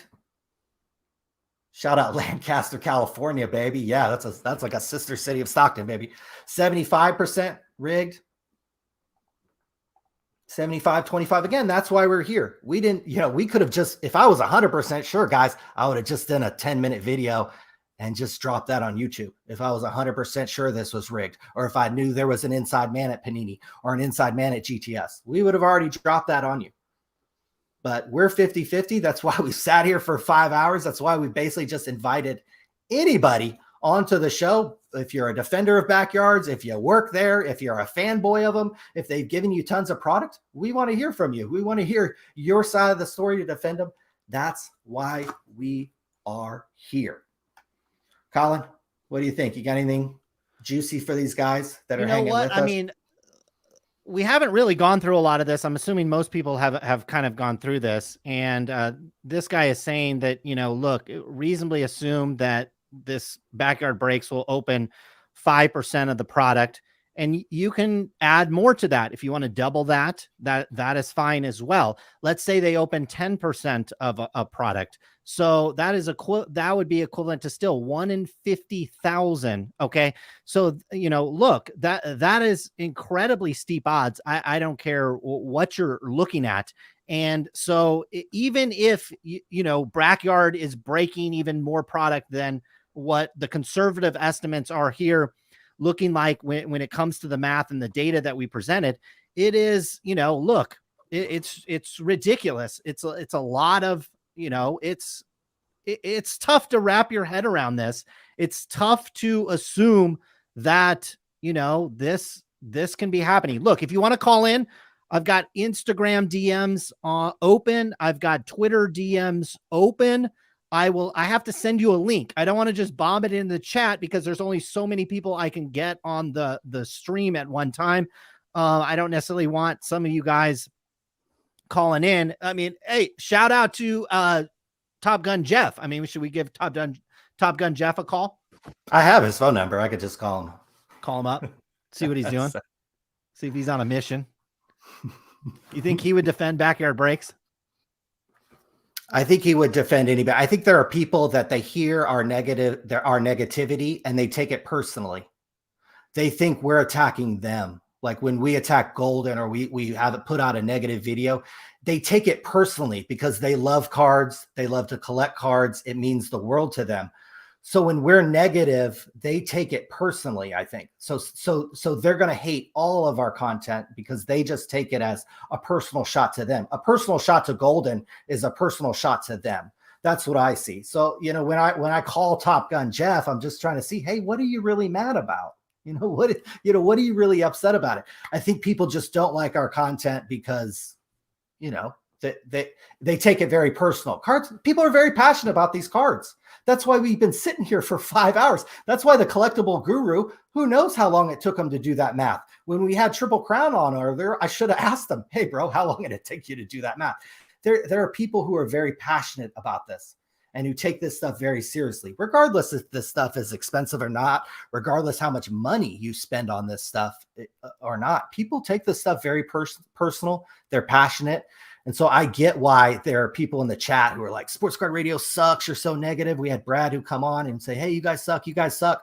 I get that because they take it very, very personal. And they look at people like Backyard Breaks as heroes because they're opening this stuff. They're giving them free stuff. And, it's a fun kind of thing. And so when, we attack an influencer or a breaker, they take that personally as well. because that's these guys' source of entertainment, source of an enjoyment. So I totally get it. Like, I totally get it. And I don't take, we probably get as many personal attacks and kind of hate as anybody else. I don't take that personally. It's fair. I don't take that personally. And again, we'll have you guys on the show. We had Top Gun Jeff on the show. We've had a few people come on the show here. You may or may not get treated nicely, but we're going to give you a platform. Say what you want to say. And if you have good information, if you have math that contradicts what Collectibles Guru found out, that what Triple Crown found out, we want to see it. I want to see it. I want to read it. I want to put it on my website. I want other people to see it. I want to create a platform where that information can get out there, especially in this regard where I'm 50-50, guys. I'm 50-50, even after the math. How about this criticism? K-Monk's coming in saying these guys don't even collect. I think referring to us. Backyard Breaks is the reason why the hobby is thriving. Why take down a company trying to promote the hobby? You guys are clowns. We could dissect that a little bit. We do collect cards. I mean, I buy cards literally every day. If I wasn't on this stream, I probably would have bought 10 or 15 things on eBay. So that's not actually true. I've sold over like 150,000 cards on comps. I literally bought from other collectors 150,000 cards on ComC. Oh, what do I have right here? I've had these for many years. I have cards laying around. Look, we're in the business. Yeah, the other thing is we're actually more in the business side. The business side of cards, impact us and interest us far more than clutching these cards and holding on to them and those types of things. We have a Check Out My Cards account that we've sold well north of over 100,000 cards over the last couple of years. We constantly are buying and selling cards here. We don't talk about it. We don't post it often on our streams. We don't talk about it a lot on our channel because I don't think that's necessarily content that needs to be put out there these days. Okay. There's, 50 other people on YouTube talking about their collection, talking about their cards, talking about what they're buying, talking about what they're selling. I don't necessarily think we provide any great insight into that type of things. Okay. But if you, I'm not here to brag, but I sold personally 6 figures worth of sports card supplies over the last 12 months. So, I have a wholesale account. I have a wholesale account at Southern Hobby. I have a wholesale account at Alliance Sports Distributors.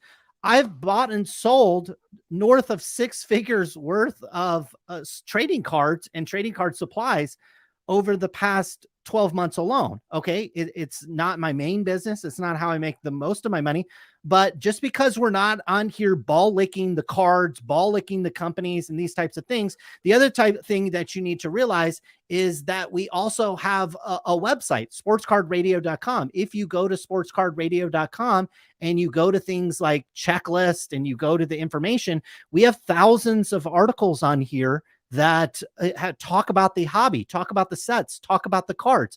There's a lot of ways to contribute to the hobby without saying, I'm collecting Chris Bryant, I'm collecting this, I love this breaker, I love this. I think a lot of you guys realize this, but this is a common misconception that just because we're not on here actively talking about the cards that we're collecting, not talking about the community, doesn't mean our website hasn't been hit on well north of 3 or 4 million times.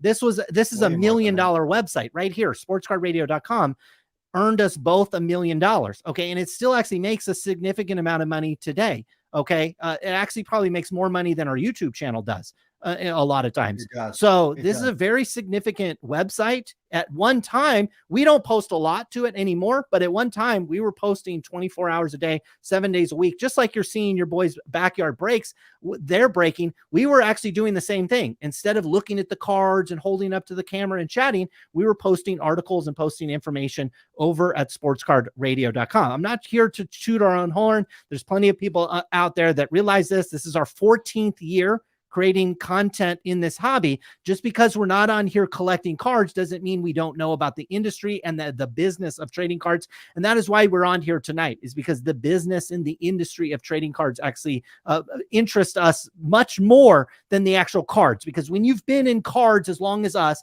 and you've bought and sold and seen as many cards as us, not many cards really interest us that much. This situation interests us a lot, not because I have any affection for any of these these cards. As we say here on the stream a lot, these are just pictures of men with cutout pieces of fabric that, quite frankly, probably weren't even worn by this player. And if it was worn by him, it was worn during a split second, not during an NBA game. These aren't collectibles that I'm really into. If you're into it, that's great. I like seeing this. I like seeing what you guys post on Instagram. I follow hundreds of collectors on Instagram and here on YouTube and on Twitter, and I love seeing what they pull. I follow people that collect WWE cards. I follow people that collect baseball cards and football and basketball cards. And I love to see what you guys post. But I also follow people that collect watches, that collect cars, that collect all types of things. Look, there's a broad swath here. And actually, I think somebody that doesn't have a big affection for the trading cards actually can give you some of the best opinions, because a lot of you guys in this hobby and a lot of the content that you see here on YouTube is really influenced by the fact that these guys are very much attracted to these cards in a major way. And it's just a fact that we're not here over at SportsCardRadio.com. Ryan, what else we got out here? The chat is on fire. 800 strong. I am trying to get a card manufacturer on. It's 50-50 right now. So we'll see what happens. Hey, tell him we'll only talk about this situation and we can hold anything else off for another time. For sure. I think he says Backyard Breaks is the reason the hobby is thriving. I don't necessarily disagree with that. I don't necessarily disagree. And you say, why take a company down? These two young people have 180 people in their room on Twitch. They have 132 people watching them on Whatnot. That's incredibly impressive. We're not taking anything down over there. What they've built over there and the fact that they have people watching them this late into the night is very, very impressive. So I don't think, you say, we're taking Backyard Breaks down. I disagree with that wholeheartly. They're doing great. They're doing great. They're getting paid. What was it? $1 million a year from Whatnot? Call me up. Whatnot. Damn. Yeah. But hey guys, invite us out to Florida and let's chill. We're old 40-year-old guys. We'd love to come hang out with Grant and Nikki, so we'd have a great time. So we're not taking these guys down at all. They're doing 186 people watching on Twitch. That's freaking amazing. Go live on Twitch right now. And again, get more than your mom and your sister watching. So it's freaking incredible. We're not taking them down. They're doing just fine. Get Sasha T or Card Collector Jeff 2. Wilson, we'll drop you a link. Sasha T, we'll drop you a link. Card Collector 2, if you're one of the 800 people watching, still 5.5 hours in. You guys are locked in and dedicated. Boy, locked in. These guys freaking came tonight. And the chat, hey, again, so some of the messages are going to be good. Some of the messages are going to be bad. If you're squeamish, if you're a liberal, you might have to turn off the chat, and just watch the stream. So we appreciate all perspectives. That's why we did this show. If we had one perspective, I would have just made a video and posted it. But we went live here and brought people in to just hear their side of the story, hear their perspective. We enjoy that. I wanted to hear it because I'm 50-50 still. Even after all this, I'm still 50-50. And I still want to see more math. And I still want to see Blez and Leighton and Brad get together and contradict the collectibles guru math. I want to see it. I want to see their evidence that, it's possible. Okay, well, show it to me on the math. They said the math was wrong. Okay, show me. Car Collector 2 is doing his hair, they say. He has nice hair. Hey, dude has nice hair. Car Collector 2. Shout out Car Collector 2. He has a podcast too. I think him and two other guys do a podcast every week almost or something, from his shop or all together. So shout out Car Collector 2. Shout out Jeff Wilson. Shout out Top Gun Jeff. If you want to get on the show, holler at your boy. I'm getting texts over here. They must be watching me. Here's the thing. It's okay, we're, in any kind of mystery, you have kind of the who, what, where, and why. Obviously, we know kind of what is happening. There's maybe potentially some hanky-panky with pulling a lot of the key hits, not the key hits, the best hits out of a hand-packed product. That certainly can raise some eyebrows. We also, on the backdrop of that, you have it very apparent. It's probably the worst kept secret in the hobby that Panini is certainly going to be acquired at some time, whether or not it happens 2 weeks from now or a month from now or a year from now. It's somewhat irrelevant. So clearly that creates it clearly creates a situation inside Panini where there are some employees knowing that maybe their best days at the company are behind them. So it kind of makes me think like, is that related to this situation as well? Because look, the opportunity to do this, especially to this magnitude, has been there since the beginning of kind of the modern hits. Okay. And we're talking about how cards are so much more expensive now. Well, it's relative, because if we flash back 5, 6, 7 years ago, however you want to go back, well, when Russell Wilson and Andrew Luck and all these guys were in these products, it was the same type of thing. Okay. Those cards were viewed as expensive at the time. And certainly you could have, made quite a bit of money if you were sneaking those cards out the back door.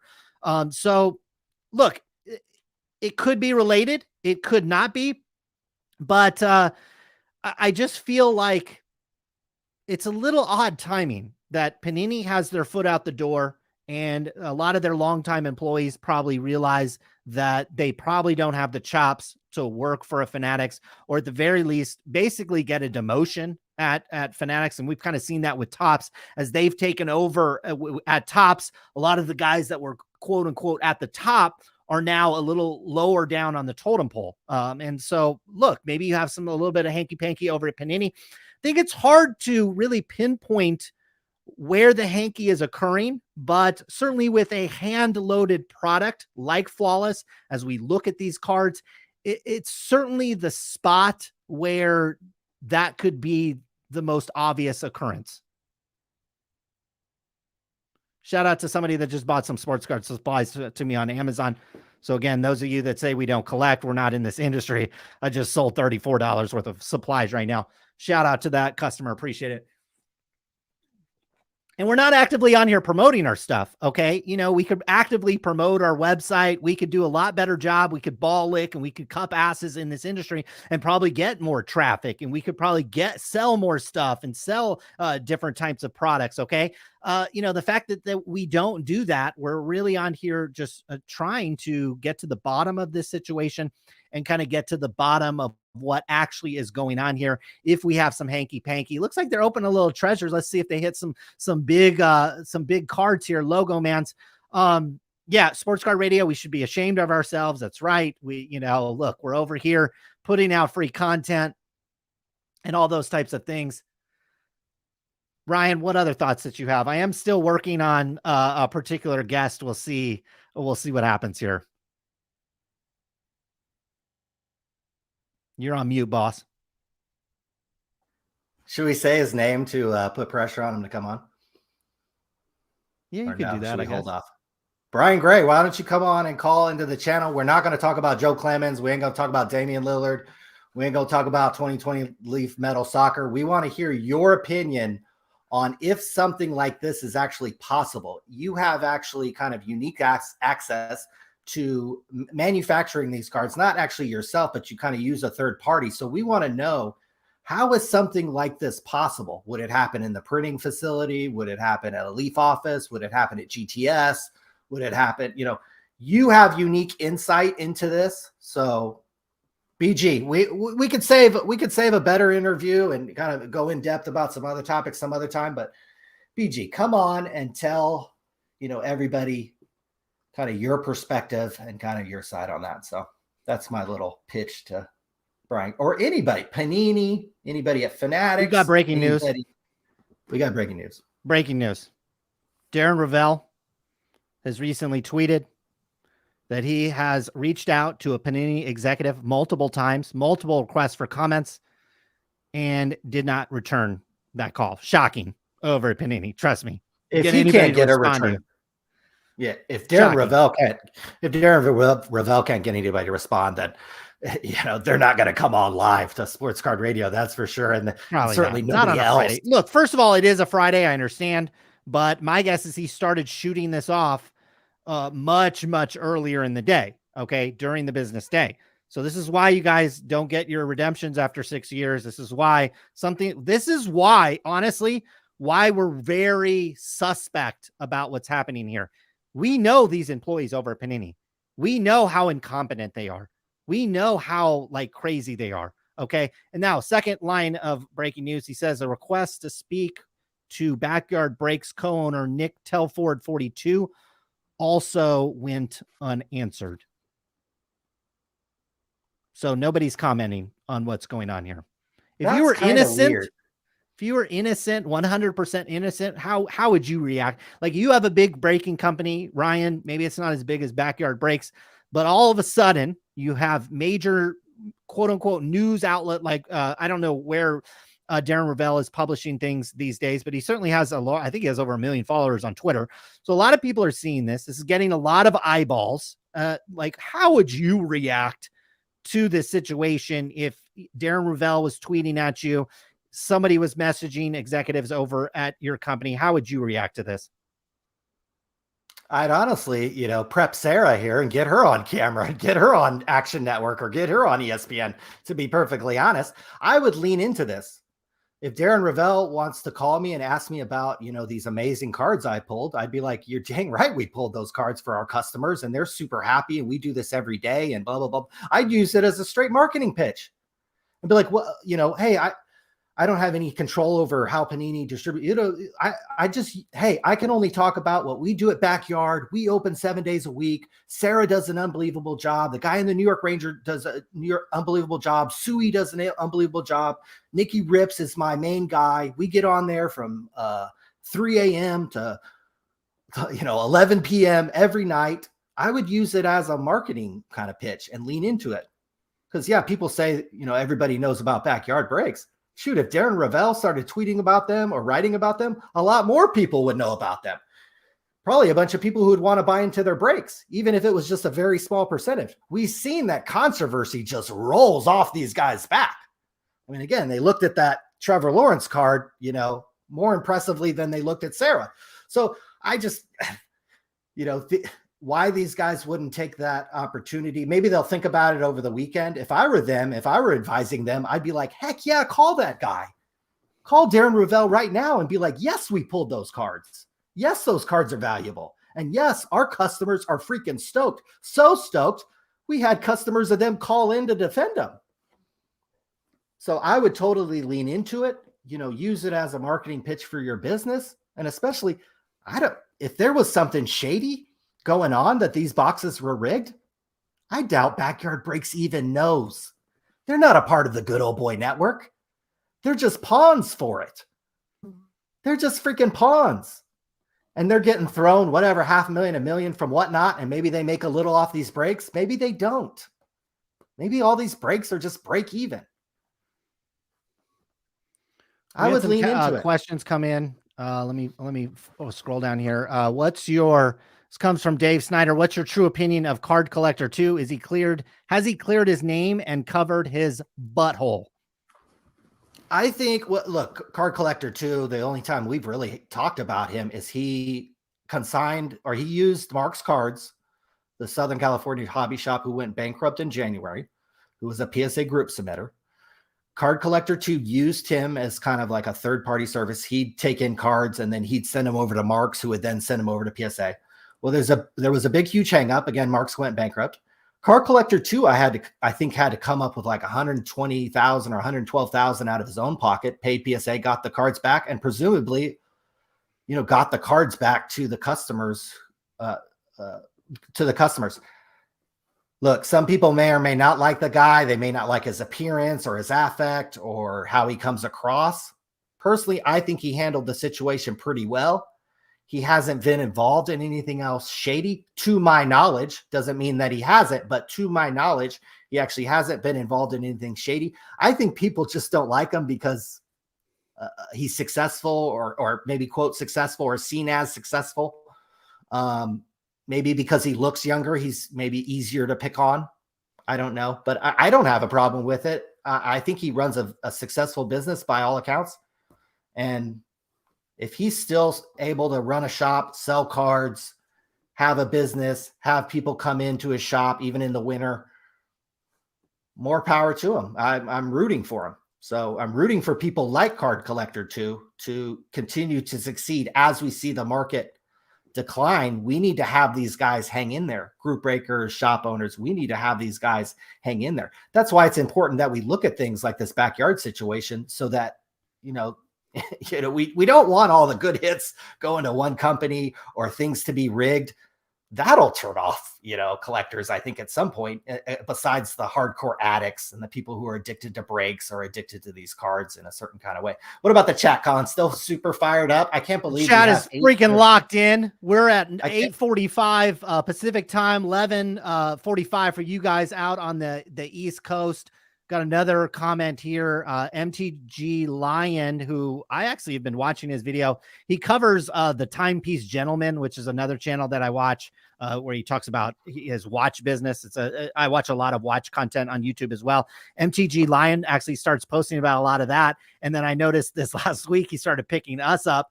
He's an online marketer, so he gets like SEO and things like that. And a lot of people are finding our channel by typing in Sports Card Radio on YouTube.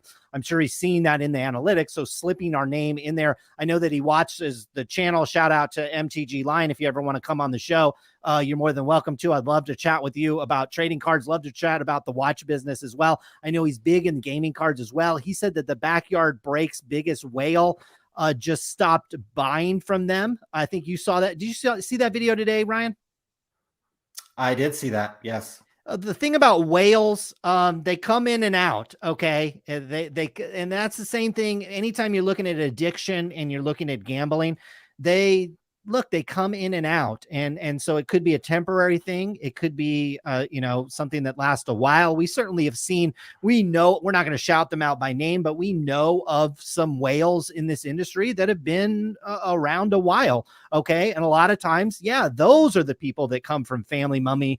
Those are the people that were born with a silver spoon in their mouth, or they just worked really hard and came up on a fat wad of cash. But typically the people that really worked hard for their money don't dust it off this quickly and in this fashion. But that's probably a broad statement. But yeah, I did see that their whale did look like, at least temporarily, probably kind of pull out, so to speak, if we can say that this late in the stream.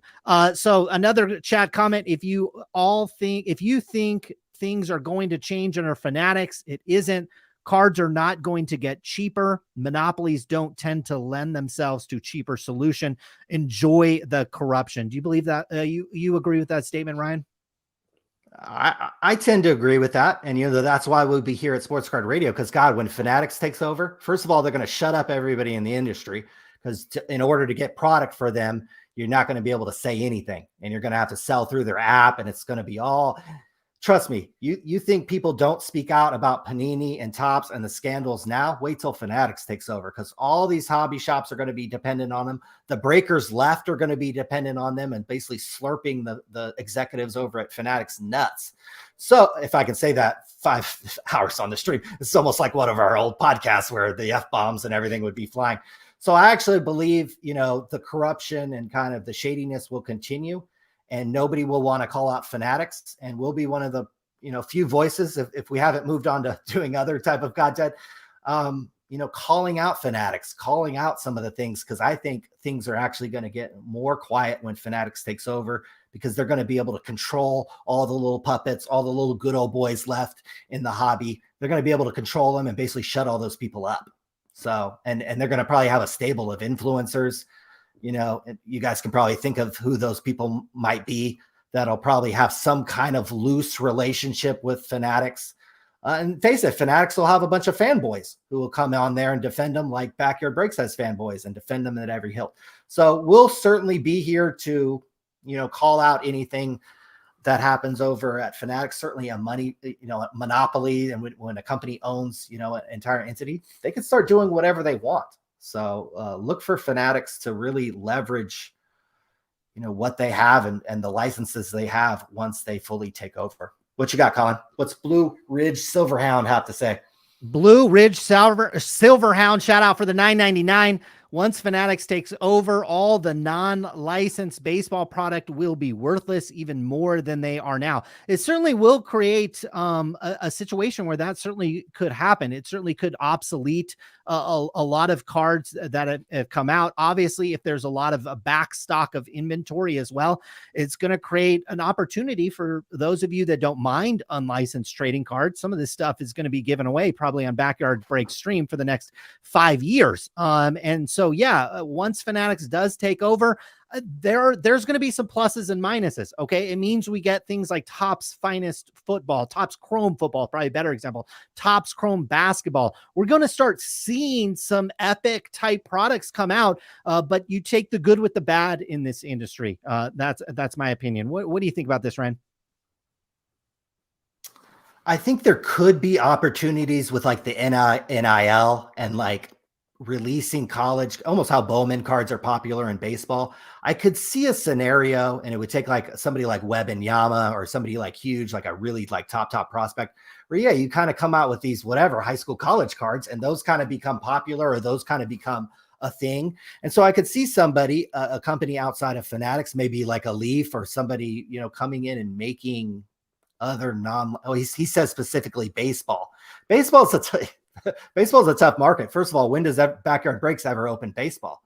Never. I mean, baseball is like the old man sport, you know? I mean, I watch a lot of baseball, so I'm getting, I'm old too. So I enjoy baseball. I love baseball cards, but you know, non-licensed baseball products, like, yeah, what is Leaf going to come out that's going to excite anybody? It's going to have like some kind of prospect that people like Bryce Harper that people were excited about, or that rarely happens anymore. You know, these guys have to reach the major leagues and do something like Aaron Judge a lot of times to get the level of excitement now with baseball. A lot of people have moved over to football and basketball. Backyard Breaks has done as good a job as anybody to, look, they have 3 people in that room. So yeah, they may be getting 50 grand a month, but when you start chopping that out 25 different ways, guys, nobody over there is balling. Nobody's over there is balling. Probably say about the same about this stream as well. Well, yeah, this is the lowest budget, stream on the internet here. We're not selling anything, we don't have anything to sell. We also don't have 20. Could you imagine if 20 people worked at Sports Card Radio? Shout out if we ever want to hire anybody. Holy crap. You think we'd be negative? What if we had an army of 20 people putting memes out and doing research and writing us scripts and, sitting here handing me water and feeding me grapes and, fanning me and, bringing me marijuana or recreational drugs over here that I could smoke. So it'd be freaking amazing if we had 20 people. Colin, do you think we'll ever hire anybody? What do you think? Shout out to anybody in the I don't think we need to, man. All the information, everybody thinks that we're in here digging and we're trying to be like a New York Times journalist and we're like investigating this stuff. All this stuff gets put in our lap. Okay. We're just, more or less kind of marketing this type of stuff. We're putting it out. We're actually not scared as well. There's so many people in this hobby that are so scared to give you an opinion, so scared to take a shot because they're worried maybe a Brad will come and say, oh, you're so negative. And oh, you're accusing, you're throwing out acquisitions. You could be sued and this type of other thing. What do we tell everybody, Ryan? Every time somebody says we can be sued, what do we always tell them? We'll see you in court. We'll see you in court, guys. You can fly out here to California, file the lawsuit out here, and we'll see you in court. We'll see what happens with it. We'll take the discovery. We'll take it all the way to trial, too. We're not trying to settle. We'll take it all the way to trial. We can do discovery. We'd love to do that over at Backyard Breaks. We'd love to do that and find out what's going on over there at Backyard Breaks. Did my homegirl shut down the stream? Oh, no. It's Friday night. She's got to go out. I'm sure she's got things to do. My girl's got something to do. I hope so. Man. Blez. So. Blez is up. Blez, what's he got? Blez got a wheel. What's he doing? Is that gambling? He's live now. Where the hell is he? How's this whatnot? Is that legal? I saw them like flipping around flipping around decks of cards and things like that, and it was like. That looks more shady than anything going on at Backyard Breaks. That wheel spinning looks like a freaking legal casino is what that looks like. Yeah, who's controlling that? But certainly you can feel up. Whenever I see these guys use decks of cards and dice, it's like Like that's the most easily manipulated thing that you could be using. Okay. It's very easy to mark cards, certainly, but also just be able to feel it by touch. There's ways you can do that. I've seen experts do that, but certainly all of these cards can be marked. So if you think any of this stuff random, and certainly a dice can be just weighed just a little bit to produce an outcome, but certainly the decks of cards, when I see these guys doing decks of cards, it's like, I don't want my spot being picked like that. Certainly if it's something for free or something like that, and I'm not having to pay, it can be kind of innocent in those types of things. But look, shout out to the chat. We're still 800 strong, 700 strong out here in the chat. I mean, we're getting late. We're just pushing it through, guys. We're locked in. We're grinding over here. We're drinking water. I skipped dinner. We're doing this, and look, we'll go all night if we have to. Even as the numbers start to dwindle down, there ain't nobody doing 790 people on a stream without a pretty side chick and giving $25,000 worth of product away every 3 hours, like Backyard Breaks is seeming to do. I think there was a couple other questions I had in here. Okay. Let's see. The hobby is alive. I think a lot of people are saying that, hey, you're doing this to the hobby, you're doing that. No, we have a very small impact on the hobby, and the hobby is alive. And yeah, prices have gone down. I think, what's his name? Brad, Crybaby Brad. What's our nickname? What we need to do, the chat needs to find out a nickname. If you haven't figured it out here at Sports Card Radio, we try to give everybody a nickname. Okay. Top Gun Jeff, certainly with all the card trimmers, we've done that. We try to give everybody some kind of nickname. Sometimes you got your dip and, the different types of things. Well, Brad needs a nickname, but Brad was complaining about all types of things, how we're negative to the hobby, that the hobby, somehow we're going to impact the hobby. Look, everybody is a small fish in this hobby. This hobby is very big. You have things like unopened product. You have single cards. You have vintage cards. You have people that buy into breaks. You have people that buy personal boxes. You have people that won't touch that type of stuff. Look, the hobby is very large. When you go to the national or you go to a large show, you kind of realize this, okay? You can kind of get lost in the crowd there, and there's very few people that stand out. Certainly there are customers, there are influencers that get a little bit more attention than the vast majority of the people in the room, but this hobby is gigantic. There's a place in it for every single person. The people that try to quiet voices or try to push people into a corner or try to intimidate them, in my opinion, probably not the best thing for the hobby, but look, everybody can make their own decisions. Question here is, what your guys' take on that Kraken guy? So that Kraken guy was the guy that was sitting outside and he was just talking about the triple logo man, the triple logo man and this types of other thing. Well, yeah, maybe he's in on it. Okay. Because I've gotten a lot of DMs here that I can't necessarily read here, but look, the same people, yes, these are quote unquote whales, but where are these people getting this money to constantly buy into these cards? Okay. And I think he said he immediately sold it, or he was interested in selling it, or maybe that was another guest, but where are these guys getting this money to get these cards? Okay. Where are these guys getting this money to buy in these breaks? If they're in on it, they don't necessarily need the money to constantly be buying into these breaks. Or if they're being told, like, here's when the big hits are coming, they don't have to spend a fortune on this thing. I think the only Backyard Break customer that we had that was honest, I can't remember his name, it was several hours ago, but he talked about how we kind of changed his opinion, at least got him to think a little bit.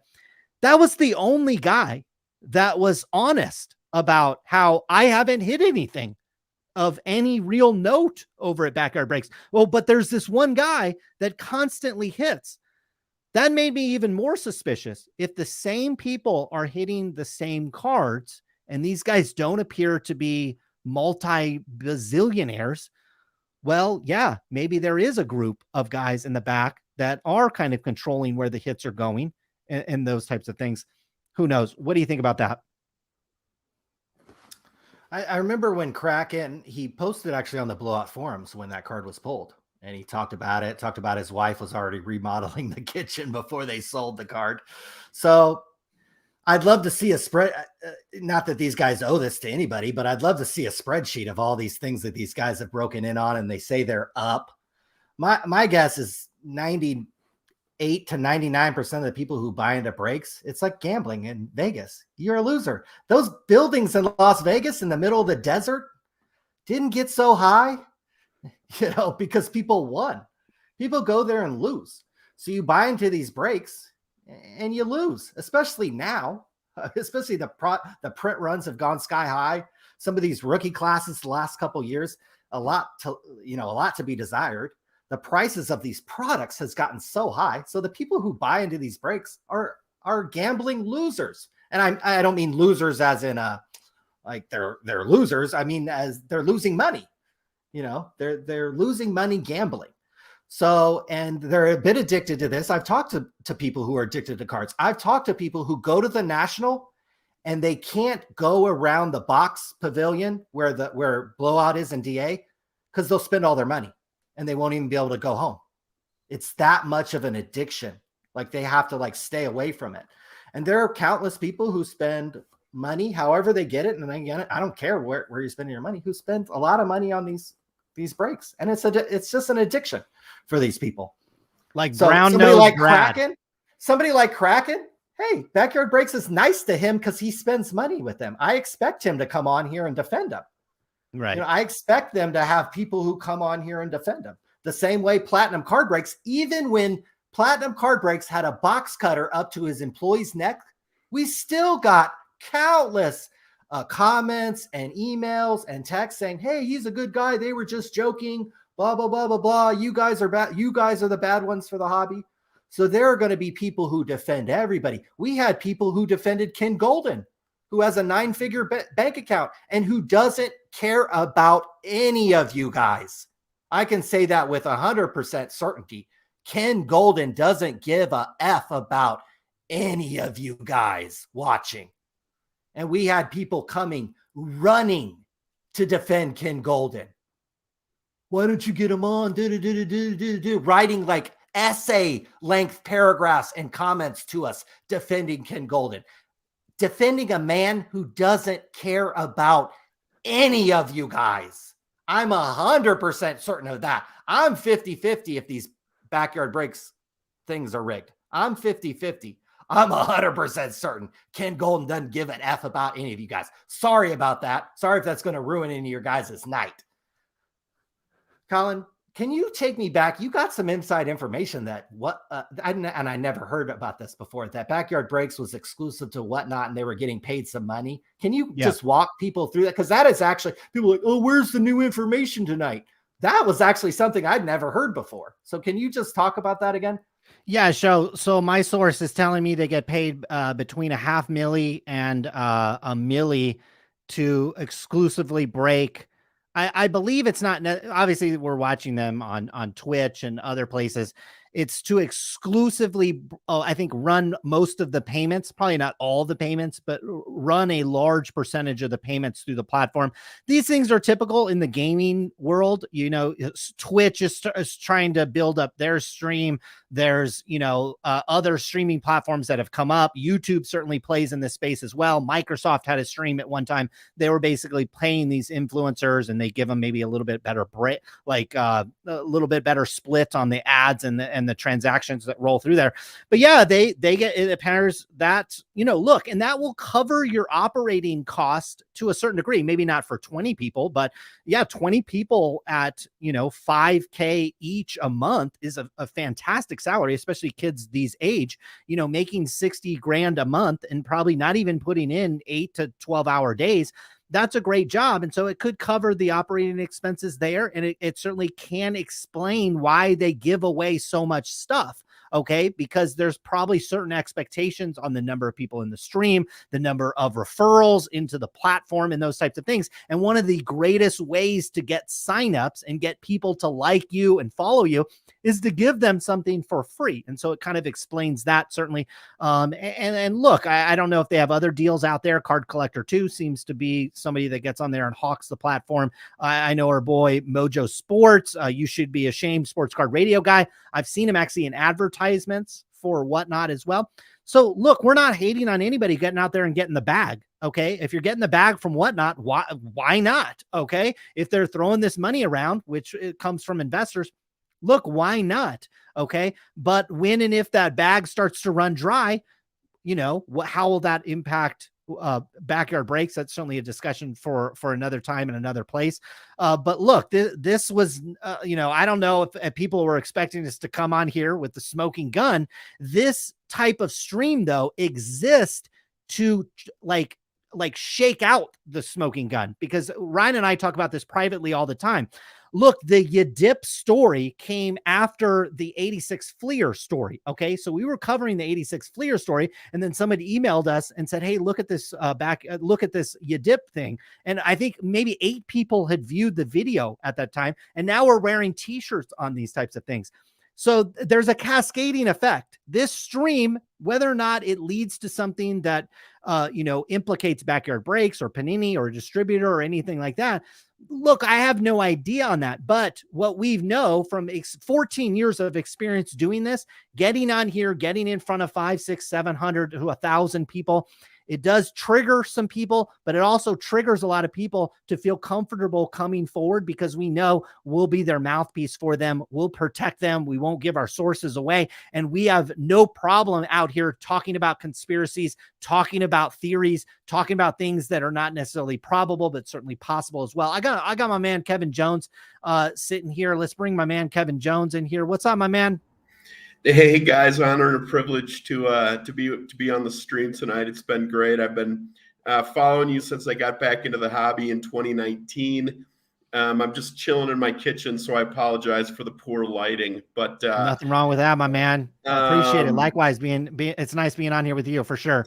Yeah, so it's funny how when I got back into the hobby, it was kind of around the time that the trimming scandal really kind of broke loose. So I've been a loyal follower ever since then. I've really enjoyed the content. And I like the touch of humor that's added to it as well. But it's been an amazing discussion and a lot of different perspectives shared tonight. You had made, Jerry, I'm not sure what your official name is. I can't remember. But when I was out for my evening walk, you were talking with Kraken, and you had a unbelievable statement that you made, countering his argument that he made, just talking about like the hits and things like that. And I'll have to go back and find that when you post this live. But as I was out walking tonight, you made an unbelievably solid comeback. But anyway, I kind of have 3 theories as I've been listening to everybody talk. I have been here since the beginning. And at one point, and I think it almost kind of goes back to what Brad at Mojo was saying in the very beginning. And I know other people have touched on this as well, but you know, somebody had mentioned, you know, you're opening 80% of the product, you're going to get 80% of the hits. So this is kind of my backyard defense to start with. You know, he had said that, you know, they opened a lot of product of, say, Flawless early, and now they open maybe a box a week or a couple of boxes a month. Whereas, you know, Backyard was continuously just opening such a high volume of product. So that was kind of one of my initial thoughts. I know that theory seems like it's kind of been shot down, but I don't know. What do you guys think about that? Like if you're opening that, say 70% of the product, 80% of the product, or an extremely high volume, would you expect to see more hits come? I mean, I think obviously, yeah. I don't think from a money perspective, it's almost unfathomable, because I think the data that we have here, that even if they open up, I think it was like 5% of the product, that would have been about $40 million. Okay. Yeah. And I understand they're doing big volume. Okay. And they're sourcing a lot. I think it would just be difficult to source more than, I don't know the percentage, but I know enough breakers. I've been to industry events. I know how hard it is to get this product. I just think it'd be difficult to source that much of the product. Anything north, even these quote rare sets, they're still very desirable. Okay. You had like the one guy that said he had 4 or 5 cases of this stuff sitting around. You have Breakers. We've been in Breakers stock rooms and we've seen like how much inventory they have and the millions of dollars that they have. I just think it's difficult to get this much product. Okay. That's just my opinion. I don't know if that's the case right now, but that's how I feel about it. Well, and you know, several people had come in trying to, you know, talk about, you know, Jalen Greens and like watered down hit. Like they are pulling the hits, like we've all, I think, established tonight. Like you can talk about all these other cards and the numerators and things like that, but like they're pulling the hits. So kind of goes to my second, this is kind of my tinfoil hat conspiracy. Where I feel like if there is something going on, it's going somewhere between the production and the distributors, is what I think. Because somebody comes in with those cards to bring them in to be packed. And obviously when they go to the plant, they're getting fed in because it's such a it's a valuable card. So they know where these cards are getting packed, right? Like the people on the production line know where these cards are getting packed. So there is the distinct possibility that people who are working on the assembly line or boxing the stuff out could know.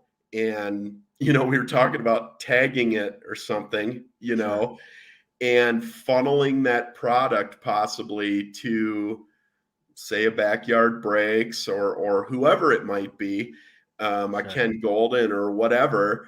And that is, I feel like if there is something nefarious going on, it's going on at that production level. Kind of not unlike that McDonald's scandal that, you know, people have alluded to several times over the night. And somebody also noted that Fanatics loves Backyard Breaks. Now, I know they're not attached to Panini at this point, but face it, Backyard Breaks, they're the future. I mean, it's you know, lowbrow bro content, targeting a younger audience. The hobby's always like, how can we bring younger people into the hobby?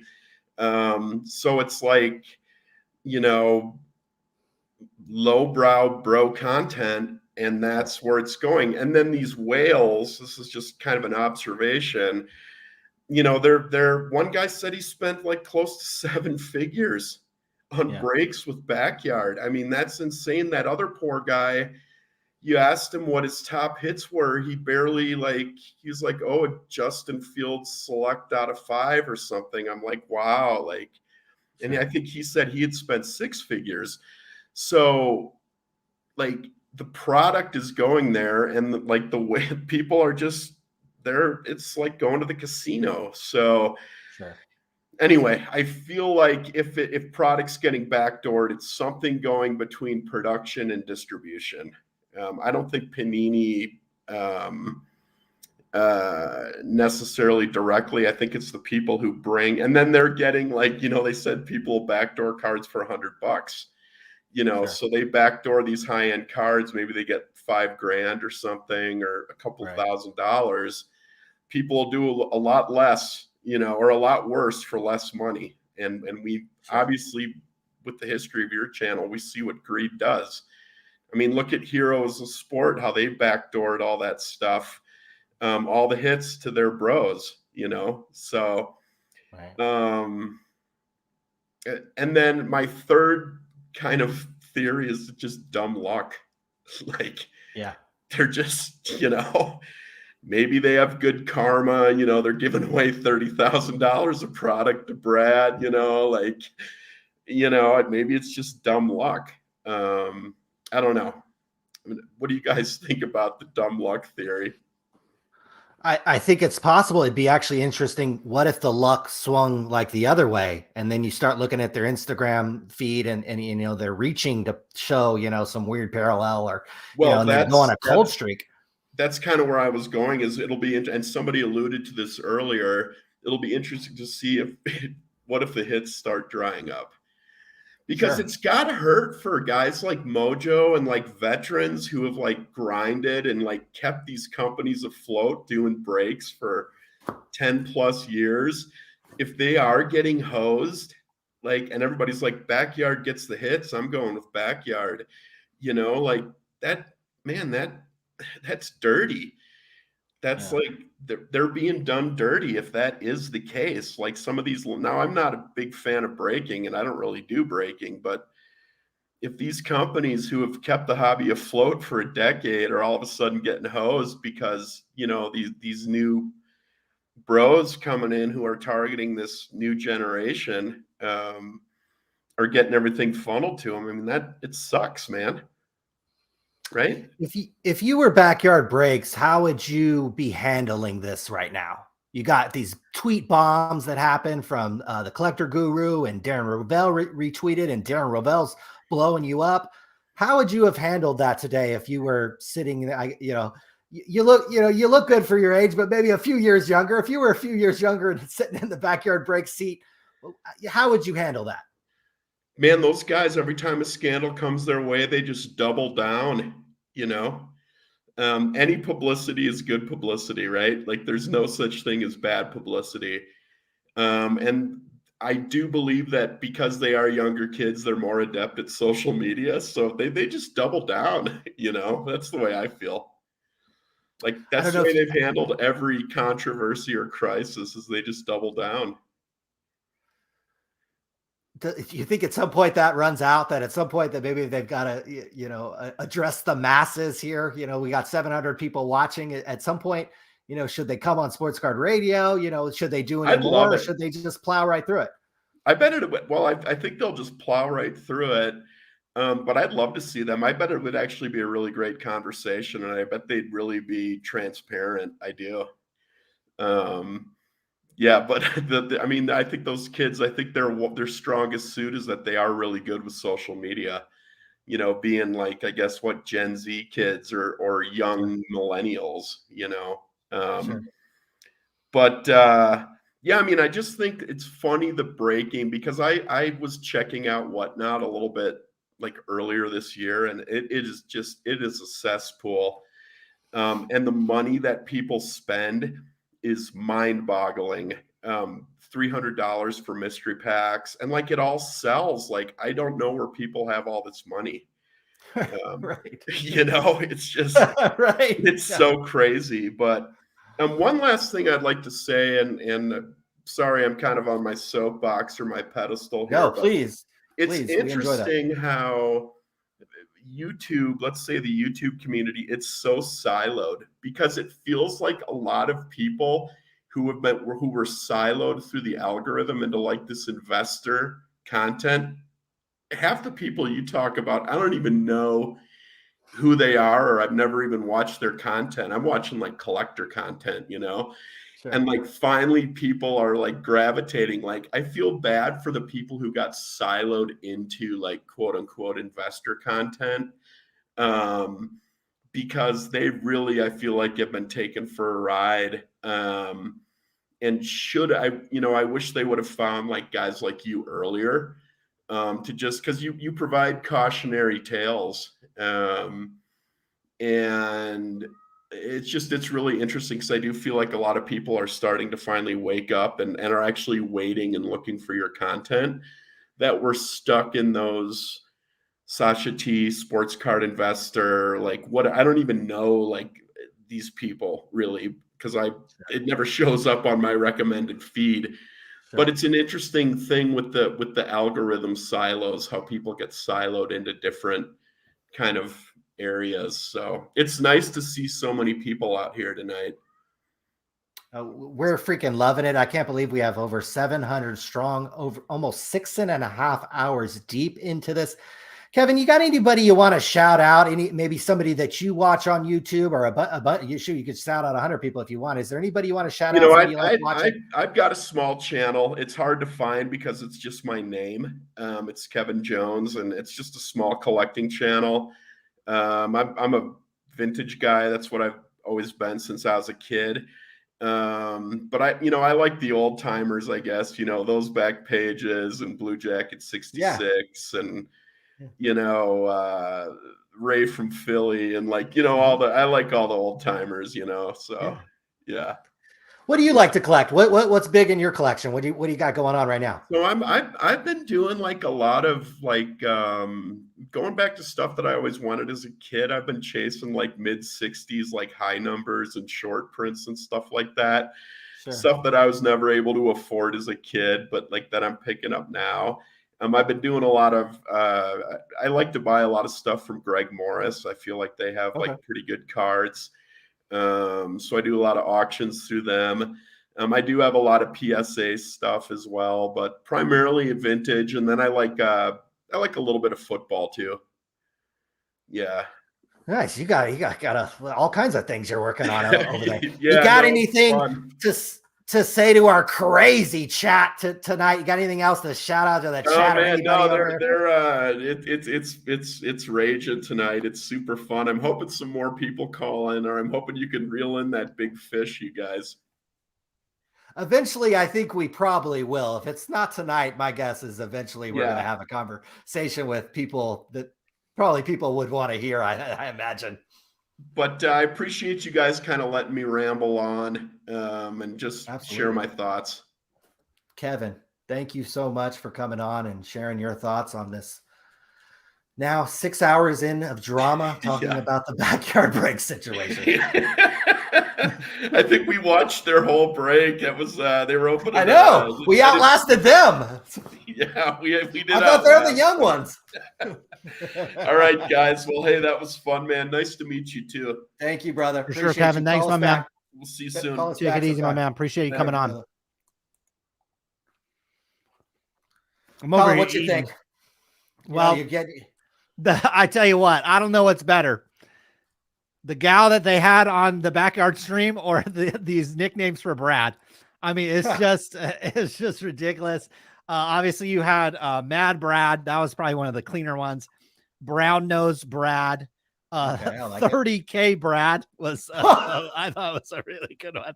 I tell you what, there's a lot of t-shirt makers out there. Again, we're wearing the merchandise that is created for our show. But I think we've got some of it for free, but we're paying for some. I paid for this shirt, and we're not selling any of this merchandise. If you want to create your own Sports Card Radio merchandise, you're more than welcome to do it. Yeah, you can make some money, guys. The 30K Brad shirt, I'm down. I'll put a link up to it, and all the money goes to you. Yeah. So, and you don't even have to, the way it works is you sign up through Amazon and you design the shirt. And then when the order gets placed, Amazon does all the shirt making. So literally all you have to do is design the freaking shirt on a JPEG, set it up on Amazon, make sure your bank account information is correct on Amazon, send us a link. We'll put it up. You'll make some money. The money will go right into your bank account. Won't come to us. It'll come right to freaking you. Hey, we got to abide by all copyright laws, and you can't use certain things and certain people and so on and so forth. But hey, if you make a 30K Brad t-shirt, we're going to put it up. We're going to drop a link. Get those over to us, sportscardshow@gmail.com. Instagram DM Sports Card Radio, Twitter DM Sports Card Radio. Hit us up. Hey, I think I said it on my last video a little bit. I talked about it. Yeah, I bought this hoodie for $40. I think the company is called Wax Zone. Wax Zone. The links actually to the products are in our last video. Hey, dude probably sold some hoodies and some shirts. I bought a hoodie. So we're out here for the people. We're out here trying to make some people some money. And it looks like we still got Backyard Breaks still breaking. It looks like still popping it off over here. I mean, these kids, it's Florida, right? I mean, they're up. Grinding. Hey, if Whatnot was giving me $50K a month, I'd be streaming 24 hours a day too, bro. Whatnot, shout out Whatnot. You want to give some influencers some money? Holler at your boy Sports Card Radio over here. We'll our tune about Whatnot certainly would change if you throw us some of this Backyard Drips money. So homie Chet Manley from the chat says I'm assuming referring to Backyard Breaks, was accused of rigging the deck when they had the corner of the Pats and Jags cards ripped off an almost new deck. Look, anytime you see, and this is not a criticism of Backyard Breaks, I've seen a lot of people use these decks of cards. It doesn't take a genius, guys, to realize that's probably the easiest way to rig anything. And I don't know enough about breaks to see if these decks are really making very pivotal decisions. But anytime I see a deck of cards on any of these breaker stream, I start to cringe, because it is probably the easiest thing. It was probably the easiest thing to manipulate at that point. Hey, Breakers TV, shout out to anybody that remembers Breakers TV. Even before then, what were they using? Like Ustream or YouNow or something? I remember. I mean, streaming has come a long way. Shout out to the streaming companies out there. Amazon, AWS made this stuff possible. I read that one. Oh, so our boy Dip and Daniel still My up. bad. I took that off. My bad. Ken Golden is a total scumbag. Quote me. So the guy that gets, is a big fanboy of Chris Gilmore, not a fan of Ken Golden. Daniel, our buddy Daniel, who called in a few hours earlier. If you guys are behind, you might have to go back and watch that. But hey, make us a T-shirt. Make us a Ken Golden T-shirt. We'll link you up and help you. Maybe you'll get some more money to buy into some vintage breaks. Is Sports Card Radio the info wars of the hobby? I mean, homie just got hit. Here's the best thing about that. Look, as a father, I don't think I would take it as far as Alex Jones did in that case, but homie that shot up the place got, I'm sure, I don't know if he's still alive, but homie didn't get a $1 billion fine, right? Okay. Homie that talked about it and had an opinion on it, which I don't agree with his take on that. He just got fined $1 billion. So there's your society for you today. It's just, it's crazy. Obviously, shout out to people affected by that tragedy. Definitely wouldn't make light of it the way Alex Jones did that. So while there's certainly some entertaining content on InfoWars, I think in some ways they take it too far, in my opinion. So 30K Brad. Shout out to anybody that makes a 30K Brad t-shirt. I'm buying it. KM from the chat, fire chat tonight. You guys are locked in. Accusing them of juice breaks is only going to get them more customers. Why would they say anything? Should just keep you guys thinking they're juiced. Look, I don't care. They have enough customers already, guys. They're already the #1 breaker. You think I'm sending them any more customers than they already need? Whatnot's already paying them a 50 spot every month. What do they need me for? Okay. And believe me, guys, this is our 14th year in the hobby. We have sent hundreds and thousands and probably millions of dollars over the years to card companies, to eBay, to Amazon, to check out my cards, and to numerous places in this hobby. Mojobreak.com. I don't want to take any credit in their success, but we ran free box breaks for them early on. We put them on our shows and our program to get their name out there. And they never paid me a dime for any of that. Okay. Now, would they still be around today if I didn't do that? Absolutely. But certainly early on, they built up a customer list because we had that information. We had something they want. Okay. So am I concerned that I send a customer or 2 or 5 or 10 over to Backyard Breaks? Absolutely not, guys. We've been doing this for 14 years in the hobby. We're here for you. And you spend your money how you want to. If you watch this show and you want to buy into Backyard Breaks, look, tomorrow's the sun is going to shine and I'm going to have a great day. I don't really care about that. Okay. So some of you guys are really okay, you're thinking about this, but you're not thinking about all of these cards that have been pulled out of basically a hand-packed product. So you have a stronger opinion on us sending customers to Backyard Breaks, but no opinion on them pulling one-of-one product hits, one-of-one lifetime type hits from Flawless, from one company, from one product, multiple times, time and time again. Stop it. Stop it. Sean says, shout out to Sean. He says, is that the first Flawless box they're breaking in the last 6 hours? I thought they broke 24/7. Look, yeah, we watch these guys.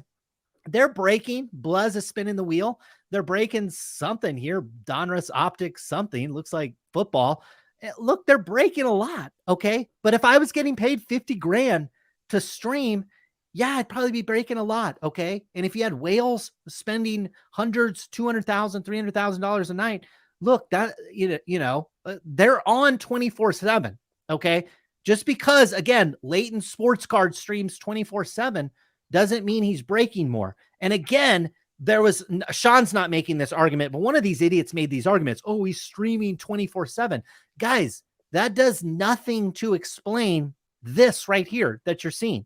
Just because they're breaking 24/7 doesn't explain anything that we're seeing. Okay. It's great that you point that out. I think we all understand that. And I think we all know the reason why they're breaking 24/7. They have the customer base, but they're also getting dimed out by whatnot. Okay. Contractually obligated to probably break 24/7.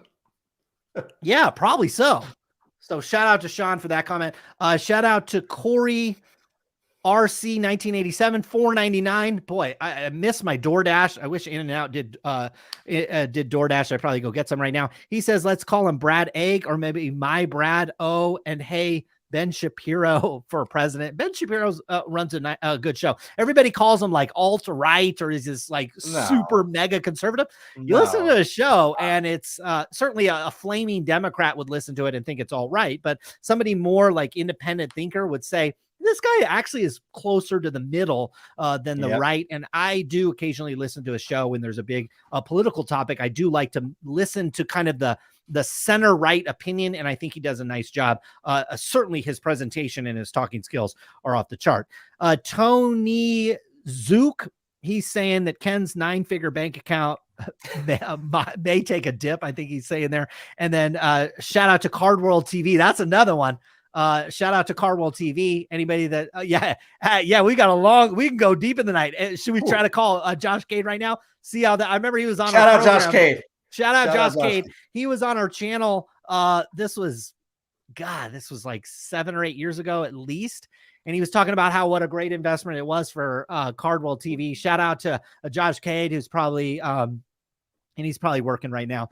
I have a picture of him trying to pitch it to the CEO of Beckett. Like literally, I have a picture. He's in a polo shirt, and he has like flower like shorts on, and he's a former college football offensive lineman, and he's trying to pitch the idea of Card World TV to Beckett. So shout out Josh Cade. Let us know how that worked out. Let us know how all your BGS slabs, how the values of those have been over the last couple of years. Let us, Colin, we got anybody wants to call in?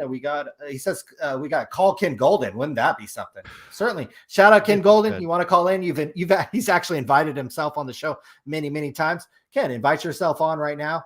Shout out if you're still awake at this hour of the night on a Friday night. Maybe what do you think Ken Golden would do on a Friday night? They could be dipping. He's got 5 acres on a golf course, bro, and a 9-figure bank account. I'd be at the freaking club. His wife's a doctor, so this boy's just locked in and chilling. He says, any idea what time Mojo Autograph is coming on? Shout out to Mojo Autograph. Yeah, I don't think he's coming on. You know what he's probably doing? He's probably tucking his mom and dad into bed right now. This will be the most. Shout out mom and dad's basement, baby. The chat's on fire tonight, baby. Shout out to Mojo Autograph's parents for paying his bills. Shout out. What about the Evan Mobley 1-of-1 t-shirt? Make it, baby. We're going to drop a link on Sports Card Radio. Sim Polo Big Facts says he works at In-N-Out, Colin. I'm jealous. Gosh, I wish I worked at In-N-Out. I'd probably be about 150 pounds heavier, but I'd be living life, baby, every day with that double and just clock in, clock out. I think you can make like $20 an hour over there at In-N-Out. It's not exactly a little more than a minimum wage job. They hook you up over there. Says he's smashing 2 irons at people on the putting green. I think Chet is referring to Ken Golden. So I think this Ken Golden out there just raging, just smashing things on the golf course out there. Ken Golden. We're late enough to the stream where we can put that on. Got this guy 31 Sword wants to come on. Like, does he not know how to get on the show? You DM on Instagram. I don't know, boss. Let me go look. Hang tight, 31 Sword. Hang tight. Hang We'll tight. bring you in. We'll drop you a link. What's his IG or what's it? Maybe I got to check Twitter. What's your IG, bro? I think he said IG, that he was pimping you on IG. He said, I did DM. Is your IG 31 Sword? He says SCE breaks, Colin. Look for SCE. Oh, okay, breaks. I'll send it right now. Tell him We're dropping you a link right now, brother. We're bringing you on. We're about to hear from 31 Sword, SCE breaks. He's been wanting to slide in and talk, so we're going to get him on here and let him talk about what he wants to join. Over 700 strong, 6.5 hours in as we're doing our best Joe Ingram impression, bringing people on, talking about. Chat's locked in, baby. Chat's locked in, baby. So we're about to hear from this guy. Best chat in the hobby right here, baby. We're offending Brown Nose Brad, 30K Brad. He can't handle the chat. That's when you know it's fired up, baby. 700 strong still. 6 hours plus into a live stream. We didn't give nothing away. We don't got a broad over here busting pictures of men. We're just over here scrubbing toilets over at Sports Card Radio. Shout out to the chat. You guys are just on fire. Love you guys. Having a great time here. Just, look, hopefully something like this. We've already got Darren Ravel on the case. We already had Backyard, their quote unquote co-founder, co-CEO, whatever it was. He's already had to come out with a statement. Guys, this is exactly what we were looking for. We're looking to get some people's attention. We were looking to get people to start having to respond to this stuff. Now it is a Friday. Wouldn't expect a whole lot on Saturday. Wouldn't expect a whole lot on Sunday. But look, we'll keep the heat on this type of things. And look, if we have to come back on here and do another live, that's exactly what we'll do. So, that's what we're looking for over at Sports Card Radio. We're looking to kind of shake the apple tree. And look, you can't knock all the apples down in one night. I think some of you guys were thinking that might happen. Look, we're just kind of kind of poking the bear. And oftentimes in our 14 years experience here in the hobby, you start poking the bear enough, then you obviously start to see those types of things, shake loose some information, shake loose any type of thing that we're looking for. Shout out to Backyard Breaks, still grinding over there on what they got 400 strong over there. They got a really good audience for this time. They're grinding, baby. Grinding, baby. Grinding that check. Grinding that whatnot check. I'd be grinding too for 50K a month. We're still waiting for 31 Sword. He's, requested that he wants to come on and maybe defend Backyard Breaks. I'm not sure what his deal is, and we're going to give him the platform to talk. And, the same way we have everybody. Now, if you come on here and say, hey, they've given me a lot of stuff. Colin and Ryan, you're so bad for the hobby. Backyard Breaks has given me so much stuff. We might start dropping a few F-bombs. So if you have something real to say, and something productive and can add to the conversation, we want to bring you on, no matter what side you're on. And I'm 50-50, so I could fall either way. I'm looking to be convinced that these aren't rigged. I am looking to be convinced, guys, that these aren't rigged. I saw the math today. I'm crappy at math. I saw some group breakers out there like Blez and Leighton kind of dispute the math. I want to see their math. I want to see what they have to say. He says he's setting it up. He's never used StreamYard. No problem. No problem at all. No worries. Hey, I got some information coming into the program here. Breaking news.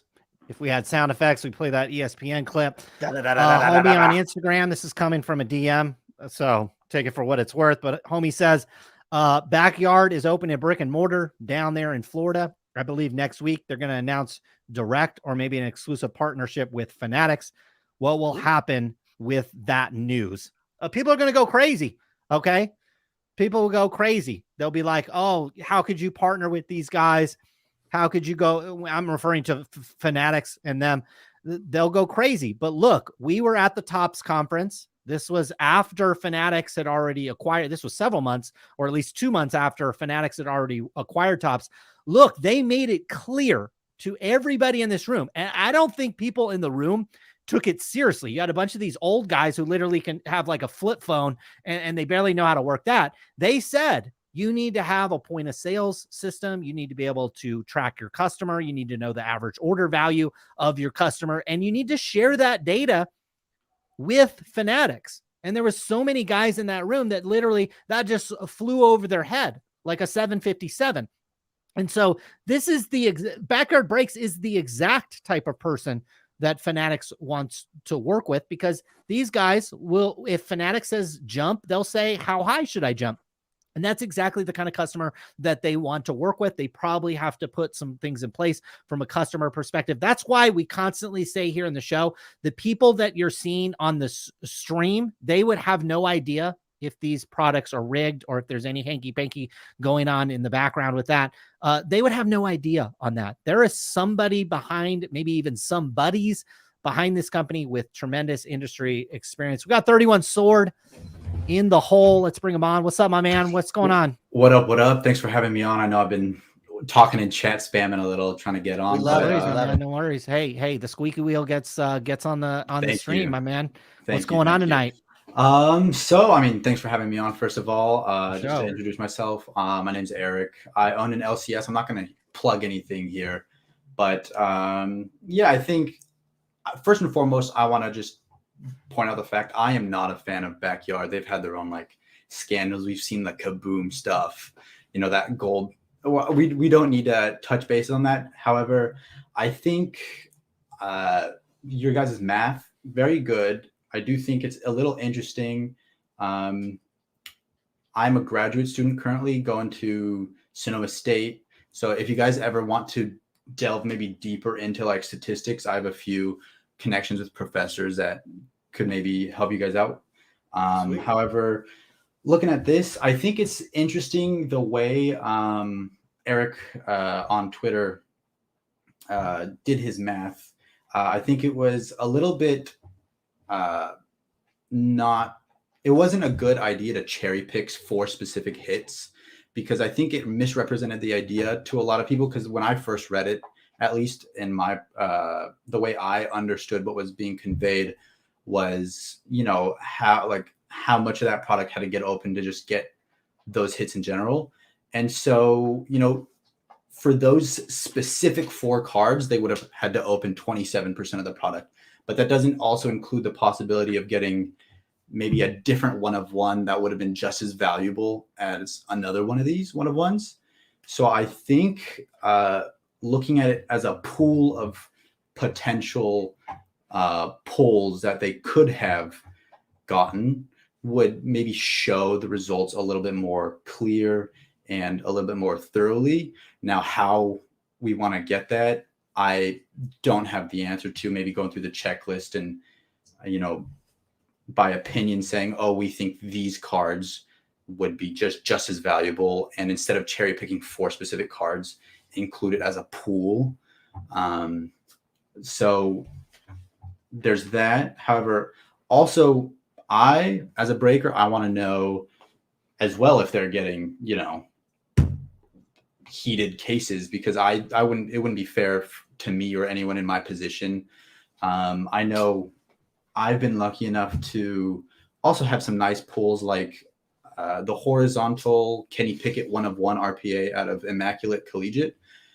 We pulled on our stream. I mean, horizontal, we know horizontals don't amount to anything compared to the vertical, but curious that we happen to get that, as well as the Trey Lance 1 of 1 shield from Flawless last year's that was given to us by GTS. We get the majority of our product through GTS. And so I have no idea. So here's my question. Go ahead. We've had some people come on here and they say, hey, the math is fuzzy. The math is this, the math is that, you know, but it's never followed up with, here's what it could be. Here's what okay, yeah, we could argue if a 1 in 117,000 shot is accurate. Okay. Is it off by 50%? Is it off by 80%? Is it off by 90%? Because even if it's off by a lot, okay, even if this math is really fuzzy and we're off by 60 or 70%, we're still looking at something that is still statistically improbable. Okay. When it comes to trading cards, when it comes to this industry, when it comes to breaking, when it comes to comparing it to virtually anything, It's almost as improbable as it gets. Not that it needs to be this. Obviously, if there were these fantastic odds to open up 40 or 50% of the product and you're guaranteed all the hits, you know, like, what's the follow-up? Okay, if it's not 1 in 117,000 shot, you know, what is it? And if we can't cherry pick cards, okay, like how could we not cherry pick cards when we're talking about to use Ken Golden's word, the most important modern card ever made is the LeBron. So clearly a card like that is going to be discussed. Who pulled it, how it was pulled.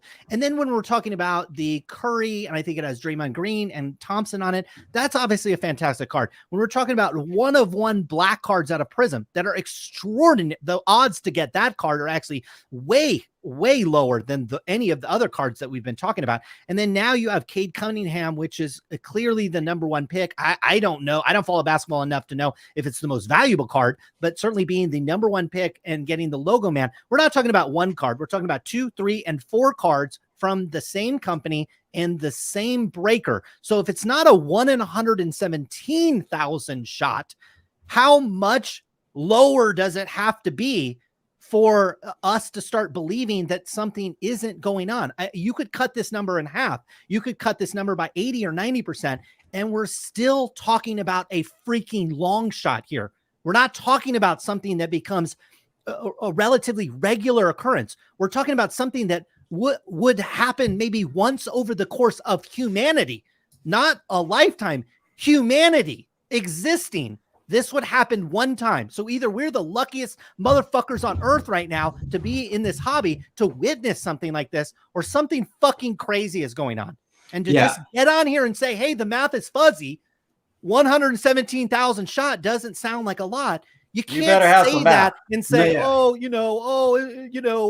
know an MIT professor and this, that, and the other. Well, you're fucking not an MIT professor. Okay. And how off are these? I definitely agree. How off are these stats?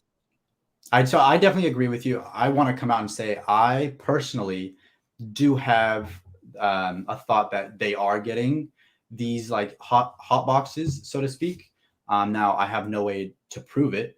However, I'm just trying to look at it from a neutral perspective and work my way towards that conclusion in a fair. Well, what more evidence do you need? Manner. So I think we may be looking at this incorrectly. I think we should be looking at this in a difference of proportion type matter. Like, is Backyard getting more hits than other people?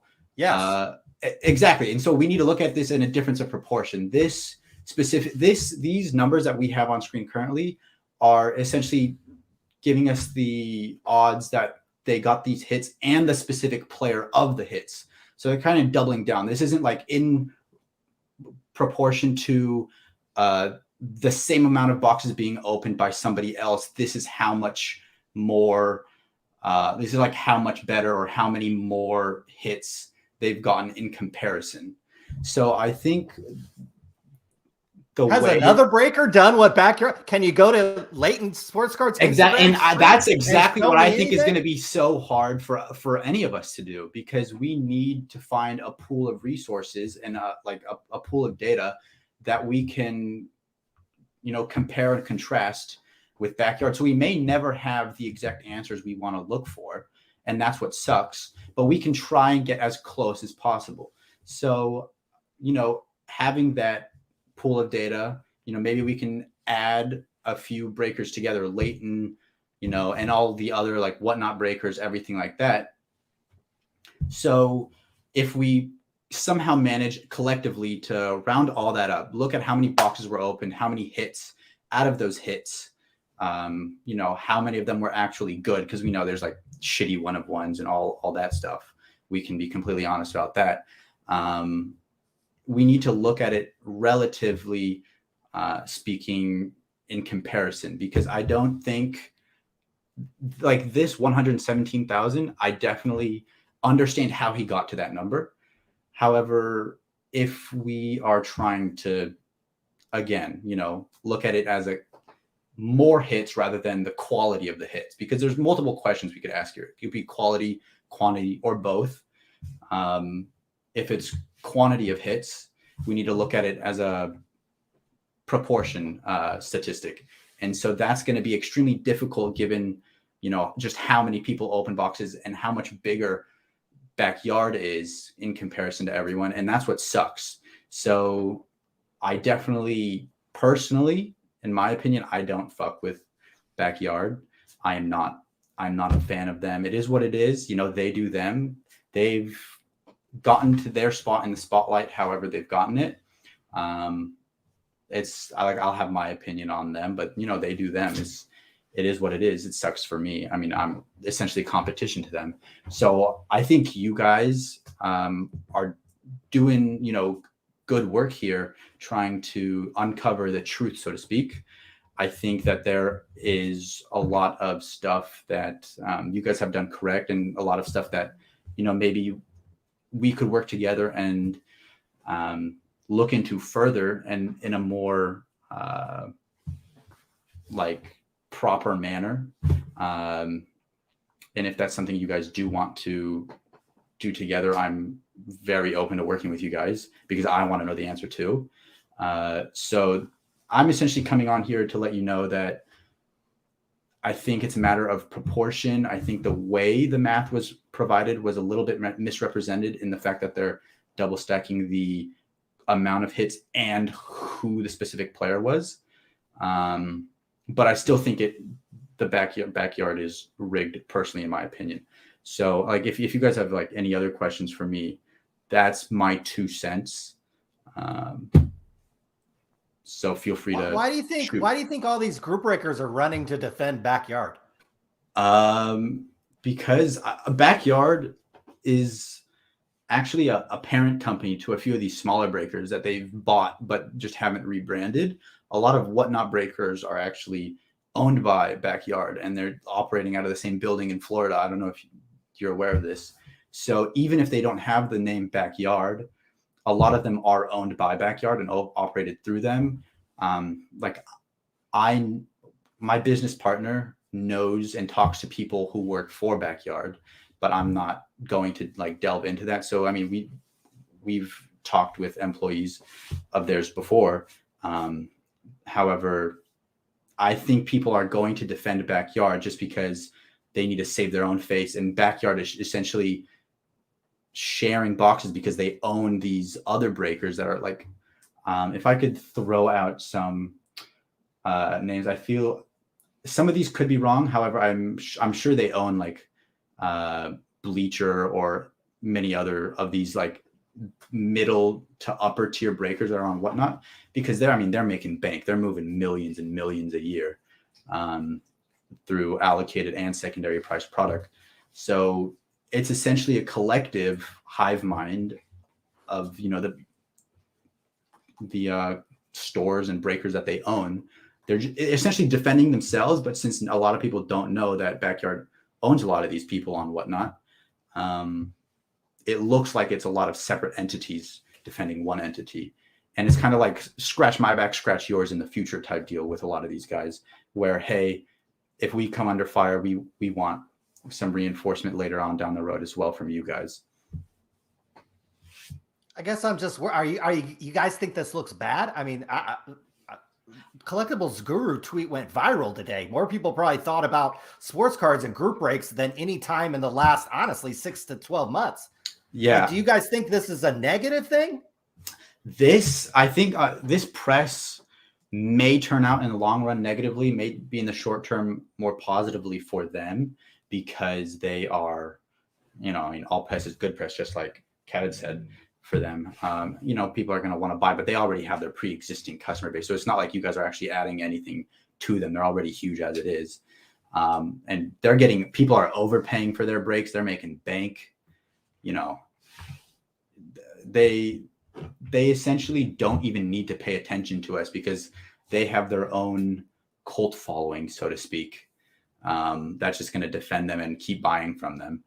Even though they're overpaying by 30-40% every time they buy. It's just what it is. I mean, they've fostered that community. We can have our opinions. I definitely have my opinions.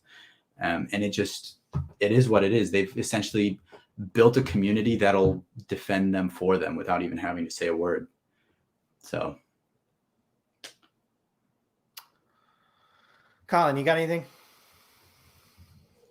Yeah, I got some pretzels over here I'm eating.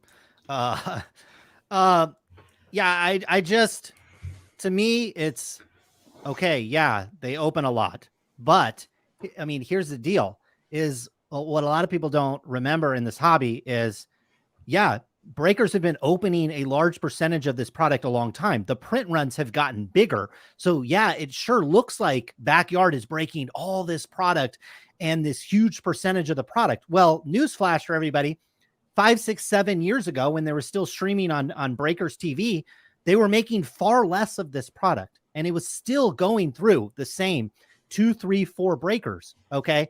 And I've never seen a run of a streak like this where the Andrew Luck logo man went to somebody, and then the Robert Griffin went to somebody, and then the Russell Wilson went to somebody, and then the Johnny Manziel went to people, you know, and then you flip over to basketball and whoever was hot in basketball back in those days. It's not like what we're seeing right now is any more unique than what we've seen in the past in this hobby. When it came to lower print runs, okay, they're making way more flawless now than they did 5, 6, 7, 8 years ago. Okay, certainly with National Treasures as well. So, and you look, shout out to the card companies, be able to charge more and make more. That's totally fine. But this argument that, oh, they're breaking so much and yeah, because they're making like 10 times more than they used to. I mean, these flawless briefcases, when this product came out, it was an incredibly rare item. You didn't see them stacked to the ceiling because there wasn't that much of it made. Okay. And so this idea that, you know, the odds are different now versus 10 years ago. No, you know, it really isn't any different than it was 10 years ago. And I keep going back to the argument. Well, okay, if it's not a 117,000 shot, how low does it have to be for people to be convinced that nothing shady is happening? Because I tell you what, if you think a 1 in 117,000 shot is probable, I mean, you have to be one of the most idiotic people in the world, let alone in the hobby. I mean, how low does it have to go? A 1 in 10,000 shot, a 1 in 5,000 shot. So that's where I would start with anybody that says, hey, the math is a little fuzzy. Start it. Okay, where does it not get fuzzy? A 1 in 200 shot, a 1 in 5,000 shot. And then you see how much product they need to open. Okay. And it's not just the product, it's the money. Okay. A 1 in 117,000 shot would take $40 million. And that's just rough math. My guess is it's well in excess of that.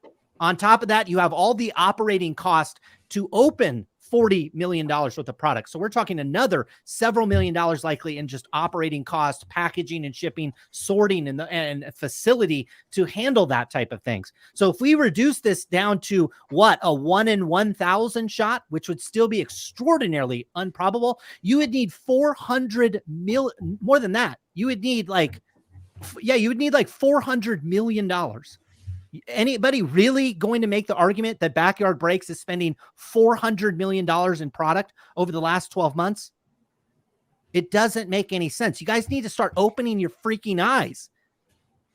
I will say though, this 117,000, when you like say this, are you trying to convey the amount of hits or the people, or like the Cade, the LeBron? Are you trying to, bro? We're talking about the best cards. Yeah, and why are we talking about some why. crappy card? We're talking about the best cards from a single manufacturer going to a single breaker. It's the best cards go from a single manufacturer going to one breaker. What are the freaking odds of the best cards made that year, the best cards, the most valuable cards, the most rare cards, going from one manufacturer to one breaker? We're not talking about a unique situation here where it's like, oh, it's one hit, one's from Topps, one's from Upper Deck, and one's from Panini. No, we're talking about one company, one very specific cards. I don't care about the 8th pick logo man. I don't care about the 2nd round draft pick logo man. I care about the LeBron James, which is considered by Ken Golden and many in this industry the biggest and best card that has ever been created in this industry. That's what people care about. That's what I care about. I don't care about the third tier player on the Hawks, their logo man. Who cares? Who cares? We're talking about the best cards. And we're talking, that's basketball. The Trevor Lawrences that have been pulled, the Zion Williamsons that been pulled, the Mac Jones that have been pulled. And I know the argument could be made, well, they're making more of these cards. Okay. Yeah. A couple of years ago, these were one of ones. And now there's 5, 6, 7 of them. But we're still seeing the best cards from one manufacturer going to one breaker. And that's why I'm personally on your side. And like I've said, like I too think it's a little fishy and it's likely rigged. I just think in the spirit of fairness on the math side, to leave no like holes open for anyone that wants to destroy any arguments, we have to look at it as fairly as possible. Okay, what are the odds? Okay, 117,000. You clearly have a problem with that. I don't. What are the odds where you would say this is probable? Probably, I think this is that question is extremely subjective, person to person. No, but just for me answer the personally, question. Who no, cares? yeah, I am. This is not a college professor here. Hey, answer the fucking question. I understand. What are the odds but like, that would make you feel comfortable this is not rigged? Well, I'd say personally for me, it would probably be one in about 5 to 10,000. 5 to 10,000. So do the math. Okay. Take a 1 in 117,000 shot where that would take $40 million. Now reduce it to whatever number that you said. And how much money is that? I think you are skewing, you're looking at it from a specific perspective that is bolstering your point artificially instead of looking at it. What are you, a psychologist? I mean, what the fuck? I asked you a question. Don't talk about my perception of it. Answer the question. No, but I think asking your perception. Yeah, exactly. Who cares about my perception? That's what I'm saying. We need to look at it big picture. I'm trying to answer your question from my perspective. Well, what's the big picture? The big picture is we need to essentially look at this as to be as fair as possible to them, to leave as few holes in our argument, because I'm on your side. Leave as few. So you got more work to do, is what you're saying. You have more work to do. All of us. Leighton, Blez, you got. I don't know anything about math. I don't know anything about math. If I want to take it onto myself, I sure as hell could, spend a couple hours trying to do it. But we need to, look at it as a pool of potential pools if we want to be as fair as possible. Now, I understand we're looking at those 4 specific cards and picking those 4 cards. Yeah, I think it's very curious and suspicious that they managed to get all those 4 cards.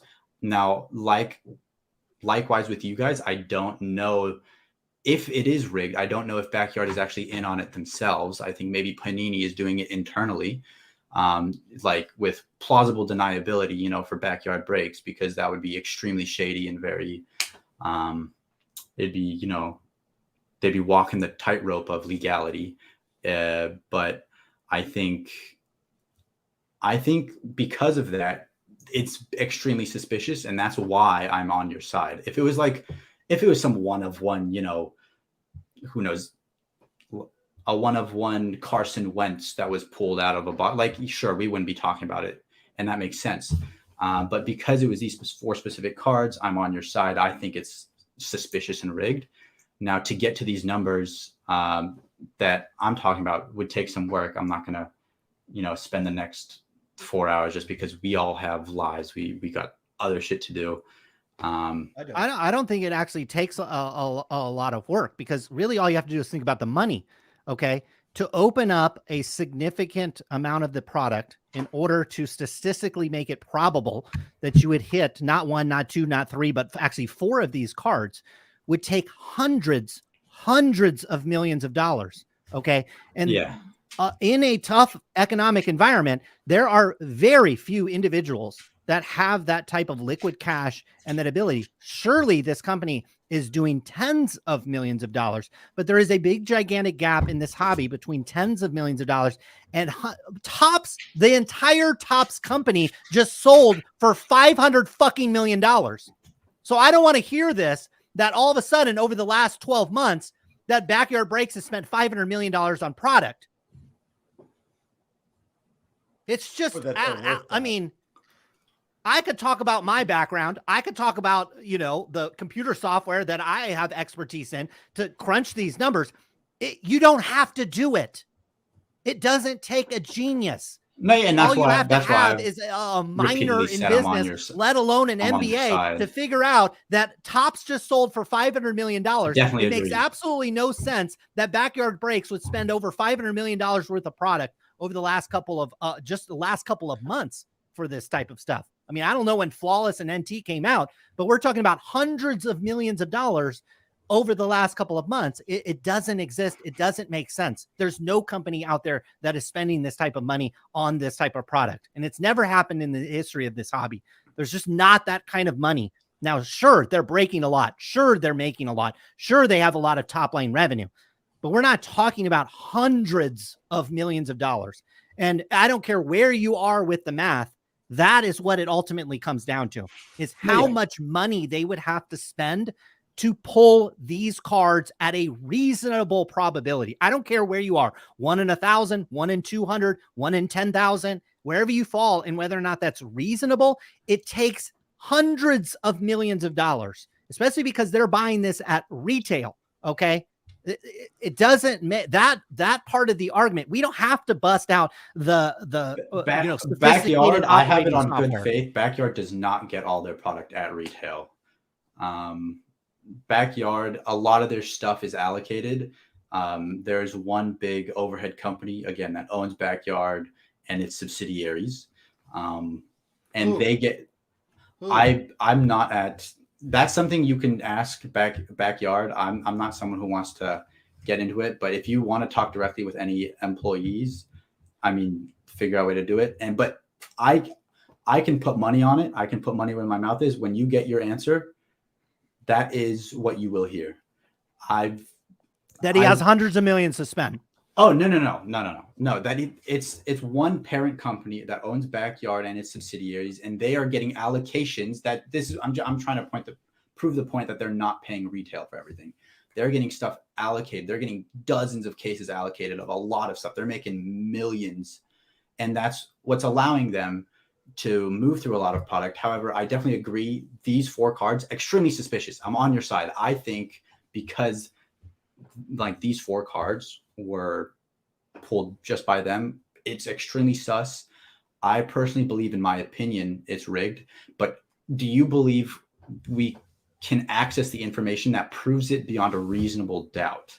I guess that's my question to you. Do you think we could eventually at one point have the potential to prove it beyond a reasonable doubt, rather than just some numbers that leave it up to everyone to decide for themselves?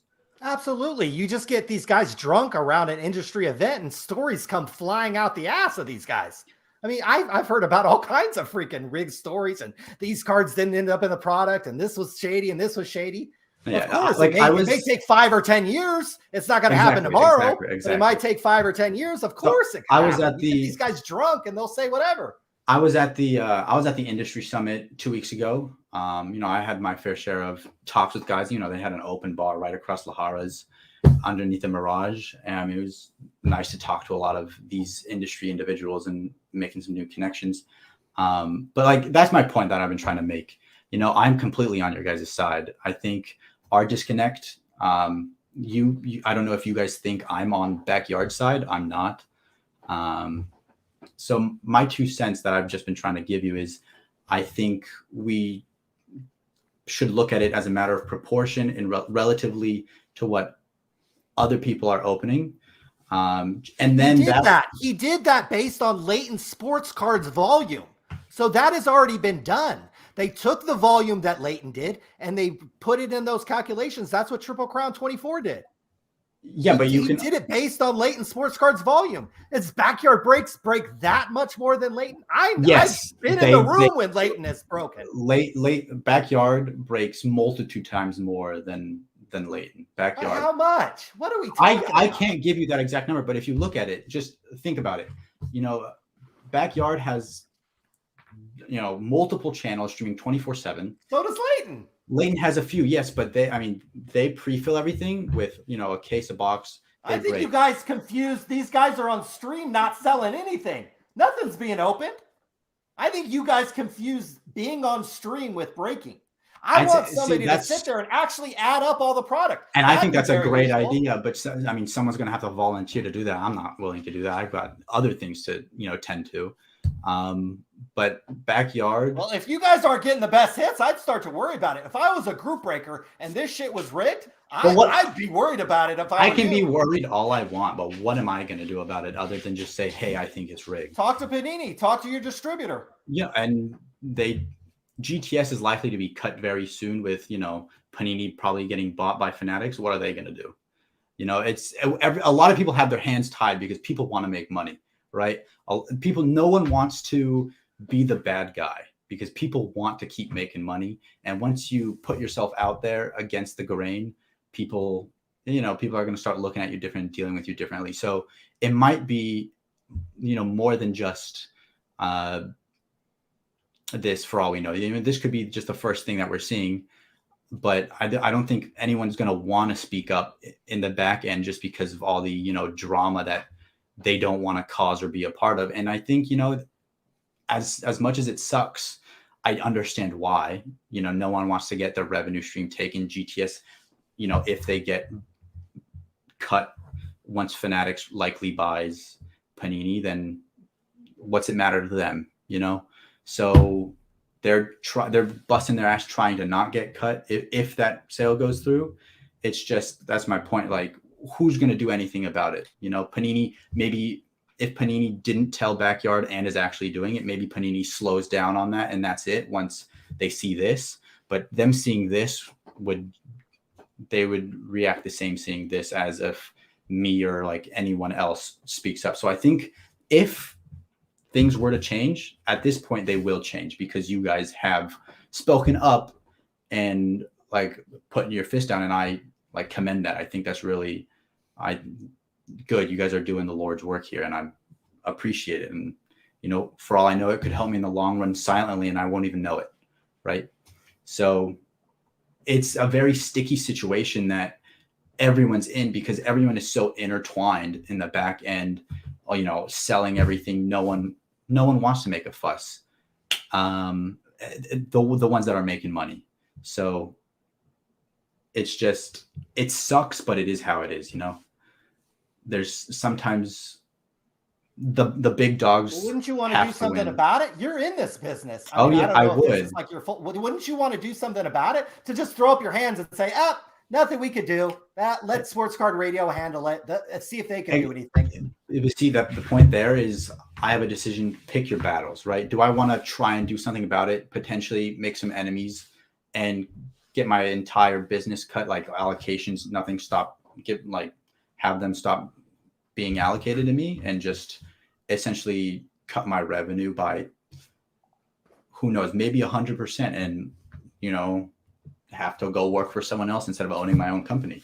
Or would I rather just, I'm still making money on the side. I make, a good 6 figures doing whatever. And if I don't do anything about it, I'm chilling. It's a pick your battles. It's the harsh reality of life, and that's the perspective and like the thought process that a lot of people need to realize, that people, people's livelihoods are connected to some of this drama, and that might affect who speaks up about what. So well, that's been true since the beginning of time. Exactly. Here we are watching Backyard Breaks. You guys say Backyard Breaks is the biggest and the best. Here they are on stream, not breaking anything, playing with cards and a t-shirt. Best is subjective. I think people overpay. There's been quite a few scandals. I think going to the smaller breakers is the way to go. But then again, I'm upselling myself, right? But I'm not going to plug myself. It's just, I think if people looked elsewhere and encouraged competition, I think that would make everything that much more better in a free market rather than just going to the largest stream on whatnot and just piggybacking off of competing with 400 other people that are watching right now, right? Why go to someone who has 400 viewers and not someone who has got maybe like 10 or 20 but has a history and has like 5,000 previous sales and is, you know, essentially opening and cracking the same boxes, but you're not overpaying 30-40%. I think how's a new customer going to know that? Like, you got the directory. I mean, you just scroll down go on your tab. If the seller has done enough to, you know, add their tags to their live streams, add the proper title and everything, if the viewer wants to encourage that, to encourage competition, the viewer can then go to Whatnot's catalog feature, go to football cards being broken. Yeah, but who and then does that? scroll These down. guys are degenerate gamblers. I mean, That's we what have I'm some of these saying. guys That's as what I'm well. saying. It's These a aren't whole sharp community guys. effort. Exactly. Like, That's what sucks. That's what sucks. The Unless backyard there are some good apples, though. There are some good apples, but again, a lot of these people, you know, they just follow the herd. A lot of people just want to have a movie to watch, and you know that'll bolster numbers, right? So it's really up to the viewers to encourage the competition, and it starts at that ground level. And I think it's up to you to get customers. I don't think that's up to somebody's. No, I think think run a breaking business. Exactly. You get the customers. I think it's a two-sided thing. I think it's up to me to do the effort to encourage them to come in, to advertise, to do that. But it's also them to be receptive to that in that sense. Because the customer? Yeah, generic people. Like, what if I, you know, spend $10,000 on advertising and advertisements get shown, they still also have the choice of ignoring and going to Backyard just because the numbers are bigger, right? Well, that's your problem for breaking on Whatnot. You should Maybe. have your own stream or make it more exclusive. That's your problem for being on Whatnot and being no, exactly. And that's why it's a two-sided thing, because even if I had my own stream and I spent that money on advertising, again, they have that choice to go to that exclusive stream place for me or to Whatnot. It's ultimately it's a two-sided thing. It's never up to one person. It's everyone's decision, you know, adding up to something. And well, if everybody's decision are these breaks are rigged and they start buying at Backyard Breaks, what are you going to do? Who knows? Maybe I'll just sell business to business and take a smaller cut. I mean, I've done that before. I mean, there's nothing new. I mean, maybe sell through eBay, just sealed boxes. I've done that before. So I'll sell my boxes however I can. I'll expand my avenues in other ways, maybe not go direct to consumer if the consumers want to go to Backyard. But yeah, that's alternatives in that sense. But then again, that bolsters Backyard even more. So it's just there's pros and cons to everything. It sucks. There's consumers that are smart. There's consumers that are dumb. There's breakers that are dumb. There's breakers that are smart. You know, it is what it is, and it's gonna play out. Backyard Breaks smart or dumb? Do you think Backyard Breaks is smart or dumb? I think their prices are terrible, but the people who built Backyard are smart for building what they built. They're making money like a lot of us can't even imagine, and they're smart for. Are they? How do you know that? How do you know that? Are they? How do you know that? Okay, how do you know that? I can essentially relate to what I'm making via my allocations and my revenue, and essentially bolster that into what I'm seeing with Backyard. They have 20 people over there breaking. Do you count for that? That's the point. That's how much those people getting paid. Now, see, that's where it comes into question, because I have heard people in Backyard, although they're being paid a base salary or a base hourly, they're also making money off of each product that they sell and how much over market they sell. So they're being paid very, the base pay isn't amazing. It's how much product you move. You're incentivized to sell more for a higher price. In that sense. So like 20 guys are making like $3,000 a month is basically what you're saying. I don't know the numbers myself. They could be making that. They could be making more. They could be. I'm sure they. I mean, you get the sense that these kids are balling. Don't you think if they really had a Lambo, they'd show it? These kids who like to flex stuff. Don't you think? I think so. And I don't think it's everyone who's balling. I think it's the higher ups, the management, the owners, right? Well, who are they? Who are they? Who are they? That's what's there. It's a private company. We can look it up. How do you know that? Like who? They're a private company. They're not on the stock market. If they're a public company, how do you know that Grant and Nikki don't own it? Is what I'm saying. How do you know that? I haven't looked into it. They might. I mean, we can probably try and find. You keep saying higher ups. Like who the fuck are they? We can. I mean, if we want to find that out, we can try and look up their business registration. I'm sure they're probably registered either in Florida or Delaware. Because you kept talking about, there's these higher ups and there's this entity. I know the general structure. I don't know the individuals themselves. I think that might be the miscommunication there, and I don't know if I miscommunicated that or that was just misrepresented. But I don't know the individual players or the people at the top. I just know the generic structure. Backyard doesn't have a 9-figure bank account, almost guaranteed. Obviously. But they at least have 7 figures, at least. A line of credit, maybe of credit with somebody. Of course. And now the profit, I'm sure they're making, general profit probably before.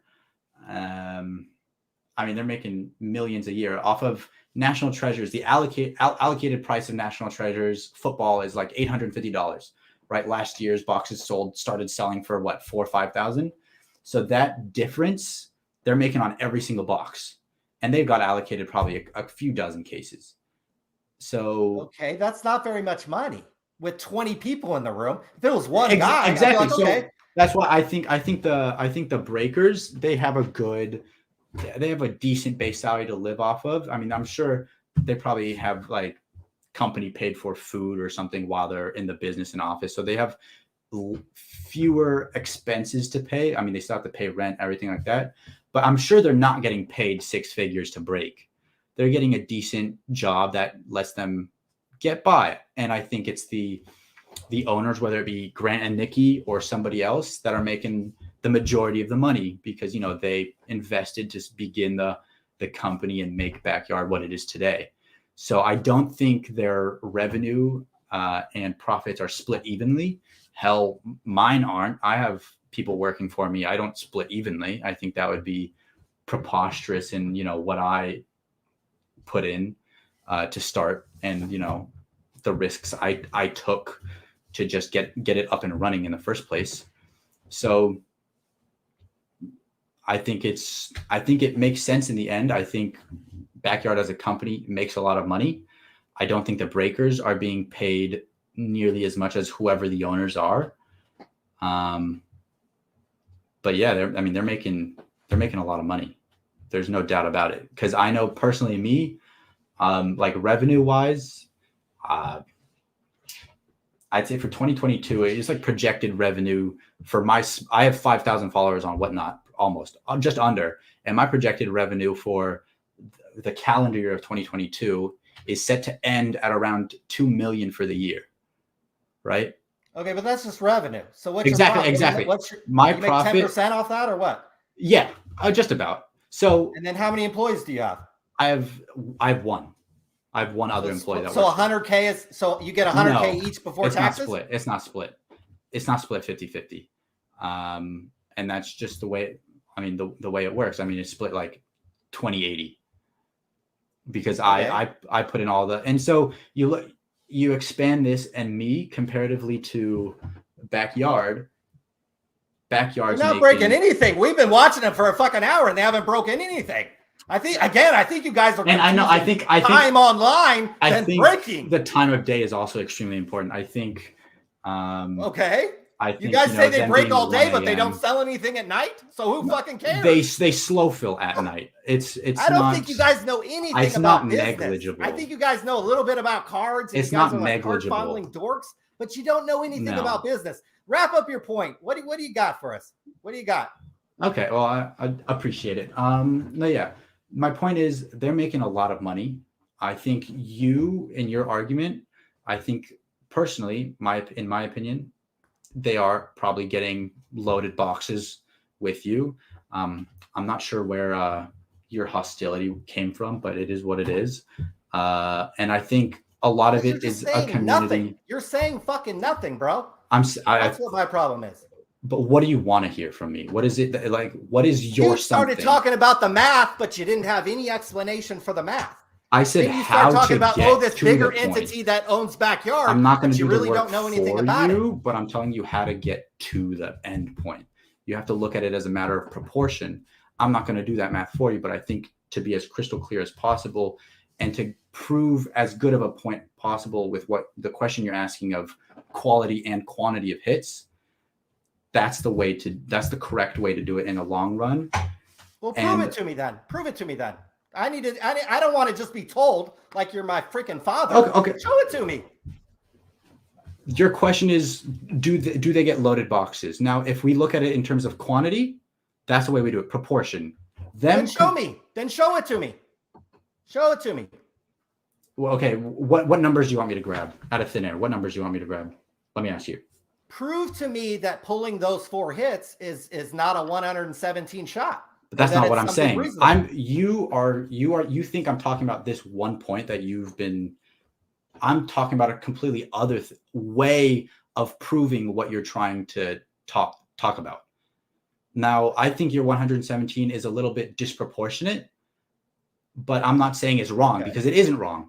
I'm giving you another way to look at it, but I think the miscommunication that it seems, let me know if I'm wrong. What it seems like I'm hearing is you're thinking I'm saying to do it that way instead. I'm just saying it's a different way to look at it. And it's a more foolproof way to look at it in the long term. But I don't know what I'm looking at because you don't have anything. You don't have any data. You haven't done the math. You're just trying to criticize what collectible guru did without having anything. I'm trying to give constructive criticism on how to elevate. I'm trying to give Leighton did the same thing. You're doing the same thing. You're criticizing argument without by sitting there looking and at it doing the homework. comparatively from what they pulled and how many they pulled to the same amount of boxes being pulled by X amount of breakers and what they got out of it. We need to compare and contrast in that sense.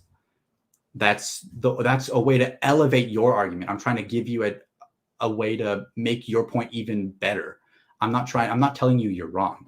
I'm trying to give you I'm trying to essentially help you prove it even more. I don't need anything. I don't know what happened. I don't need to prove anything. I don't know what happened. I don't know what happened either. I'm just trying to elevate your point for the future. And I mean, if you want to take that as criticism, if you want to, I'm not trying to criticize you. I'm criticizing you, bro. No, I'm criticizing you. And that's fine. I mean, I don't know if there's a misstep in misunderstanding of what I'm trying to convey. I'm not going to sit here and do the numbers for you. Lighting up our chat trying to get on, and I'm just trying to figure out what you have to say. Yes, but I think what you're looking for exact, I am because Collectible Guru gave me exact numbers. But just because 24 other people gave you exact numbers doesn't mean everyone needs to, right? It maybe if that's what you're looking for, criticize, if that's what you're exact, but I'm not criticizing, so therefore. You say there's another way to look at it. Well, yeah, but that's not criticizing. That's elevating. Okay, well, show me. I'm telling you how to do it. I'm not going to do it for you. I'm not going to fucking do it. And that's fine. If you don't want to do it, that's completely fine, bro. I'm just trying to give you advice. If you're going to tell me to fuck off, then I don't need advice. I'll go to my father if I need advice. Well, that's a good idea. All right, I mean, brother, thank you for coming on. Thank you. Appreciate everything you have to say. Colin. What the fuck? These dealers are dumb as rocks, bro. Some of these people. No wonder Backyard Breaks has scaled up their business. No kidding. Tens of millions of dollars over the last. These group breakers are dumb. My God. Stupid morons. He was on here for like a half hour and didn't say anything. Yeah, and it's like these group breakers are stupid. No wonder Backyard Breaks is the shit. Grant, Nikki, come on the show. We want to hear about you guys. Maybe you guys are a lot sharper than I thought. Your competition get is us down to stupid, Miami. Backyard Breaks. We'll take a little tour of the facilities down there. Shout out to your boys at Sports Card Radio. I took screenshots when they had us on the background. So, hey, maybe we'll have to reuse that. But look, I mean, these guys, like Ryan said, some of these dealers are coming on here and trying to tamp down the numbers or say, hey, we need to look in this a little bit more. Folks, we scheduled our live stream like 2 or 3 days ago. You had plenty of time to look into this. The original tweet by this collectible guru guy, this was several days ago. And if the hobby doesn't interest you enough, when he look, he sent out a tweet. Today was just his follow-up to his original tweet about the 4 cards that have been pulled. He said, hey, I'm going to look into this. This was days ago. And to me, it's like, okay, if you call yourself a breaker, if you call yourself somebody that really cares about this industry, and this was tweeted days ago, like why you wouldn't like all of a sudden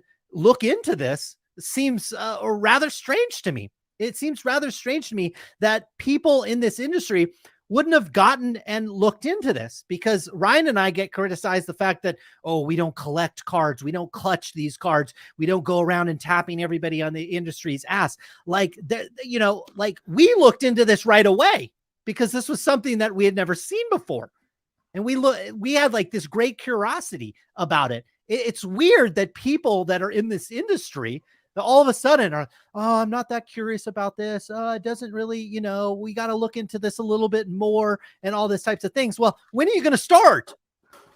When are you going to start? Because some of you that follow this industry, like it's probably your number one thing. You wake up and you follow this industry. You wake up and see where the big cards are. Why haven't you looked into this before? Why is it all of a sudden an epiphany now?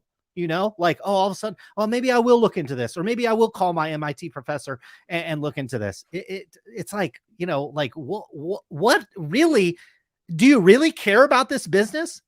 I think the most part is most of these breakers actually care about these cards a lot, or maybe they care about their chat room, or they care about their fans, or I think he talked about the number of followers he had before he talked about the number of how much revenue he had.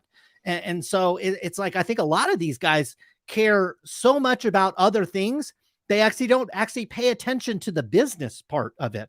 Okay. And if a competitor of mine, or you could even look at Backyard Breaks as a peer. If you're Leighton, if you're Blez, or any of these other guys, you could maybe look at Backyard Breaks as a peer to you. Why you wouldn't have greater curiosity into what's going on, and you're so immediate. Your immediate reaction is, oh, this math isn't very good. Now, I'm not going to crunch the numbers. I'm not willing to crunch the numbers. I don't think I will do it. I don't have time to do it. It's like, really? Really? You don't have time to do that? Okay. Because I'll spend hours of my day. I've spent months of my life looking at companies that I'll never invest in. Okay. And you know, so it's like, it's just out of great curiosity. The fact that these guys don't have a curiosity to even maybe respect this data, respect what's going on. Very confusing to me. Ryan, we have some saved chats here.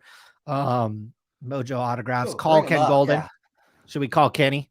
Kenny, invite yourself on like you did last time. We'd love to hear from you. Ken Golden, shout out Ken Golden. Come on the show. Can we do more live stream shows more often? Maybe. We're 7.5 hours deep. Chat, you are locked in. If you've been here for any length of time, but especially over 7 hours, you guys have been locked in. You are the backbone of this hobby. You are the reason why we are here. I tell you what, we just really appreciate you guys' support, whether you're a hater or are you really enjoy us, or you're trying to troll us or trying to make fun of us. Look, I don't care. I have Jerry Maguire as my name here because a guy tried to troll us calling us Jerry Maguire. So we have layers of thick skin over here. We're from the hood. We understand that you're always going to have detractors and all those types of things. Could we do more live streams more often? Maybe. Yeah, sure. We like to create I think it'd get a little played out if we constantly do these, but anytime we have some interesting thing to talk about, the plan is to go live. I think these formats are kind of fun, gets the community involved. And, you know, look, it's just kind of fun. T-shirt idea. Let's see. I don't know the data, but your numbers are wrong. That's a good, sincerely, Brad. That's a good one. We've heard that a lot tonight by the defenders. Is I don't know the data, but your numbers are wrong. I'm an engineer. Brad got in here earlier. I mean, the chat was blowing up. Bring Brad on. And I thought, well, you know, is this like the next, you know, I was expecting big things from him. And then he literally just got on there. One of the first things he said is, I get a lot of free stuff from Backyard Breaks. They gave me all this stuff, guys. You guys are so bad for the hobby, guys. Hey, Brad, what about Evan Mobley 101 shirt? That's a good one too. Yeah, all these other guys are trying to deflect away from the cards that we're talking about. It's like, well, you're just looking at those 4 cards. Well, yeah, guys, if you had 4 supermodels and then 4 overweight women, it'd be like complaining that I'm IFing the supermodels versus the overweight women. Yeah, of course. We've got 4 supermodel like cards up here. Of course I'm paying attention to these cards. Okay. I don't even really collect cards. I buy and sell cards a lot, but these cards, if I ever got my filthy hands on them, it would be pretty special. Okay. We're not talking about Evan Mobley 1 of 1s. I work it in and out. I think we put that up. I'm down. Hey, Crypto Man 22. Why don't you just call in? Why don't you just call in, bro? Hit me on the DM. Sports Card Radio's open. Call in, bro. Call in. Whatever you have to say, just call in, bro. Dan the Card Man, we're still going. Dan the Card Man, you're more than welcome to come back on. Come back on if you're watching. You're more than welcome to come in. Okay, here's a question. He says, if it's rigged, why would it matter? Now you know where to go to get the good stuff. And look, that's not for me to decide. Okay. If you think this stuff is rigged and that's where you want to send your money, the question that you don't have an answer to, is it rigged in your favor? If John Fields can buy into a break over at Backyard and hit one of these 1 of 1s, and you think you have better odds of hitting the 1 of 1s at Backyard versus Blez or Leighton or any of these other guys, sure, it's your money. We're not here to tell you how to spend your money. If you think it's rigged and it would be in your favor, go right ahead. But I don't think anybody's provided enough evidence on today's show that that is not rigged either. That if it's rigged, that it's not going to a small group of people. We had the one guy on here that spent tens, if not hundreds of thousands of dollars on this product and these cards. He said he didn't hit crap, but then he has other guys that he knows that basically hit the jackpot every time they break with him. That smelled a little fishy to me as well. Backdoor Breaks might be more fitting name if the math is correct. I agree. I think so. I agree. The hobby needs this weekly. We'll see if we could do maybe not weekly, but monthly. We certainly will do that anytime a large story or a large discussion. This is a great discussion because it's 50-50. Okay. Even, as we started the show, it was 50-50. I'm much closer to that. This is rigged when we start talking about the money. When we start talking about the money involved to open enough cases and enough product to make this a probable, or at least a reasonably probable event. In order to make this a reasonably probable event, you need to spend more money on these products than Topps just sold for. Okay. Again, I'll remind everybody out there, Topps just sold for $500 million.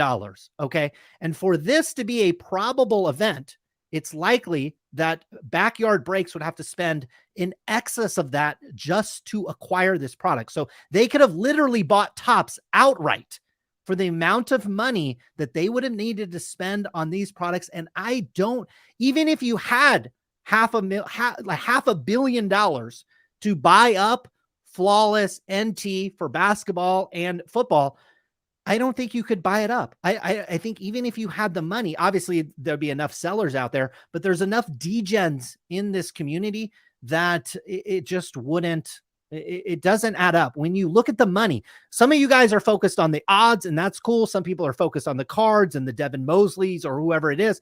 Look, if you start to add this stuff up from just a money perspective, it's hard to get to a money amount that makes a lot of sense, to where now we're talking about a staggering amount of money that is actually worth more than these companies are outright. We actually know Topps's sales in a year before they were about to go public as a company, their sales were like 500 million. Okay. So we're talking about 500. When you start talking about hundreds of millions of dollars, you're talking about the total sales of some of these companies. So, it's just staggering. Did you see Backyard Breaks Twitter response? I'll try to find that. It's Backyard Breaks giving away Teslas. I don't know. They start giving away Teslas. Maybe they lose their audience because these guys clearly care about these pictures of men and far more. Oh my God. We've got somebody. Lock in right now. Lock the fuck in, guys. Lock the fuck in. Brian Gray. Woo! We're What up, 7 guys? hours How you deep. doing? I just got out of bed and threw on a shirt for y'all. I know that's what you do for the Sports Card got a Radio crop crew. top My on, boy though? Brian. BG, you better have a crop top on, brother. Can I get a dip shirt, please? Do you have any We'll kids send you one. medium for me? They're gonna send you one. I'll send you one, my man. I'll send you however many you want. You want one for your whole family? I got you, my man. Do you have any We'll kids send you one. medium for me? I'll send you one. Brian, what's up? What's going on tonight, man? It's so good to see you. Yeah, I just got up. I was in bed. I stayed out with the parents after volleyball, and I came home. I was exhausted, and I looked on my phone for a second. I was like, oh, fuck it. I'll just go in for 1 second. Sorry, I don't know if I can say that, but I said, I'll just go in for 1 second and say hi to the guys. And listen, this is a tough one because, and we've gone through this before. Our company also, we've had people ask questions because sometimes the optics aren't good in situations. And even if you do things right and you do things fair, if it looks bad, questions are okay. You know, and I think these kind of questions have to be asked just because our industry doesn't have a history of complete honesty. So I don't care who we're talking about. I don't believe Panini seeding the cases. I mean, Treasures is built by machines. I don't think there's any chance there. Flawless is hand built. I do not believe they're hand seeding these. It's crazy. It's crazy. The luck is crazy. But Leighton had that kind of luck in 18-19 with Luka. So, like, it's happened before, you know, but again, I think the key thing is it totally, and that's all I wanted to come on and say is it's totally cool to ask questions when something doesn't look right. Because sometimes it's not right. Sometimes it is right, it just looks like shit. And if it looks like shit and smells like shit, we got to at least ask, is that shit or did someone fart or what happened, you know? And so I think that's the question really. So at the end of the day, listen, I think good questions. I don't think this is the case where that happened. My bigger question, frankly, is Backyard Breaks really going to be the ambassador for Fanatics? And I go in there and listen because I'll be honest with you, I'm entertained sometimes by these antics, you know, but the question is that going to be Fanatics' lead face to the hobby? I mean, like, that's a real question. Like, is that really what they want? I don't know if it is or not. I actually find the guys interesting and stuff, just like I find a lot of people interesting, even when they're mean to me, you know. But at the end of the day, yeah, at the end of the day, though, you know, I'm not sure if we're going the right direction, if that's the face. In my summit speech, I was talking about it. I was like, if you're under 18, you honestly can't go into a break room anymore because it's all a bunch of cussing and rap music that really is banned in 10 states. I mean, it's just horrible. There's no clean place to like have a good experience anymore. That's fun also. So that's where I'm at. I don't know what else you guys have been talking about because I've been out of pocket all night, but when I logged on for 1 second and I saw you and I was like, I just want to give a quick opinion. I don't think it's fixed, but I don't blame the questions. And same thing, people ask us questions. That's fair. You know, I'm the first one to say, honestly, hey, you know what? We made some bad decisions from an optics standpoint, and I made rules, and I've had to even revise the rules again this week. We don't let employees buy or sell cards anymore as of this week. You can't even buy or sell a Leaf card for your collection. Because even when we said you couldn't buy it from us, we thought that was enough, but the optics still suck when an employee buys it from someone else. So we just said you can't buy or sell Leaf or go work somewhere else. So I kind of get it. I do hope Panini says something, not because they've done anything wrong, but just because they can say, listen, we can assure you the way the process works, it doesn't happen. But I'd rather someone come out and defend themselves, even if it is just a simple statement. You know, I'd rather them come out and defend themselves and just hide behind, you know, saying nothing. Because saying nothing is what fuels our concern about the hobby. That's why we're scared that people are screwing us constantly, is because no one tells us what's going on when we ask a question. Just freaking answer the question. And I think they will eventually because it looks bad. The optics are horrible. But just like when Beckett got that upper deck box with Adrian Peterson, Exquisite, that box was probably loaded. That probably was loaded. But it's just it's interesting. So I don't know. I'll quit talking and let you guys chat for a second. If you have any questions for me, fire away. But I'm about to sleep. So you know what we were talking about is the money required. Obviously, there's all this talk about odds and probabilities and these types of things. My question to you is, you obviously have an extreme amount of experience, like packing out products, creating products. You understand, like, probably a little bit better than almost anybody, how much somebody or a breaker would have to buy of your product to get a large amount of the great hits. And we're not talking about maybe one product, but over several years or several series of products. How much do you think, like maybe in a percentage basis or a money perspective, how much do you think somebody would have to buy in order to have the type of streak and the type of luck that we're witnessing right now? I mean, I think Mojo, did hear that, because right before we started the game earlier, I heard Mojo talking about how once release comes out, so few people are breaking. That's a piece of it. I think a lot of product funnels through 2 or 3 guys. The first week or two, you see Leighton and all these guys like Leighton will break 50 cases in the first week, 170 cases in the first week. But after the first week, it really thins out. And Backyard is one of the few guys that has an audience that they can sell spots and breaks for $2,000, $1,000, $1,500. I mean, it's insane what they're able to accomplish by, their style of entertainment, So I think they probably go through a lot of the product. I don't think they've sold 40 million worth of Flawless. I do not believe that. Not even in a million years. I don't think they even sold that much of it. I don't think so. But again, statistically, it's crazy. But again, I opened a box of Night Treasures today, and I pulled a Sekou, whatever his name is, Logo Man. And it's a horrible card. It's worth $200. But the odds of me pulling that and pulling another one and another one that are all shit bags, I mean, the odds are low, but I guess it's possible because I've done it. So the optics aren't good. It's bad optics. They need to say something just because it's bad optics. And I think, honestly, if it were me and I was in this situation, and we've been in situations where I have to pivot and like restate rules and change things, I think I would say we are going to have a third-party person on these monster releases, a third-party auditor, auditing the randoms of distribution. It would cost nothing. What would it cost? $5,000? These guys are doing $1 billion in sales. They can afford $5,000, on 3 products or 5 products a year. But again, we don't think we have a problem. So it's like a problem. But I guess for the optics of it, they have to do something or say something. But it's possible. What they're pulling is possible because no one breaks more than them. That's a fact. I don't even think it's $40 million, though. I don't think it's that much. How much more than whoever the second place person is, from either a dollar or percentage perspective, how much greater is Backyard's business, do you think, than the second place person? Well, I'm studying Whatnot and Drip and some of the other sites, trying to really learn, because I think streaming shopping is an important space. But what I'm seeing when it comes to Flawless, I see very little opened outside of Backyard. I mean, really, it's gotten tough. Everyone puts National Treasures in their mixers. So like Treasures can be pulled anywhere. Everyone's got boxes of Treasures football, no problem. And it feels like all of a sudden everyone's got 2018 Treasures football. I don't know where it all came from, but like every breaker has that all of a sudden. But Flawless, I don't really see anyone else breaking it. Maybe every so often you see one other breaker will break any, but it's almost all Backyard.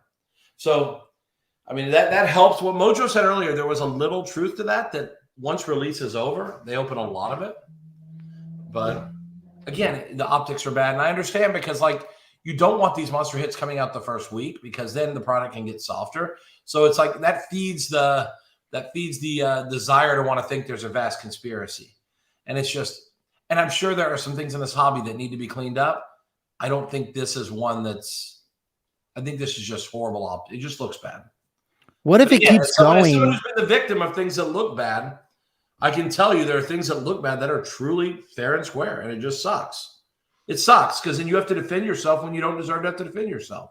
But you can either sit there and shut up and say, but that makes you look worse even. Just tell the truth.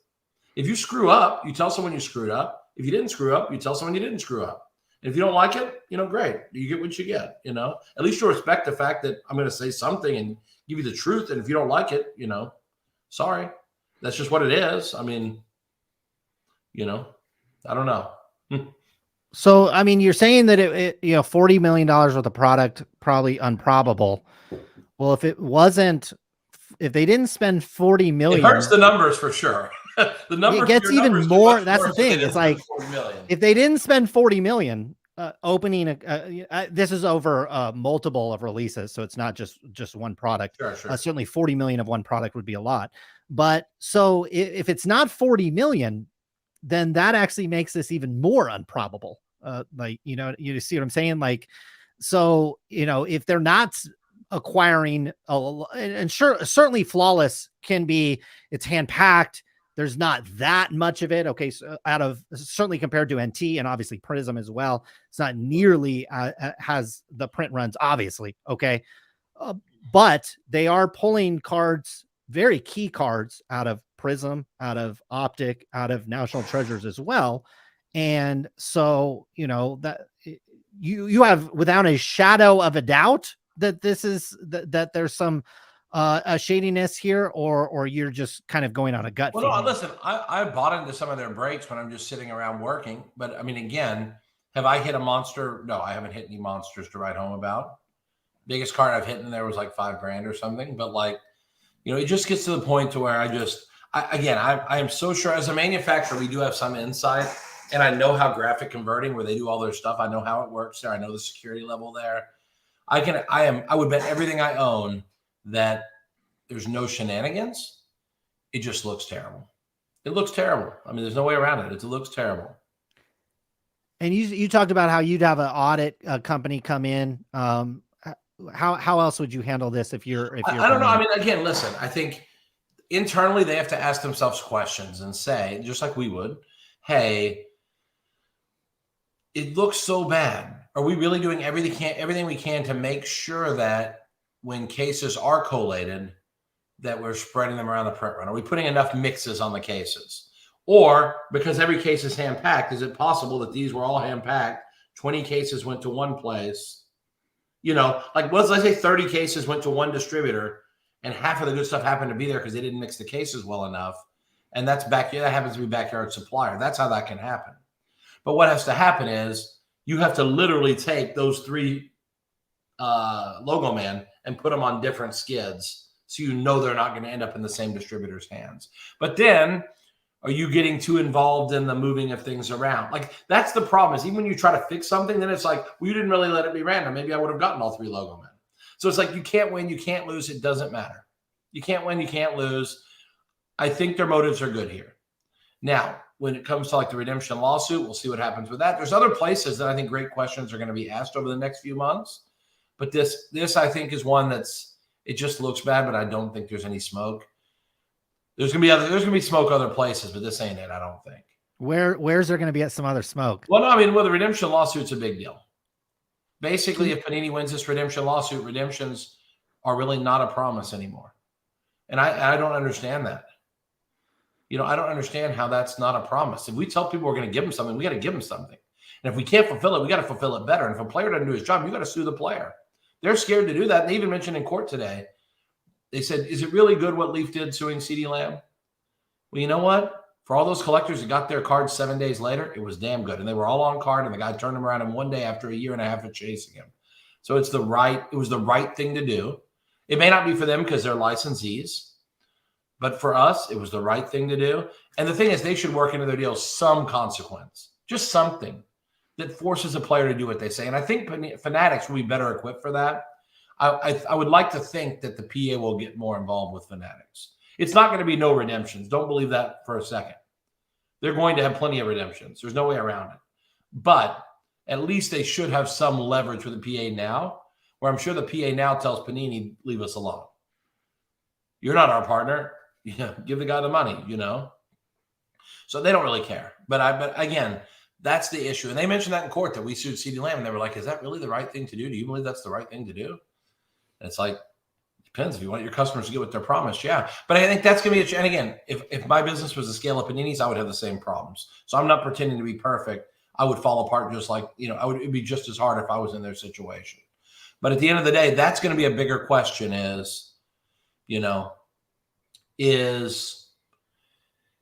are redemptions, if we're going to have redemptions, they've got to be honest, and it's got to be legit, and it can't be. That's going to be a question that I'm hoping, for the hobby's sake, this doesn't resolve without some exploration of what this means. You can't put a coupon in there and say it doesn't mean anything. It's not really a promise. And I'll tell my friends at Panini that, you know. You think Panini's going to get? Can I please answer one guy in the chat, because he keeps asking the same question 50 times. What's he asking? Of course. I said we're going to talk about backyard, and then I have to go to bed in a minute because I'm about to pass out. Someone mentioned Josh, one of my employees that sold soccer cards on eBay. He bought 10 cases of metal from 2 different distributors. People were dumping metal soccer. He created the product, and he believes in it. And he's also been buying up some of the cheap rookies in that product. Now, I had to tell him, I guess it was Tuesday or Wednesday, that they're not allowed to buy cards anymore, even if they buy them from other people. But, you know, he bought 10 cases from 2 different people, and I think about 3,100 from one person per case, and the other one was like 2,800 or something like that. But he bought them, and I mean, again, my thing was, I said, you can't buy cards from us anymore. We want to clean that impropriety optic, as I keep saying. Someone made fun of me for keep saying the optics, but we said you can't do that. You can't buy from us because we're not going to have any optics issues. But then when they buy from someone else, it's an issue. So we just said, listen, enough. No one can buy anything. It's over. And so in this case, the person did sell. And trust me, I am a very smart guy. I don't backdoor stuff. But if I was going to, I certainly wouldn't have my employee running on his own freaking account. Are you out of your mind? I mean, unless you really think I'm that dumb. I mean, that is the dumbest thing ever. Like, for real. Even if you hate me, you can't think I'm that dumb. For real. So what I can tell you at the end of the day, we do what we're supposed to do. There's going to be things that don't look good and don't look, you know, whatever it is. You know, are we perfect? We probably never should have let an employee buy a case of cards direct for any reason. We learned from that, you know. And again, someone just said, did you fire him? Why would I fire a guy? He went and bought cases off the marketplace. You know, he won't do it again because I don't let employees buy things off the marketplace. We didn't have a rule. You couldn't go call GTS and buy 10 cases. We didn't have a rule like that. That's crazy. So at the end of the day, that's all we can do. We just do our best. There's always going to be people who say, this guy's full of crap. This guy's full of crap. This guy's legit. This guy's legit. Who knows? At the end of the day, as a hobby, there's nothing wrong with holding people accountable. The only thing I ask people generally is just be fair. And if you're going to ask for the answer, at least listen when they give you the answer. Don't just like tune it out and say, it's scam. You know, at least listen to the answer. And if you think it's dog shit, then you just won't buy that company's products. And I tell people, if you don't believe what I say, then don't buy my products. It's okay. We'll be fine, I think. And I'm sad because I hate to lose customers and people that enjoy them. But if people don't like them, I can only tell you the honest answer. And at the end of the day, I'm passionate about this stupid business. I'm not posting on Twitter anymore, which is sad because I always enjoy doing that. It is sad. But the fact is, I've got to focus on the hobby's turned a little bit. It's getting tougher. Things are softening up. So as a company, we've got to do a great job of executing near perfect. It means we've got to cut production on some items. It means we've got to be creative because we've been lazy the last couple of years, because when things are great, everyone just cookie cutters. That's over. There's no more cookie cuttering. We've got to like recreate things and fix products now and like change the way we look at things. And so that's the answer to me is all the companies just need to be transparent, tell you what they can tell you. You deal with it. And I don't go bragging about my bank account. You'll never hear that. Like, not like that. You know, that's my boy Ken. He can do that. But at the end of the day, I got to go to sleep. But I just wanted you guys to know, listen, I know we've had some disagreements on certain things. Oh. At the end of the day, I think there's some element of asking questions and good fun and all the different things that come into that. You know, I don't hold a grudge. I ask people questions too. One more question. Yeah. What do you think about Fanatics potentially buying Panini, that deal, and how it would impact Leaf? I think there will be a deal 100% if it's not already done. I think it's virtually done. And again, everything we've had multiple conversations with Fanatics, and they're good. They need competition, and they know that. They have plenty of antitrust lawyers all over this, and they've backtracked on certain things already because they know that they may have already crossed the line.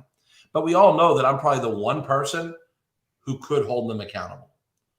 I proved with Upper Deck. I was in a 4-year lawsuit with them where I spent millions of dollars, and I didn't give up. We ended up finding a great resolution so we can be friends again.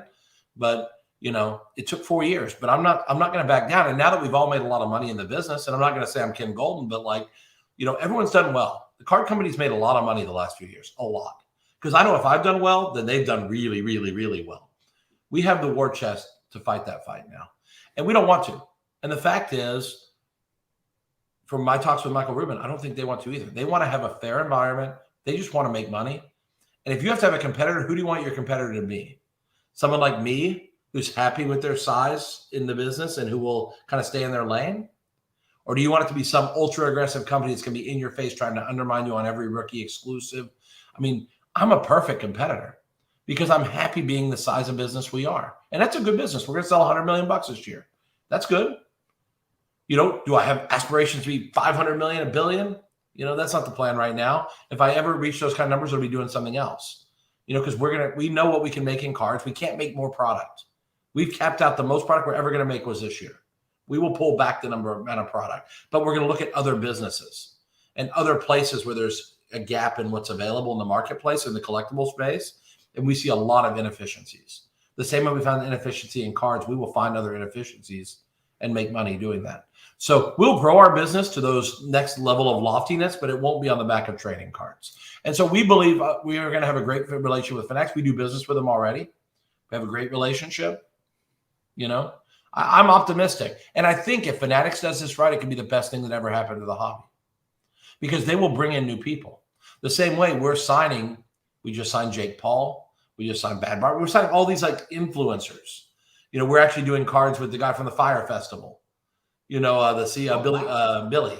He's signing cards and he's signing at Fire CEO. And again, the idea here is we know that to grow the business, if we keep making just boxes of cards, we're never going to grow this business. We've got to make single cards of regional NIL guys to appeal to people who are just fans of colleges. We've got to make social media people who have 10 million, 20 million followers, 5 million followers. That's how we're going to get people to buy cards. Once someone buys a card, we own them. Because once they realize that a card has value, that's how we grow an industry. We don't grow it shoving $1,000 boxes under people's faces because a guy who collects or who wants to collect Michigan Wolverine players is not going to buy a box for $1,000 to pull it. Hell, they won't even buy our NIL box for $120 to pull it. They just want to buy the card for $30. That's what they want. They want the Michigan card. They don't want the box where they may get a Michigan card. And so we've got to grow the business that way. That's the only way. Fanatics can do it. And you'll see if you look at our website, that's what we're focusing our attention on huge. We're focusing our attention huge on finding customers. Because then as we spread into other businesses that are not cards, we've got this, just like you guys are spreading out, you do all kinds of stuff. We're building a base of people who want to collect things and who don't want to collect under the current model. And it's going to work. It's just going to take time. So as long as they don't kill all our customers and put them all out of business by cutting them all off, we're going to be great. They just can't cut off every store and think they're going to retail everything themselves. It's just not going to happen. If they try that, they're going to be belly up. It'll be a loser. So anyway, you've talked me into sleep. I'm about to pass out. But anyway, I just want you to know I'm a real person. I'm not just someone who pops up on videos. And again, listen, I take everything in fun with you guys. I really do.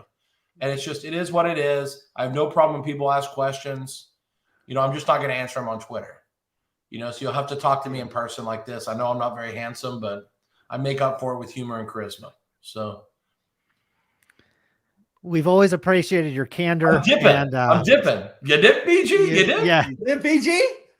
You dip? No, but seriously, if you have that shirt in a kid's medium, I will take a you dip shirt in a kid's medium. A kid's medium, we'll ship it. Maybe a little bigger than kid's medium. I like to be conservative, though. You never know. But guys, thanks so much for having me on. And again, I like to think I'm a good sport, you know, because it is what it is. At the end of the day, this is supposed to be fun and a hobby. It's not like, and it took me a while to get to that because I took everything so personal. But at the end of the day, it's just, you know, it's freaking cards, you know. It's fun. It's supposed to be fun. And I think we lose sight of that so often. It sucks, you know. Sean, thank you. You're right. I probably should get a kid's large. Good call. But hey, thanks for having me, guys. Let's do it again sometime. And let's do that. And there will be some smoke that is directly tied to fire someday. I don't think this one's it, but trust me, you guys will be looking for it. I know that. And we'll have you on to talk about it. Yeah, when the smoke's fire, boss, we'll bring you back on for sure. Hey guys, consider this my olive branch. All right, absolutely. Yeah, we got a lot to talk about, probably. Be good, boys. I'm going to sleep. Talk to y'all later. All right, my man. We'll see you soon, Brian. Thanks, my man. We'll see you. Colin, did you think that was going to happen tonight? I did. Yeah, I've been on him for like a week on it. Yeah, like you know, like We're deep into the stream. So shout out to the chat. Shout out to the chat, baby. Chat. 8 hours in. We just put in a work day over here. 8 hours. Over here working. Over here freaking grinding like what's her name? Sarah. We're just grinding. Yeah, we're getting it done. And yeah, I figured that was gonna happen actually. Because yeah, I've been on them a lot. And yeah, I'll reveal that I released a video on Saturday where the lead story was the fact that that he had this employee that was selling those Leaf cards. And so he addressed that right away. So Brian and I have an interesting relationship. Okay. We talk, I wouldn't say a lot, but we talk from the industry. He's the one person I talk to on a regular basis. And probably people would be surprised by that, but he is the person that I do talk to on a regular basis from this industry. There are others that I talk to, but Brian has some really great insights, some great connections. And look, he brought up a lawsuit that he had with Upper Deck. Guess who was named in that lawsuit that was supposed to testify against him? Okay. I almost said something. Yeah. So like he and both of us have so much history. We've had phone calls. I don't think I've ever spoken to him in person, but we've talked in DMs. We've talked publicly. We've talked trash on personally. We've trolled each other. He's had me blocked multiple times on social platforms. So our relationships come a long ways. And I'd actually decided to have that type of relationship with him once the Fanatics deal started to go down. I said, you know what? I think Fanatics is going to roll up this whole industry. And I thought that right when the deals were announced, that's what I thought. And that was when I was like, okay, every hatchet that we've had with Brian Gray, that ultimately gets buried, because this Fanatics beast is going to come and roll up this entire industry. And he seems to believe that that's going to be good for him, good for his business. I don't know. I don't know. I would tell him publicly and privately. I don't know. I don't know if that's the game. Just knowing Michael Rubin, not personally, Michael Rubin does follow me on social accounts, but just following his career for 2 decades, basically. It's not the game Michael Rubin plays, but maybe he, like he says, there are antitrust attorneys or whatever that is advising him to not bury every single person in this industry. Why he wouldn't bury Brian Gray, I'm not exactly sure, but Brian Gray actually had a good answer for that. He actually said, hey, a pivot towards other industries, a pivot towards other areas. Certainly interesting. The chat's fired up. Shout out to the chat.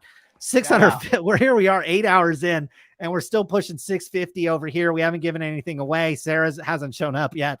Sarah's been gone for like 3 hours, so that dropped like half our stream when Sarah left. So I mean, yeah, that's okay. Shout out to Sarah. Shout out Sarah. I'm single, Sarah. Shout out. I'm not, but shout out to that for sure. Some super chats came in. Appreciate those for everything. Ryan, what'd you think about BG's moment on the stream? A long time coming. Like you said, we have a long history with him. And we could have delved into any number of topics. Like you said, that Upper Deck lawsuit that he said he was involved with for 4 years. We were called as witnesses. I mean, he said like awkward moment when that lawsuit involved us. Yeah, Upper Deck called us as witnesses, not Brian Gray. And then Brian Gray, I think, had to file a motion to block our testimony. Yeah, shout out to Upper Deck for calling us as witnesses. Yeah, shout out Upper Deck for calling. Yeah, with like 2 NHL executives, like we're talking to like multi-millionaires. It was like multi-millionaire, former commissioner of, I think, the NHL, and then another multi-millionaire. And then it literally said, I think, 2 podcasters, Ryan and Colin Teddards. And I was like, okay, that's pretty good company to be in. And then it was like during COVID or something. And then he had to motion to block our testimony. I don't know if the 2 other guys got to testify. We never ultimately got even contacted to testify, but we certainly got enough play on it at that time. That was pretty cool. So when Brian Gray brings up the lawsuit that we were scheduled to testify against him. That's when you know that you've been involved in this industry. You've tossed around your weight just a little bit, and you've ruffled a few feathers when you're talking face to face to the CEO that basically had to pay his attorneys to block our testimony in a lawsuit against his company. What else did you think about? BG's talk there? I mean, I have sent so many choice words to BG. The fact that he was even willing to come on here, honestly, is amazing. He sent me the value of our parents' house on Zillow one time. I mean, there's things that we've forgotten about. The Damian Lillard thing, the Joe Clemens thing. I mean, we will have to have him back on at some point and kind of delve into some of these topics. I'd love to hear his thoughts on blocking our testimony in the Upper Deck lawsuit. We could go for 2 hours on Joe Clemens. I mean, we could literally go for 2 hours on Joe Clemens. We didn't want to do that tonight. We're 8 hours in. BG hopped on to really talk about this specific situation, and he's got unique knowledge. Hey, he's a card manufacturer. He's got to deal with printers. He's got to deal with this stuff. He kind of knows how the logistics stuff of this works. So when he says, hey, I don't know. I don't know if there's anything shady here. Despite our history with BG, I hold that with a lot of weight. And again, I started the stream, or I think 2 hours in, I said I was 50-50. I'm still 50-50. I'm still not really sure what the heck's going on. But that's why we're here. That's why we're here talking about it. And it was fun to have Brian on. I'm sure maybe in other big events, we talked about the Panini Fanatics thing. I'm sure there's a possibility, we would have him on maybe for a live stream with that. But I thought he shared some good kind of insight. I think he was truthful, and it's just fun after all these years to honestly, he's one of the few people I've never face to face shook hands with and met. A lot of these people in this industry we've actually met. I've met a lot of employees at Panini, the CEO of Panini, the president at Upper Deck. I've had a long conversation with. I've interviewed the president of Upper Deck on our show. But I've never actually physically met Brian Gray or talked to him or any kind of way. So it's kind of cool that he jumped on, and certainly the hatchet that we've had has been buried, or we've been trying to bury it for quite a long time. There's been bumps in the roads in that. And so I would anticipate maybe going forward, we'd see Brian on here if we have, if we need to ask him something or have his insight. I anticipate that's maybe something that could happen. I'm sure, yeah, there might be an event coming up in a couple of weeks. What do you think about Brian Gray's? I can't remember his exact wording, but he even implied that the deal might be done, which is the rumors that I've heard through a few sources, that it actually is Fanatics, not necessarily controlling the business. But again, we talked earlier. I mean, we're 8 hours in. We probably talked about everything, including, what we might be thinking about eating for breakfast at this point.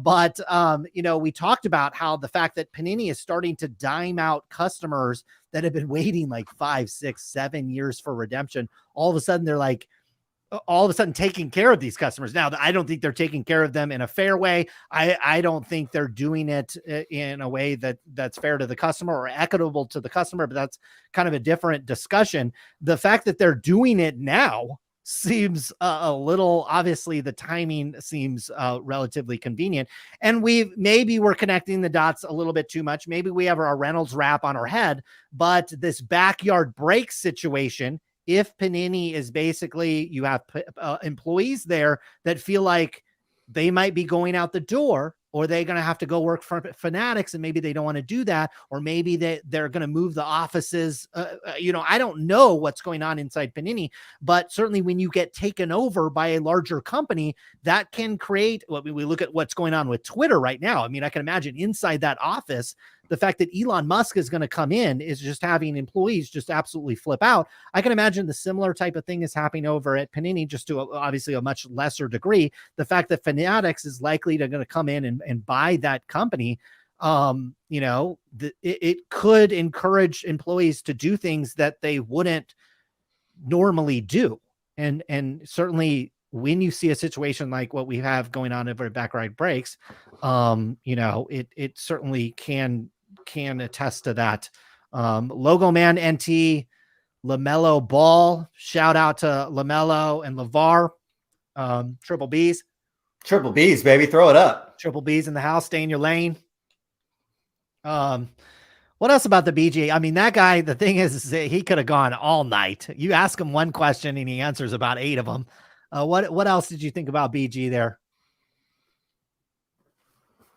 I honestly, I do take credibility in what he says, that this stuff maybe isn't rigged. And we've heard multiple people talk about, well, they're opening flawless after release date and they're the only ones opening at it.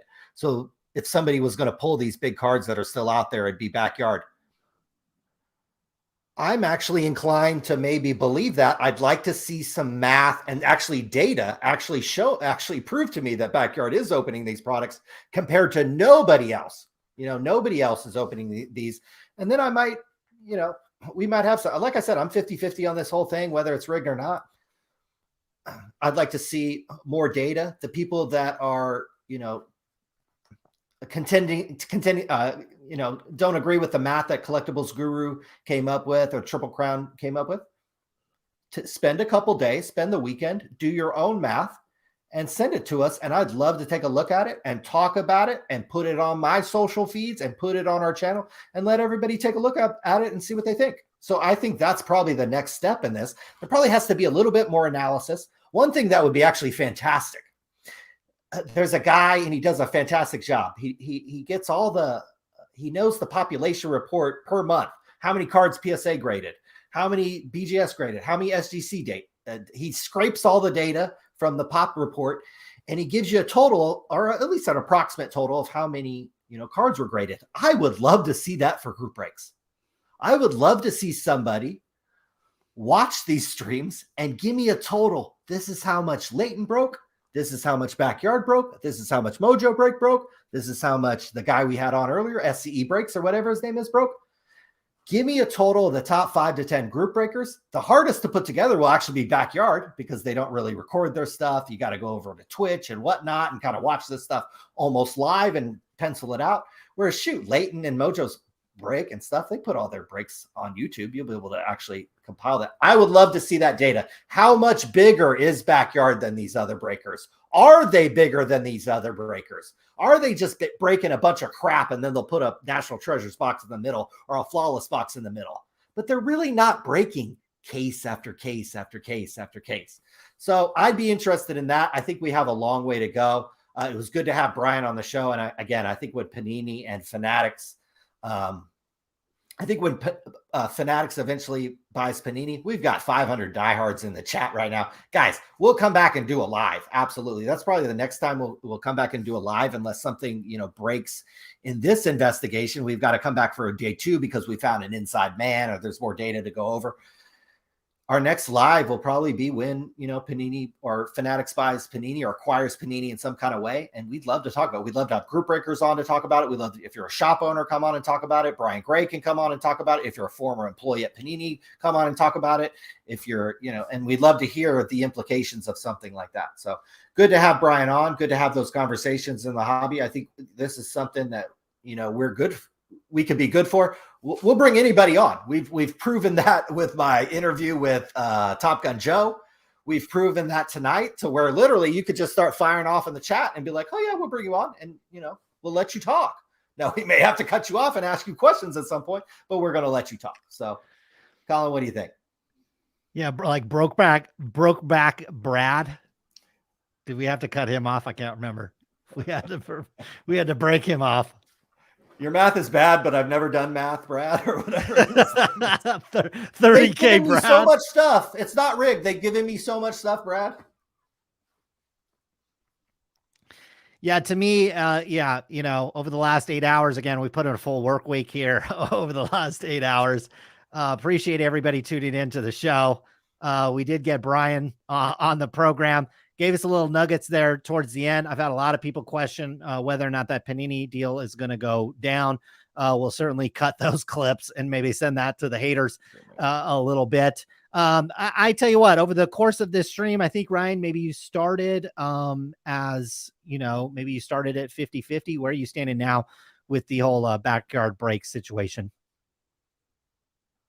This might shock, actually, some of the 500 people watching. I'm probably more like 60-40. It's not rigged now. I started at 90-10 not rigged. And then when the data from Triple Crown came out, and then when the data today from Collectible Guru, it moved me to 50-50. And honest to God, sitting here for these 8 hours and 20 minutes, I'm probably actually moved back to it's not rigged a little bit. From hearing from Brian Gray, from hearing from some of the people who've actually pulled big hits from these people. Now, hey, they maybe didn't have a whole lot to say other than Backyard Breaks has hooked them up and they've been nice to me. But we did have people who have gotten the Triple Man logo Warriors card. We do know who some of these people are. So you could, in theory, kind of scratch out that this is rigged, that these people, these cards are meant to, end up in somebody's hands or something. So I'm probably 60-40. It's not rigged. And that might surprise some people. But Colin, what do you think? Where are you at?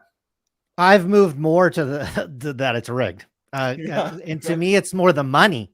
It's the money that would be required to make this a probable outcome. Like it takes just so much money to open up this much product. Sure, we could make the argument with Flawless. It's hand packed. There was I think we have, it was 4,000. It was like a 1 in 4,000 shot to get the LeBron. It's 1 in 4,500 to get the LeBron because there's 4,530 diamond cards. So essentially 4,000 boxes. Look, a 1 in 4,000 shot. That's, you could go to Target tomorrow and likely hit, something like that. But the money required, not only the money, but to actually get the product. Again, even if you have the money, even if you have $500 million to spend on the hottest trading cards, to actually buy that and get it is not very easy. Okay. Just like if you want the rarest watches or the rarest sports cards or the rarest of anything, even if you have the money, it's still not that easy to get, especially in the quantity that we're talking about. We're not talking about one handbag. We're not talking about one Lamborghini. We're talking about trying to buy 80% of the Lamborghinis made in a year. It just doesn't make sense to me from a money perspective and a logistics perspective. I just don't think it's possible. Now, could you have a streak? Could you get hot? Yes. And maybe that's what we're witnessing. And certainly as the months go on, we'll definitely keep a close eye on this. But to me, it doesn't seem at all probable that you would be able to spend this amount of money to make the odds what we're seeing, basically. And if it continues, obviously the more and more rigged that it has to be if you continue this type of thing. The thing I would say that if it is rigged, I don't think Backyard Breaks is in on it. And I don't think those kids know what the heck's going on. I think they're just pawns for somebody in the Good Old Boy Network, to be honest. That would be my read on things. Joey, shout out to Joey Ingram. He should get a commission. Shout out Joey Ingram. We'll be in Las Vegas in a couple weeks. So shout out to Joe. If you want to play at the Wynn, boss, I know you got some connections over there. We'll Poppy, you can hit us up Poppy. Anytime. Please, Poppy, hit us up. He definitely had an inspiration on what's happening tonight. That's without a doubt. A little bit. Power through. Shout out to the chat. We are 8.5 hours deep into a live stream about some pictures of men and opening cardboard, and you guys are going strong. We really appreciate it. I think this is probably about the time where we start to wrap things up. Ryan, any final words for the chat and the Legion out there? I mean, thank you guys. We wouldn't have done this unless you guys showed up. Again, we're here to just kind of provide a forum, bring people on, let them, talk, and ask tough questions if we have to. And that's what we're here to provide. We weren't here to crucify anybody or ruin anybody's business or ruin the hobby.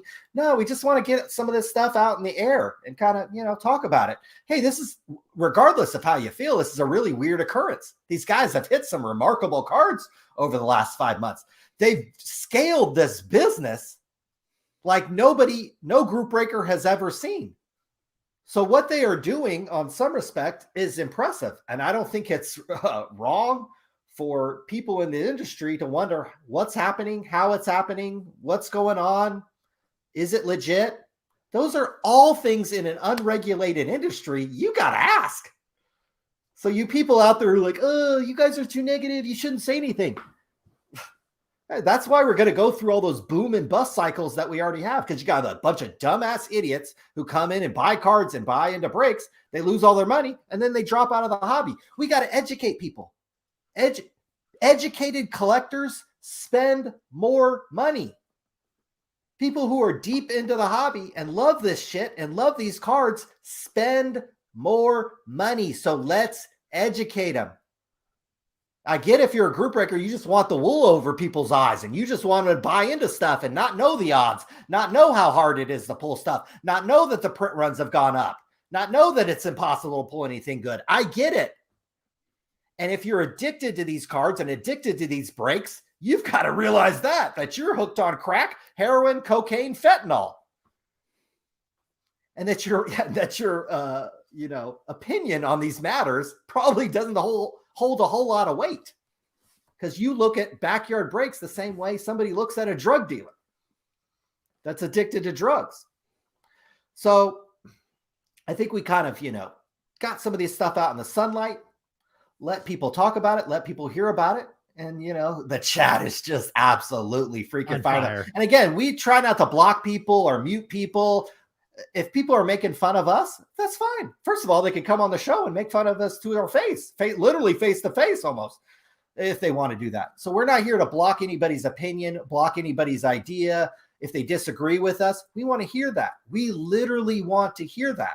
Okay. You better come with good points. You better, if you say the math is bad, have done your own math, or at least plan to. So, Colin, what do you think? What are your kind of final thoughts? I'll take control of this chat and kind of. I'm thinking about In-N-Out Burger. It's probably still open. I'm probably gonna fire up the Tesla and go get some In-N-Out Burger. Just shout out to everybody out there. We love you guys, whether you love us or hate us or trying to figure out which one it is. We really appreciate it. Thanks for tuning in today. We'll be back again some other time, some other place. My information says we should be back here in about 2 weeks. We'll see what happens. But maybe there'll be some other scandals and shadiness that crop up before then. We'll definitely do another live again soon, but wouldn't happen without all of you. We appreciate everybody, all the super chat generosity and the comments and the trolling and all of it. We're here for it. And we really appreciate your time tonight. Thank you guys so much. We'll see you again soon. But for now, thank you guys. We are out of here.